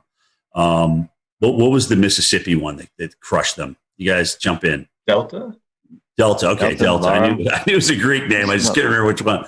So Delta. I'm like, this is going to be a great shot because the water's going to come right in here, and this is just going to be a great shot. So that allows us to get there and really set that up and make sure we had higher ground and get our cars up there and things like that. So it takes a lot of work. What you don't see behind the scenes, I think is just as important, if not more, than what you see on camera. And Jim, this one's coming from me, man. I'll tell you what, this year has been interesting with the tropics. I mean, we've cleared over a third of the Greek alphabet, and it's just been an unreal season. I mean, when we talk about, will we ever see something like this again? Is this going to be the norm going forward? What ingredients come into it? Tell us what your take is on, do you think the strong signal in La Nina was a triggering factor? Do you think our warm pool in the Atlantic has a lot to do with it? I mean, kind of give us some ideas of why you think we had such a hyperactive season. I mean, it was off the charts. If somebody would have told me we were going to have 30 storms this year, I would have been like, no, I mean, we're going to have an above average season, but that's a pretty bold forecast. I think you hit the nail on the head. I mean, La Nina, certainly coming in, and when it did, getting into the mid to strong range. So what that tends to do is just, cut the shear, and the whole basin was warm. There was plenty of warm water. But the weirdest thing was all these rapid developers. I mean, we had all these storms that had developed either late before landfall or developed at some point over like Paulette and whatnot, kind of a rapid developer over the ocean and things like that. So a lot of, we just had so many rapid developers this year, and that's kind of the oddity to me, because you can get certainly strong number of storms if you get a warm basin and light shear, but all of a sudden, what's kicking these things into overdrive? And in some cases, at the last minute, when normally the continental shelf will weaken them. We'll return to Best of the Carolina Weather Group in a moment. Now your Carolina weather forecast. Here are today's forecast high temperatures for North Carolina.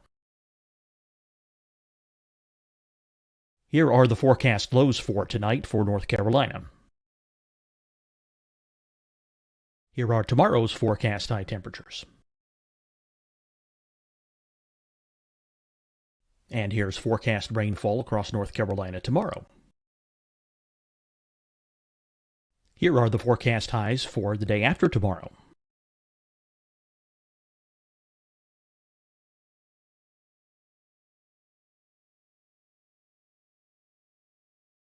And here's the forecast rainfall across North Carolina for the day after tomorrow.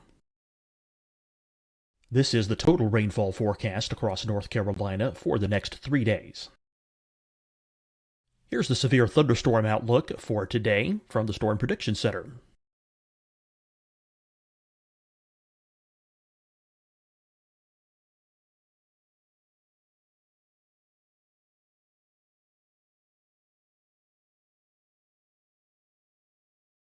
Here are the forecast high temperatures for today for South Carolina. Here are the low temperatures for today for South Carolina. Here's the probability of precipitation forecast across South Carolina today. And here are the rain chances across South Carolina tonight. Here are tomorrow's forecast highs across South Carolina. Here are the forecast low temperatures for tomorrow for South Carolina. And here is the probability of precipitation across South Carolina tomorrow. Here's the precipitation chances across South Carolina tomorrow night. Here are the forecast highs for the day after tomorrow in South Carolina. Here are the forecast low temperatures across South Carolina for the day after tomorrow.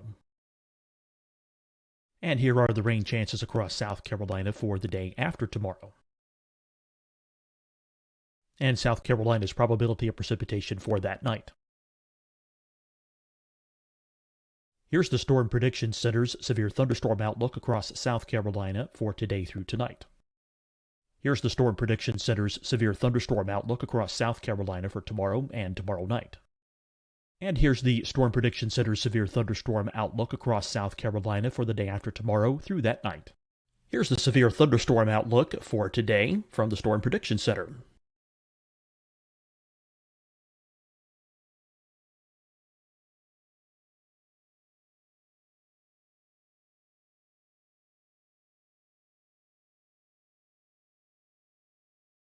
And now here's a live look at weather radar across the southeast.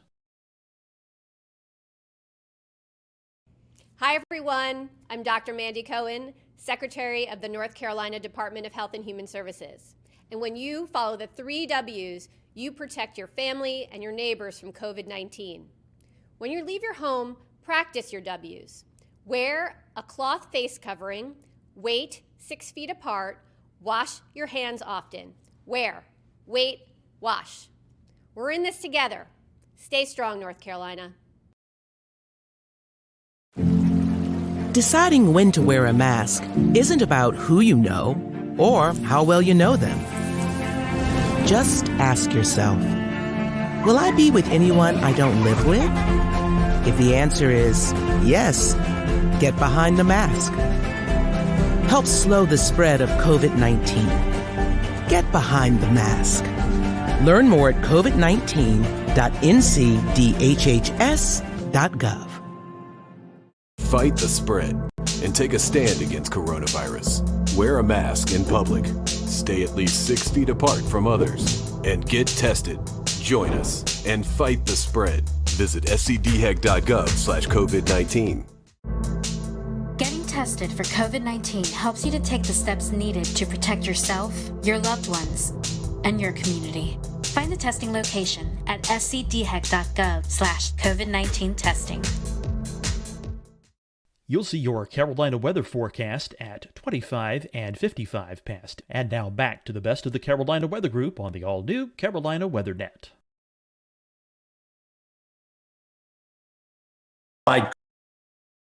Cold front come through the Gulf of Mexico and South Florida, and here's Ada. Now granted, I think that did weaken it as it made its approach toward the west coast of Florida, but still, to even get something.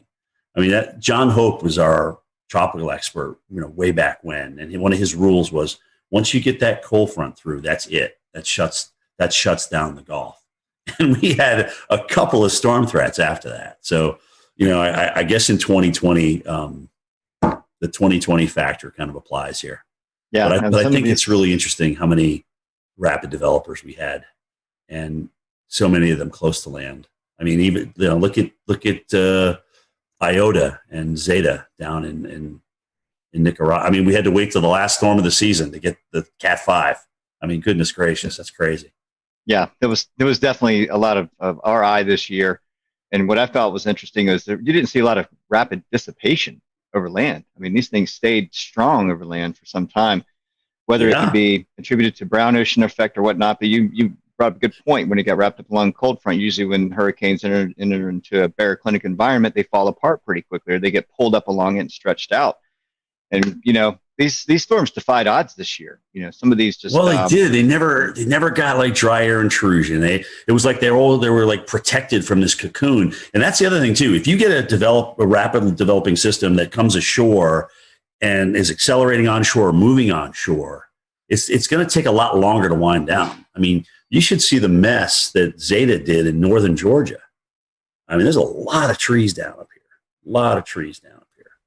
And it reminded me of Opal back, I think was it 95? Was that Opal?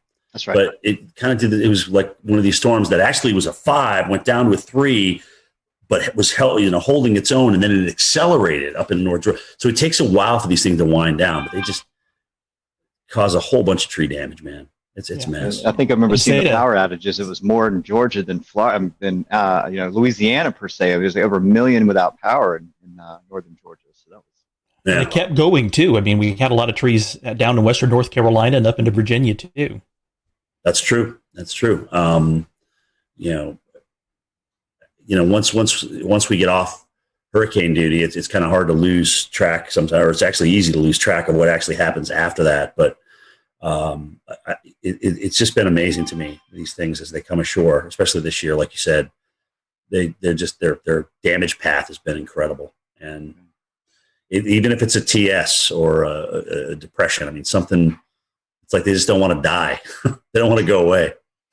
And that's the year it's been. One more for me. I'm going to pass the baton off to Dan. And the question is, you've been to a lot of places this year. I mean, I probably wouldn't be able to remember off your memory, but give us some of the more significant places you went to experience storm chasing, whether it be hurricane or winter storm, even earlier in the year. Well, yeah, actually, Milwaukee was the only winter storm that I did last year, which was kind of mind-boggling because they're so fixated on the Northeast coast. It's like, well, guys, what if Kansas City gets 2 inches at rush hour on a Tuesday morning? That's a big deal. Plus, they were concerned about the COVID thing and everything toward the latter part of the season. I thought that was awesome being in Milwaukee. Great city, seeing the Lake Michigan just go crazy in Milwaukee was pretty awesome. That's kind of started the year. Then we went through all the hurricanes. I went to New Orleans 4 times. And interestingly enough, New Orleans really never got a big threat. Okay. They had the one storm toward the end there that hit them pretty good, but they never really got a big threat that flooded them. And that's really the biggest issue for New Orleans. But flying there 4 times, I thought I'd never done that before. I think they were in the cone like 8 times or something, 7 or 8 times this year. It's just crazy. And then the snowstorm, I just went Bethlehem, Pennsylvania. I knew Philly would change over. I knew they would mix. I knew we'd actually mix with sleet in Bethlehem. I just didn't know we'd get dry. The dry slotted thing is what really killed us. And then to see 4 states with 40 inches plus, I'm like, this is just absolutely nuts. Absolutely nuts. From a low pressure system that I don't even think broke under the 990s when it was doing its work. I mean, really? That's crazy. I know, non-lake effect too. I mean, that was right. all just the low. I mean, all-time snow in Binghamton. All-time single day. So they broke their all-time single day by almost twice as much snow. So 18 to like 31 or something. I mean, that's crazy stats, man. Crazy stats. Speaking of some of the hurricanes this year, we want to, of course, mention Hurricane Isaias is the Carolinas' kind of biggest hurricane of the year. I was there in Wilmington myself for the storm, and we know you were over in Wrightsville Beach there, Jim. Yep. So we have a video that we want to play, and kind of the best way to describe what happened there with you. Video says 1,000 words, so we're gonna play the video and kind of just if you could kind of tell us what happened over there in Wrightsville and kind of what you experienced.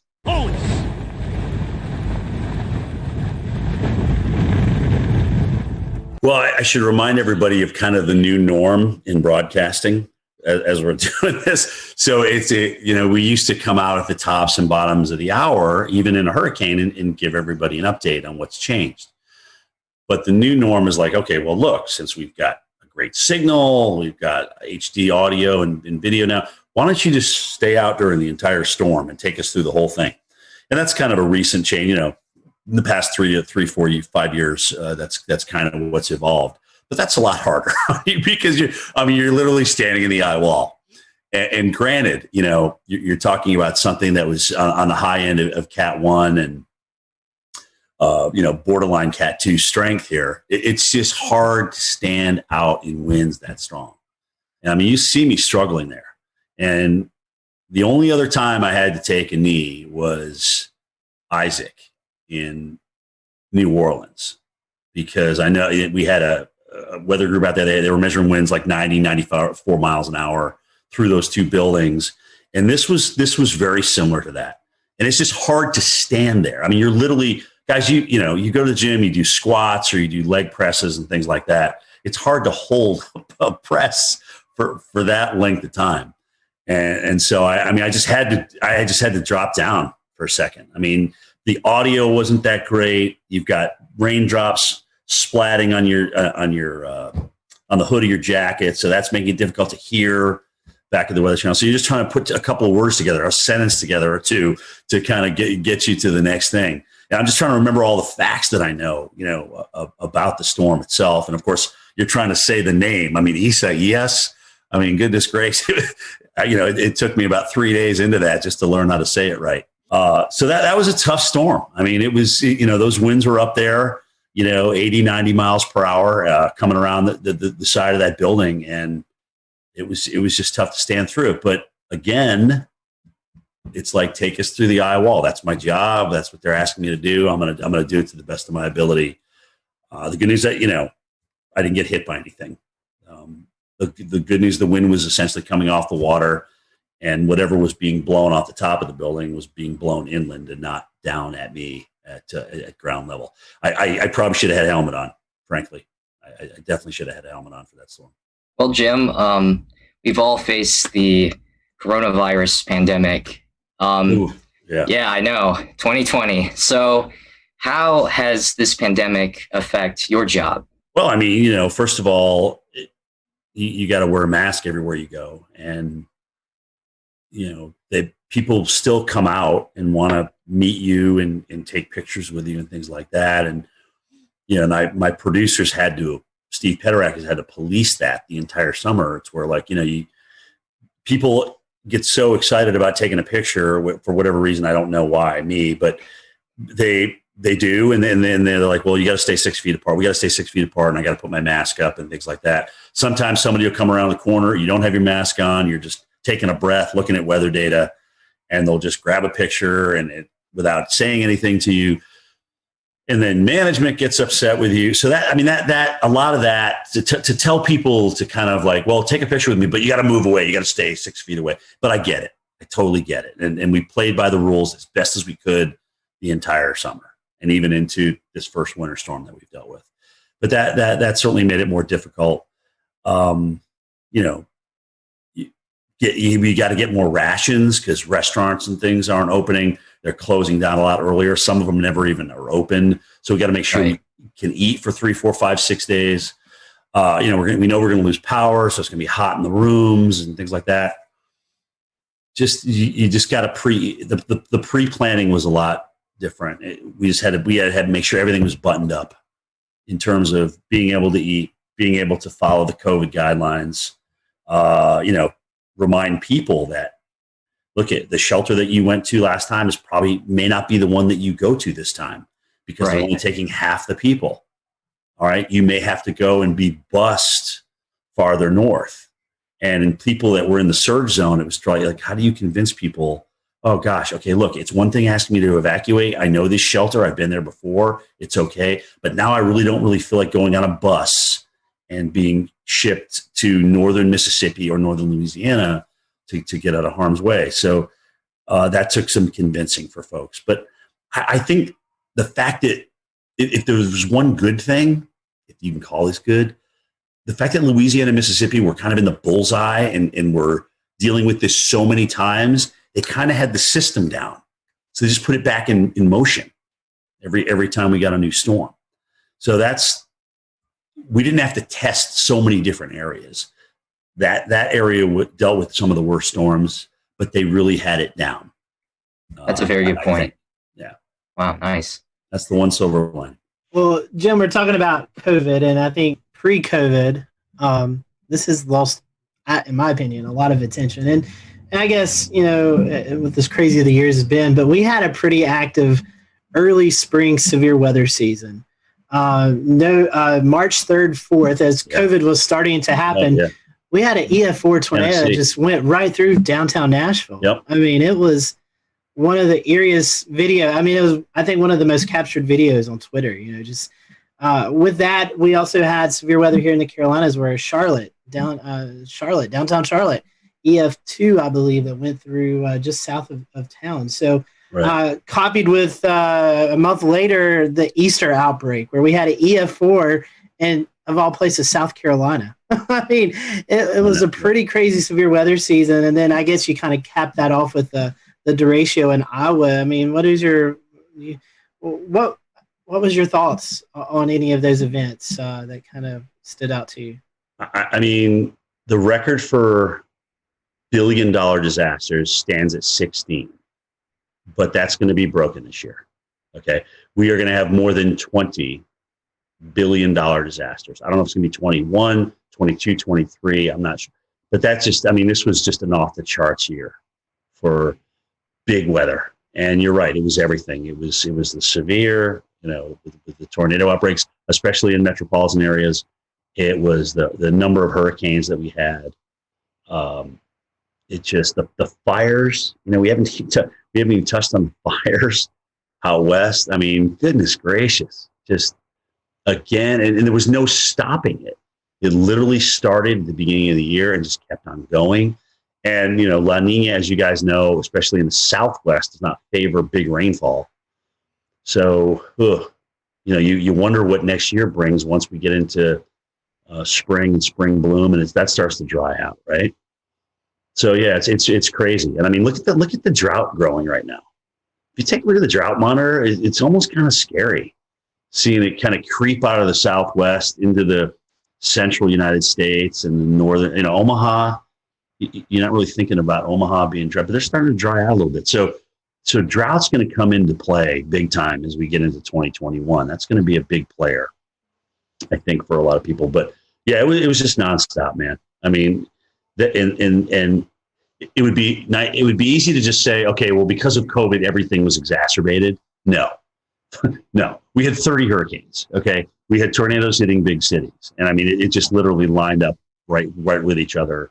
And we just had an epic nor'easter, like I said, that dumped 40 plus inches of snow over 4 states, which wasn't one of these things. We saw it early. We knew there was going to be something, but in terms of nailing it down as to just how big this was going to be over the interior of New York and Pennsylvania and New Hampshire and Vermont, we didn't know that until it was really day of. And I guess it's a sore topic for some, but it's something that really needs to be addressed. Is I think we can contribute the climate change, global warming, to some of these bigger events that's taken place. I mean, they're only getting worse, and the climate the climate continues to warm. So I mean, it seems like they're going hand in hand. I mean, what's your? Yeah, I mean, it's time to accept it. It's time to accept we have a warmer planet. We have warmer water as a result of that, which helped us obviously crank out 30 hurricanes, 30 named storms this year. And honestly, I just like we like to operate at 98.6, the planet likes to operate at a comfy temperature. And when you thrust something that's uncomfortable to it into it, then it's going to react. Extremes breed extremes, and I think we're seeing that. So. I mean, here it is. I mean, now that saying that we're not going to have 30 hurricanes every year, we're not going to burn 5 million acres in California every year. But I think these are the kind of things that we can expect, and you kind of wonder what's next, right? I mean, when we come out of this drought that we may get into here, do we flood everywhere? I mean, you wonder if you're just going to flood everywhere to get out of it. Because it's always like yin and yang. But it's happening like one right after the other. It's almost like you go from drought to deluge or deluge to drought. It's just crazy. Another thing to tie onto that, as of this taping, December 22nd, the Carolinas, Greensboro, North Carolina, is 1.2 inches, I believe, from being the wettest season on record. So the opposite of the dryness, the drought. And quite frankly, we've not really had a major tropical system that's moved through the area that's dumped 6, 8, 10 inches of rain that we can see from landfalling tropical systems. So think about that. As dry as it is over a huge chunk of the West and now building into the central U.S., the Southeast and the Florida has been absolutely soaked.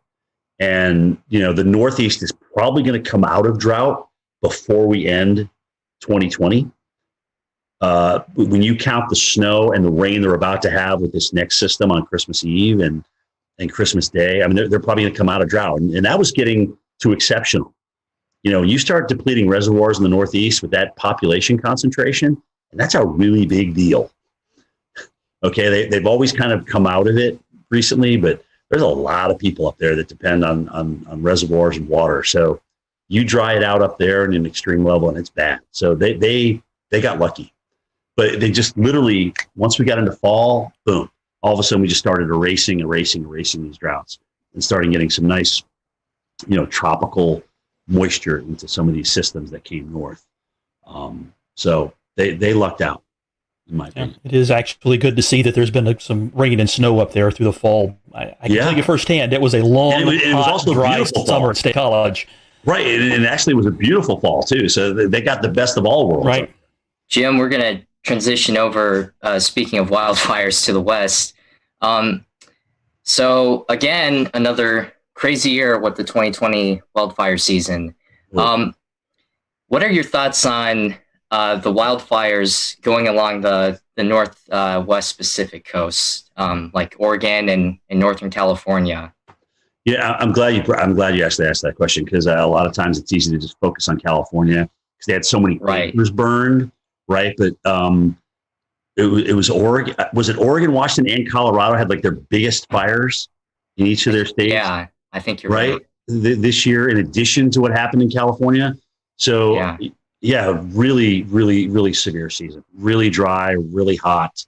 There was, again, monsoon didn't seem to show up in the Southwest at all. So that was certainly a player in that. But yeah, man, it's crazy. I mean, not only do you get dry and hot, but these normal seasonal rains like that, like the monsoon flow that comes in, just didn't even show up again this year.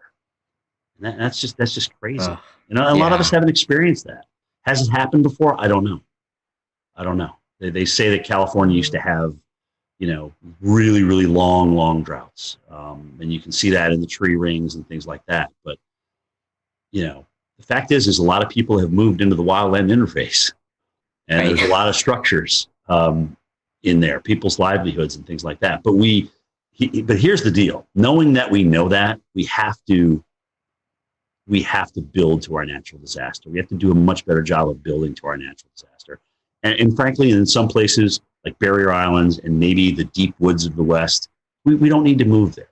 Let's just leave that alone. Let's leave that to nature's preserve. There's plenty of other spots to live in. And we've also seen just phenomenal weather with dealing with fires. Like I think there was a fire NATO out in California this season, and it's just another crazy. One. Yeah, another right. one. Wasn't it the campfire that they had the EF3? Do you remember that? I can't remember which fire it was, but they literally had an EF3 tornado. It's the strongest tornado in California history. And they had what would have rated probably EF2, right? Yeah. With this one. Yeah. So the strongest, isn't that amazing? The strongest tornadoes in California history have actually come from fire natives. Wow. Using the term pyro tornado at a conference I attended. Alex Hoon, one of the incident meteorologists out there, coined that. Are they acknowledging that as the strongest tornado, or are they kind of putting an asterisk by that and just saying? I'm not sure if they're calling that the strongest tornado or whether they're had the asterisk like you said, but it certainly has been recognized as a fire generated tornado. Right. I mean, well, there's video of it. You can see it on the radar signature. I mean, the damage. Right. Signified EF3 damage. I mean, I don't know what else you need, really. I think that was the Loyalton one, right? Is that the Loyalton NATO? Fire NATO? It was the one with the campfire, I'm pretty sure. Yes, the camp one was the big one. That was the big one. Right. That was really wild. I'd say one other thing about the fires was seeing the difference in smoke. When you have your Diablo winds, your Santa Anas in California, the sagebrush, right? You have the white smoke that goes up. But further north you went, it was more peaty. So there, just the fact that fires could burn in these wet environments was a feat of itself. but you could see the different, like the greenish colored smoke and the real dark gray. It was really gnarly on satellite. It was wrapping out over the Pacific Ocean, and boy, that was intense to see.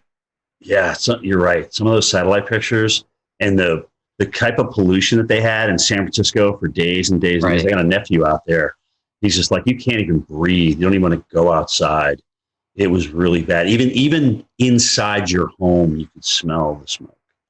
That's how bad it was. So, yeah, man, we need a break. We need a break. Yeah, that's how I'll remember it. Is just day after day of smoke covering almost the entire western half of the country. Yeah, you remember those pictures? There. Yeah, remember those pictures of San Francisco, like orange? Right. I literally orange. That's all you can see is an orange glow. You didn't really see sunlight. It was just an orange glow. No. Exactly. It's felt like you're on another planet. Everyone, thank you for watching this episode of the Carolina Weather Group. Stay tuned for part 2 with Jim Cantore coming soon.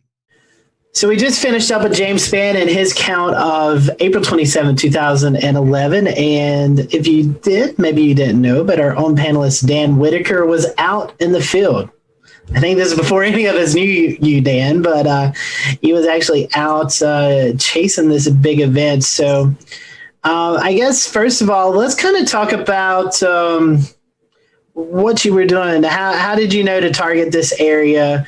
What was the game plan maybe a couple of days leading into this high impact event? Right. So we had been looking at the storm system quite a ways out. It was showing up on long range data, I think a couple weeks prior, and then it just kept on slowly, seemingly everything was coming together the closer we got to that April 27th date.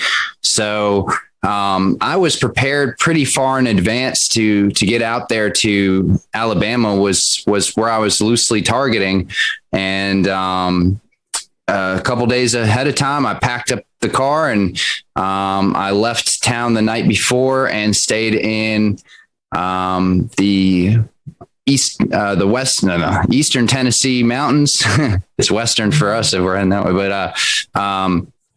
but Eastern Tennessee mountains over in Chattanooga, and was prepared for whatever could happen. I've been out to Alabama a bunch of times to go follow and photograph storms, and nothing's come of it. So I didn't know what was going to happen this day. So during the day, walk us through what it was like from the time you woke up to the time that you finally found yourself on a storm. So I had some kind of omens, if you want to believe in that, at least. At the very least, the atmosphere was showing off for me right away. I woke up. We'll return to Best of the Carolina Weather Group in a moment. Now your Carolina weather forecast. Here are today's forecast high temperatures for North Carolina. Here are the forecast lows for tonight for North Carolina. Here are tomorrow's forecast high temperatures. And here's forecast rainfall across North Carolina tomorrow. Here are the forecast highs for the day after tomorrow.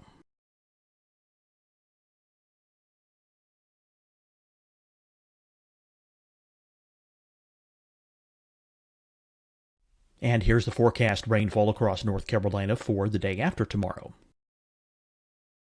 This is the total rainfall forecast across North Carolina for the next 3 days. Here's the severe thunderstorm outlook for today from the Storm Prediction Center.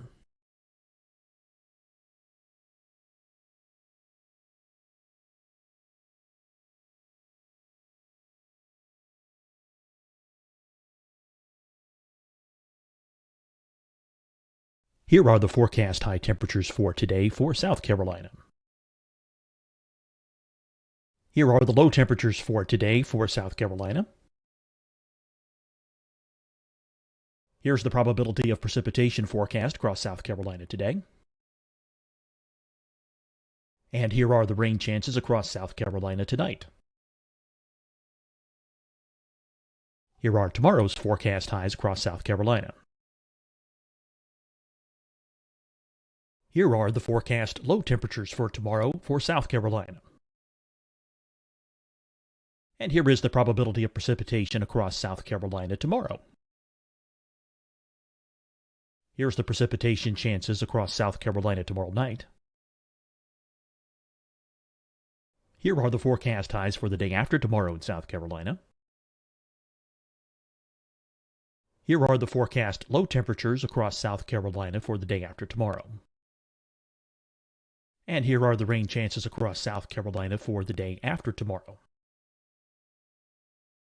And South Carolina's probability of precipitation for that night.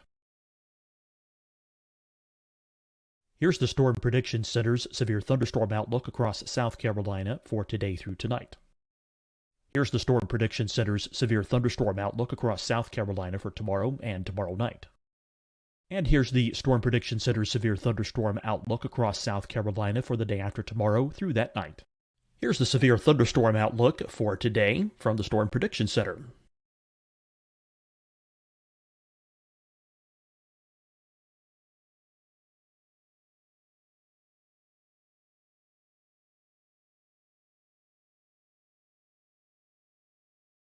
And now here's a live look at weather radar across the southeast. Hi, everyone. I'm Dr. Mandy Cohen, Secretary of the North Carolina Department of Health and Human Services. And when you follow the 3 W's, you protect your family and your neighbors from COVID-19. When you leave your home, practice your W's. Wear a cloth face covering, wait 6 feet apart, wash your hands often. Wear, wait, wash. We're in this together. Stay strong, North Carolina. Deciding when to wear a mask isn't about who you know or how well you know them. Just ask yourself, will I be with anyone I don't live with? If the answer is yes, get behind the mask. Help slow the spread of COVID-19. Get behind the mask. Learn more at covid19.ncdhhs.gov. Fight the spread and take a stand against coronavirus. Wear a mask in public. Stay at least 6 feet apart from others. And get tested. Join us and fight the spread. Visit scdhec.gov/COVID-19. Getting tested for COVID-19 helps you to take the steps needed to protect yourself, your loved ones, and your community. Find the testing location at scdhec.gov/COVID-19 testing. You'll see your Carolina weather forecast at 25 and 55 past. And now back to the best of the Carolina Weather Group on the all-new Carolina WeatherNet.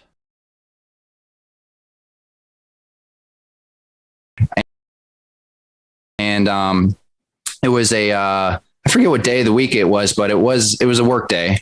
And so he went to work and I woke up at his house. He said, when you're heading out, just lock the door and behind you and be on your way. And so it was around 8 a.m. or so. I'm getting ready to leave. And there's some early morning storms happening out near Chattanooga.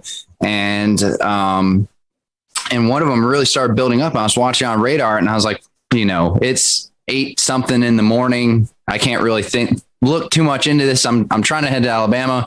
And I shut the door behind me. I lock the door. I get in my car and I pull up at that time I had a full RAM mount, like a computer system in my car. I power on the laptop. It's actually this laptop that I have right here, which is now an outdated laptop system, but it still has some of my data on it. And power on my laptop and I open it up, and right when I get my laptop open, tornado warning, storms heading directly over my location in a matter of minutes. And there was a strong kind of velocity couplet there when I looked at the velocity data. So I was like, there's some real reason to believe that this could be a threatening storm with a tornado. And so I actually went to try and get back in my friend's house I've 5 minutes, right? So let's get back in the house. No, the door's locked. Of course, I can't get back in. And I look around, I'm in a crowded neighborhood with lots of trees everywhere. I can't even see the sky. So I think to myself, okay, well, what do I do now? Right. I don't want a tree to follow me. Right. And so I get in my car and I just start driving away from the storm through these residential roads in Chattanooga. It's hilly. I'm trying to just get out of there. I make it to like a 4-road intersection and I kind of park my car there. I'm like, this is as good as I'm going to do. At least I'm not under the trees. And I park my car there. As some really intense wind started whipping across, horizontal, windblown rain, I would just guess at like 60, 70 miles an hour. And I was right there in the velocity couplet. And, it turns out there was wind damage and a tornado, but I just must have been very close. But I don't believe I was in the tornado. It was mostly, the winds changed directions eventually, but I believe it was all rear flank downdraft base kind of wind. So I drive back to my friend's house at that point after I'm like kind of in that wind and rain and it passes by me. So I know I'm safe. I just kind of drive back there because I don't know what to do with myself at this point.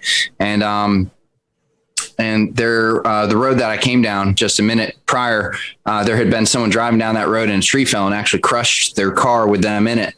I got there before the emergency response did. And, or just at about the same time. So I pull up and so do they, and I kind of get out of my car and I'm like, what's going on? The emergency response person, fortunately, they started trying to, do what they needed to do. And I was like, they've got it figured out. They told me to, leave them alone. So I just kept on heading on my way. And I was like, I guess I'll go to Alabama now. And that's how I started my morning. So, pretty intense. Dan, wow. I have a question for you. Sorry, Evan, I didn't mean to step on you.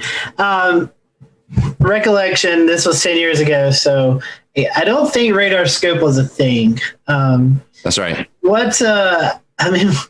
How did you get this weather data while you're out in the field? It's 2011.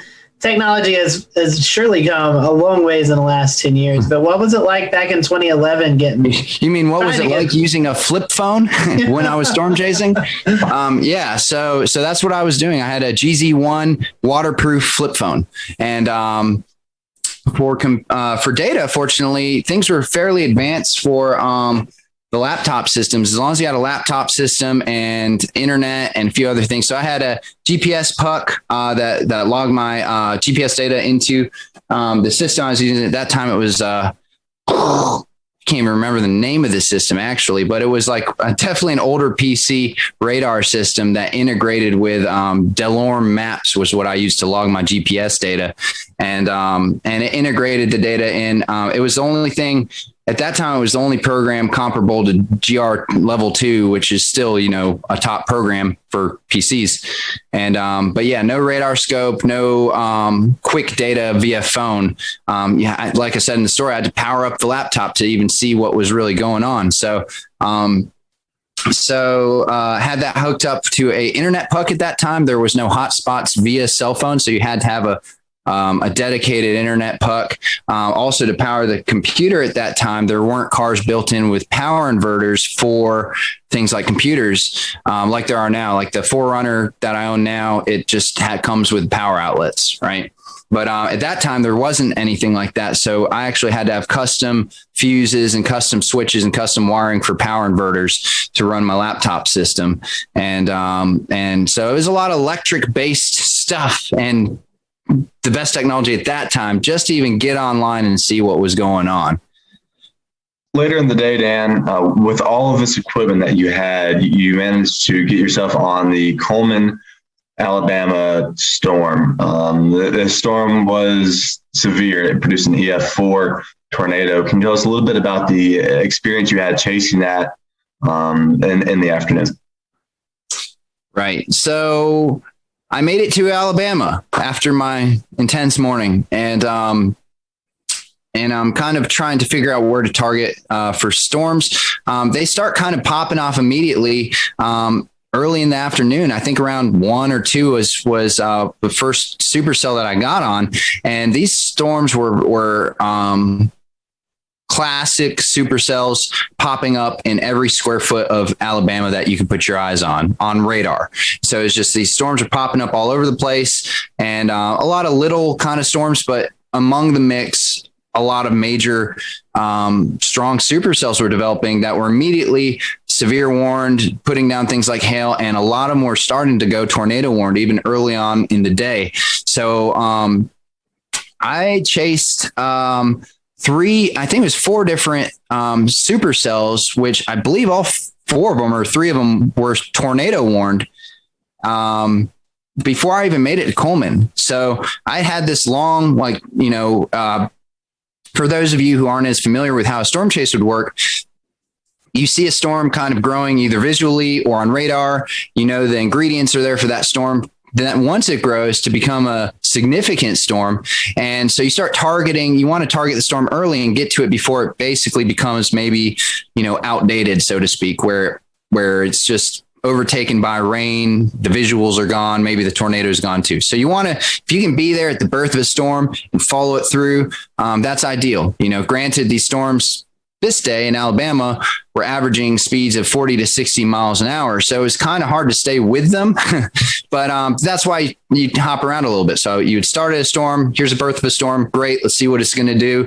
It either outruns you or starts dissipating, and then you pop to the next one. So like I said, I was on, about 4 or 5 of these before I made it to Coleman. And that was a couple hours worth of chasing and driving. I'm starting to kind of almost wear down a little bit, because after you've seen 1 storm, 2 storm, 3 storm, you're like, are any of these going to produce visible tornadoes, or am I just driving under, low hanging clouds and rain and hail? And, so I'm driving towards, I guess this is where the story really starts, right? So I'm driving towards Coleman and into town because I saw a really nice hooked supercell that was heading towards Coleman, and it looked great on radar. It was starting to form a really nice hook, really nice velocity couplet. By nice, I mean strong and visually, from a radar standpoint, a strong and kind of pronounced feature that tends to, mean that the storm's going to at least go tornado warned, if not produce a tornado. And like I said, the ingredients were there. This was a day that had been forecasted for a while. We knew that this was a significant day. It was a high risk by the Storm Prediction Center. They were predicting a tornado outbreak. And so we knew it was going to happen, or at least that's what we thought was going to happen. And anyways, the storm, as it's heading towards Coleman, I drive closer and it's the weirdest thing, because typically when I'm chasing storms, I kind of get in a position where I'm looking at the rotation part of the storm and the part of the wall cloud that is rotating and maybe going to put down a tornado. So I'm trying to be in that area, stay with that area. In this particular storm, I kind of just, as I'm driving into Coleman, I knew what storm I was going for, but I kind of look off to the side, and there in the far distance over a field, is a tornado, and it's pretty far out. But I noticed it right away, and I'm like, all right, well, there you go. After 4 storms or so, and here it is. And it's there. I did it, I'm seeing a tornado right now. And this is what all my effort's been funneled to get here. And it wasn't just seeing a tornado. I need to kind of preface this. I'm a trained storm spotter at this time. I've got a couple years, 3 years of experience under my belt. I was very involved in wanting to try and collect data for historic reasons. I had 2 anemometers on my car. I was connected in to try and relay data back to the National Weather Service. And I was tracking all my movements. I was documenting everything with multiple cameras. So the idea was put myself into close proximity to these storms, get as much data as possible, and then see how I can use that and funnel that in for any sort of storm damage or research purposes. And as well as relay storm reports to help with the public, which is it's a cutesy thing to say. A lot of storm chasers say it, whatever. But in reality, for a day like April 27, 2011, it turns out that was absolutely necessary. Not only was that something that sounds good on paper, but the people like me who are out there relaying this information and broadcasting it live actually did save lives. It was that significant footage of these storms coming and hitting towns is what actually made people get into their storm shelters and go to safe places. So anyways, I'm driving into town. I see the tornado out above a field. I had been live streaming for a little bit at that point, but I had a live stream setup going on with a HD webcam, streaming to the site at that time called Chaser TV, which was in the 2010 to 2014 period. It was the hottest thing out there. The public knew to tune to Chaser TV, and the Storm Chaser show was hot, and people were thinking about storms and thinking about storm chasing. And so it had thousands and thousands of viewers that you could get access to if you streamed. And the cool thing about Chaser TV at the time too is they would pay per viewer, pay for pronounced amount of time and stuff like that. So you could actually, come out with a little bit of a paycheck at the end of it too. I start streaming this storm, and immediately I start getting over 1,000 viewers on Chaser TV. My location is in reference to the radar that everyone's looking at. Everyone sees, wow, he's right in this hook of the Coleman storm. And they start clicking on my stream, and sure enough, they're seeing a tornado. And so they start sharing it. It starts getting shared across social media, screenshotted, and immediately that tornado in live in real time is getting shared around, the fingers of the internet in 2011. And getting rebroadcasted and put in places where people could actually see this storm. So I was live streaming it. I was filming it with another camera. We'll play kind of the video of what that ended up looking like with my other camera. And then I was taking DSLR pictures, as well as running 2 anemometers, and trying to stay in good proximity and location to this storm. So I was by myself, and so I was trying to do all this stuff, and as well as listen to the scanner radio. Anyways, I see this tornado come through, and it's coming closer and closer. It's coming towards me. I'm trying to figure out, is this storm going to do something where it actually, hits my location? Or so at one point, and you may see this in the video, where the tornado seems to get close enough to me where all of a sudden you can't really see the gray funnel anymore. Instead, you see just like a massive dirt. And that's when I think I'm starting to get a little close there. And so I actually back up across the road that was behind me into a gas station. And in my head at that moment, I think to myself, if I drive 30 feet backwards, I can maybe avoid getting hit by this thing and still film it. So that was my thinking. And I don't think I was that close, but I was in stone's throw. I mean, I was very close. And then it kind of continues going at an angle in front and away from me. And that's when it touches down fully. You can see it, the funnel reach the ground, and the tornado becomes very pronounced, very kind of like a very defined elephant trunk. And it's kind of, not this big, wide, massive, weird wedge that we would think about when we think about EF4s and very strong, violent tornadoes.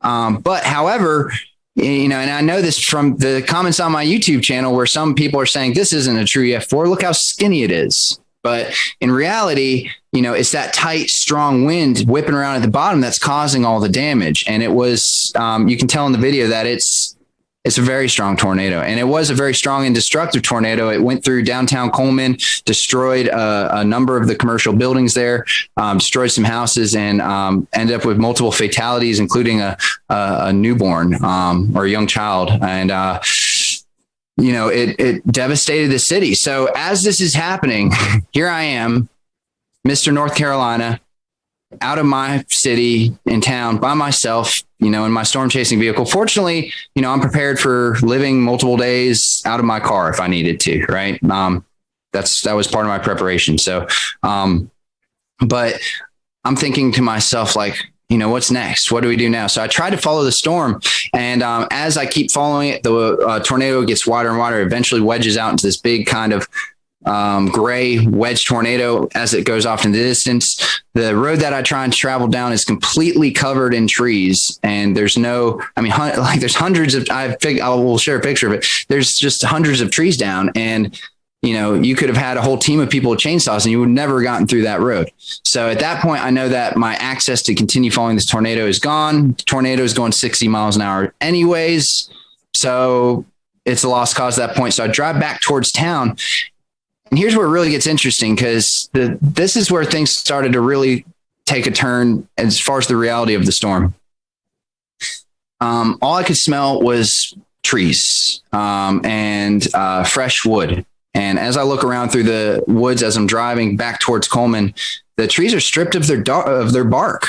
They're just bare. It's just bare wood, forests of bare wood, and twisted trees and just devastation. And I'm driving back towards Coleman to try and figure out what's my next move. And I look at the radar on my computer, and there's another storm that's tornado warned and heading right towards Coleman. That is going to be there in 20 minutes, right? But what has just happened is a tornado just devastated Coleman, and at the same time, tornadoes were devastating Tuscaloosa and other. That's a well-known one, but there are, I think, 5 or 6 tornadoes on the ground at this very moment, and Alabama was in a mess. So Coleman was in a mess, and everybody got in their cars and drove out to the middle of the roads to try and get to their family members. Cell service was completely down at this point. I don't know if it's because cell towers were hit or if everyone was trying to use their cell phones at the same time, but there was zero cell service. You could not use it for anything. The only thing left was internet through my internet puck. So I was able to access radar data and message through some sort of messenger app I was using at that time. And I think email is what it is called. I was emailing people. So I drive back into town. The roads are crowded with people. People are kind of walking around confused. Everyone has their cell phone in their hand. Like, what is this? It's not doing anything. And they see that I'm a storm chaser. I have stormsquad.net on the side of my vehicle and stuff. They start coming up to my car and they're saying, what happened? We're trying to get in touch with our family members. We can't do it. We heard the town was hit. And I was able to actually give as many people as I could the information that I had, which was, there was a tornado. It hit part of town. There's another storm coming. You're going to want to find a place to take refuge. I had a CB radio in my car at that time with a speaker. I got on my CB radio and started driving around and saying there's another tornado warning coming, because nobody knew. And I drove around the town and yelled at people to find safe shelter. And that was really harrowing. Like, I don't know if that's the right word. There's no words to describe. I mean, it was very sobering. I mean, just like, I was focused. I was trying to, at that point, just go into like storm recovery mode. I'm now part of this Coleman community, right? So how do I help them? And that was not my last storm of the day. So I actually left Coleman and went and got on another supercell at that point, because there's nothing else I could do in Coleman that, short of, I warned everyone I could. The storm didn't hit there, so I left. I went out to go get to another storm and chased 2 more tornado warned supercells. Nothing really produced from those. And then the sun started going down, and still no cell service. But I have my radio police scanner and fire EMS scanner, and I'm hearing that reports that there are no gas stations and no gas available to the first responders. And I look at my gas tank at that moment. The sun was just starting to set. I look at my gas tank and I'm on less than a quarter of a tank. Hadn't anticipated on there not being any gas in the state of Alabama, right? And so with very little gas and a lot more storms, all tornado warned, heading my direction, and now it's dark out, I had to do what I now refer to as a kind of a intense game of avoid the tornado for the next few hours. I did it on zero gas. So what I had to do is I would drive out to somewhere where I thought was in between 2 supercells heading my way, because it was just groups of supercells just over and over and over again, all tornado warned. So I'd drive where I thought I was going to be in between the 2. No cell phone service and limited radar at this point because internet was dicey out where I was. And then I'd turn off my car and I'd just sit there in the pitch black and just watch the lightning, both the storms pass on either side of me. I'd turn back on the car, get the laptop back up, see the next radar run, and figure out my next spot to go to try and be safe. And I did that for a few hours until eventually it seemed clear enough for me to actually get to a city. on my zero gas. So I found a city. I don't even remember what the name of the city was, but it's probably 100 miles, 50 to 100 miles from Coleman at that point in Alabama, central Alabama. And I get to the hotel and they say, we don't have power, but you're going to have to pay full price. Sorry. And nobody has power. Nobody has gas. And I said, do you know where the nearest gas station is that has gas? And they said, we're hearing reports that there isn't any gas except for far eastern Alabama on the eastern Georgia, Alabama line. Other than that, nowhere else, even west of here, north of here, south of here, no one has gas. And I said, okay, well, I guess I'm staying here for the night. And so I had just filmed all this video. So I went ahead and I had no power, no gas, but I did have an external battery that I brought with me to power an emergency battery pack to power things like laptops and stuff. So went ahead and plugged in my laptop, fired it up, got my video uploaded to YouTube. It was my second video I'd ever uploaded to YouTube. The first one was a tornado 2 weeks prior in Alabama, coincidentally, and close by. And this was my second video.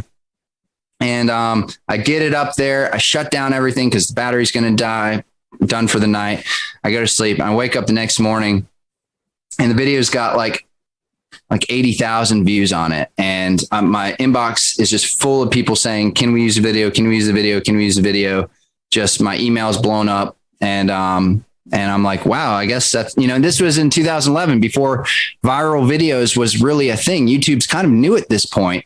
And I created at that time, a newsy viral video, and I didn't even know what to think of it. I'd never really seen viral videos at that time. So I was like, well, that's interesting, and whatever. I mean, it's a historic day. So I knew that, my footage was, I'm glad people are seeing it, please share it, and ended up driving to a gas station that was about an hour and a half away from my hotel. And I didn't think I was going to make it. But that was the closest gas station. I, called around. I did everything I could to source a gas station. That was it. It was like on the border.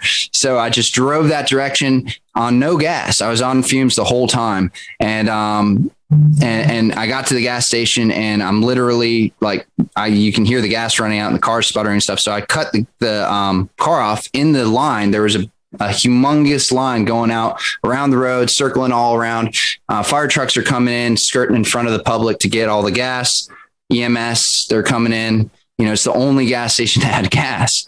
And so I sit in the back of the line. There's maybe 50 cars in front of me. And I turn off my car, and I literally kept it in neutral and pushed the car most of the way to get to the gas tank, / rolled it part of the direction, and rolled it just down the hill with gravity. And I made it to. We'll return to Best of the Carolina Weather Group in a moment. Now your Carolina weather forecast. Here are today's forecast high temperatures for North Carolina. Here are the forecast lows for tonight for North Carolina. Here are tomorrow's forecast high temperatures. And here's forecast rainfall across North Carolina tomorrow. Here are the forecast highs for the day after tomorrow.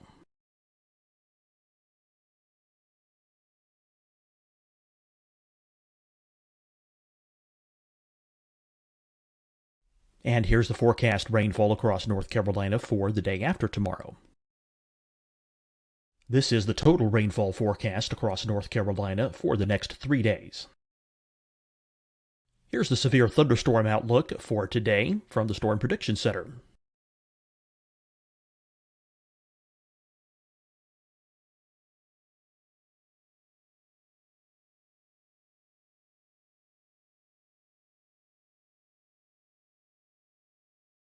Here are the forecast high temperatures for today for South Carolina. Here are the low temperatures for today for South Carolina. Here's the probability of precipitation forecast across South Carolina today. And here are the rain chances across South Carolina tonight. Here are tomorrow's forecast highs across South Carolina. Here are the forecast low temperatures for tomorrow for South Carolina.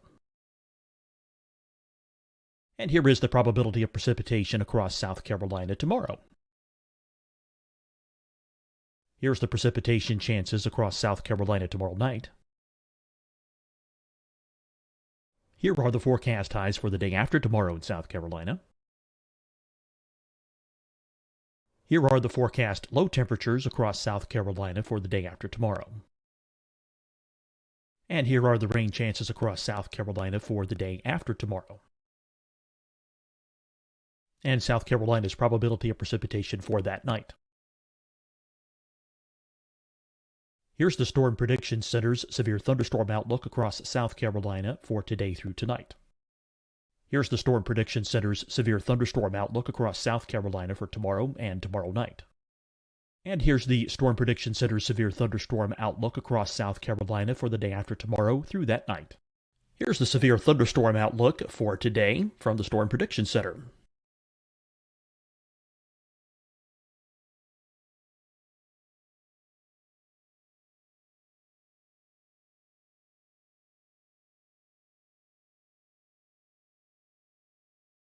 And now, here's a live look at weather radar across the southeast. Hi, everyone. I'm Dr. Mandy Cohen, Secretary of the North Carolina Department of Health and Human Services. And when you follow the 3 W's, you protect your family and your neighbors from COVID-19. When you leave your home, practice your W's. Wear a cloth face covering, wait 6 feet apart, wash your hands often. Wear, wait, wash. We're in this together. Stay strong, North Carolina. Deciding when to wear a mask isn't about who you know or how well you know them. Just ask yourself, will I be with anyone I don't live with? If the answer is yes, get behind the mask. Help slow the spread of COVID-19. Get behind the mask. Learn more at covid19.ncdhhs.gov. Fight the spread and take a stand against coronavirus. Wear a mask in public. Stay at least 6 feet apart from others. And get tested. Join us and fight the spread. Visit scdhec.gov/COVID-19. Getting tested for COVID-19 helps you to take the steps needed to protect yourself, your loved ones, and your community. Find the testing location at scdhec.gov/COVID-19 testing. You'll see your Carolina weather forecast at 25 and 55 past. And now back to the best of the Carolina Weather Group on the all-new Carolina WeatherNet.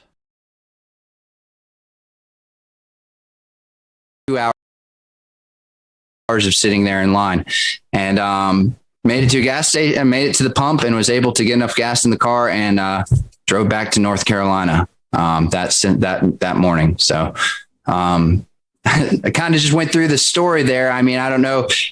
There's of course more to be said, but that's kind of my experience being there right in central Alabama. I mean, the in and the out, at least the basic summary. So, Dan, I'm curious. I've been storm chasing once, and the adrenaline rush you get as you see a tornado obviously peaks up, and then you kind of go into recovery mode, hoping that everyone's okay. Did you experience that adrenaline rush when you were witnessing this?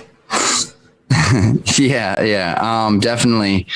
During the Coleman tornado, it was when I first saw it, and for those first few minutes especially, I couldn't believe what I was seeing, and that adrenaline really kicked in. Here I am. It's real. I'm on a tornado. This is a high risk day. These storms are explosive. And I knew that something bad could really happen. And so yeah, the adrenaline popped in at that moment. But it's the weirdest thing. One of the comments on my YouTube video is, why is there no screaming? Where's all the screaming? Where's all the yelling? This is like the calmest tornado video I've ever seen, besides Pico's Hank. And and it was just my adrenaline turned into straight focus. So after I kind of had an initial like I was just 100% zoned in on my task. I mean, you could call it focused. You could also call it busy. I mean, navigating the anemometers, the laptop, the cameras, the live stream, and driving and parking and whatever, running, in my raw video of the tornado, there's me like zooming back and forth in front of the dash cam because I'm like, who knows what I'm doing? I'm probably setting a GoPro here and turning this thing that way. And I was very busy and very focused. So it just all turned into that. And then eventually, right near the end of the day, a lot of adrenaline and focus kind of wears down to just like, now I'm playing dodge the tornadoes at night. And that part was a little, I wish I could have been back in North Carolina at that point. Dan, real quick before we wrap, can you talk a little bit about the gravitas of watching the storm, the tornado as it came through Coleman, and afterwards understanding that while you were watching it, it killed 6 people? So, I've been at some devastating tornadoes before, but I think the thing that made this more real, and I've been at some killer tornadoes before. I think the thing that made this so real in this particular one is because a lot of people died this day in Alabama, and it was the total destruction of the state. Seeing the Coleman tornado, unless I had actually seen it hit the specific buildings and stuff, it was hard to make a direct connection to who died or how they died or where they died. I did end up seeing the commercial destruction downtown, and that was intense. Seeing that, because you're seeing people wandering around, picking up bricks and trying to figure out what to do. It's like walking into a house that was just completely destroyed by like a group of toddlers, and I say that as a owner of a toddler. I have a 3-year-old, and sometimes you just walk into a room and you say, what happened? And you just pull your hair and you scratch your head and you say, I can't even figure out where to start. Everything's destroyed.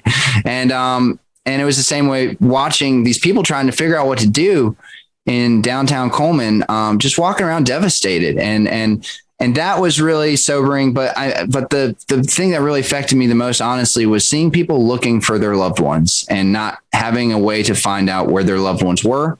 No cell phone reception, no communication, and being stuck in traffic, and another tornado warning that's coming. So these people are in a bad predicament, and only I knew what was going on. So I was in this really weird place of, nobody knows, and they're all unsafe, and they're all just trying to help their loved ones out. So that was probably the hardest part to be a part of, but the part that I'm most grateful that I was a part of, because I could help, but also because that's the reality of these big storm events is that's what's happening in these communities. And sometimes you don't see that on the news, or you don't know about that, but there's moments there where we're all just trying to look out for each other. And those are the hardest moments. Well, Dan, we certainly appreciate your time and reflecting back on this very somber event that took place on April 27th, 2011. So we thank you and James Spann for sharing their stories of this tragic day, and our thoughts and prayers are still with those folks who are reliving this 10 years later in the state of Alabama. For everyone here at the Carolina Weather Group, we hope you have a great evening, and we'll see you back here real soon.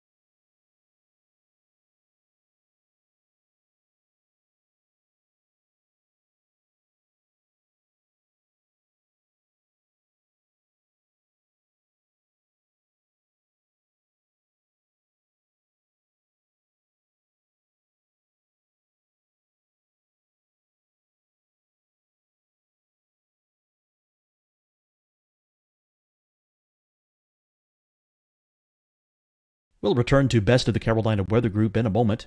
Now your Carolina weather forecast. Here are today's forecast high temperatures for North Carolina. Here are the forecast lows for tonight for North Carolina.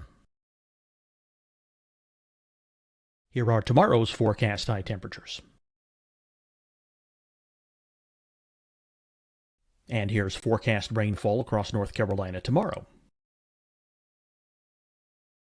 Here are the forecast highs for the day after tomorrow.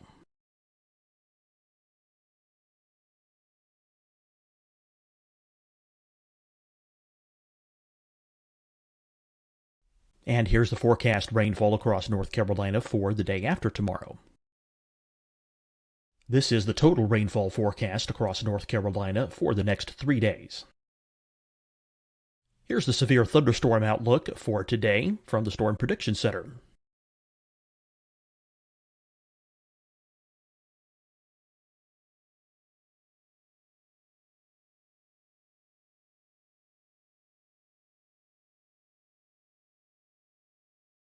Here are the forecast high temperatures for today for South Carolina. Here are the low temperatures for today for South Carolina. Here's the probability of precipitation forecast across South Carolina today. And here are the rain chances across South Carolina tonight.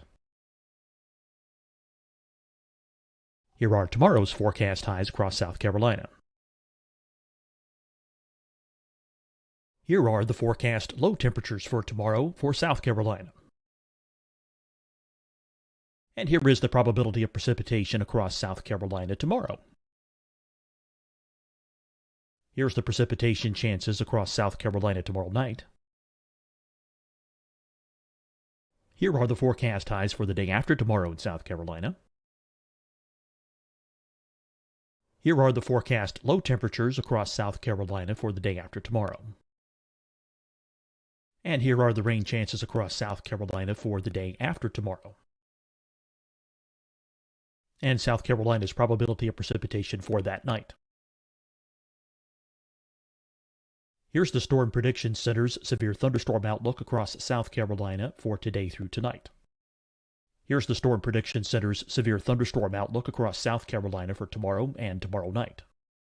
And here's the Storm Prediction Center's severe thunderstorm outlook across South Carolina for the day after tomorrow through that night. Here's the severe thunderstorm outlook for today from the Storm Prediction Center.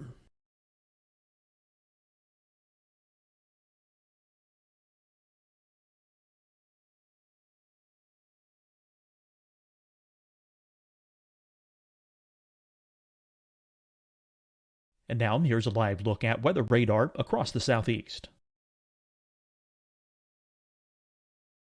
Hi, everyone. I'm Dr. Mandy Cohen, Secretary of the North Carolina Department of Health and Human Services. And when you follow the 3 W's, you protect your family and your neighbors from COVID-19. When you leave your home, practice your W's. Wear a cloth face covering, wait 6 feet apart, wash your hands often. Wear, wait, wash. We're in this together. Stay strong, North Carolina.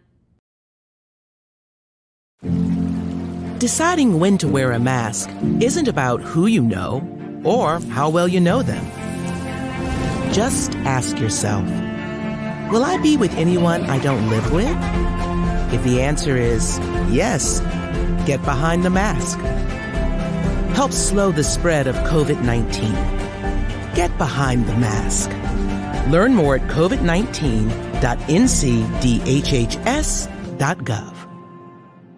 Fight the spread and take a stand against coronavirus. Wear a mask in public. Stay at least 6 feet apart from others. And get tested. Join us and fight the spread. Visit scdhec.gov/COVID-19. Getting tested for COVID-19 helps you to take the steps needed to protect yourself, your loved ones, and your community. Find the testing location at scdhec.gov/COVID-19 testing. You'll see your Carolina weather forecast at 25 and 55 past. And now back to the Best of the Carolina Weather Group on the all-new Carolina WeatherNet.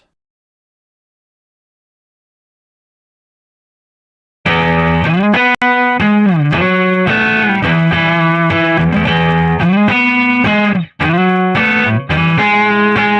evening, everyone. Welcome to the Carolina Weather Group. This is the April 15th, 2020 edition of the Carolina Weather Group Get Together. If you're tuning in tonight to watch the April 16th, 2011 severe weather look back, sorry, we have a new one to talk about. As many of you know, we experienced quite a bit of a severe weather event over the Carolinas on Sunday night into Monday. So tonight, we are going to turn our attention to that. We have a whole host of guests on tonight. We have Rob Fowler on from Charleston, Ed Piotrowski on from Myrtle Beach, Shane Hilton on from New Bern, Brad Panovich on from Charlotte, Tim Buckley in Greensboro, Efren Afonte in Columbia, Kendra Kent in Greenville, South Carolina, and Brendan Goldner, a reporter at WCNC Charlotte. So we really want to say our thank you to them publicly because we put this together at the last minute. So we're very happy for everyone to kind of donate a little bit of time tonight to talk about this. We are live streaming, so if you have any questions or comments, we'd love to hear about you if you had experienced any of this storm throughout the past couple of days. So I'm going to toss it over to Brandon Goldner. Brandon, you've been out in the field reporting kind of the aftermath of the tornadoes. And something we've been talking about here on the Carolina Weather Group is the COVID-19 pandemic. And so we've talked about storm chasing and doing severe weather coverage from home. I know that you ran a little spot about the recovery efforts in COVID-19. I think we're going to dial that up, and then we'll toss it to Brandon and let him kind of give us a few of his remarks from his story. Brian Morris. You want to carry that one side? Is an essential worker. Go out that way. Let's take it to the van. He's cleaning up this Gastonia sunroom after a tree slammed into it, one of 5 emergencies his company, Custom US, had to go to. It was kind of unique in that they were all very large trees, and that doesn't happen as much. Well, it also doesn't happen as much cleaning up during a pandemic. Morris and his co-workers have to wear masks when going into people's homes. They also have to ask clients if they've been around anyone who's sick. We've been keeping the pace. Utility crews are also trying to keep the pace and restore power to nearly 39,000 customers. North Carolina Emergency Management Director Mike Sprayberry says the largest outages are in Mecklenburg, Anson, and Richmond counties. For families uprooted from their homes, the Red Cross's Robbie Sofoli says volunteers are helping them virtually, using platforms like FaceTime and Zoom to interview clients. We are an organization that really relies on interpersonal connections with our clients and really trying to provide compassion and care. And it's a little difficult to do that right now, but we're adapting and using some of those different digital platforms. Family and friends helped Robbie Clark's parents clean up a tree that crashed through their Kannapolis home, all while following social distancing rules. I'm just hoping that everything gets sorted out pretty quick. All right, so that was a report from Brendan Goldner. Brendan, I'm going to bring you in. This is something we've been talking about, COVID-19 and how it's affected the weather enterprise. As you was out reporting, talking to the folks, what was it like kind of in this new time that we're all experiencing?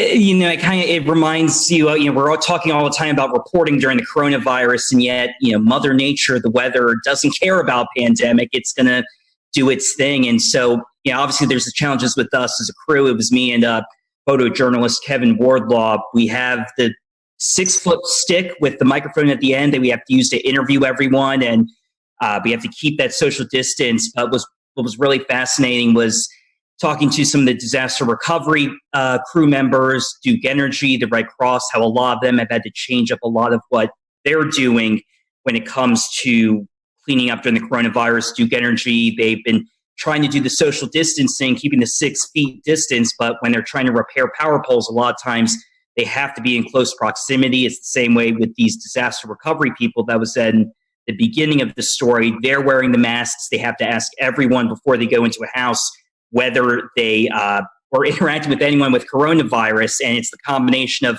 all of the weather damage with having to deal with the coronavirus. So it's been really a double whammy for a lot of people.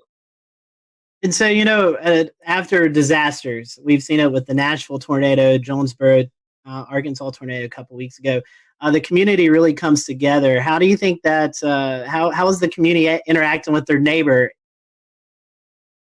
helping neighbor Did you see any of that, even though we're in the midst of It's this? actually a good point. We didn't see nearly as many people outside as normally, especially there was Monday, we were at there was a fire at a house caused by a tree that snapped power lines and then it went into a house, caused a fire. Thankfully, no injuries, but normally you'd see a lot of people out and about milling around asking for help, but really there weren't a lot of people out. A lot of people were just standing on their porches. A couple people wandering up, but keeping that 6-foot distance. But it's a good point. You really didn't see those huge crowds of people like we normally do, and probably likely due to COVID-19.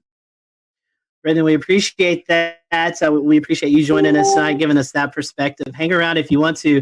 I'm going to toss it to Dan, and Dan, you was out actually chasing this event. Maybe we can talk about that towards the end of the show, but I know you want to bring in one of our panel or one of our guests. Yeah. So, talking kind of about some of the stronger tornadoes that hit there in South Carolina, I want to send it over to Rob there. There were a couple of significant tornadoes that hit, especially given the fact that this developed with not these ordinarily discrete supercells that would produce larger tornadoes, but they were within the line there. And especially we saw some interesting things like the Hampton County EF3, the Walterboro EF1s. Can you talk a little bit about that, Rob, that being in your area? Yeah, absolutely. I've been here in Charleston for 33 years, and I've been through several tornado outbreaks, and I don't know how substantial compared to other parts of the country they are. We know every tornado for us is very important because we don't get that many, so we don't really prepare that often for these. But when we got here early on Monday morning to see what was going on in southeast Georgia, because these really started there and then crossed over the Savannah River and came all the way through eastern South Carolina. So to see the debris ball in Hampton County, which officially the winds are 165, they finished that survey and released it today, but it's on the cusp of an EF4. And I think here in South Carolina since 1950, only 3% are EF3s and 1% EF4s. So you're talking about something very rare for us in a state that, depending on which service you look at, averages 12 tornadoes a year. Then obviously, for us here in our Channel 2 viewing area, Hampton County is more in the Savannah area. Our neighbors down at WSAV taking care of that, but that's still in our state. But then Colleton County is the next state over, or next county over. And then we really got concerned there, seeing what was going on in Hampton, transferred to Colleton County. Colleton County, that was released. There were 3 separate EF1 tornadoes there. One of them 110 miles an hour that, if you saw the video, did damage at the Low Country Regional Airport. Unfortunately, we had 1 fatality there. A tree came through a house and killed a lady there. And then kept on moving into our more populated areas of Dorchester, Berkeley, and Charleston counties. Had a separate tornado that moved, probably started as a water spout, moved over Edisto Beach. And then they surveyed just a little while ago that Berkeley County, they released it. And that was an EF2 with the winds of 120 miles an hour. So, and then came into Ed's territory up into Georgetown County. We kind of share that, and they already had confirmed tornadoes up there. And I know Shay, Weatherflow, you guys measured a wind gust of 114 miles an hour right there. So, Dan, to put it, I don't know. I'm still shaking my head. I'll put it that way. It was just something I've never seen before. And I've been through, a lot of the hurricanes that produce tornadoes like Francis, but this was unbelievable. In Irma, we had 4 tornadoes in the Charleston area, but I think we're all still shaking our heads.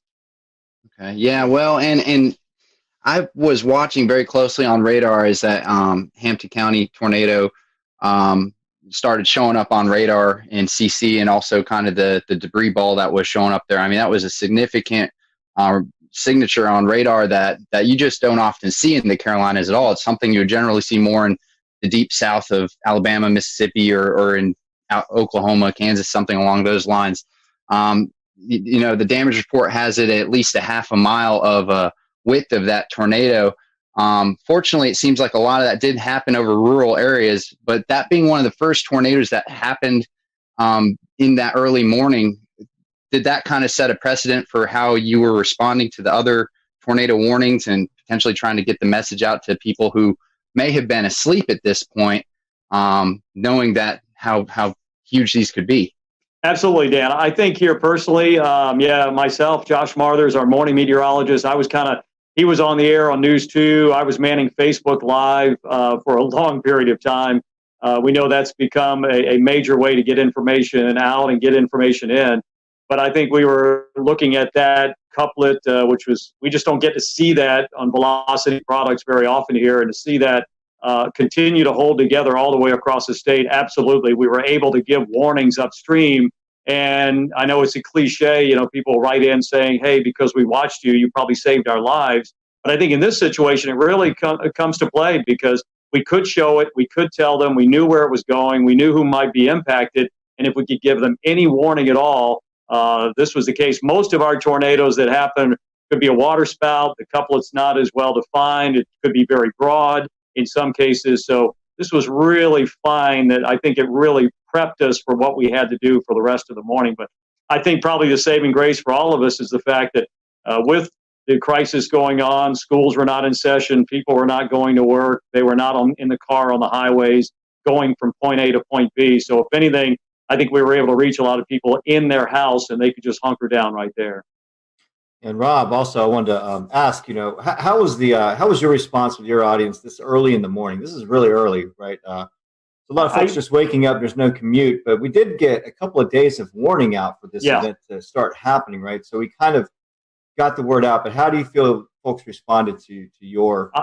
I think the preparation was great. I loved Marshall Shepard's tweet going into this. He said, "I don't want to hear anything about this came out of nowhere, or where did this come from?" Because I think the warnings were there. SBC did a fantastic job, and we tried to disseminate that information here to our viewers that, we couldn't tell them exactly what was going to happen that Monday morning, but we knew that as time crunched a little bit, we felt more confident that something was going to happen and could potentially be a pretty significant outbreak. So I think our viewers were well prepared, and I haven't heard a single comment like, where did that come from? And I never knew that was coming. So I think they were listening, and hopefully we were getting the information to them as quickly and as succinctly as we possibly could. Efren, I'd love to hear your perspective on the Midlands, because unfortunately you guys saw the highest number of EF3s as well as an EF2 that passed real close to Orangeburg and even over I-26. How has the community responded to all of these tornadoes, and what kind of steps are y'all taking to recover? Well, the cleanup process right now has been incredible. There's been a lot of community help in this. And even with the coronavirus, in which a lot of people are taking heed to that warning, there was a very large presence of people helping out. Now, the EF3 tornadoes that came through part of the CSRA, the Low Country, into eventually our Southern Midlands community, those areas are very rural. And the fortunate thing was that we were already on the air at 4:30 in the morning. And there were a lot of storms that were crossing over the Savannah River into the upstate, but there was already a knowledge of all of our viewers, since we've been talking about it in earnest since Friday, that we're looking at the possibility of strong thunderstorms. That was the message on Friday. The message on Friday was like, there's very likely going to be a severe weather outbreak of some sort in the lower Mississippi River Valley. That message usually is taken with a grain of salt because it's not us. It's not even near us. And as we got into Saturday, our morning meteorologist, Danielle Miller, started emphasizing that we're looking at the possibility of strong to severe storms in South Carolina. Half of the models from Storm Prediction Center and their risk included the northwest half of South Carolina, and then on Tuesday, the eastern half. So the message was already out there, and by Sunday, it was a clear message that this is going to be an event that we're going to see storms on Sunday, probably late morning, that may be strong to severe, but at least the knowledge that there is going to be storms on Sunday, but that's only the first round. The stronger storms and the worst ones are going to be in the overnight hours, and that was the biggest emphasis that we sent the message. And the worst part was waiting. As a couple of us were talking about before the show started, the Storm Prediction Center alluded to the fact that there were two significant models. One that was indicating that the storms would very likely start entering portions of South Carolina upstate and the high country by late morning and by midday crossing to the areas from northwestern North Carolina into the Piedmont and the PD down to the Midlands into the early afternoon. That would have been the worst case scenario. The evolution of the storms were far greater and the magnitude of the damage would have been far greater. The other model was one that verified, showed that it came in a lot earlier. The problem is that when you have storms that early in the morning, and the first tornado warning actually came out, I believe it was 6:30. That was the tornado warning that was in Richmond and Columbia County in Georgia. And then once it crossed over to South Carolina, it was still warned. At that point, we're already talking about it in earnest, that these storms are tornadic. One is already confirmed, and this has got a direction that will be impacting part of our southwestern communities.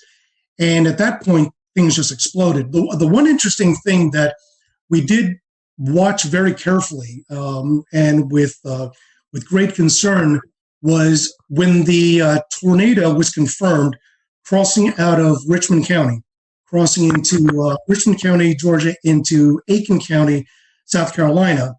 Within 3 or 4 scans for about 12 minutes, we noticed that the inflow was pushing at about probably 95 to 100 miles an hour, but there was no debris ball.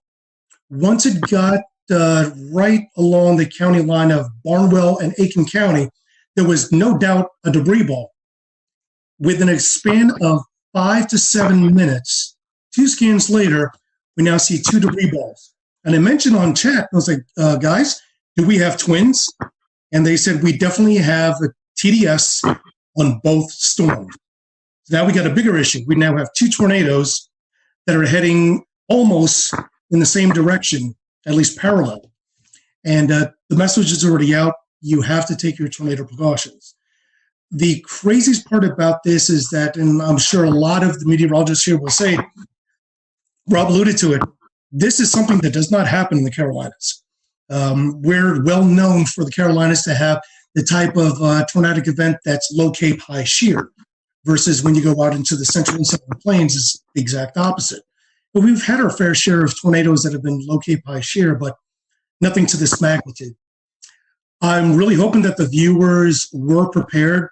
Unfortunately, we had 2 deaths out of the EF3 tornado that went through western Orangeburg County in the community of Livingston, and as well as 7 injuries. But this happened at least later in the morning. If this happened 2 or 3 hours earlier, the result could have been significantly different. Efren, you were talking about the twins. There's some speculation on Twitter, and after looking at the radar scans, it could have kind of been like a Fujiwara effect, like they were kind of dancing around each other. Any comment on that? That's a good possibility. Keep in mind that the only data that we can go off, since we can't really go off of any visual satellite, is off of the radar, but that is the possibility. However, both of the debris balls were running parallel to each other, probably about 7 to 8 kilometers apart, but they were going, directionally. Usually when you see a Fujiwara effect, you'd see the debris balls that are actually dancing around each other. They really weren't dancing around. They were running parallel. So at the very least, we know that this was 2 confirmed separate tornadoes. Was the debris ball and eventually the second one from the original tornado that came out of Aiken? Because the deadly tornado actually originated in northern Bamberg County, northern Barnwell County, then eventually moved into southwest Orangeburg County. But just as the initial tornado dissipated, the other one continued going. So I don't believe, in my best experience, that was the Fujiwara effect. It could have been, but I didn't see enough motion between the 2 TDSs to facilitate that idea. Yeah, definitely a busy morning for you guys. I want to bring in Kendra Kent. This is kind of where as the storm system moved in, it kind of hit her area first. Kendra, first of all, we hope we can see you or hear you. Sorry, Scotty. You're fine. We can hear you now. And I just want to ask you, I know you guys kind of started the live coverage first when these storms first moved in. Mm-hmm. Tell us a little bit about your morning and how things went there in the Greenville area. Well, I feel like I learned a lot from this particular outbreak. And can everybody hear me okay? Mm-hmm. Yes. Okay, good. Sorry you can't see me. I hooked up to a computer that doesn't have a camera, apparently. Anyway, no, we started the coverage a little after midnight. We had a rogue warning. It was essentially a shower that just started rotating. You could tell how much dynamically was going on in the atmosphere. I mean, it was just things were beginning to blow up. So I think I knew from about 12:30 in the morning that we were going to have a very, very long night. We ended up with an EF3 tornado. And as we were talking about earlier, that's incredibly rare in South Carolina, especially in the upstate. I feel like we get wedged in so much with cool air. It's so rare we can have all of this come together to produce such an event. And this was the biggest in the upstate, the strongest since 1994. It hit Seneca. We were on air with the storm as it moved into Stevens County, Georgia. And I had a unique experience with it because my parents live in Seneca. And that was probably the first time I had to cover a storm while I was slightly emotionally distraught.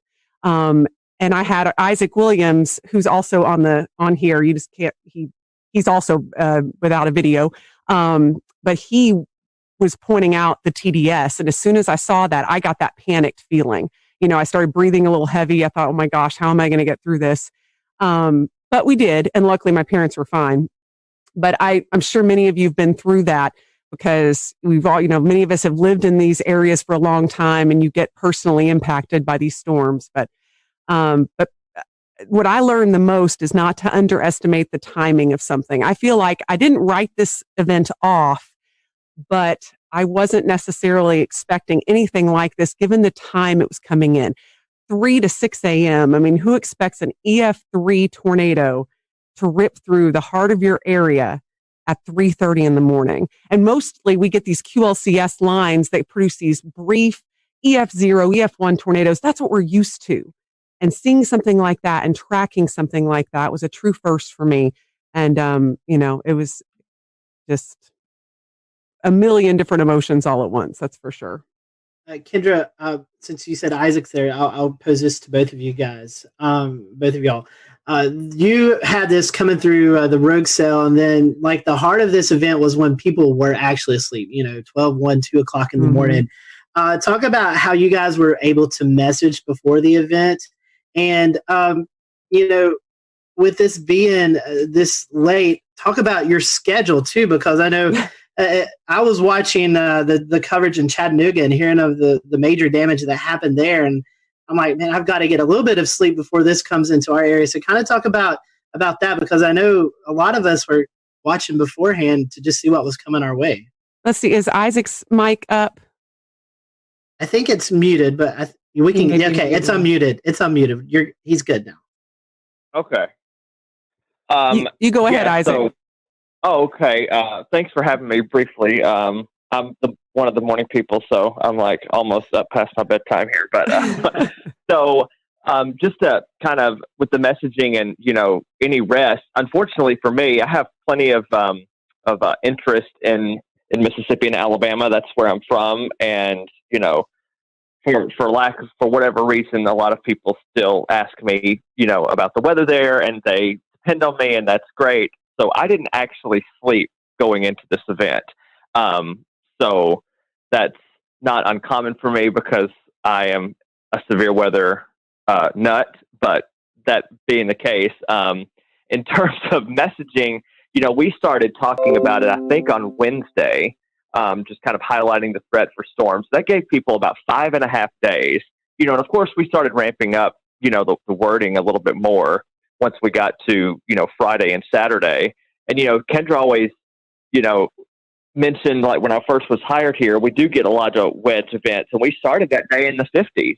And I'm like, back in my head, I thought, what if the wedge holds and, we're going to be seen as like hype people, and that's not what we want, but we don't want severe weather either. I think our message was pretty stern by Sunday morning when we got up and saw they had pulled that enhanced risk over a little bit into the upstate, which I've been here 3 years, not nearly as long as Kendra, but I think that's only my personal third enhanced risk here. So I knew that I see parameters, and parameters mean nothing unless you have a. We'll return to Best of the Carolina Weather Group in a moment. Now your Carolina weather forecast. Here are today's forecast high temperatures for North Carolina. Here are the forecast lows for tonight for North Carolina. Here are tomorrow's forecast high temperatures. And here's forecast rainfall across North Carolina tomorrow. Here are the forecast highs for the day after tomorrow.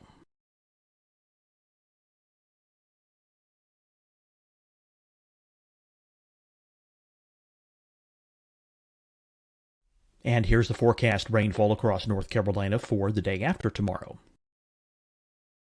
This is the total rainfall forecast across North Carolina for the next 3 days. Here's the severe thunderstorm outlook for today from the Storm Prediction Center.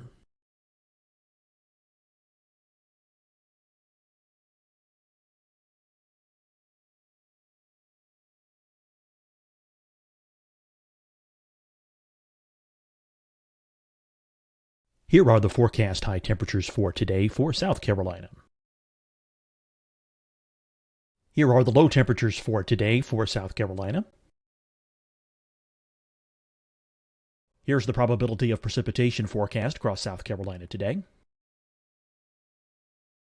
And here are the rain chances across South Carolina tonight. Here are tomorrow's forecast highs across South Carolina. Here are the forecast low temperatures for tomorrow for South Carolina. And here is the probability of precipitation across South Carolina tomorrow. Here's the precipitation chances across South Carolina tomorrow night. Here are the forecast highs for the day after tomorrow in South Carolina. Here are the forecast low temperatures across South Carolina for the day after tomorrow.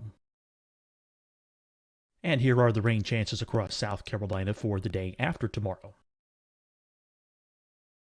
And South Carolina's probability of precipitation for that night. Here's the Storm Prediction Center's severe thunderstorm outlook across South Carolina for today through tonight. Here's the Storm Prediction Center's severe thunderstorm outlook across South Carolina for tomorrow and tomorrow night. And here's the Storm Prediction Center's severe thunderstorm outlook across South Carolina for the day after tomorrow through that night. Here's the severe thunderstorm outlook for today from the Storm Prediction Center.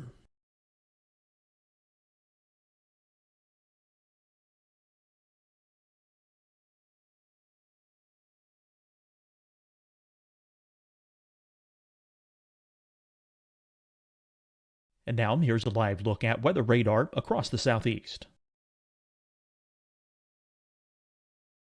Hi, everyone. I'm Dr. Mandy Cohen, Secretary of the North Carolina Department of Health and Human Services. And when you follow the 3 W's, you protect your family and your neighbors from COVID-19. When you leave your home, practice your W's. Wear a cloth face covering, wait 6 feet apart, wash your hands often. Wear, wait, wash. We're in this together. Stay strong, North Carolina. Deciding when to wear a mask isn't about who you know or how well you know them. Just ask yourself, will I be with anyone I don't live with? If the answer is yes, get behind the mask. Help slow the spread of COVID-19. Get behind the mask. Learn more at covid19.ncdhhs.gov. Fight the spread and take a stand against coronavirus. Wear a mask in public. Stay at least 6 feet apart from others. And get tested. Join us and fight the spread. Visit scdhec.gov/COVID-19. Getting tested for COVID-19 helps you to take the steps needed to protect yourself, your loved ones, and your community. Find the testing location at scdhec.gov/COVID-19 testing. You'll see your Carolina weather forecast at 25 and 55 past. And now back to the Best of the Carolina Weather Group on the all-new Carolina WeatherNet.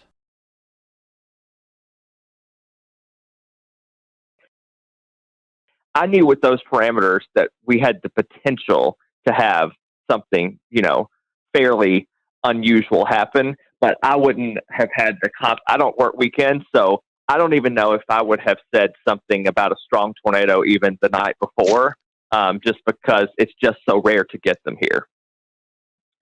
Yeah, and I think just given how late it was at night, and we knew this was likely going to be taking at least some linear form. Yeah, I wasn't expecting that either, and it really it caught us off guard. But to see a TDS like that move through our area, and I know the rest of you all saw that too as South Carolina meteorologists. I mean, just something you don't see every day, and it kind of takes your breath away.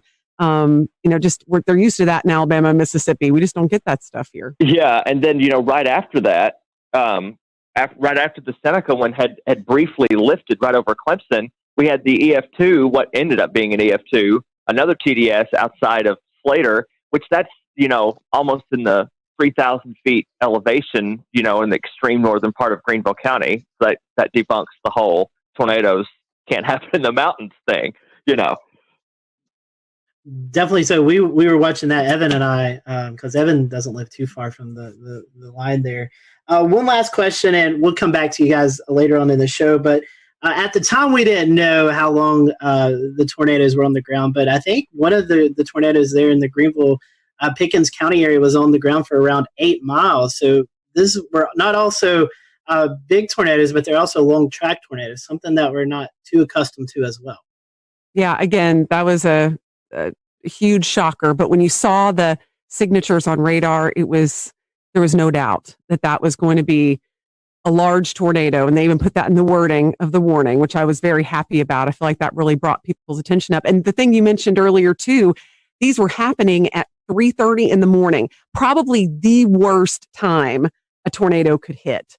I mean, when people are in their deepest sleep, and all you can do as a broadcaster is beg people to wake up their kids, get their dog, whatever they need to do, get to their lowest level. And so I feel like this was one of the scariest nights for our viewers, hands down, and no less scary for the rest of the state, of course, but at least it was more toward daybreak for some of you guys. But yeah, for us, it was just the dead of night, and we were just hoping that people were heeding the warnings. Right. And for sure, with that, with the Seneca one, we were in a situation where the TDS was so strong, so fast. Like I don't want to say it came out of nowhere, but like that TDS appeared and it was like violent looking, like on the first scan that I saw. And we were dealing with the situation, like once it went past Clemson, I think we had debris fallout on CC. So we weren't positive that it actually wasn't still down because it still looked like, something could be there. You thought it was like debris being fanned out or whatever, but you weren't sure, even though the circulation looked a little weaker. But I'm like, we're not going to take any chances with it. Obviously the tornado warning was still in effect. And, that was another little unique challenge, is that I've never actually dealt with debris fallout before, where we said, okay, well, this signature is debris, and yet something similar was happening down the line. And we're like, well, this may be actually debris that's still being lofted, but the tornado's not still down. So it was a very unique situation. And again, Kendra keeps bringing this up. It was in the middle of the night at 3:30 in the morning, but I feel like people were wide awake and they were watching and they were prepared, which is good. All through the days, we were like, Kendra made a graphic, I think on Thursday, that said, what do you need to do? It was just like a simple little headline graphic, but it was like so informative about charging your batteries, keeping your phone on not silent if you sleep with it on do not disturb. I remember saying Friday morning, what you can do, you can, sleep with it on loud for one night, because it can help save your life. So it was a insane, again, I worked in Mississippi. I've dealt with, plenty of tornadoes in my day, but yet this is still a first for me as well. All right, and I'm going to go ahead and bring Ed Petrowski from WPDE in Myrtle Beach. And Ed, we saw what looked like the tail end of this Hampton County tornado pop out all the way over at Murrells Inlet. Brad Panovich was nice enough to share a link with us. I'm going to pull it up here and share my screen. Let's see if we can get it to work here. And the tornado that you're seeing here in Hampton County, you know, there's some debate of whether or not it started over on the Georgia side of the Savannah River. But if we look at the start of the track and draw it all the way over to where it exited the South Carolina coast here, then we're looking at about 144 to 158 miles, somewhere in that vicinity. And so, you know, we know this continued on maybe up even into the Oak Island area of North Carolina, but it's just impressive to see the length and track of that storm. It did pop out at Myrtle Beach, where one of our weather sensors for weather flow got a reading of 114 miles an hour. We had a pressure drop of 7 millibars within a 1 minute time span. So that reading went up within 2 to 3 minutes, from 46 to 76 miles an hour to 114. And so talk about that area and how it affected your viewing portion of that area of Myrtle Beach. But for us, you know, considering what happened across the rest of South Carolina, we were relatively unscathed. We had no injuries and no deaths. There was never really any really tight circulation anywhere in our viewing area. We were, of course, watching the ones that were over Orangeburg County and also down near Hampton County in the morning while we were on the air with our regular morning show at 5 o'clock in the morning. And those were the two big storms, the two supercells that we were watching very carefully, knowing that they were heading generally in our direction. The one in Orangeburg County faded away before it ever got to our viewing area. But the one in Hampton County that eventually went over Monk's Corner, eventually got into Georgetown County, and they warned for that one where there was EF1 damage done in Sandpit and Graves. And then you hit a really populated area on the south end of the Grand Strand where Litchfield Beach is located and Pawleys Island as well. And they both took a hit on EF0, EF1 tornado. There was substantial damage done to trees and even some homes in Litchfield Beach and also in Willbrook. In fact, one of the things about a lot of people being home is a lot of people took videos. We were able to get pretty good video of at least damage and high wind knocking over trees, but not necessarily a tornado touching down. And then, of course, it went out over the ocean, became a water spout, and that's when it rolled over the Murrells Inlet jetties with the recording of 114 mile per hour winds. And, you know, I look back in that and I think, my goodness, if that was just a couple of miles west of there, we would have had substantial damage on the south end of the Grand Strand. And if it had paralleled the Grand Strand coast, it could have buzzsawed the entire Grand Strand, nearly 60 miles with extensive damage. So we were very fortunate that it actually went out over the ocean. And that was really the only set of tornadoes from that particular supercell that we had in our viewing area. Although I will say in Marlborough County, which is just to the east of Chesterfield County in the northern part of the state, we had a massive microburst of 110 mile per hour winds that did substantial damage in Wallace. And of course, everybody, when they get that kind of wind, thinks it was a tornado. But in reality, it was a microburst. Although on radar, it did have some rotation. It wasn't very tight there either. But Steve Paff, who works with the National Weather Service in Wilmington, those guys do a phenomenal job. They went out and did the survey yesterday and were able to pinpoint where they had 80 to 110 mile per hour winds. And, you know, typically for us, in the summertime, we get those pulse thunderstorms where we'll get 60, 70, maybe 80 mile per hour winds with a collapsing thunderstorm. But in all the years I've been here, I can't recall one time where we've had a microburst that caused 110 mile per hour winds. But you hear it all the time. They're just as damaging sometimes as tornadoes. Wow, that's pretty impressive. Yeah, just looking at that, the one at Litchfield, they classified as an EF2. Do you think the Waccamaw River Basin had something to do with reforming of that, or do you think the mechanical features, right, when it came to land, maybe helped with strengthening or re-intensifying that system? Yeah, there's a lot of, I don't know if you want to call it debate, but there's a lot of speculation out there that there could have been some sort of a influence of the ocean, the wind coming in off the ocean at that time, perhaps creating some sort of a boundary to help intensify the storm itself. But yeah, it was an EF0 over Litchfield Beach, and then it blew up to an EF2 when it went over the Murrells and the jetty. So it got pretty strong fairly quickly. And again, we were lucky that was over the ocean. Literally, the jetties are only a couple of 100 yards away from very populated areas of Garden City. And we had two different people that have homes there who have their home weather units, and they both registered 71 and 72 mile per hour winds respectively. So literally within a couple of 100 yards of where your unit is, we had those measurements. So you can see how tight the wind gradient was between Garden City and the actual jetties themselves. Hey, Ed, there was something, you always try to find something that will make you laugh in these sad times. And unfortunately, we had some sad times in the Carolinas, but there was a tweet going around of you doing your broadcast. I don't know. I've asked James about it, if we can play it. But, Here it comes. all right, I'm going to let it play, and then I want you to talk about it. The rain is located, and we'll zoom that out just a bit. And, whoa! Oh! That was a close lightning strike. I don't know if you heard that at home. I feel like I need to change a short.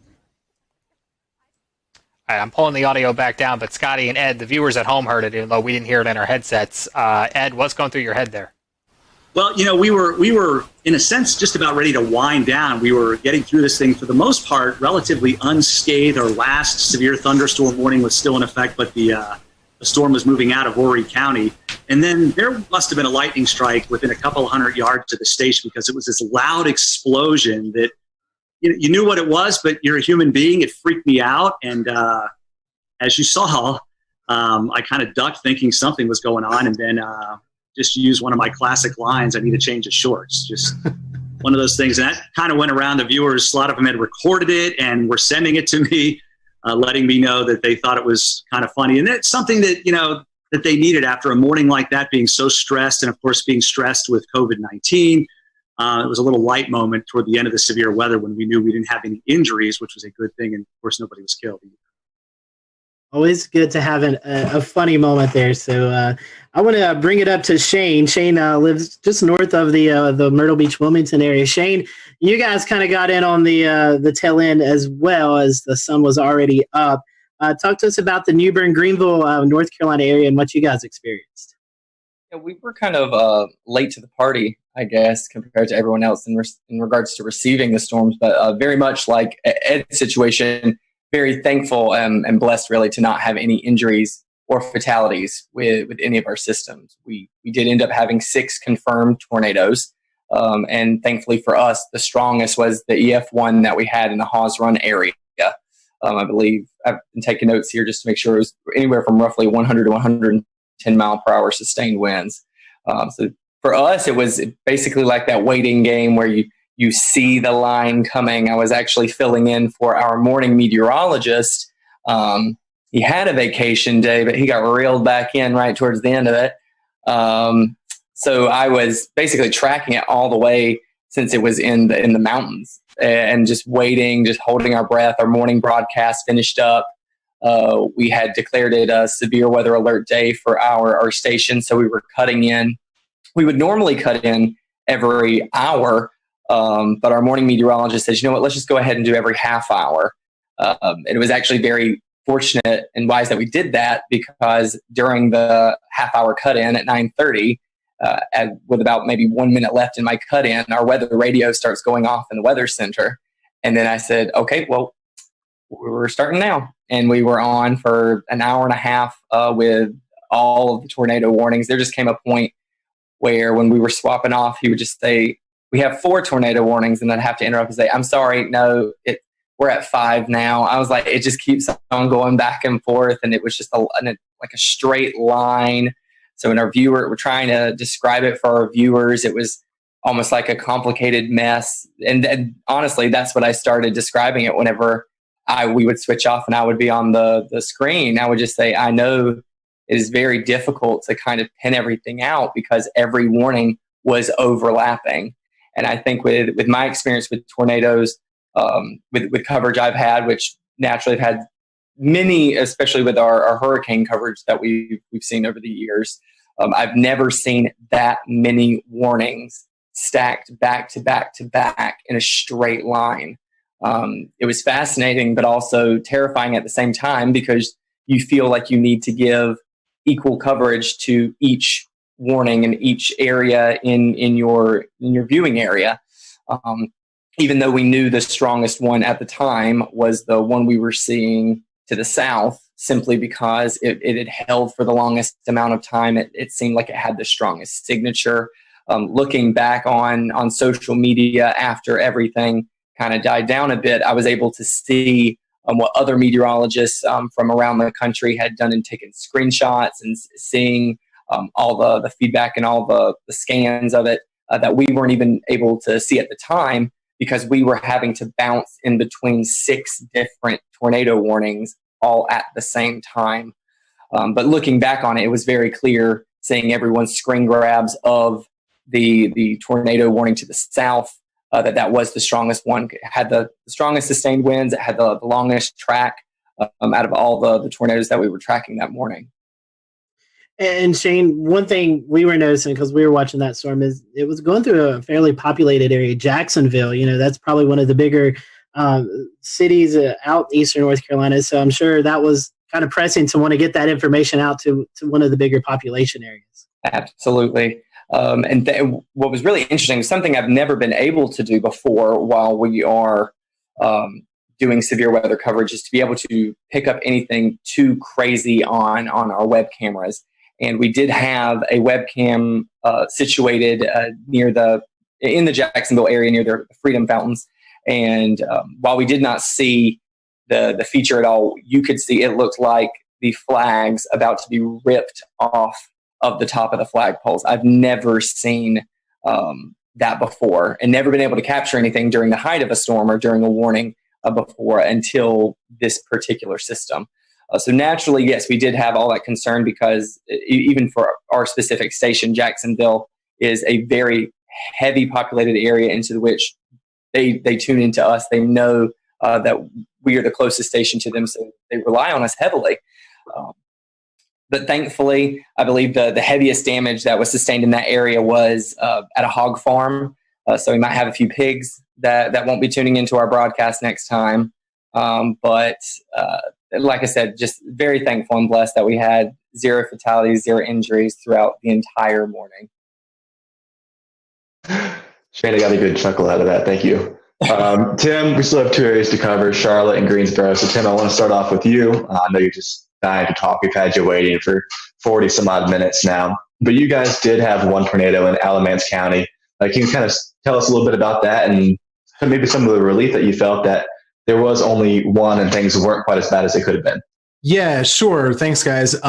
So, this kind of thing that we were tracking for days, all of us were tracking it for days.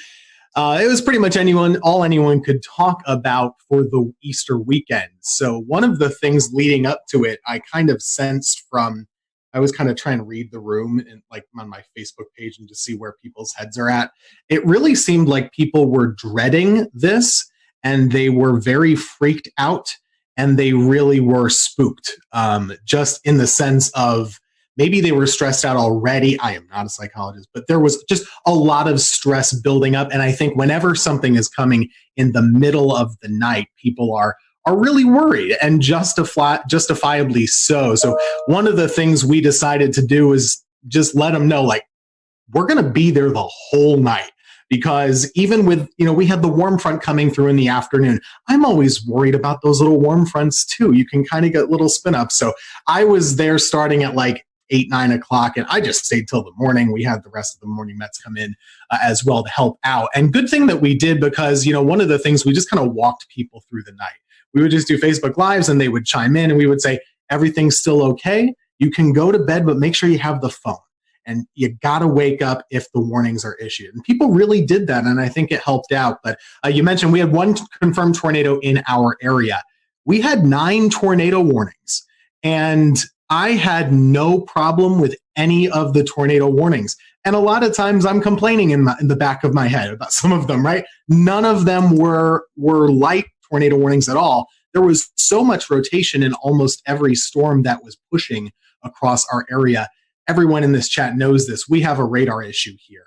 The radar beam is so high. So, of course, when we're showing these warnings, it's showing more mid-level rotation. It's not at the ground. So all we can do is say, hey, this storm is spinning like crazy. Our first tornado warning came in at 4:20 in the morning, and we had continuous tornado warnings until 7 in the morning.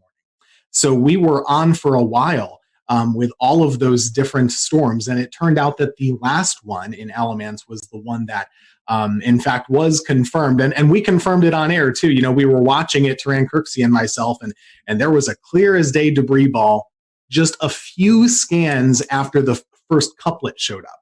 So I believe they talked about this in South Carolina too. Some of these, they formed, they came right down, and they did the damage right away. And it was very quick. And thank goodness, the Weather Service did a bang-up job. They had a warning on it right away. And we were just bouncing around. It was a very busy morning. But I think people were very appreciative that we were there the whole time with them, just kind of holding their hand. There's this storm. Here's what you do. Grab the kids, grab the dog, put a helmet on, put shoes on, and get ready to go. And, we made through it. Thankfully, there weren't there were no injuries or fatalities in that one tornado. On the same token, in the squall line itself, we did have a tree, unfortunately, kill somebody in their home. And one of the things with this line that we also tried to do, you have to give the highlight coverage to the tornado warnings. But this whole squall line, we knew it was capable of putting down 80+ mile per hour gusts.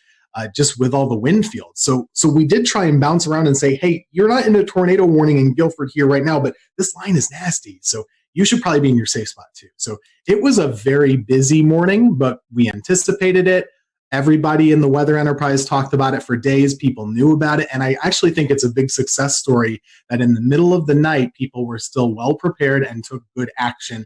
And the fatalities really, I think, were minimized, at least in the Carolinas, as far as I can.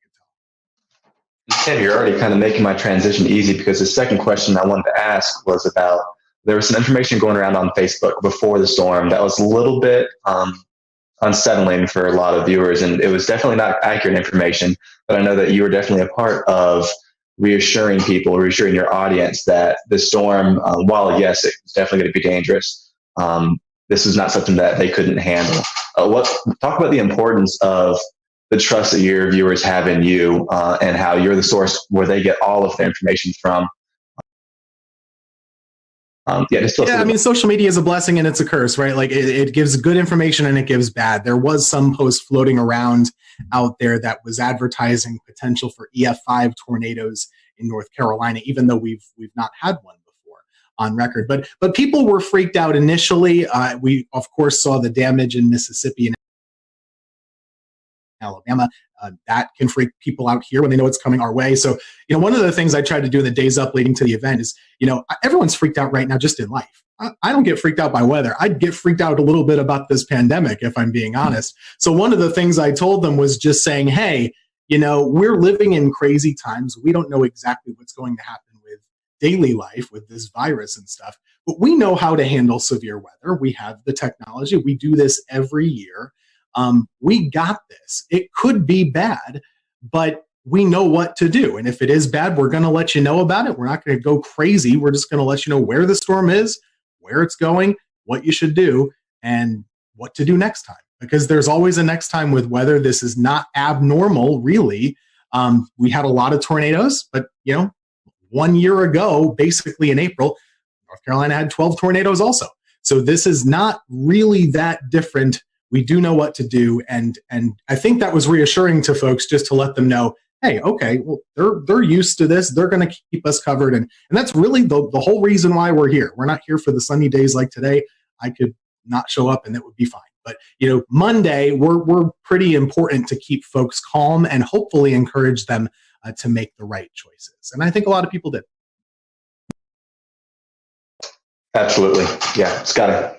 And so, Tim, talking about radar coverage, that brings me to Mr. Brad Panovich. And Brad, unfortunately, we had a tornado kind of go under the radar, like that little pun there, in the Charlotte area. So we had one in Anson County. But, you've been on the show several times talking about our radar gaps. And this one kind of bit us in the behind because we didn't catch this one. Yeah, and I'll give a little bit of a pass to the Weather Service on this one, because I think Tim brought up a good point. Something we were doing on the air Monday morning was we were telling everybody to treat the severe thunderstorm warnings like tornado warnings on Monday morning, because every severe thunderstorm warning had a tornado tag in it, and we knew the environment that these storms had. I didn't want people near a window or near the outside walls with straight line winds on Monday morning. So we actually, for the first time in a long time, I basically treated every severe thunderstorm warning like a tornado warning. But you're right, there was no warning with the 2 tornadoes we had touched down in Anson County. Even though in hindsight, looking back even at the Raleigh radar, there were signs of rotation. But I mean, we were all looking at radar Monday. I could have issued 100 different tornado warnings on some of these. We'll return to Best of the Carolina Weather Group in a moment. Now your Carolina weather forecast. Here are today's forecast high temperatures for North Carolina. Here are the forecast lows for tonight for North Carolina. Here are tomorrow's forecast high temperatures. And here's forecast rainfall across North Carolina tomorrow. Here are the forecast highs for the day after tomorrow.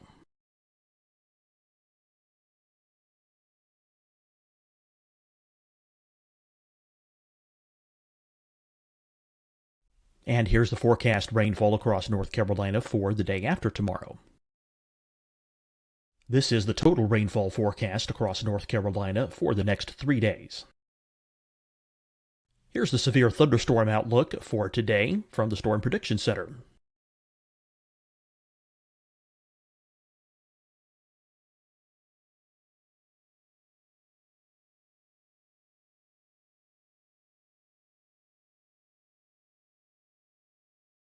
Here are the forecast high temperatures for today for South Carolina. Here are the low temperatures for today for South Carolina. Here's the probability of precipitation forecast across South Carolina today. And here are the rain chances across South Carolina tonight. Here are tomorrow's forecast highs across South Carolina. Here are the forecast low temperatures for tomorrow for South Carolina. And here is the probability of precipitation across South Carolina tomorrow. Here's the precipitation chances across South Carolina tomorrow night. Here are the forecast highs for the day after tomorrow in South Carolina. Here are the forecast low temperatures across South Carolina for the day after tomorrow. And here are the rain chances across South Carolina for the day after tomorrow. And South Carolina's probability of precipitation for that night. Here's the Storm Prediction Center's severe thunderstorm outlook across South Carolina for today through tonight. Here's the Storm Prediction Center's severe thunderstorm outlook across South Carolina for tomorrow and tomorrow night. And here's the Storm Prediction Center's severe thunderstorm outlook across South Carolina for the day after tomorrow through that night. Here's the severe thunderstorm outlook for today from the Storm Prediction Center.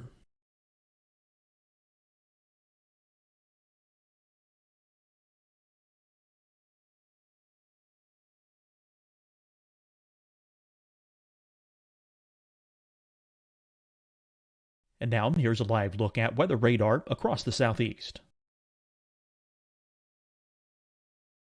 Hi, everyone. I'm Dr. Mandy Cohen, Secretary of the North Carolina Department of Health and Human Services.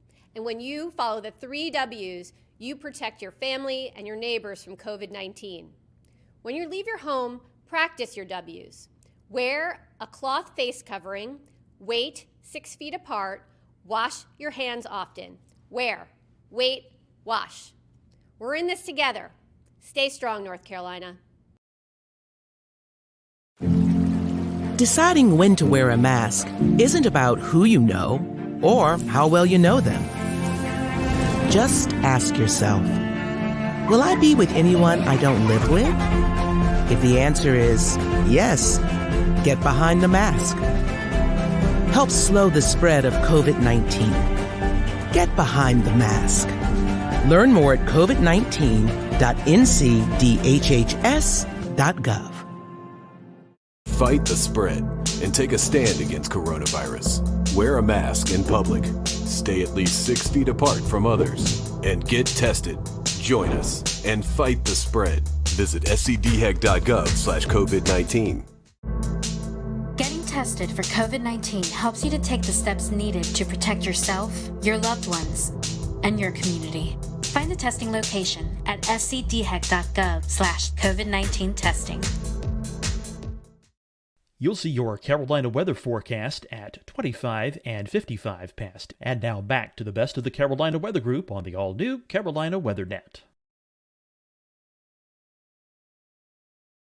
Tornado in there. There were several times I saw little couplets trying to spin up where you saw that inflow notch starting to increase, and you're waiting for the outflow to kind of kick in, and it never did. So, there probably was numerous small spin ups in there that we never recognized, but it does highlight the same issue, right? We've had this huge radar hole over the Charlotte metro area that goes up into the Greensboro metro and really out towards the Fayetteville area. It's kind of that triangle of just horrible radar coverage. So the Raleigh office, they're trying to issue a warning in Anson County, which is basically closer to Charlotte than it is Raleigh. And the two radars they're looking at is Raleigh, Greer, and a terminal Doppler at Charlotte Douglas, which doesn't actually have the range to make it into Anson County. So it's a tough situation in a morning like that. Unfortunately, that tornado did damage about 10 homes.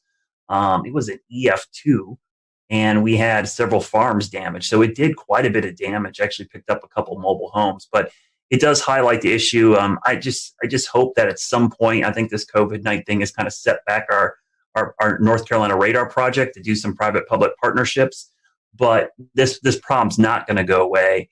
And hopefully in the very near future, we'll have the goal is to have 3 C-band million-watt dual-pole radars spaced out over that radar gap to enhance radar coverage going forward. But man, that was, every time this happens, I'm like, I wish I had a better look. I wish I had it, especially that time of the morning when no one's spotting these things. You need that radar coverage.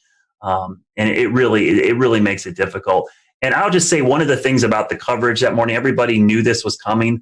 The only messaging issue that I had with this whole event was because of the timing being between day 1 and day 2 outlooks from SPC, there was a lot of disconnect about this thing like skipping over us. And the one thing I tried to do Sunday night and Monday morning was like, hey, you got to understand the day 1 outlook goes from 8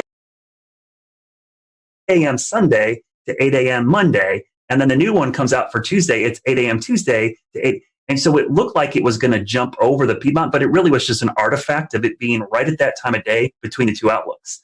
So that was the only issue I had communicating. A lot of people thought this was going to happen on Sunday, and it really was a Monday morning event. So from that standpoint, I'm glad a lot of people paid attention, but the timing was a real problem because of the way the outlooks are issued from SPC. Ideally, we'd like to have had it from midnight to midnight. I think that would have had a much better perspective of what's going on. For the viewers, a few asking about radar.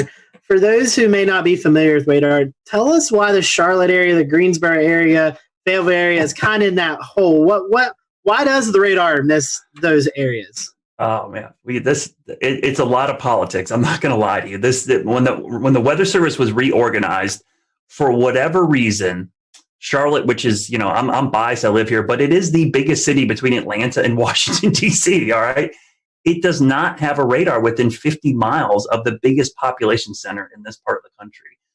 And that doesn't just affect us. It affects Tim up in Greensboro and Winston-Salem. It affects Hickory, Boone. It affects a large area. And so there's some little stopgaps. And I hear this all the time from people, well, you got a terminal Doppler radar. I'm like, all right, terminal Doppler is a Band-Aid. It's like a little tiny Band-Aid that helps fix a little bit of the issue. But, if I had to tell another meteorologist, hey, I'll take your 88D out and put a C-band, non-dual pole radar there to take you out, they would never want that, right? They would want an 88D dual band radar. And so it's just a Band-Aid approach. And we just have a huge issue with it. And it's unique to Charlotte. We are the biggest city in the country that does not have a radar within 50 miles of the city. So luckily, local governments are recognizing this problem. We've brought it to their attention. I think everyone brings up their phone app and goes, oh, we've got radar coverage. A lot of people don't understand that radar are like cell phone towers. The farther away you are from the dish, the worse your reception is. And so in Charlotte, we got this big population center, and our closest radar or set cell phone tower is in Greer, South Carolina. So it makes it incredibly difficult. It's not that we don't have any coverage. I don't want to make it feel like, we're in this giant hole. We just have degraded coverage. We have really poor coverage. We have 1 bar on our cell phone. We want 5 bars. So what we're trying to do is get that radar closer because the radar beam, as you see in the picture right there, Thanks, James. The radar beam goes in a straight line, but the Earth curves. So by the time the radar beam gets to Charlotte, depending on which part of Charlotte you're in, it's at 8,000 to as much as 10,000 feet above our heads. Tornadoes happen down in the lowest 1,000 or lower. So missing a lot of these tornadoes is a problem with the radar gap. And so I hope going forward that this problem will get solved. For years, we tried doing this back 10 years ago, and we went through federal issues, and it's just dealing with the government sometimes incredibly difficult to get things. But now that we have this private-public partnership, it's the closest we've been to solving this problem, because we've got local, state, and even private entities involved, and the data is going to be public and free for everybody. Speaking of partnerships, I wanted to ask Brad and Shane and Tim.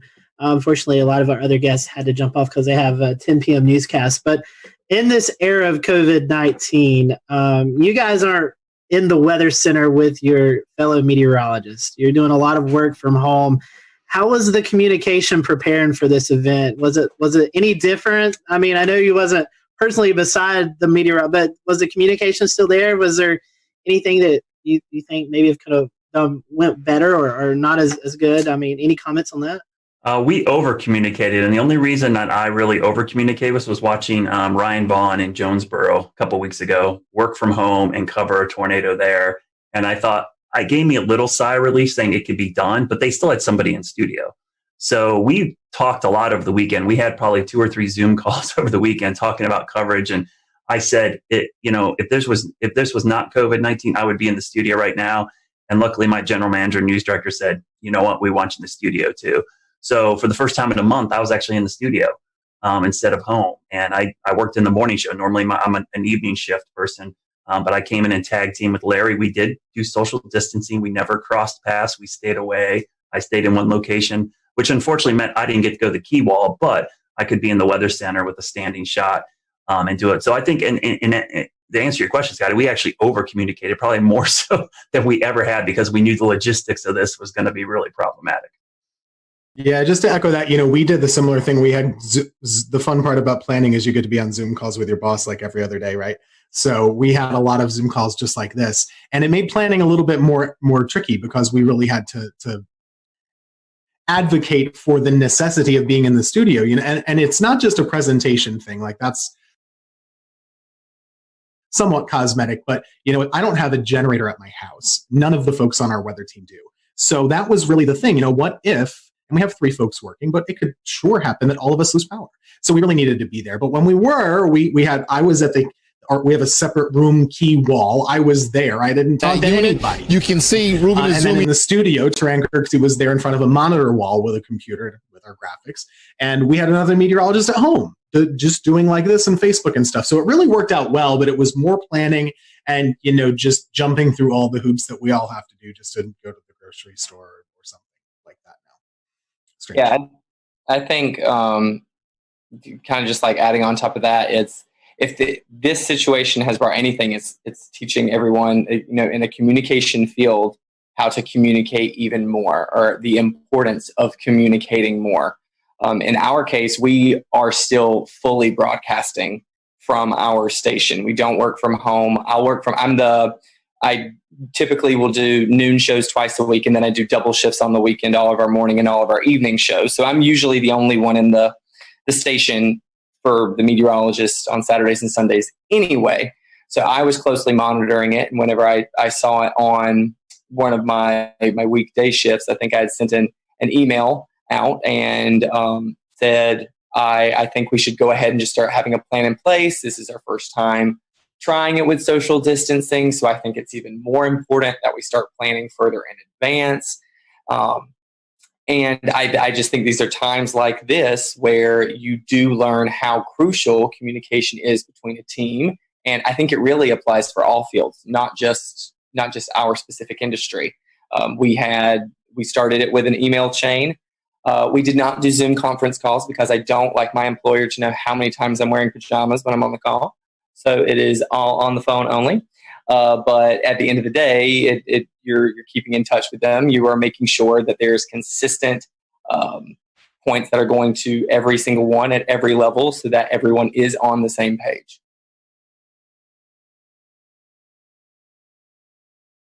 Yeah, I was gonna say real quick, Tim, we had that same issue. That was our biggest concern, was the generator issue. Yeah. You know, I have a great setup here. I'm great, but man, if I lose power, out of luck. You know, I have backup for my router, but I don't have backup power to my computer or backup power to any of the lights. So that was a big concern. And I thought for sure with just the wind field that we were going to have trees and power lines down all over the place, so we would lose power. So yeah, that was an easy call for us. And honestly, it was kind of nice to be in the station. Not that I wanted to be covering severe weather at 2:00 in the morning, but man, it wasn't nice. That's the first time I saw my morning meteorologist in a month. So yeah. it was really cool to be in there. One weather thing, actually, you know, the surprising part, we talk about how many tornadoes there were. We kind of expected a lot of tornadoes. The fact that the wind field didn't materialize as much in regular severe thunderstorms, I thought was surprising. There wasn't a lot of widespread damage in the squall line. There was a lot, but not as much as I thought there maybe could have been. Yeah, I agree. Only thing I'll say is that, and I'll give a shout out to Shay and Weatherflow, because I have 2 Weatherflow stations on my roof. I had 30 minutes of continuous gust over 50, which was the highest sustained gust above 50 since probably Hurricane Michael came through here. I've had those things for 2 hurricanes passing overhead, or at least the remnants, and that was by far the highest. So yeah, it was really impressive. And what happened in our viewing area was we had a lot of wake up calls. People just heard that roaring sound of the wind and the rain hitting their windows, and people were freaking out. They woke up, and so it was easy for me to get people to act because it was so loud. It woke people up from a sound sleep. That sound, and we had a lot of people sheltered in their bathroom for these straight line winds, but. Yeah, I'm surprised we didn't have more damage, Tim, but I was really impressed with the data from my roof.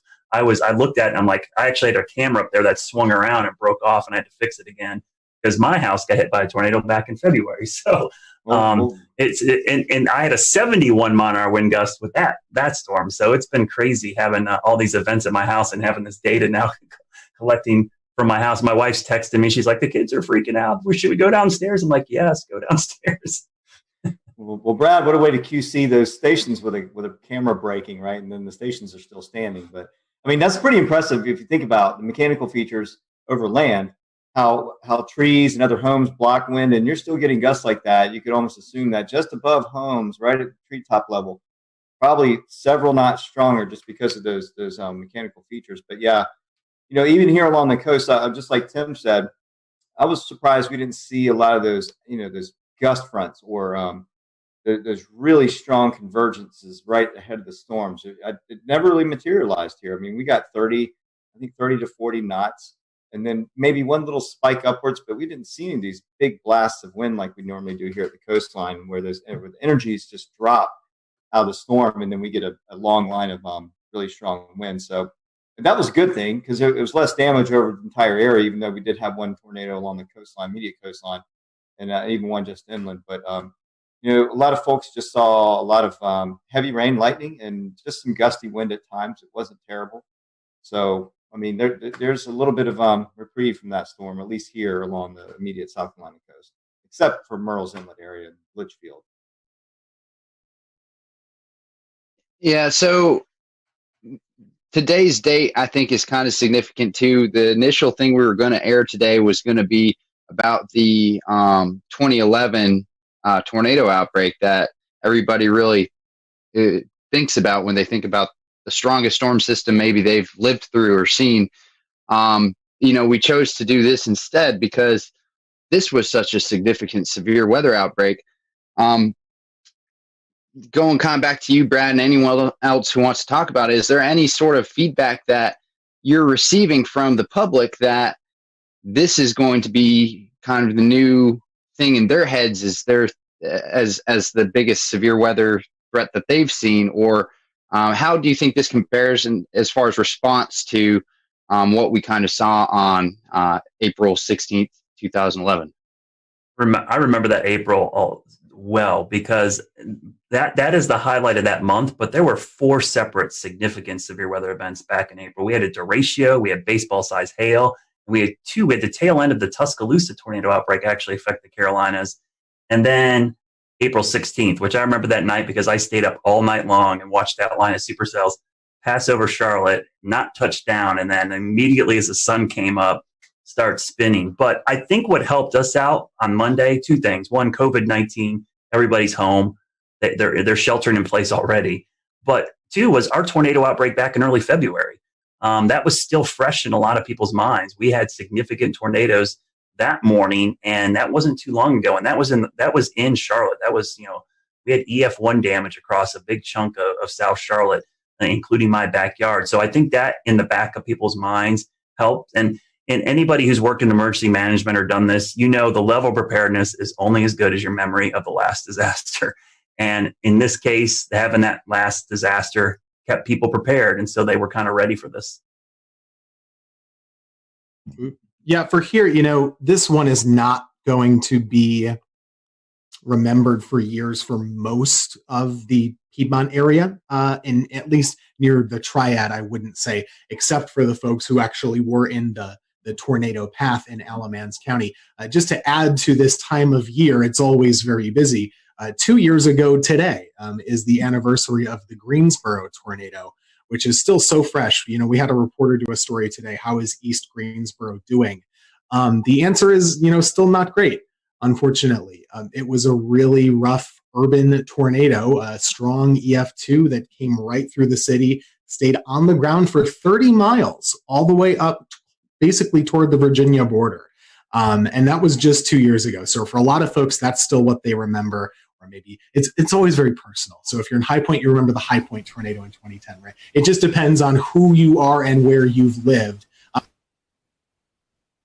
For me, that April 16th event is still, way up here and everything else is way down. I was working in Wilmington, but that thing was another level. And that year was just another level of severe weather. And I'll just add my own commentary to that. It was a year ago that we had a tornado outbreak here in the Carolinas. I don't even remember the number, but a year later, our thought is already bouncing back to 2011 and not a year ago. Yeah, that was 12, and it was Good Friday. I remember that very clearly. You're right. Scotty, I think that was the first time you sought shelter in your... I remember doing that, but I couldn't remember what date it was. Like, I forgot 2 years ago. I knew the Greensboro tornado, but I didn't know it was today's date. That's Monday the 13th is my son's birthday. And I remember on his first birthday, we were doing severe weather coverage. And on his second birthday, we were doing severe weather coverage. Yeah, I was in the basement live on this show when that happened. So, yeah, crazy times. But anyways, guys, thank you so much for coming on. As Tim was talking about, I'll go ahead and kind of let the secret out of the bag. We pre-recorded the April 16, 2011 look back. So next week, we're going to be airing that. So you'll see Tim back next week on our show. He'll be with us with a lot of other great meteorologists who kind of look back over that event. So we just hope all those, especially who are affected by this tornado outbreak, our thoughts and prayers are with you guys, and hopefully you'll recover quickly. And like Tim and Brad has said, this is the peak season for severe weather in the Carolinas. So we'll continue to monitor the weather for the rest of the month and even into May as is really kind of a high peak for severe weather. So we appreciate you joining us tonight. Big thank you to all of our guests tonight. This was a last-minute show, and we got coverage from every market except the Raleigh market, but I don't really think there was much going on in severe weather-wise with tornadoes in that market. So we appreciate everyone coming on tonight, and we will see you back here next Wednesday night for another edition of the Carolina Weather Group, and we hope you have a safe and happy weekend.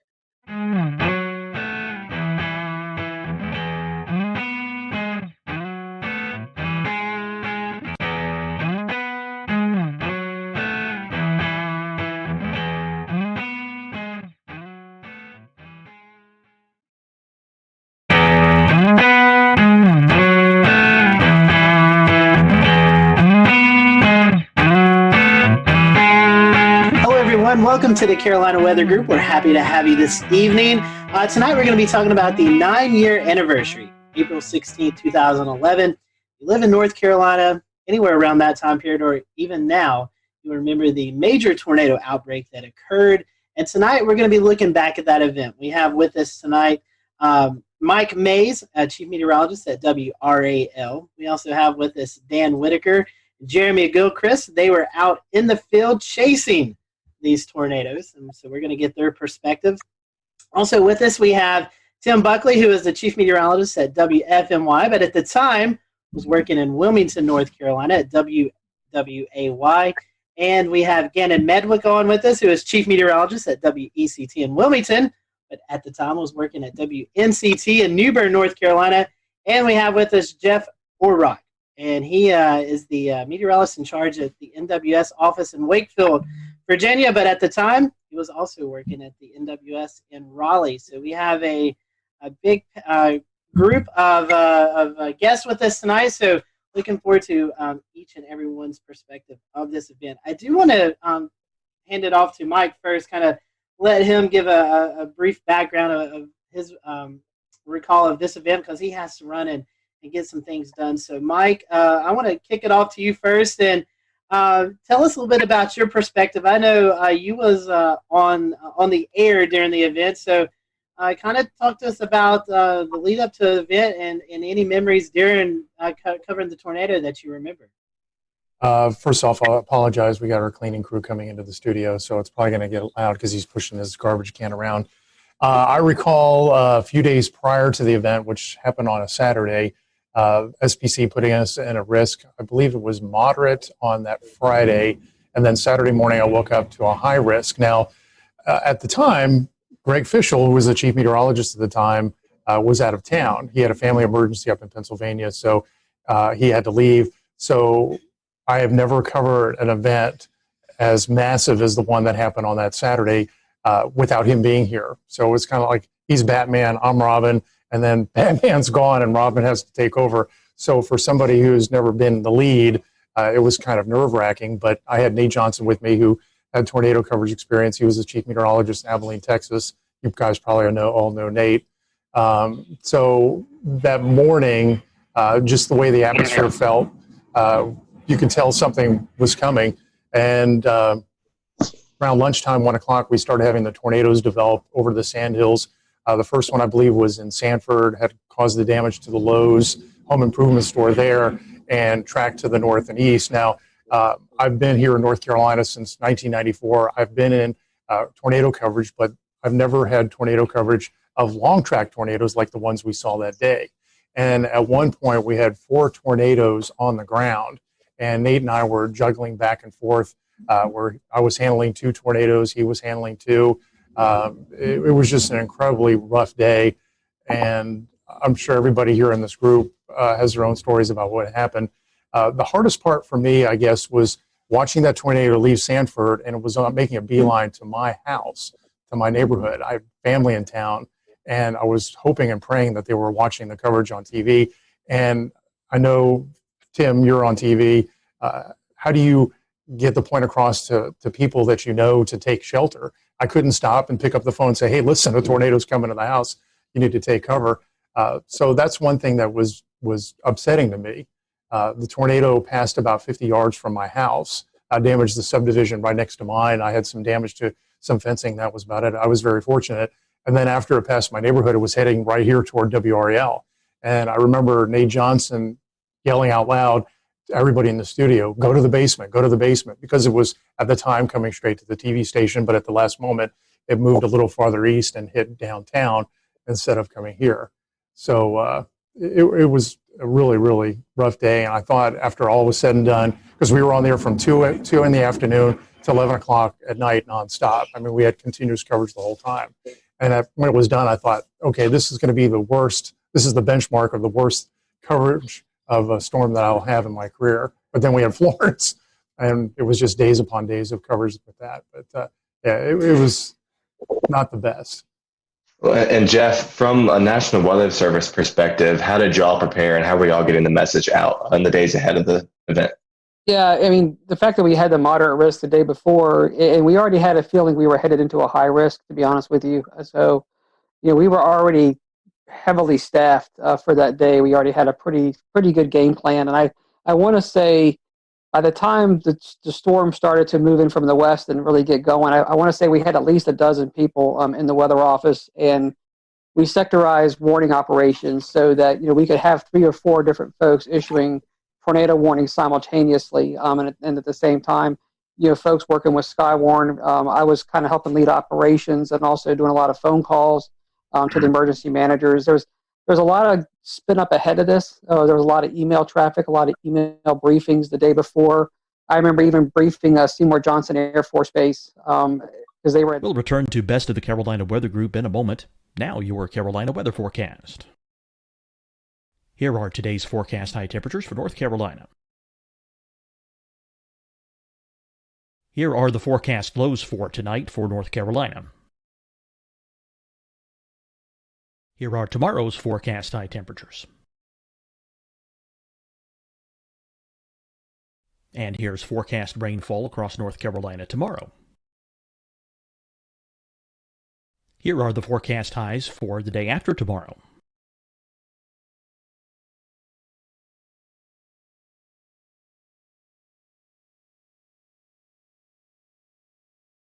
And here's the forecast rainfall across North Carolina for the day after tomorrow. This is the total rainfall forecast across North Carolina for the next 3 days.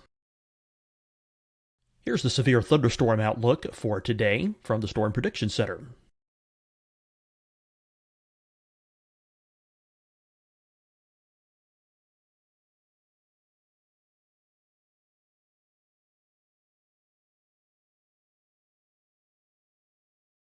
Here are the forecast high temperatures for today for South Carolina. Here are the low temperatures for today for South Carolina. Here's the probability of precipitation forecast across South Carolina today. And here are the rain chances across South Carolina tonight. Here are tomorrow's forecast highs across South Carolina. Here are the forecast low temperatures for tomorrow for South Carolina. And here is the probability of precipitation across South Carolina tomorrow.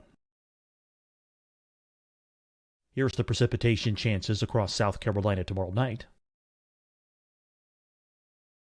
Here are the forecast highs for the day after tomorrow in South Carolina. Here are the forecast low temperatures across South Carolina for the day after tomorrow. And here are the rain chances across South Carolina for the day after tomorrow. And South Carolina's probability of precipitation for that night. Here's the Storm Prediction Center's severe thunderstorm outlook across South Carolina for today through tonight. Here's the Storm Prediction Center's severe thunderstorm outlook across South Carolina for tomorrow and tomorrow night. And here's the Storm Prediction Center's severe thunderstorm outlook across South Carolina for the day after tomorrow through that night. Here's the severe thunderstorm outlook for today from the Storm Prediction Center.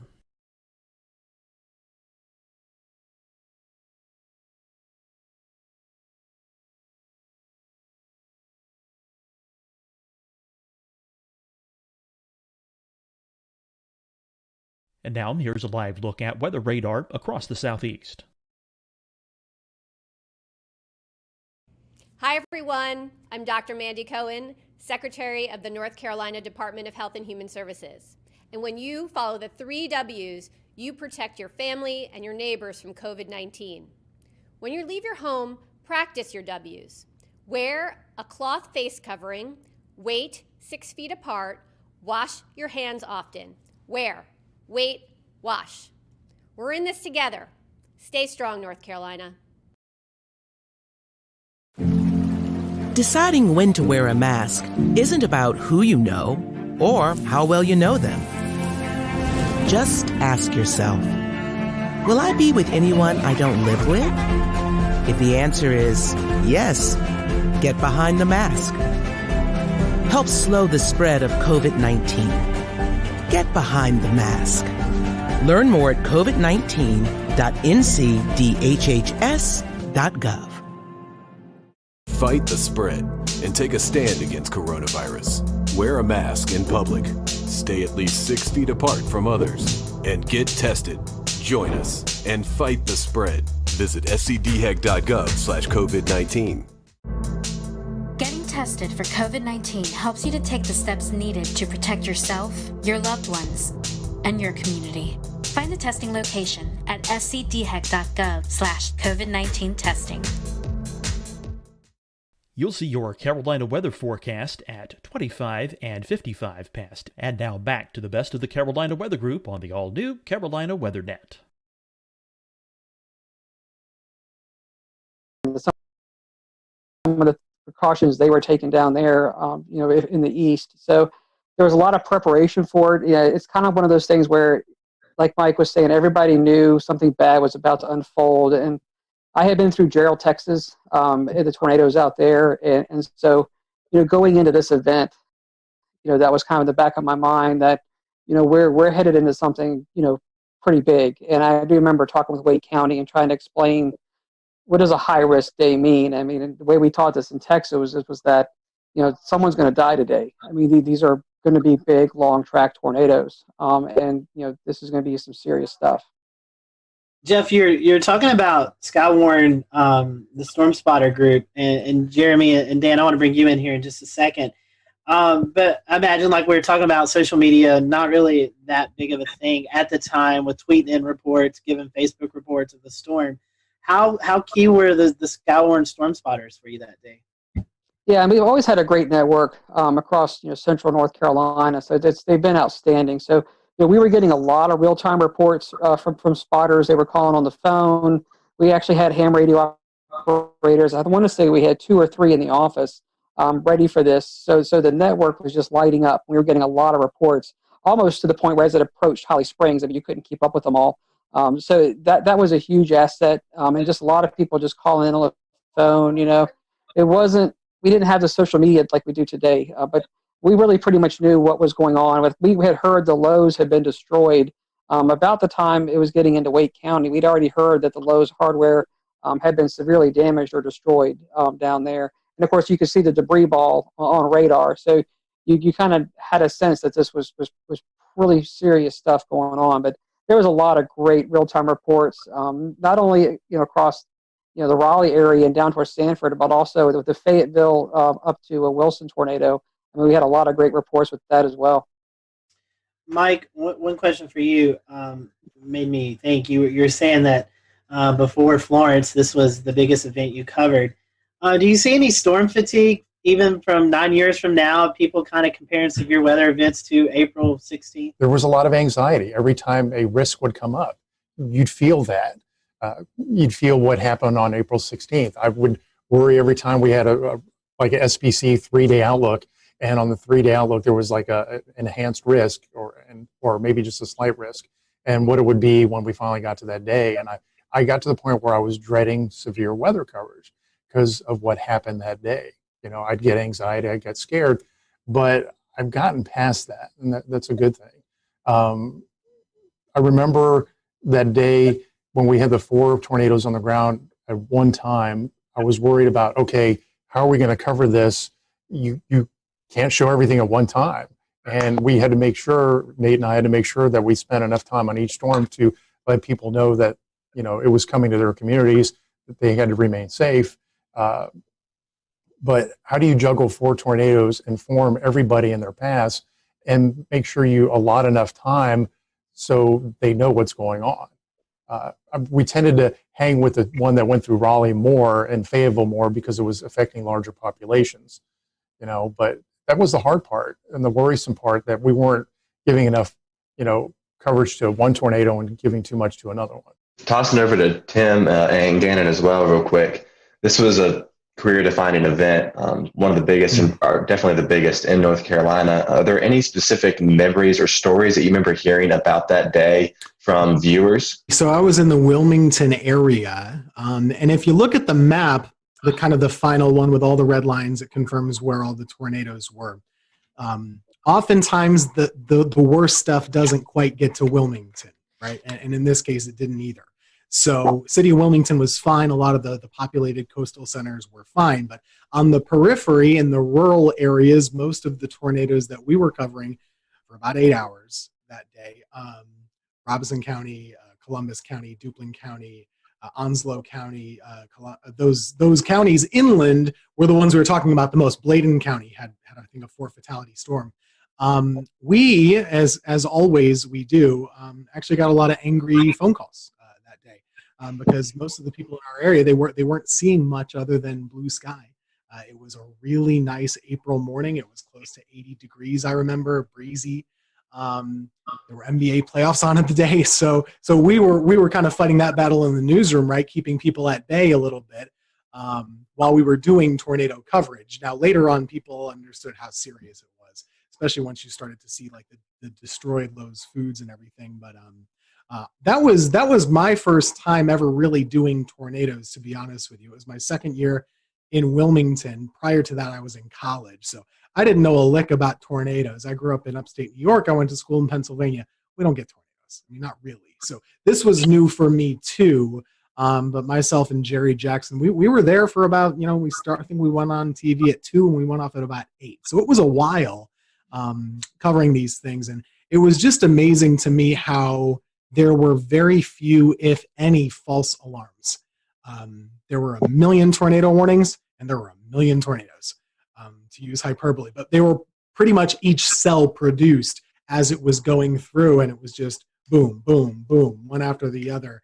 And a lot of damage was done, especially to the rural areas in southeast North Carolina. My second daughter was born on the 11th. I didn't come back to work till Friday. Just throwing stuff out there. Saw the slight to moderate risk, alerting for storms going into Saturday. I was third on the pecking order to be coming in because we had our weekend person, we had our chief, and I was doing mornings. But it became clear, especially what was going down in central North Carolina. I was personally at home watching Nate Johnson with that tornado. It looked like a wedge, looked like a cloud just right to the ground that I was going in.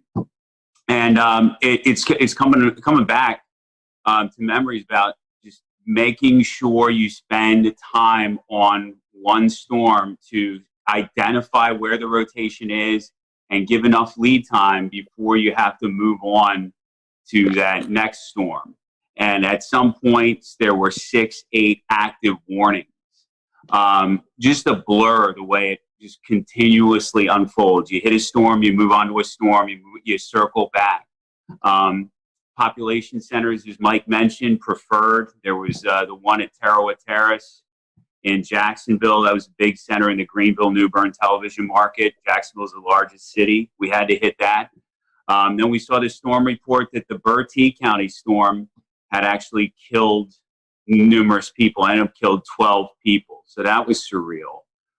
When you are warning for storms and getting reports of damage, but no reports coming down off the wire or whatever, that there's fatalities, and then all of a sudden numerous fatalities is still weird to talk about. Ended up being 12 in Bertie County.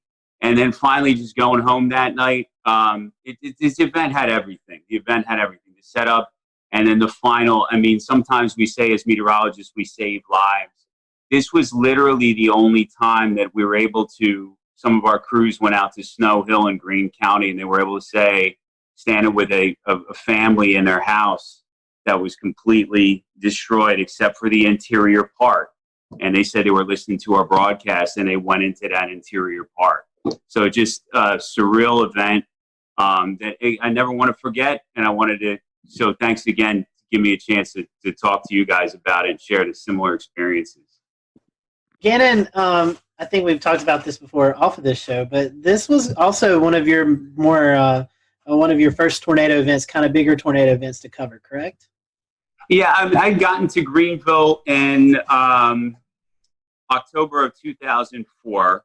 There were a couple of active springs and falls as per usual. 2008 sticks out, but like Mike and Tim said, I mean, they're just usually just a couple tornadoes and then you move on, and maybe they're in rural areas and maybe they're not, exceptional damage producers. But then this one just is bold-faced, italicized, and underlined when you look back on it. So yeah, the biggest event, and thank God it's still the biggest tornado event. Dorian was a huge producer, but still nothing compares to April 16, 2011. I've been to a few conferences and I've heard, Jeff, send this to you. Obviously 2011 remembered for the Tuscaloosa, Alabama, April 27th event. Had that not happened, this would have been the event that a lot of the meteorological community would have looked back on tornado-wise, Jeff. As the Weather Service, I know you guys do a lot of meetings and stuff. Has this event kind of tailored some of your studies or some of your outlooks on stuff that you've, I guess, done case studies on this event to kind of find out the whys of what happened and how to better prepare for maybe the next setup we get like this? Yeah, I mean, there's no doubt this event, I mean, it still stands out, even though, like you're saying, the later event was even larger than this one. For our region, this is still, what our benchmark, storm. And, it even went up, not even just the Carolinas, eventually went up into Virginia and did a lot of damage up there too. So, it's been widely studied.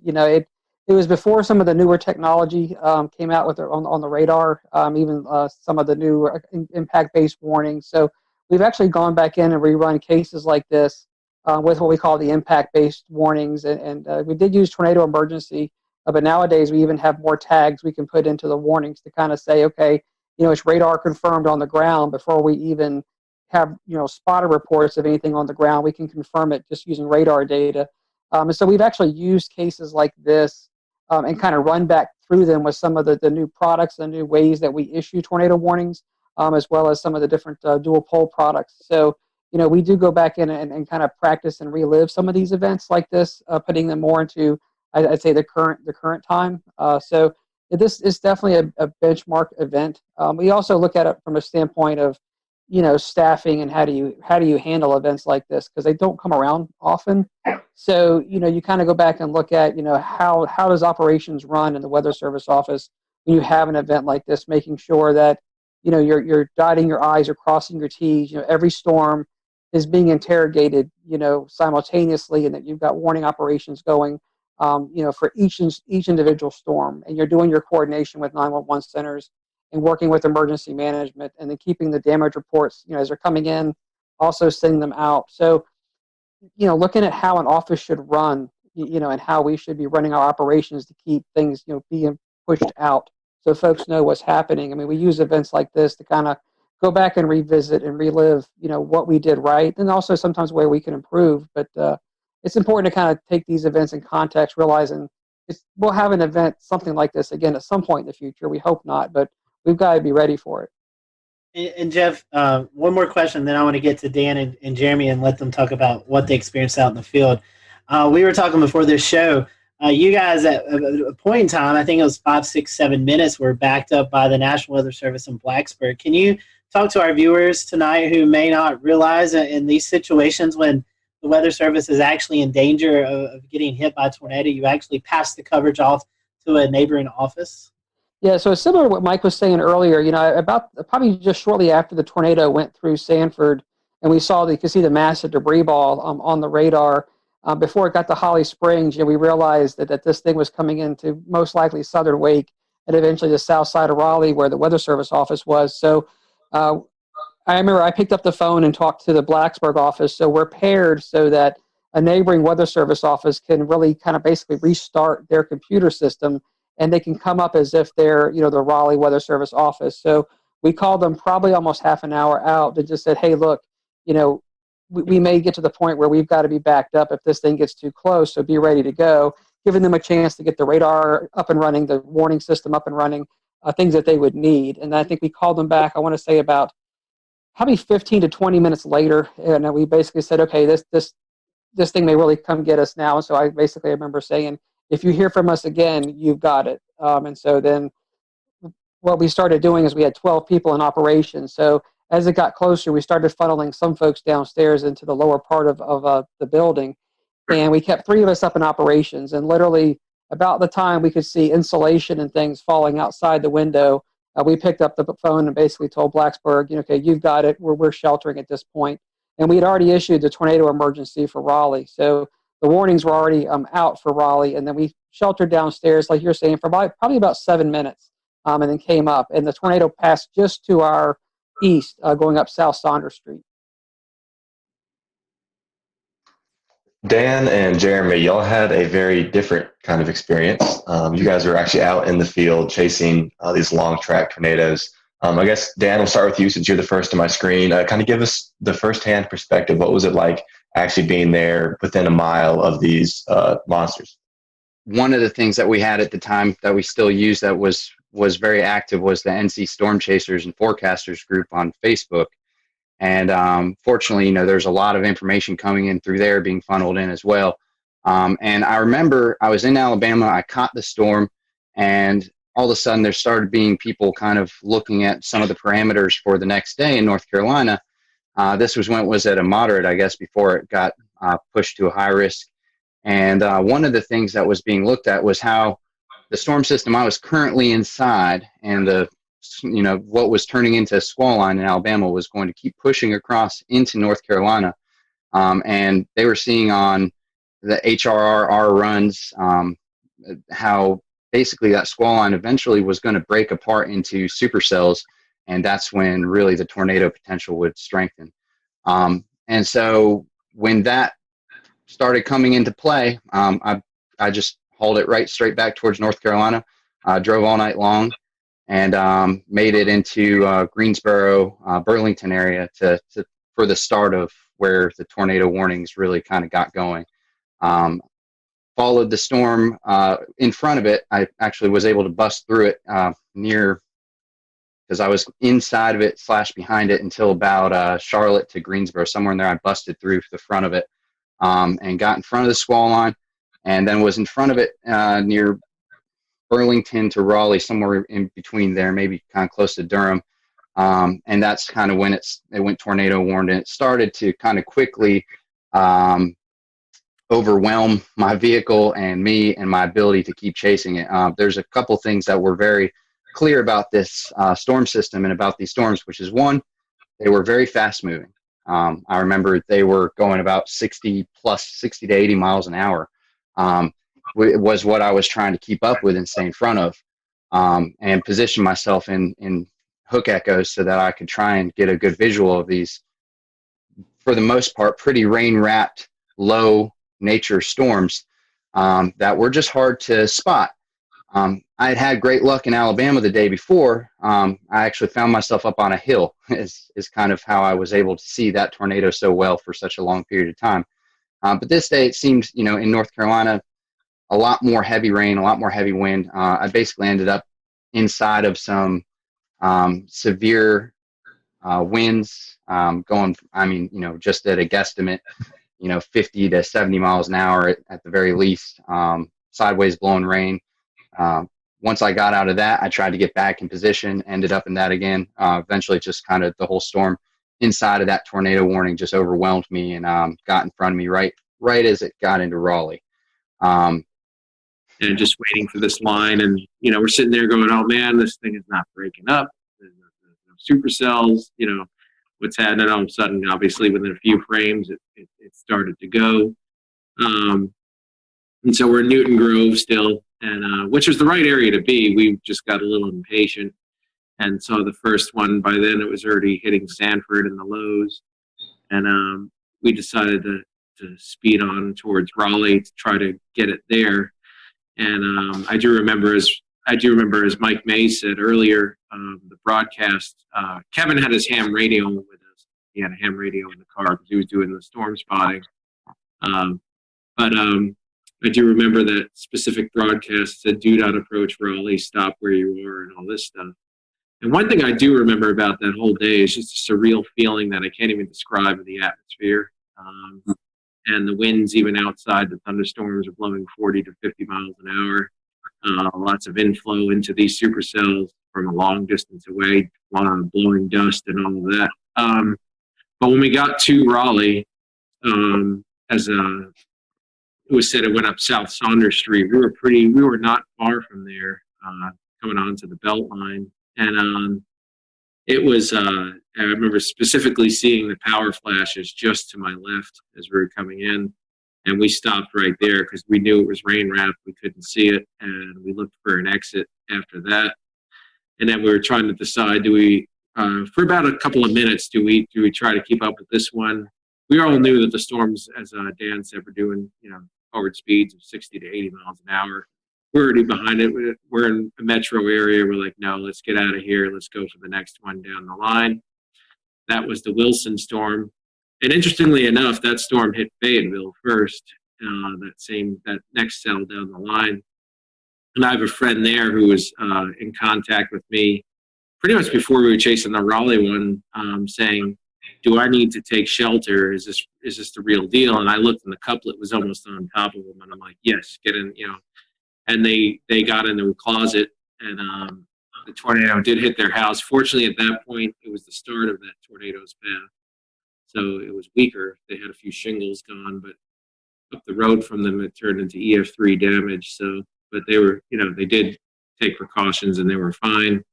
I didn't find that out till later, but so then I had to beat the forward flank of that next cell. So coming out of Raleigh, so I was speeding definitely to beat that forward flank to get. I didn't want to get cored and then stuck and miss knowing how fast these storms were moving. So I was driving a Volkswagen Beetle at the time, and finally made it to 795 area. I got just a little bit south of it, and because I did want to get a clear view if there was a tornado. And then we were going up 795 northbound, so we get a straight on look at it, and I looked to my left, and I saw the rotation. I looked to my left, and like, is that what I think it is? Because it was there wasn't that much contrast at that point, and it was open field, and so we just decided to stop there. And then it came out from some trees, and sure enough, that's the tornado, which many of you have probably seen the video of.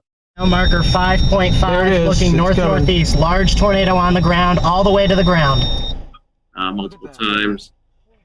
Kevin called it in. I think the tornado was about 100 yards wide at that point. We were about a mile and a half away. I could have gotten a lot closer to it, but I did not know the area that well, so I didn't know if I was going to pull up. This is the only reason I didn't. I didn't want to lose the view we had, and I knew how fast it was moving. I knew we had one shot to get a look at it, and that was going to be it, and then it was going to be gone. And so we decided, all right, we got a good view here. We're not super close, but we'll just stay where we are, and we're safe here. So we watched it, and then kind of faded into the rain from where we were as the rear flank downdraft came around. And we got hit by that a little bit. And then after that point, we took off for the next cell down the line, which we ended up in Farmville outside of Greenville. And we just missed it. We just moved. We weren't fast enough. These storms were moving way too quickly. So we just had to find a safe. We actually had to use an escape route and go into the rain and hail so we get away from the couplet and let it pass because we weren't going to be able to see it from where we were. And then, so we did. And then we went into Farmville, and we saw the damage there. It just happened, but immediately, amazingly, the emergency crews were there. They were probably there within a minute or two after the storm passed.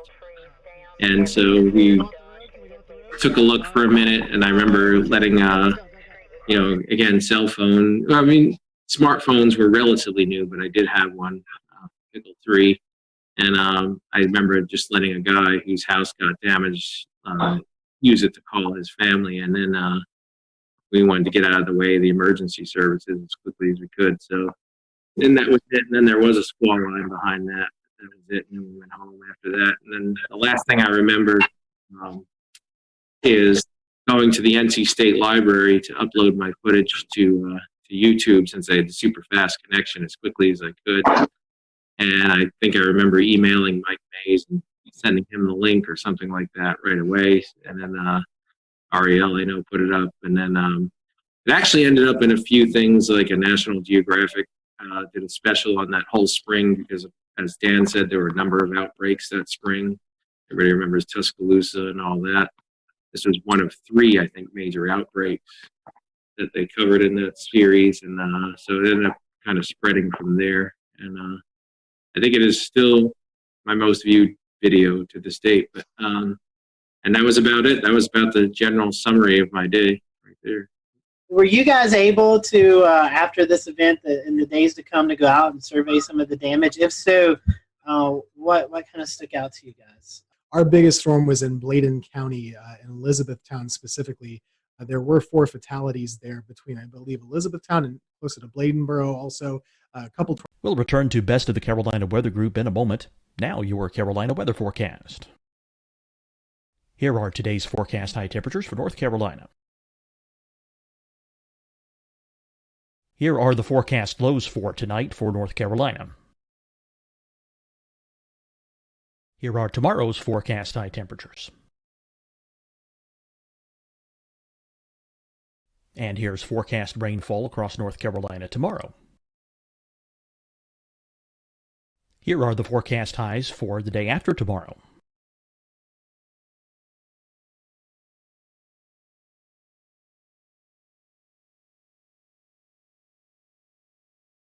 And here's the forecast rainfall across North Carolina for the day after tomorrow.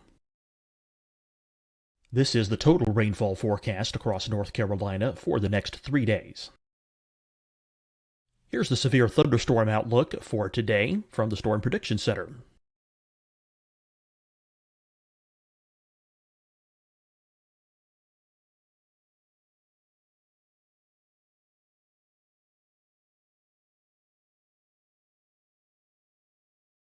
Here are the forecast high temperatures for today for South Carolina. Here are the low temperatures for today for South Carolina. Here's the probability of precipitation forecast across South Carolina today. And here are the rain chances across South Carolina tonight. Here are tomorrow's forecast highs across South Carolina. Here are the forecast low temperatures for tomorrow for South Carolina. And here is the probability of precipitation across South Carolina tomorrow. Here's the precipitation chances across South Carolina tomorrow night. Here are the forecast highs for the day after tomorrow in South Carolina. Here are the forecast low temperatures across South Carolina for the day after tomorrow. And here are the rain chances across South Carolina for the day after tomorrow. And South Carolina's probability of precipitation for that night. Here's the Storm Prediction Center's severe thunderstorm outlook across South Carolina for today through tonight. Here's the Storm Prediction Center's severe thunderstorm outlook across South Carolina for tomorrow and tomorrow night. And here's the Storm Prediction Center's severe thunderstorm outlook across South Carolina for the day after tomorrow through that night. Here's the severe thunderstorm outlook for today from the Storm Prediction Center.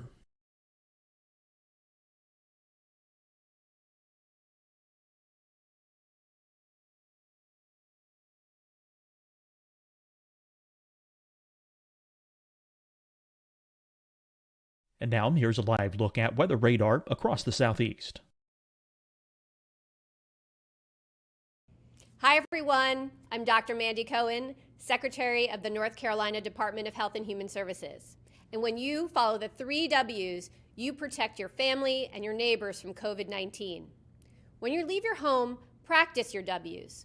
Wear a cloth face covering, wait 6 feet apart, wash your hands often. Wear, wait, wash. We're in this together. Stay strong, North Carolina.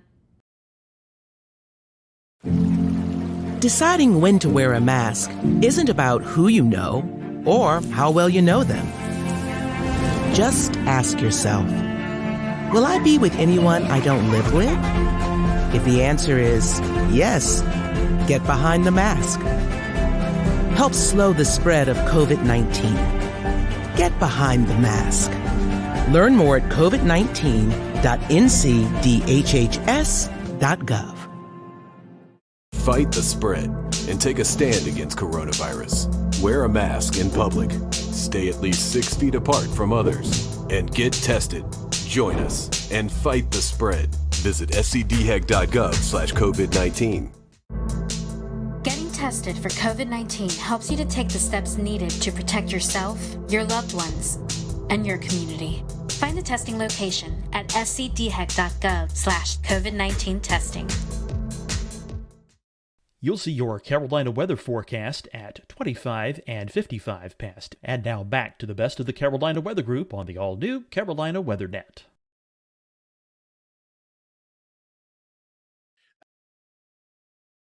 I'll say they had a tough time coming back from those reports because a lot of the structures really were just torn apart. It was EF2 damage, but a lot of mobile homes, a lot of weakly built structures there didn't stand a chance at all from the strength of the storms that day. So like we usually see in North Carolina, a lot of times the tornadoes are short-lived and on the grand scale rather weak. This was just, there were a ton of tornadoes and most of them were really strong ones by our measure, at least too. So the damage was much worse than we usually see in a tornado outbreak. It was tough to watch. I remember a lot of people really, if they weren't personally affected by it, emotionally they certainly were, and there was a big outreach to try and help folks in the weeks following. So I have a question, Tim, coming back to you. How do you think the public responded as these warnings were going off and folks were being warned, hey, look, stay inside. These tornadoes are canvassing a wide area. There's no exacts, but do you feel like a majority of the public really responded well to that, or do you think maybe it was a learning lesson for a lot of folks? Well, I think it is difficult. Every event is different, right? And I think after this event, probably people took warnings more seriously because this was such a significant one and really a generational one. On that day, I can't really speak to how individual folks reacted. I think it was hard for them to understand. It was such a beautiful, bright, and sunny day in most of the areas until those storms got right up on top of you. So it was almost difficult to understand to the layperson how serious the weather really was. So a lot of these tornado warnings, like Dan was saying earlier, these storms are going 60, 80 miles per hour. The polygons were pretty big to account for that size, and you might have the warning going off and you're still in the sunshine, right? So that's not a typical response where you're going to shelter right away. You might take your time. So I do think that there was, number one, a challenge with it being a midday on a Saturday, a little harder for folks to maybe be paying attention normally. I guess it was always a case-by-case basis, but you look at the fatalities, there were a lot. There were just a lot. So I do think it was a learning lesson for a lot of folks. After all these storms had passed and the days following the event, you guys had to go out and conduct storm surveys. What did that look like, and how busy were y'all? Because that was a lot of tornadoes to cover. And so within the first day, we knew we needed to get the fatal tornadoes that were long track. We needed to get those really well defined. And so we got those done. And then there were still some additional surveys on those two. But then really you spent the rest of the week going out into different areas. It took about a week to survey the entire area to get all the tornadoes in. But we focused on the ones that we knew were the worst, that there was the most attention on, just to get the EF rating, the tracks, the intensity, really identifying how the people died. When we lost people, that's a tough thing to have to do, to go out there and work with families that have lost everything. And a lot of times they're out there picking over their stuff.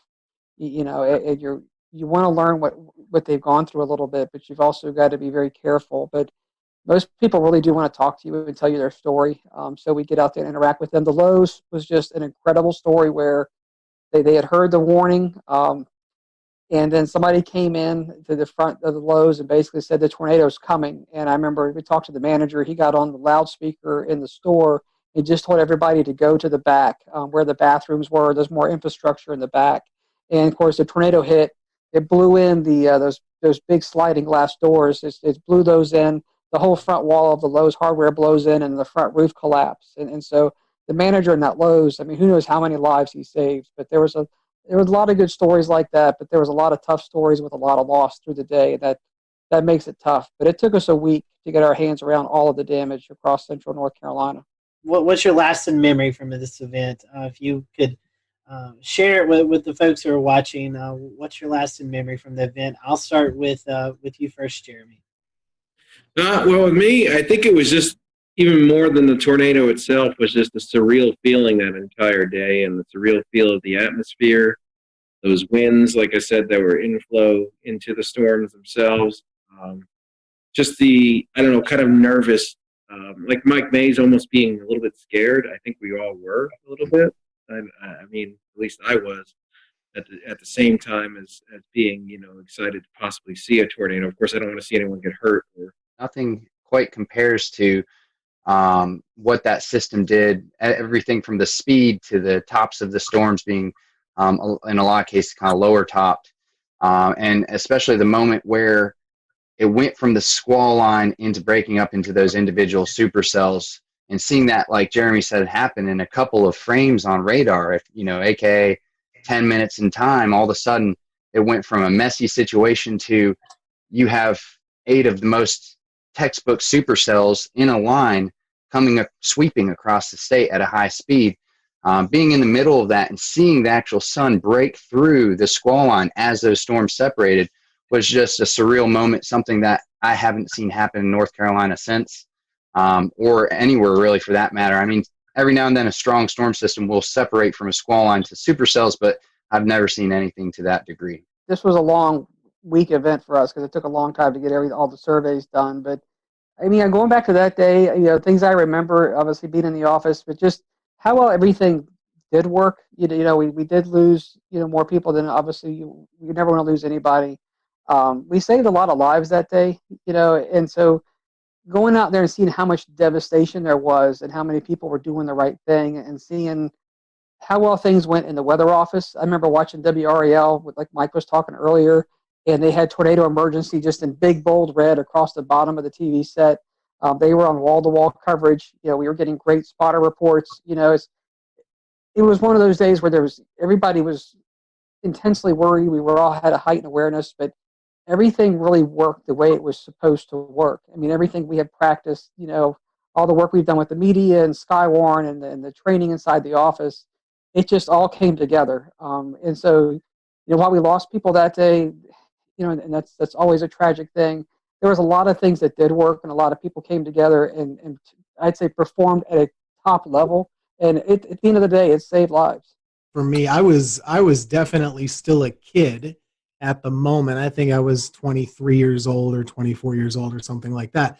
And thankfully, Jerry Jackson, who I was working with at the time, he had drilled with us very basic severe weather coverage do's and don'ts. Like 3 simple things. Tell folks where the storm is, where it's going, what they should do, and then tell them again. And if you have more than one storm, do 1, 2, 3, however many you have, then go back to the first one. So we really boiled it down to basics. I think we did a pretty good job that day. And I think, this event really prepared me for further events down the road, to not get too amped up, too nervous or whatever. Just kind of keep it simple, tell folks what they need to know and what they need to do.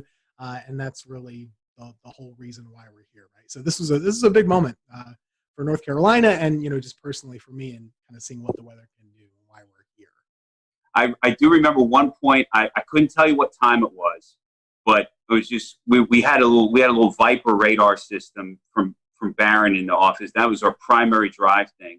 And I remember we would go out and expand and zoom into like Kansas or Oklahoma when they would be having their events, and we would see what the radar would look like. And I remember just thinking to myself at some point, I should be seeing I-35. I should be seeing like OKC and Wichita as delineators here. Instead, I'm seeing Kinston and Goldsboro. And it was just really crazy to see those kind of returns. Everything, classic supercells all lined up in a row. Gentlemen, we definitely appreciate your time tonight. Thank you for going over this with us. Thank you guys who are watching tonight. Thank you for allowing us to step back in Carolina weather history and talk about this event. Be sure to check out this week. We'll be posting some more updates about this event throughout our social media pages, so be sure to check that as well. So for everyone here at the Carolina Weather Group, we hope you have a great evening, and we'll talk to you next time.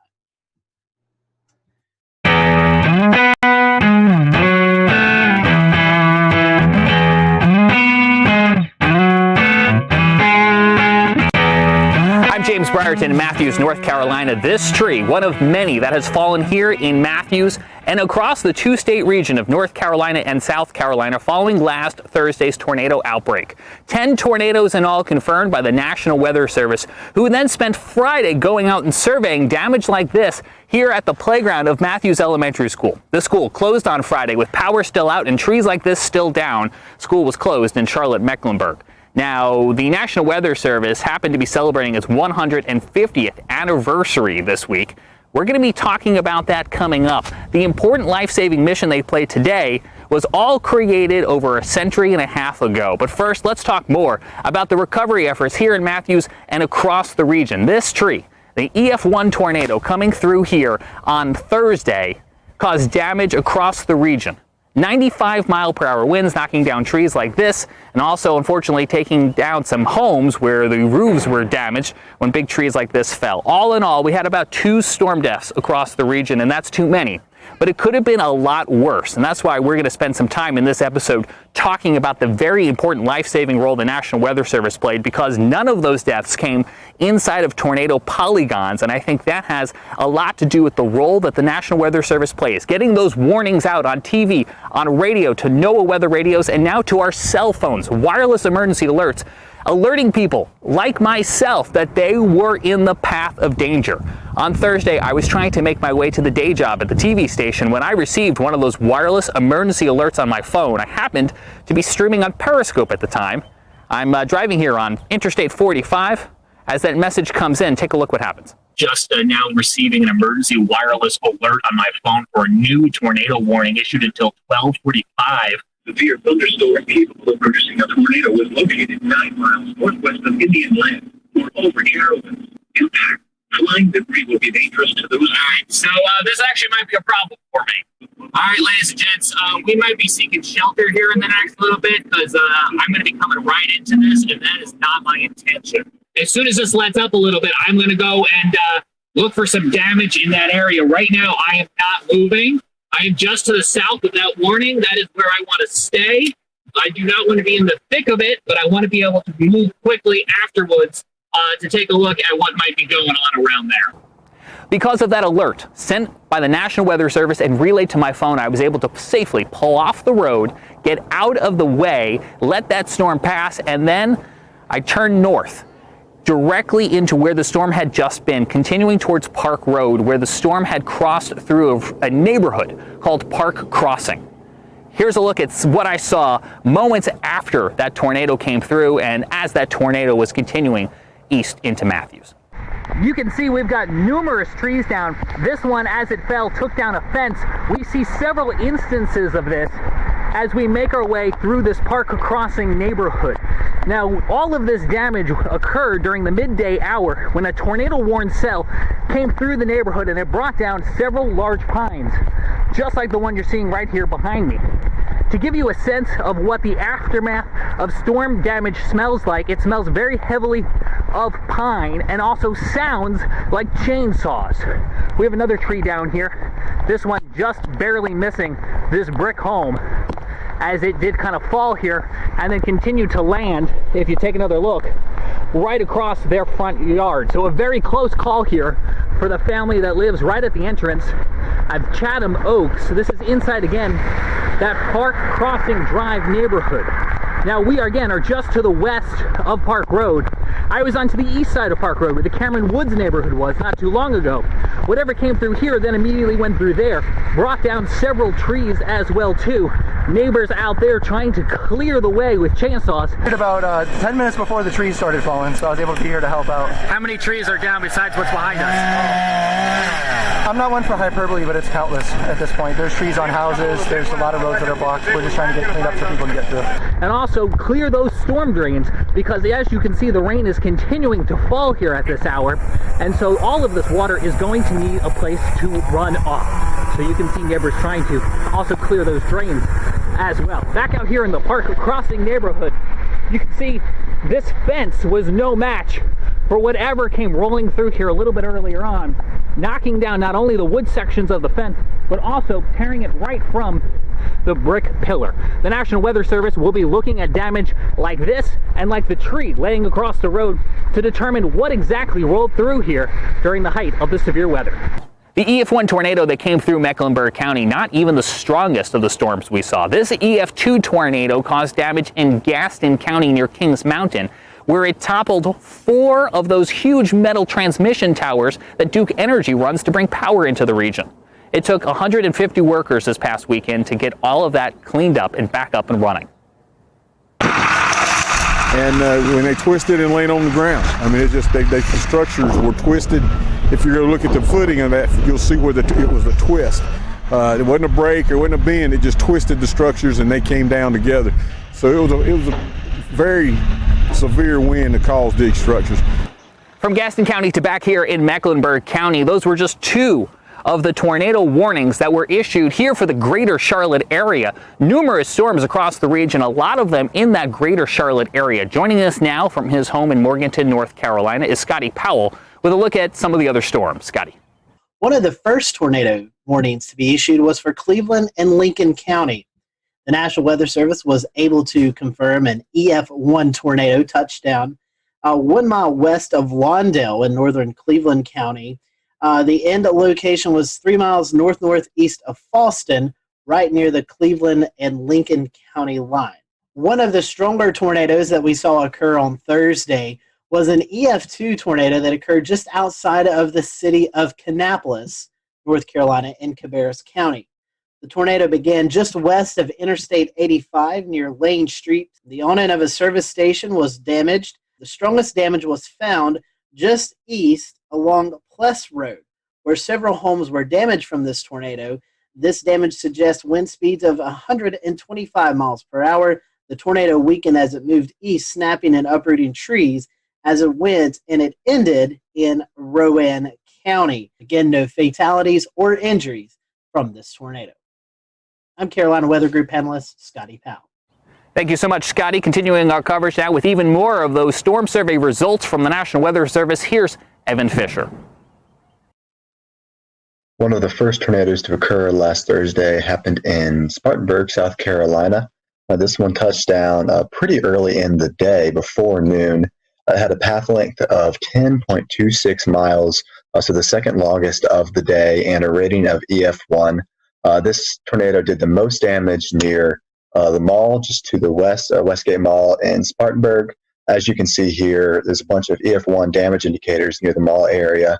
However, as it tracked closer to Spartanburg, it did weaken a bit, and as it passed through downtown, there was minimal tree damage with just EF0. We had a pair of tornadoes in Stanley County, North Carolina, the first of which was pretty short-lived, only 0.4 miles long, the maximum width of 100 yards. Peak winds around 100 miles an hour, only did some minimal tree damage.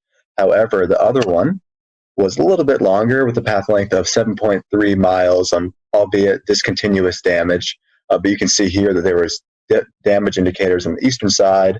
Then again, over here, where there was a little bit more civilization, this tornado occurred just to the west of Albemarle, out in kind of a rural area. But nonetheless, this one did damage a child care center, ripping off some roofing, as well as damaging some manufactured homes with trees that fell onto these homes. This one actually had a maximum width of 1/4 mile, 400 yards, which is one of the more impressive widths of any of the tornadoes on Thursday. Moving a little bit further east, I guess all the way to the east, we actually had one tornado up in northeastern North Carolina in Gates County. As you can see, compared to all the others, if we zoom out, the rest of the tornadoes were down here near Greenville and Charlotte and Greensboro and Raleigh. However, there was one up here in Gates County, rated an EF0. Kind of flip over to the damage survey here. Tracked about 3 miles with peak winds at 85 miles an hour. Touched down near Taylor Mill Road and Askew Road, and crossed Turner before doing some tree damage, as well as a few homes suffered damage, mainly from falling branches. From Evan Fisher now to Tim Pounds, who joins us with a look outside a storm that crossed from Georgia into South Carolina. Well, thanks, James. The storm team out of the Columbia, South Carolina office of the National Weather Service confirmed that an EF1 tornado touched down in southwestern Aiken County. This occurred near Vaucluse in the Springfield Church Road area near Stableview Farm. Luckily, there were no injuries or fatalities indicated with this storm, and it was a pretty short-lived storm with maximum wind speeds of 105 mile an hour. The tornado only had a path length of about 1.15 miles and a maximum width of 75 yards. Another area of concern in the Augusta area was the Savannah River. The U.S. Army Corps of Engineers indicated that there was going to be a lot of extra flow from all the rain that occurred in the area, and they had opened the floodgates on the Strom-Thurmond Dam, releasing almost 30,000 cubic feet of water per second. So it was going to be a lot of water going down below the dam in the next few days. But other than that, that's about the extent of the storm report here in Augusta. James? Also had a lot of water that fell. A lot of water that fell from the sky, making it possible for big trees like this to fall in very spongy soil, but also challenging the water systems, the watersheds, the rivers, the creeks that now have to take all of that water that fell and eventually funnel it out to the Atlantic Ocean. We're watching rising waters along rivers and creeks and waterways that are now having to try to cope with all of that water. When you take a look at the debris that remains days after the tornado outbreak of last week, you have to pause and think for a moment and realize that it could have been a lot worse.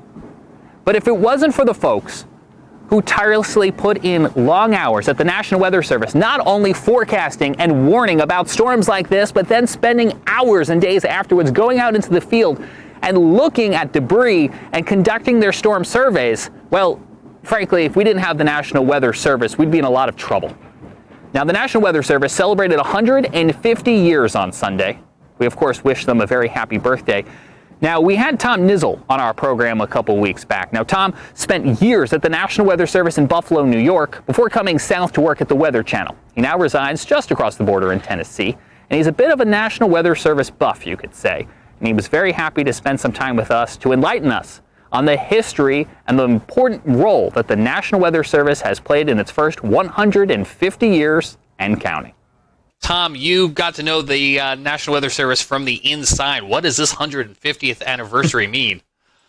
Well, I'm old. I'm not quite that old, but man, I look back. I have 32 years in the National Weather Service. They're celebrating their 150th anniversary. So do the math, man. I've been there for 1/5 of their entire history. I am old.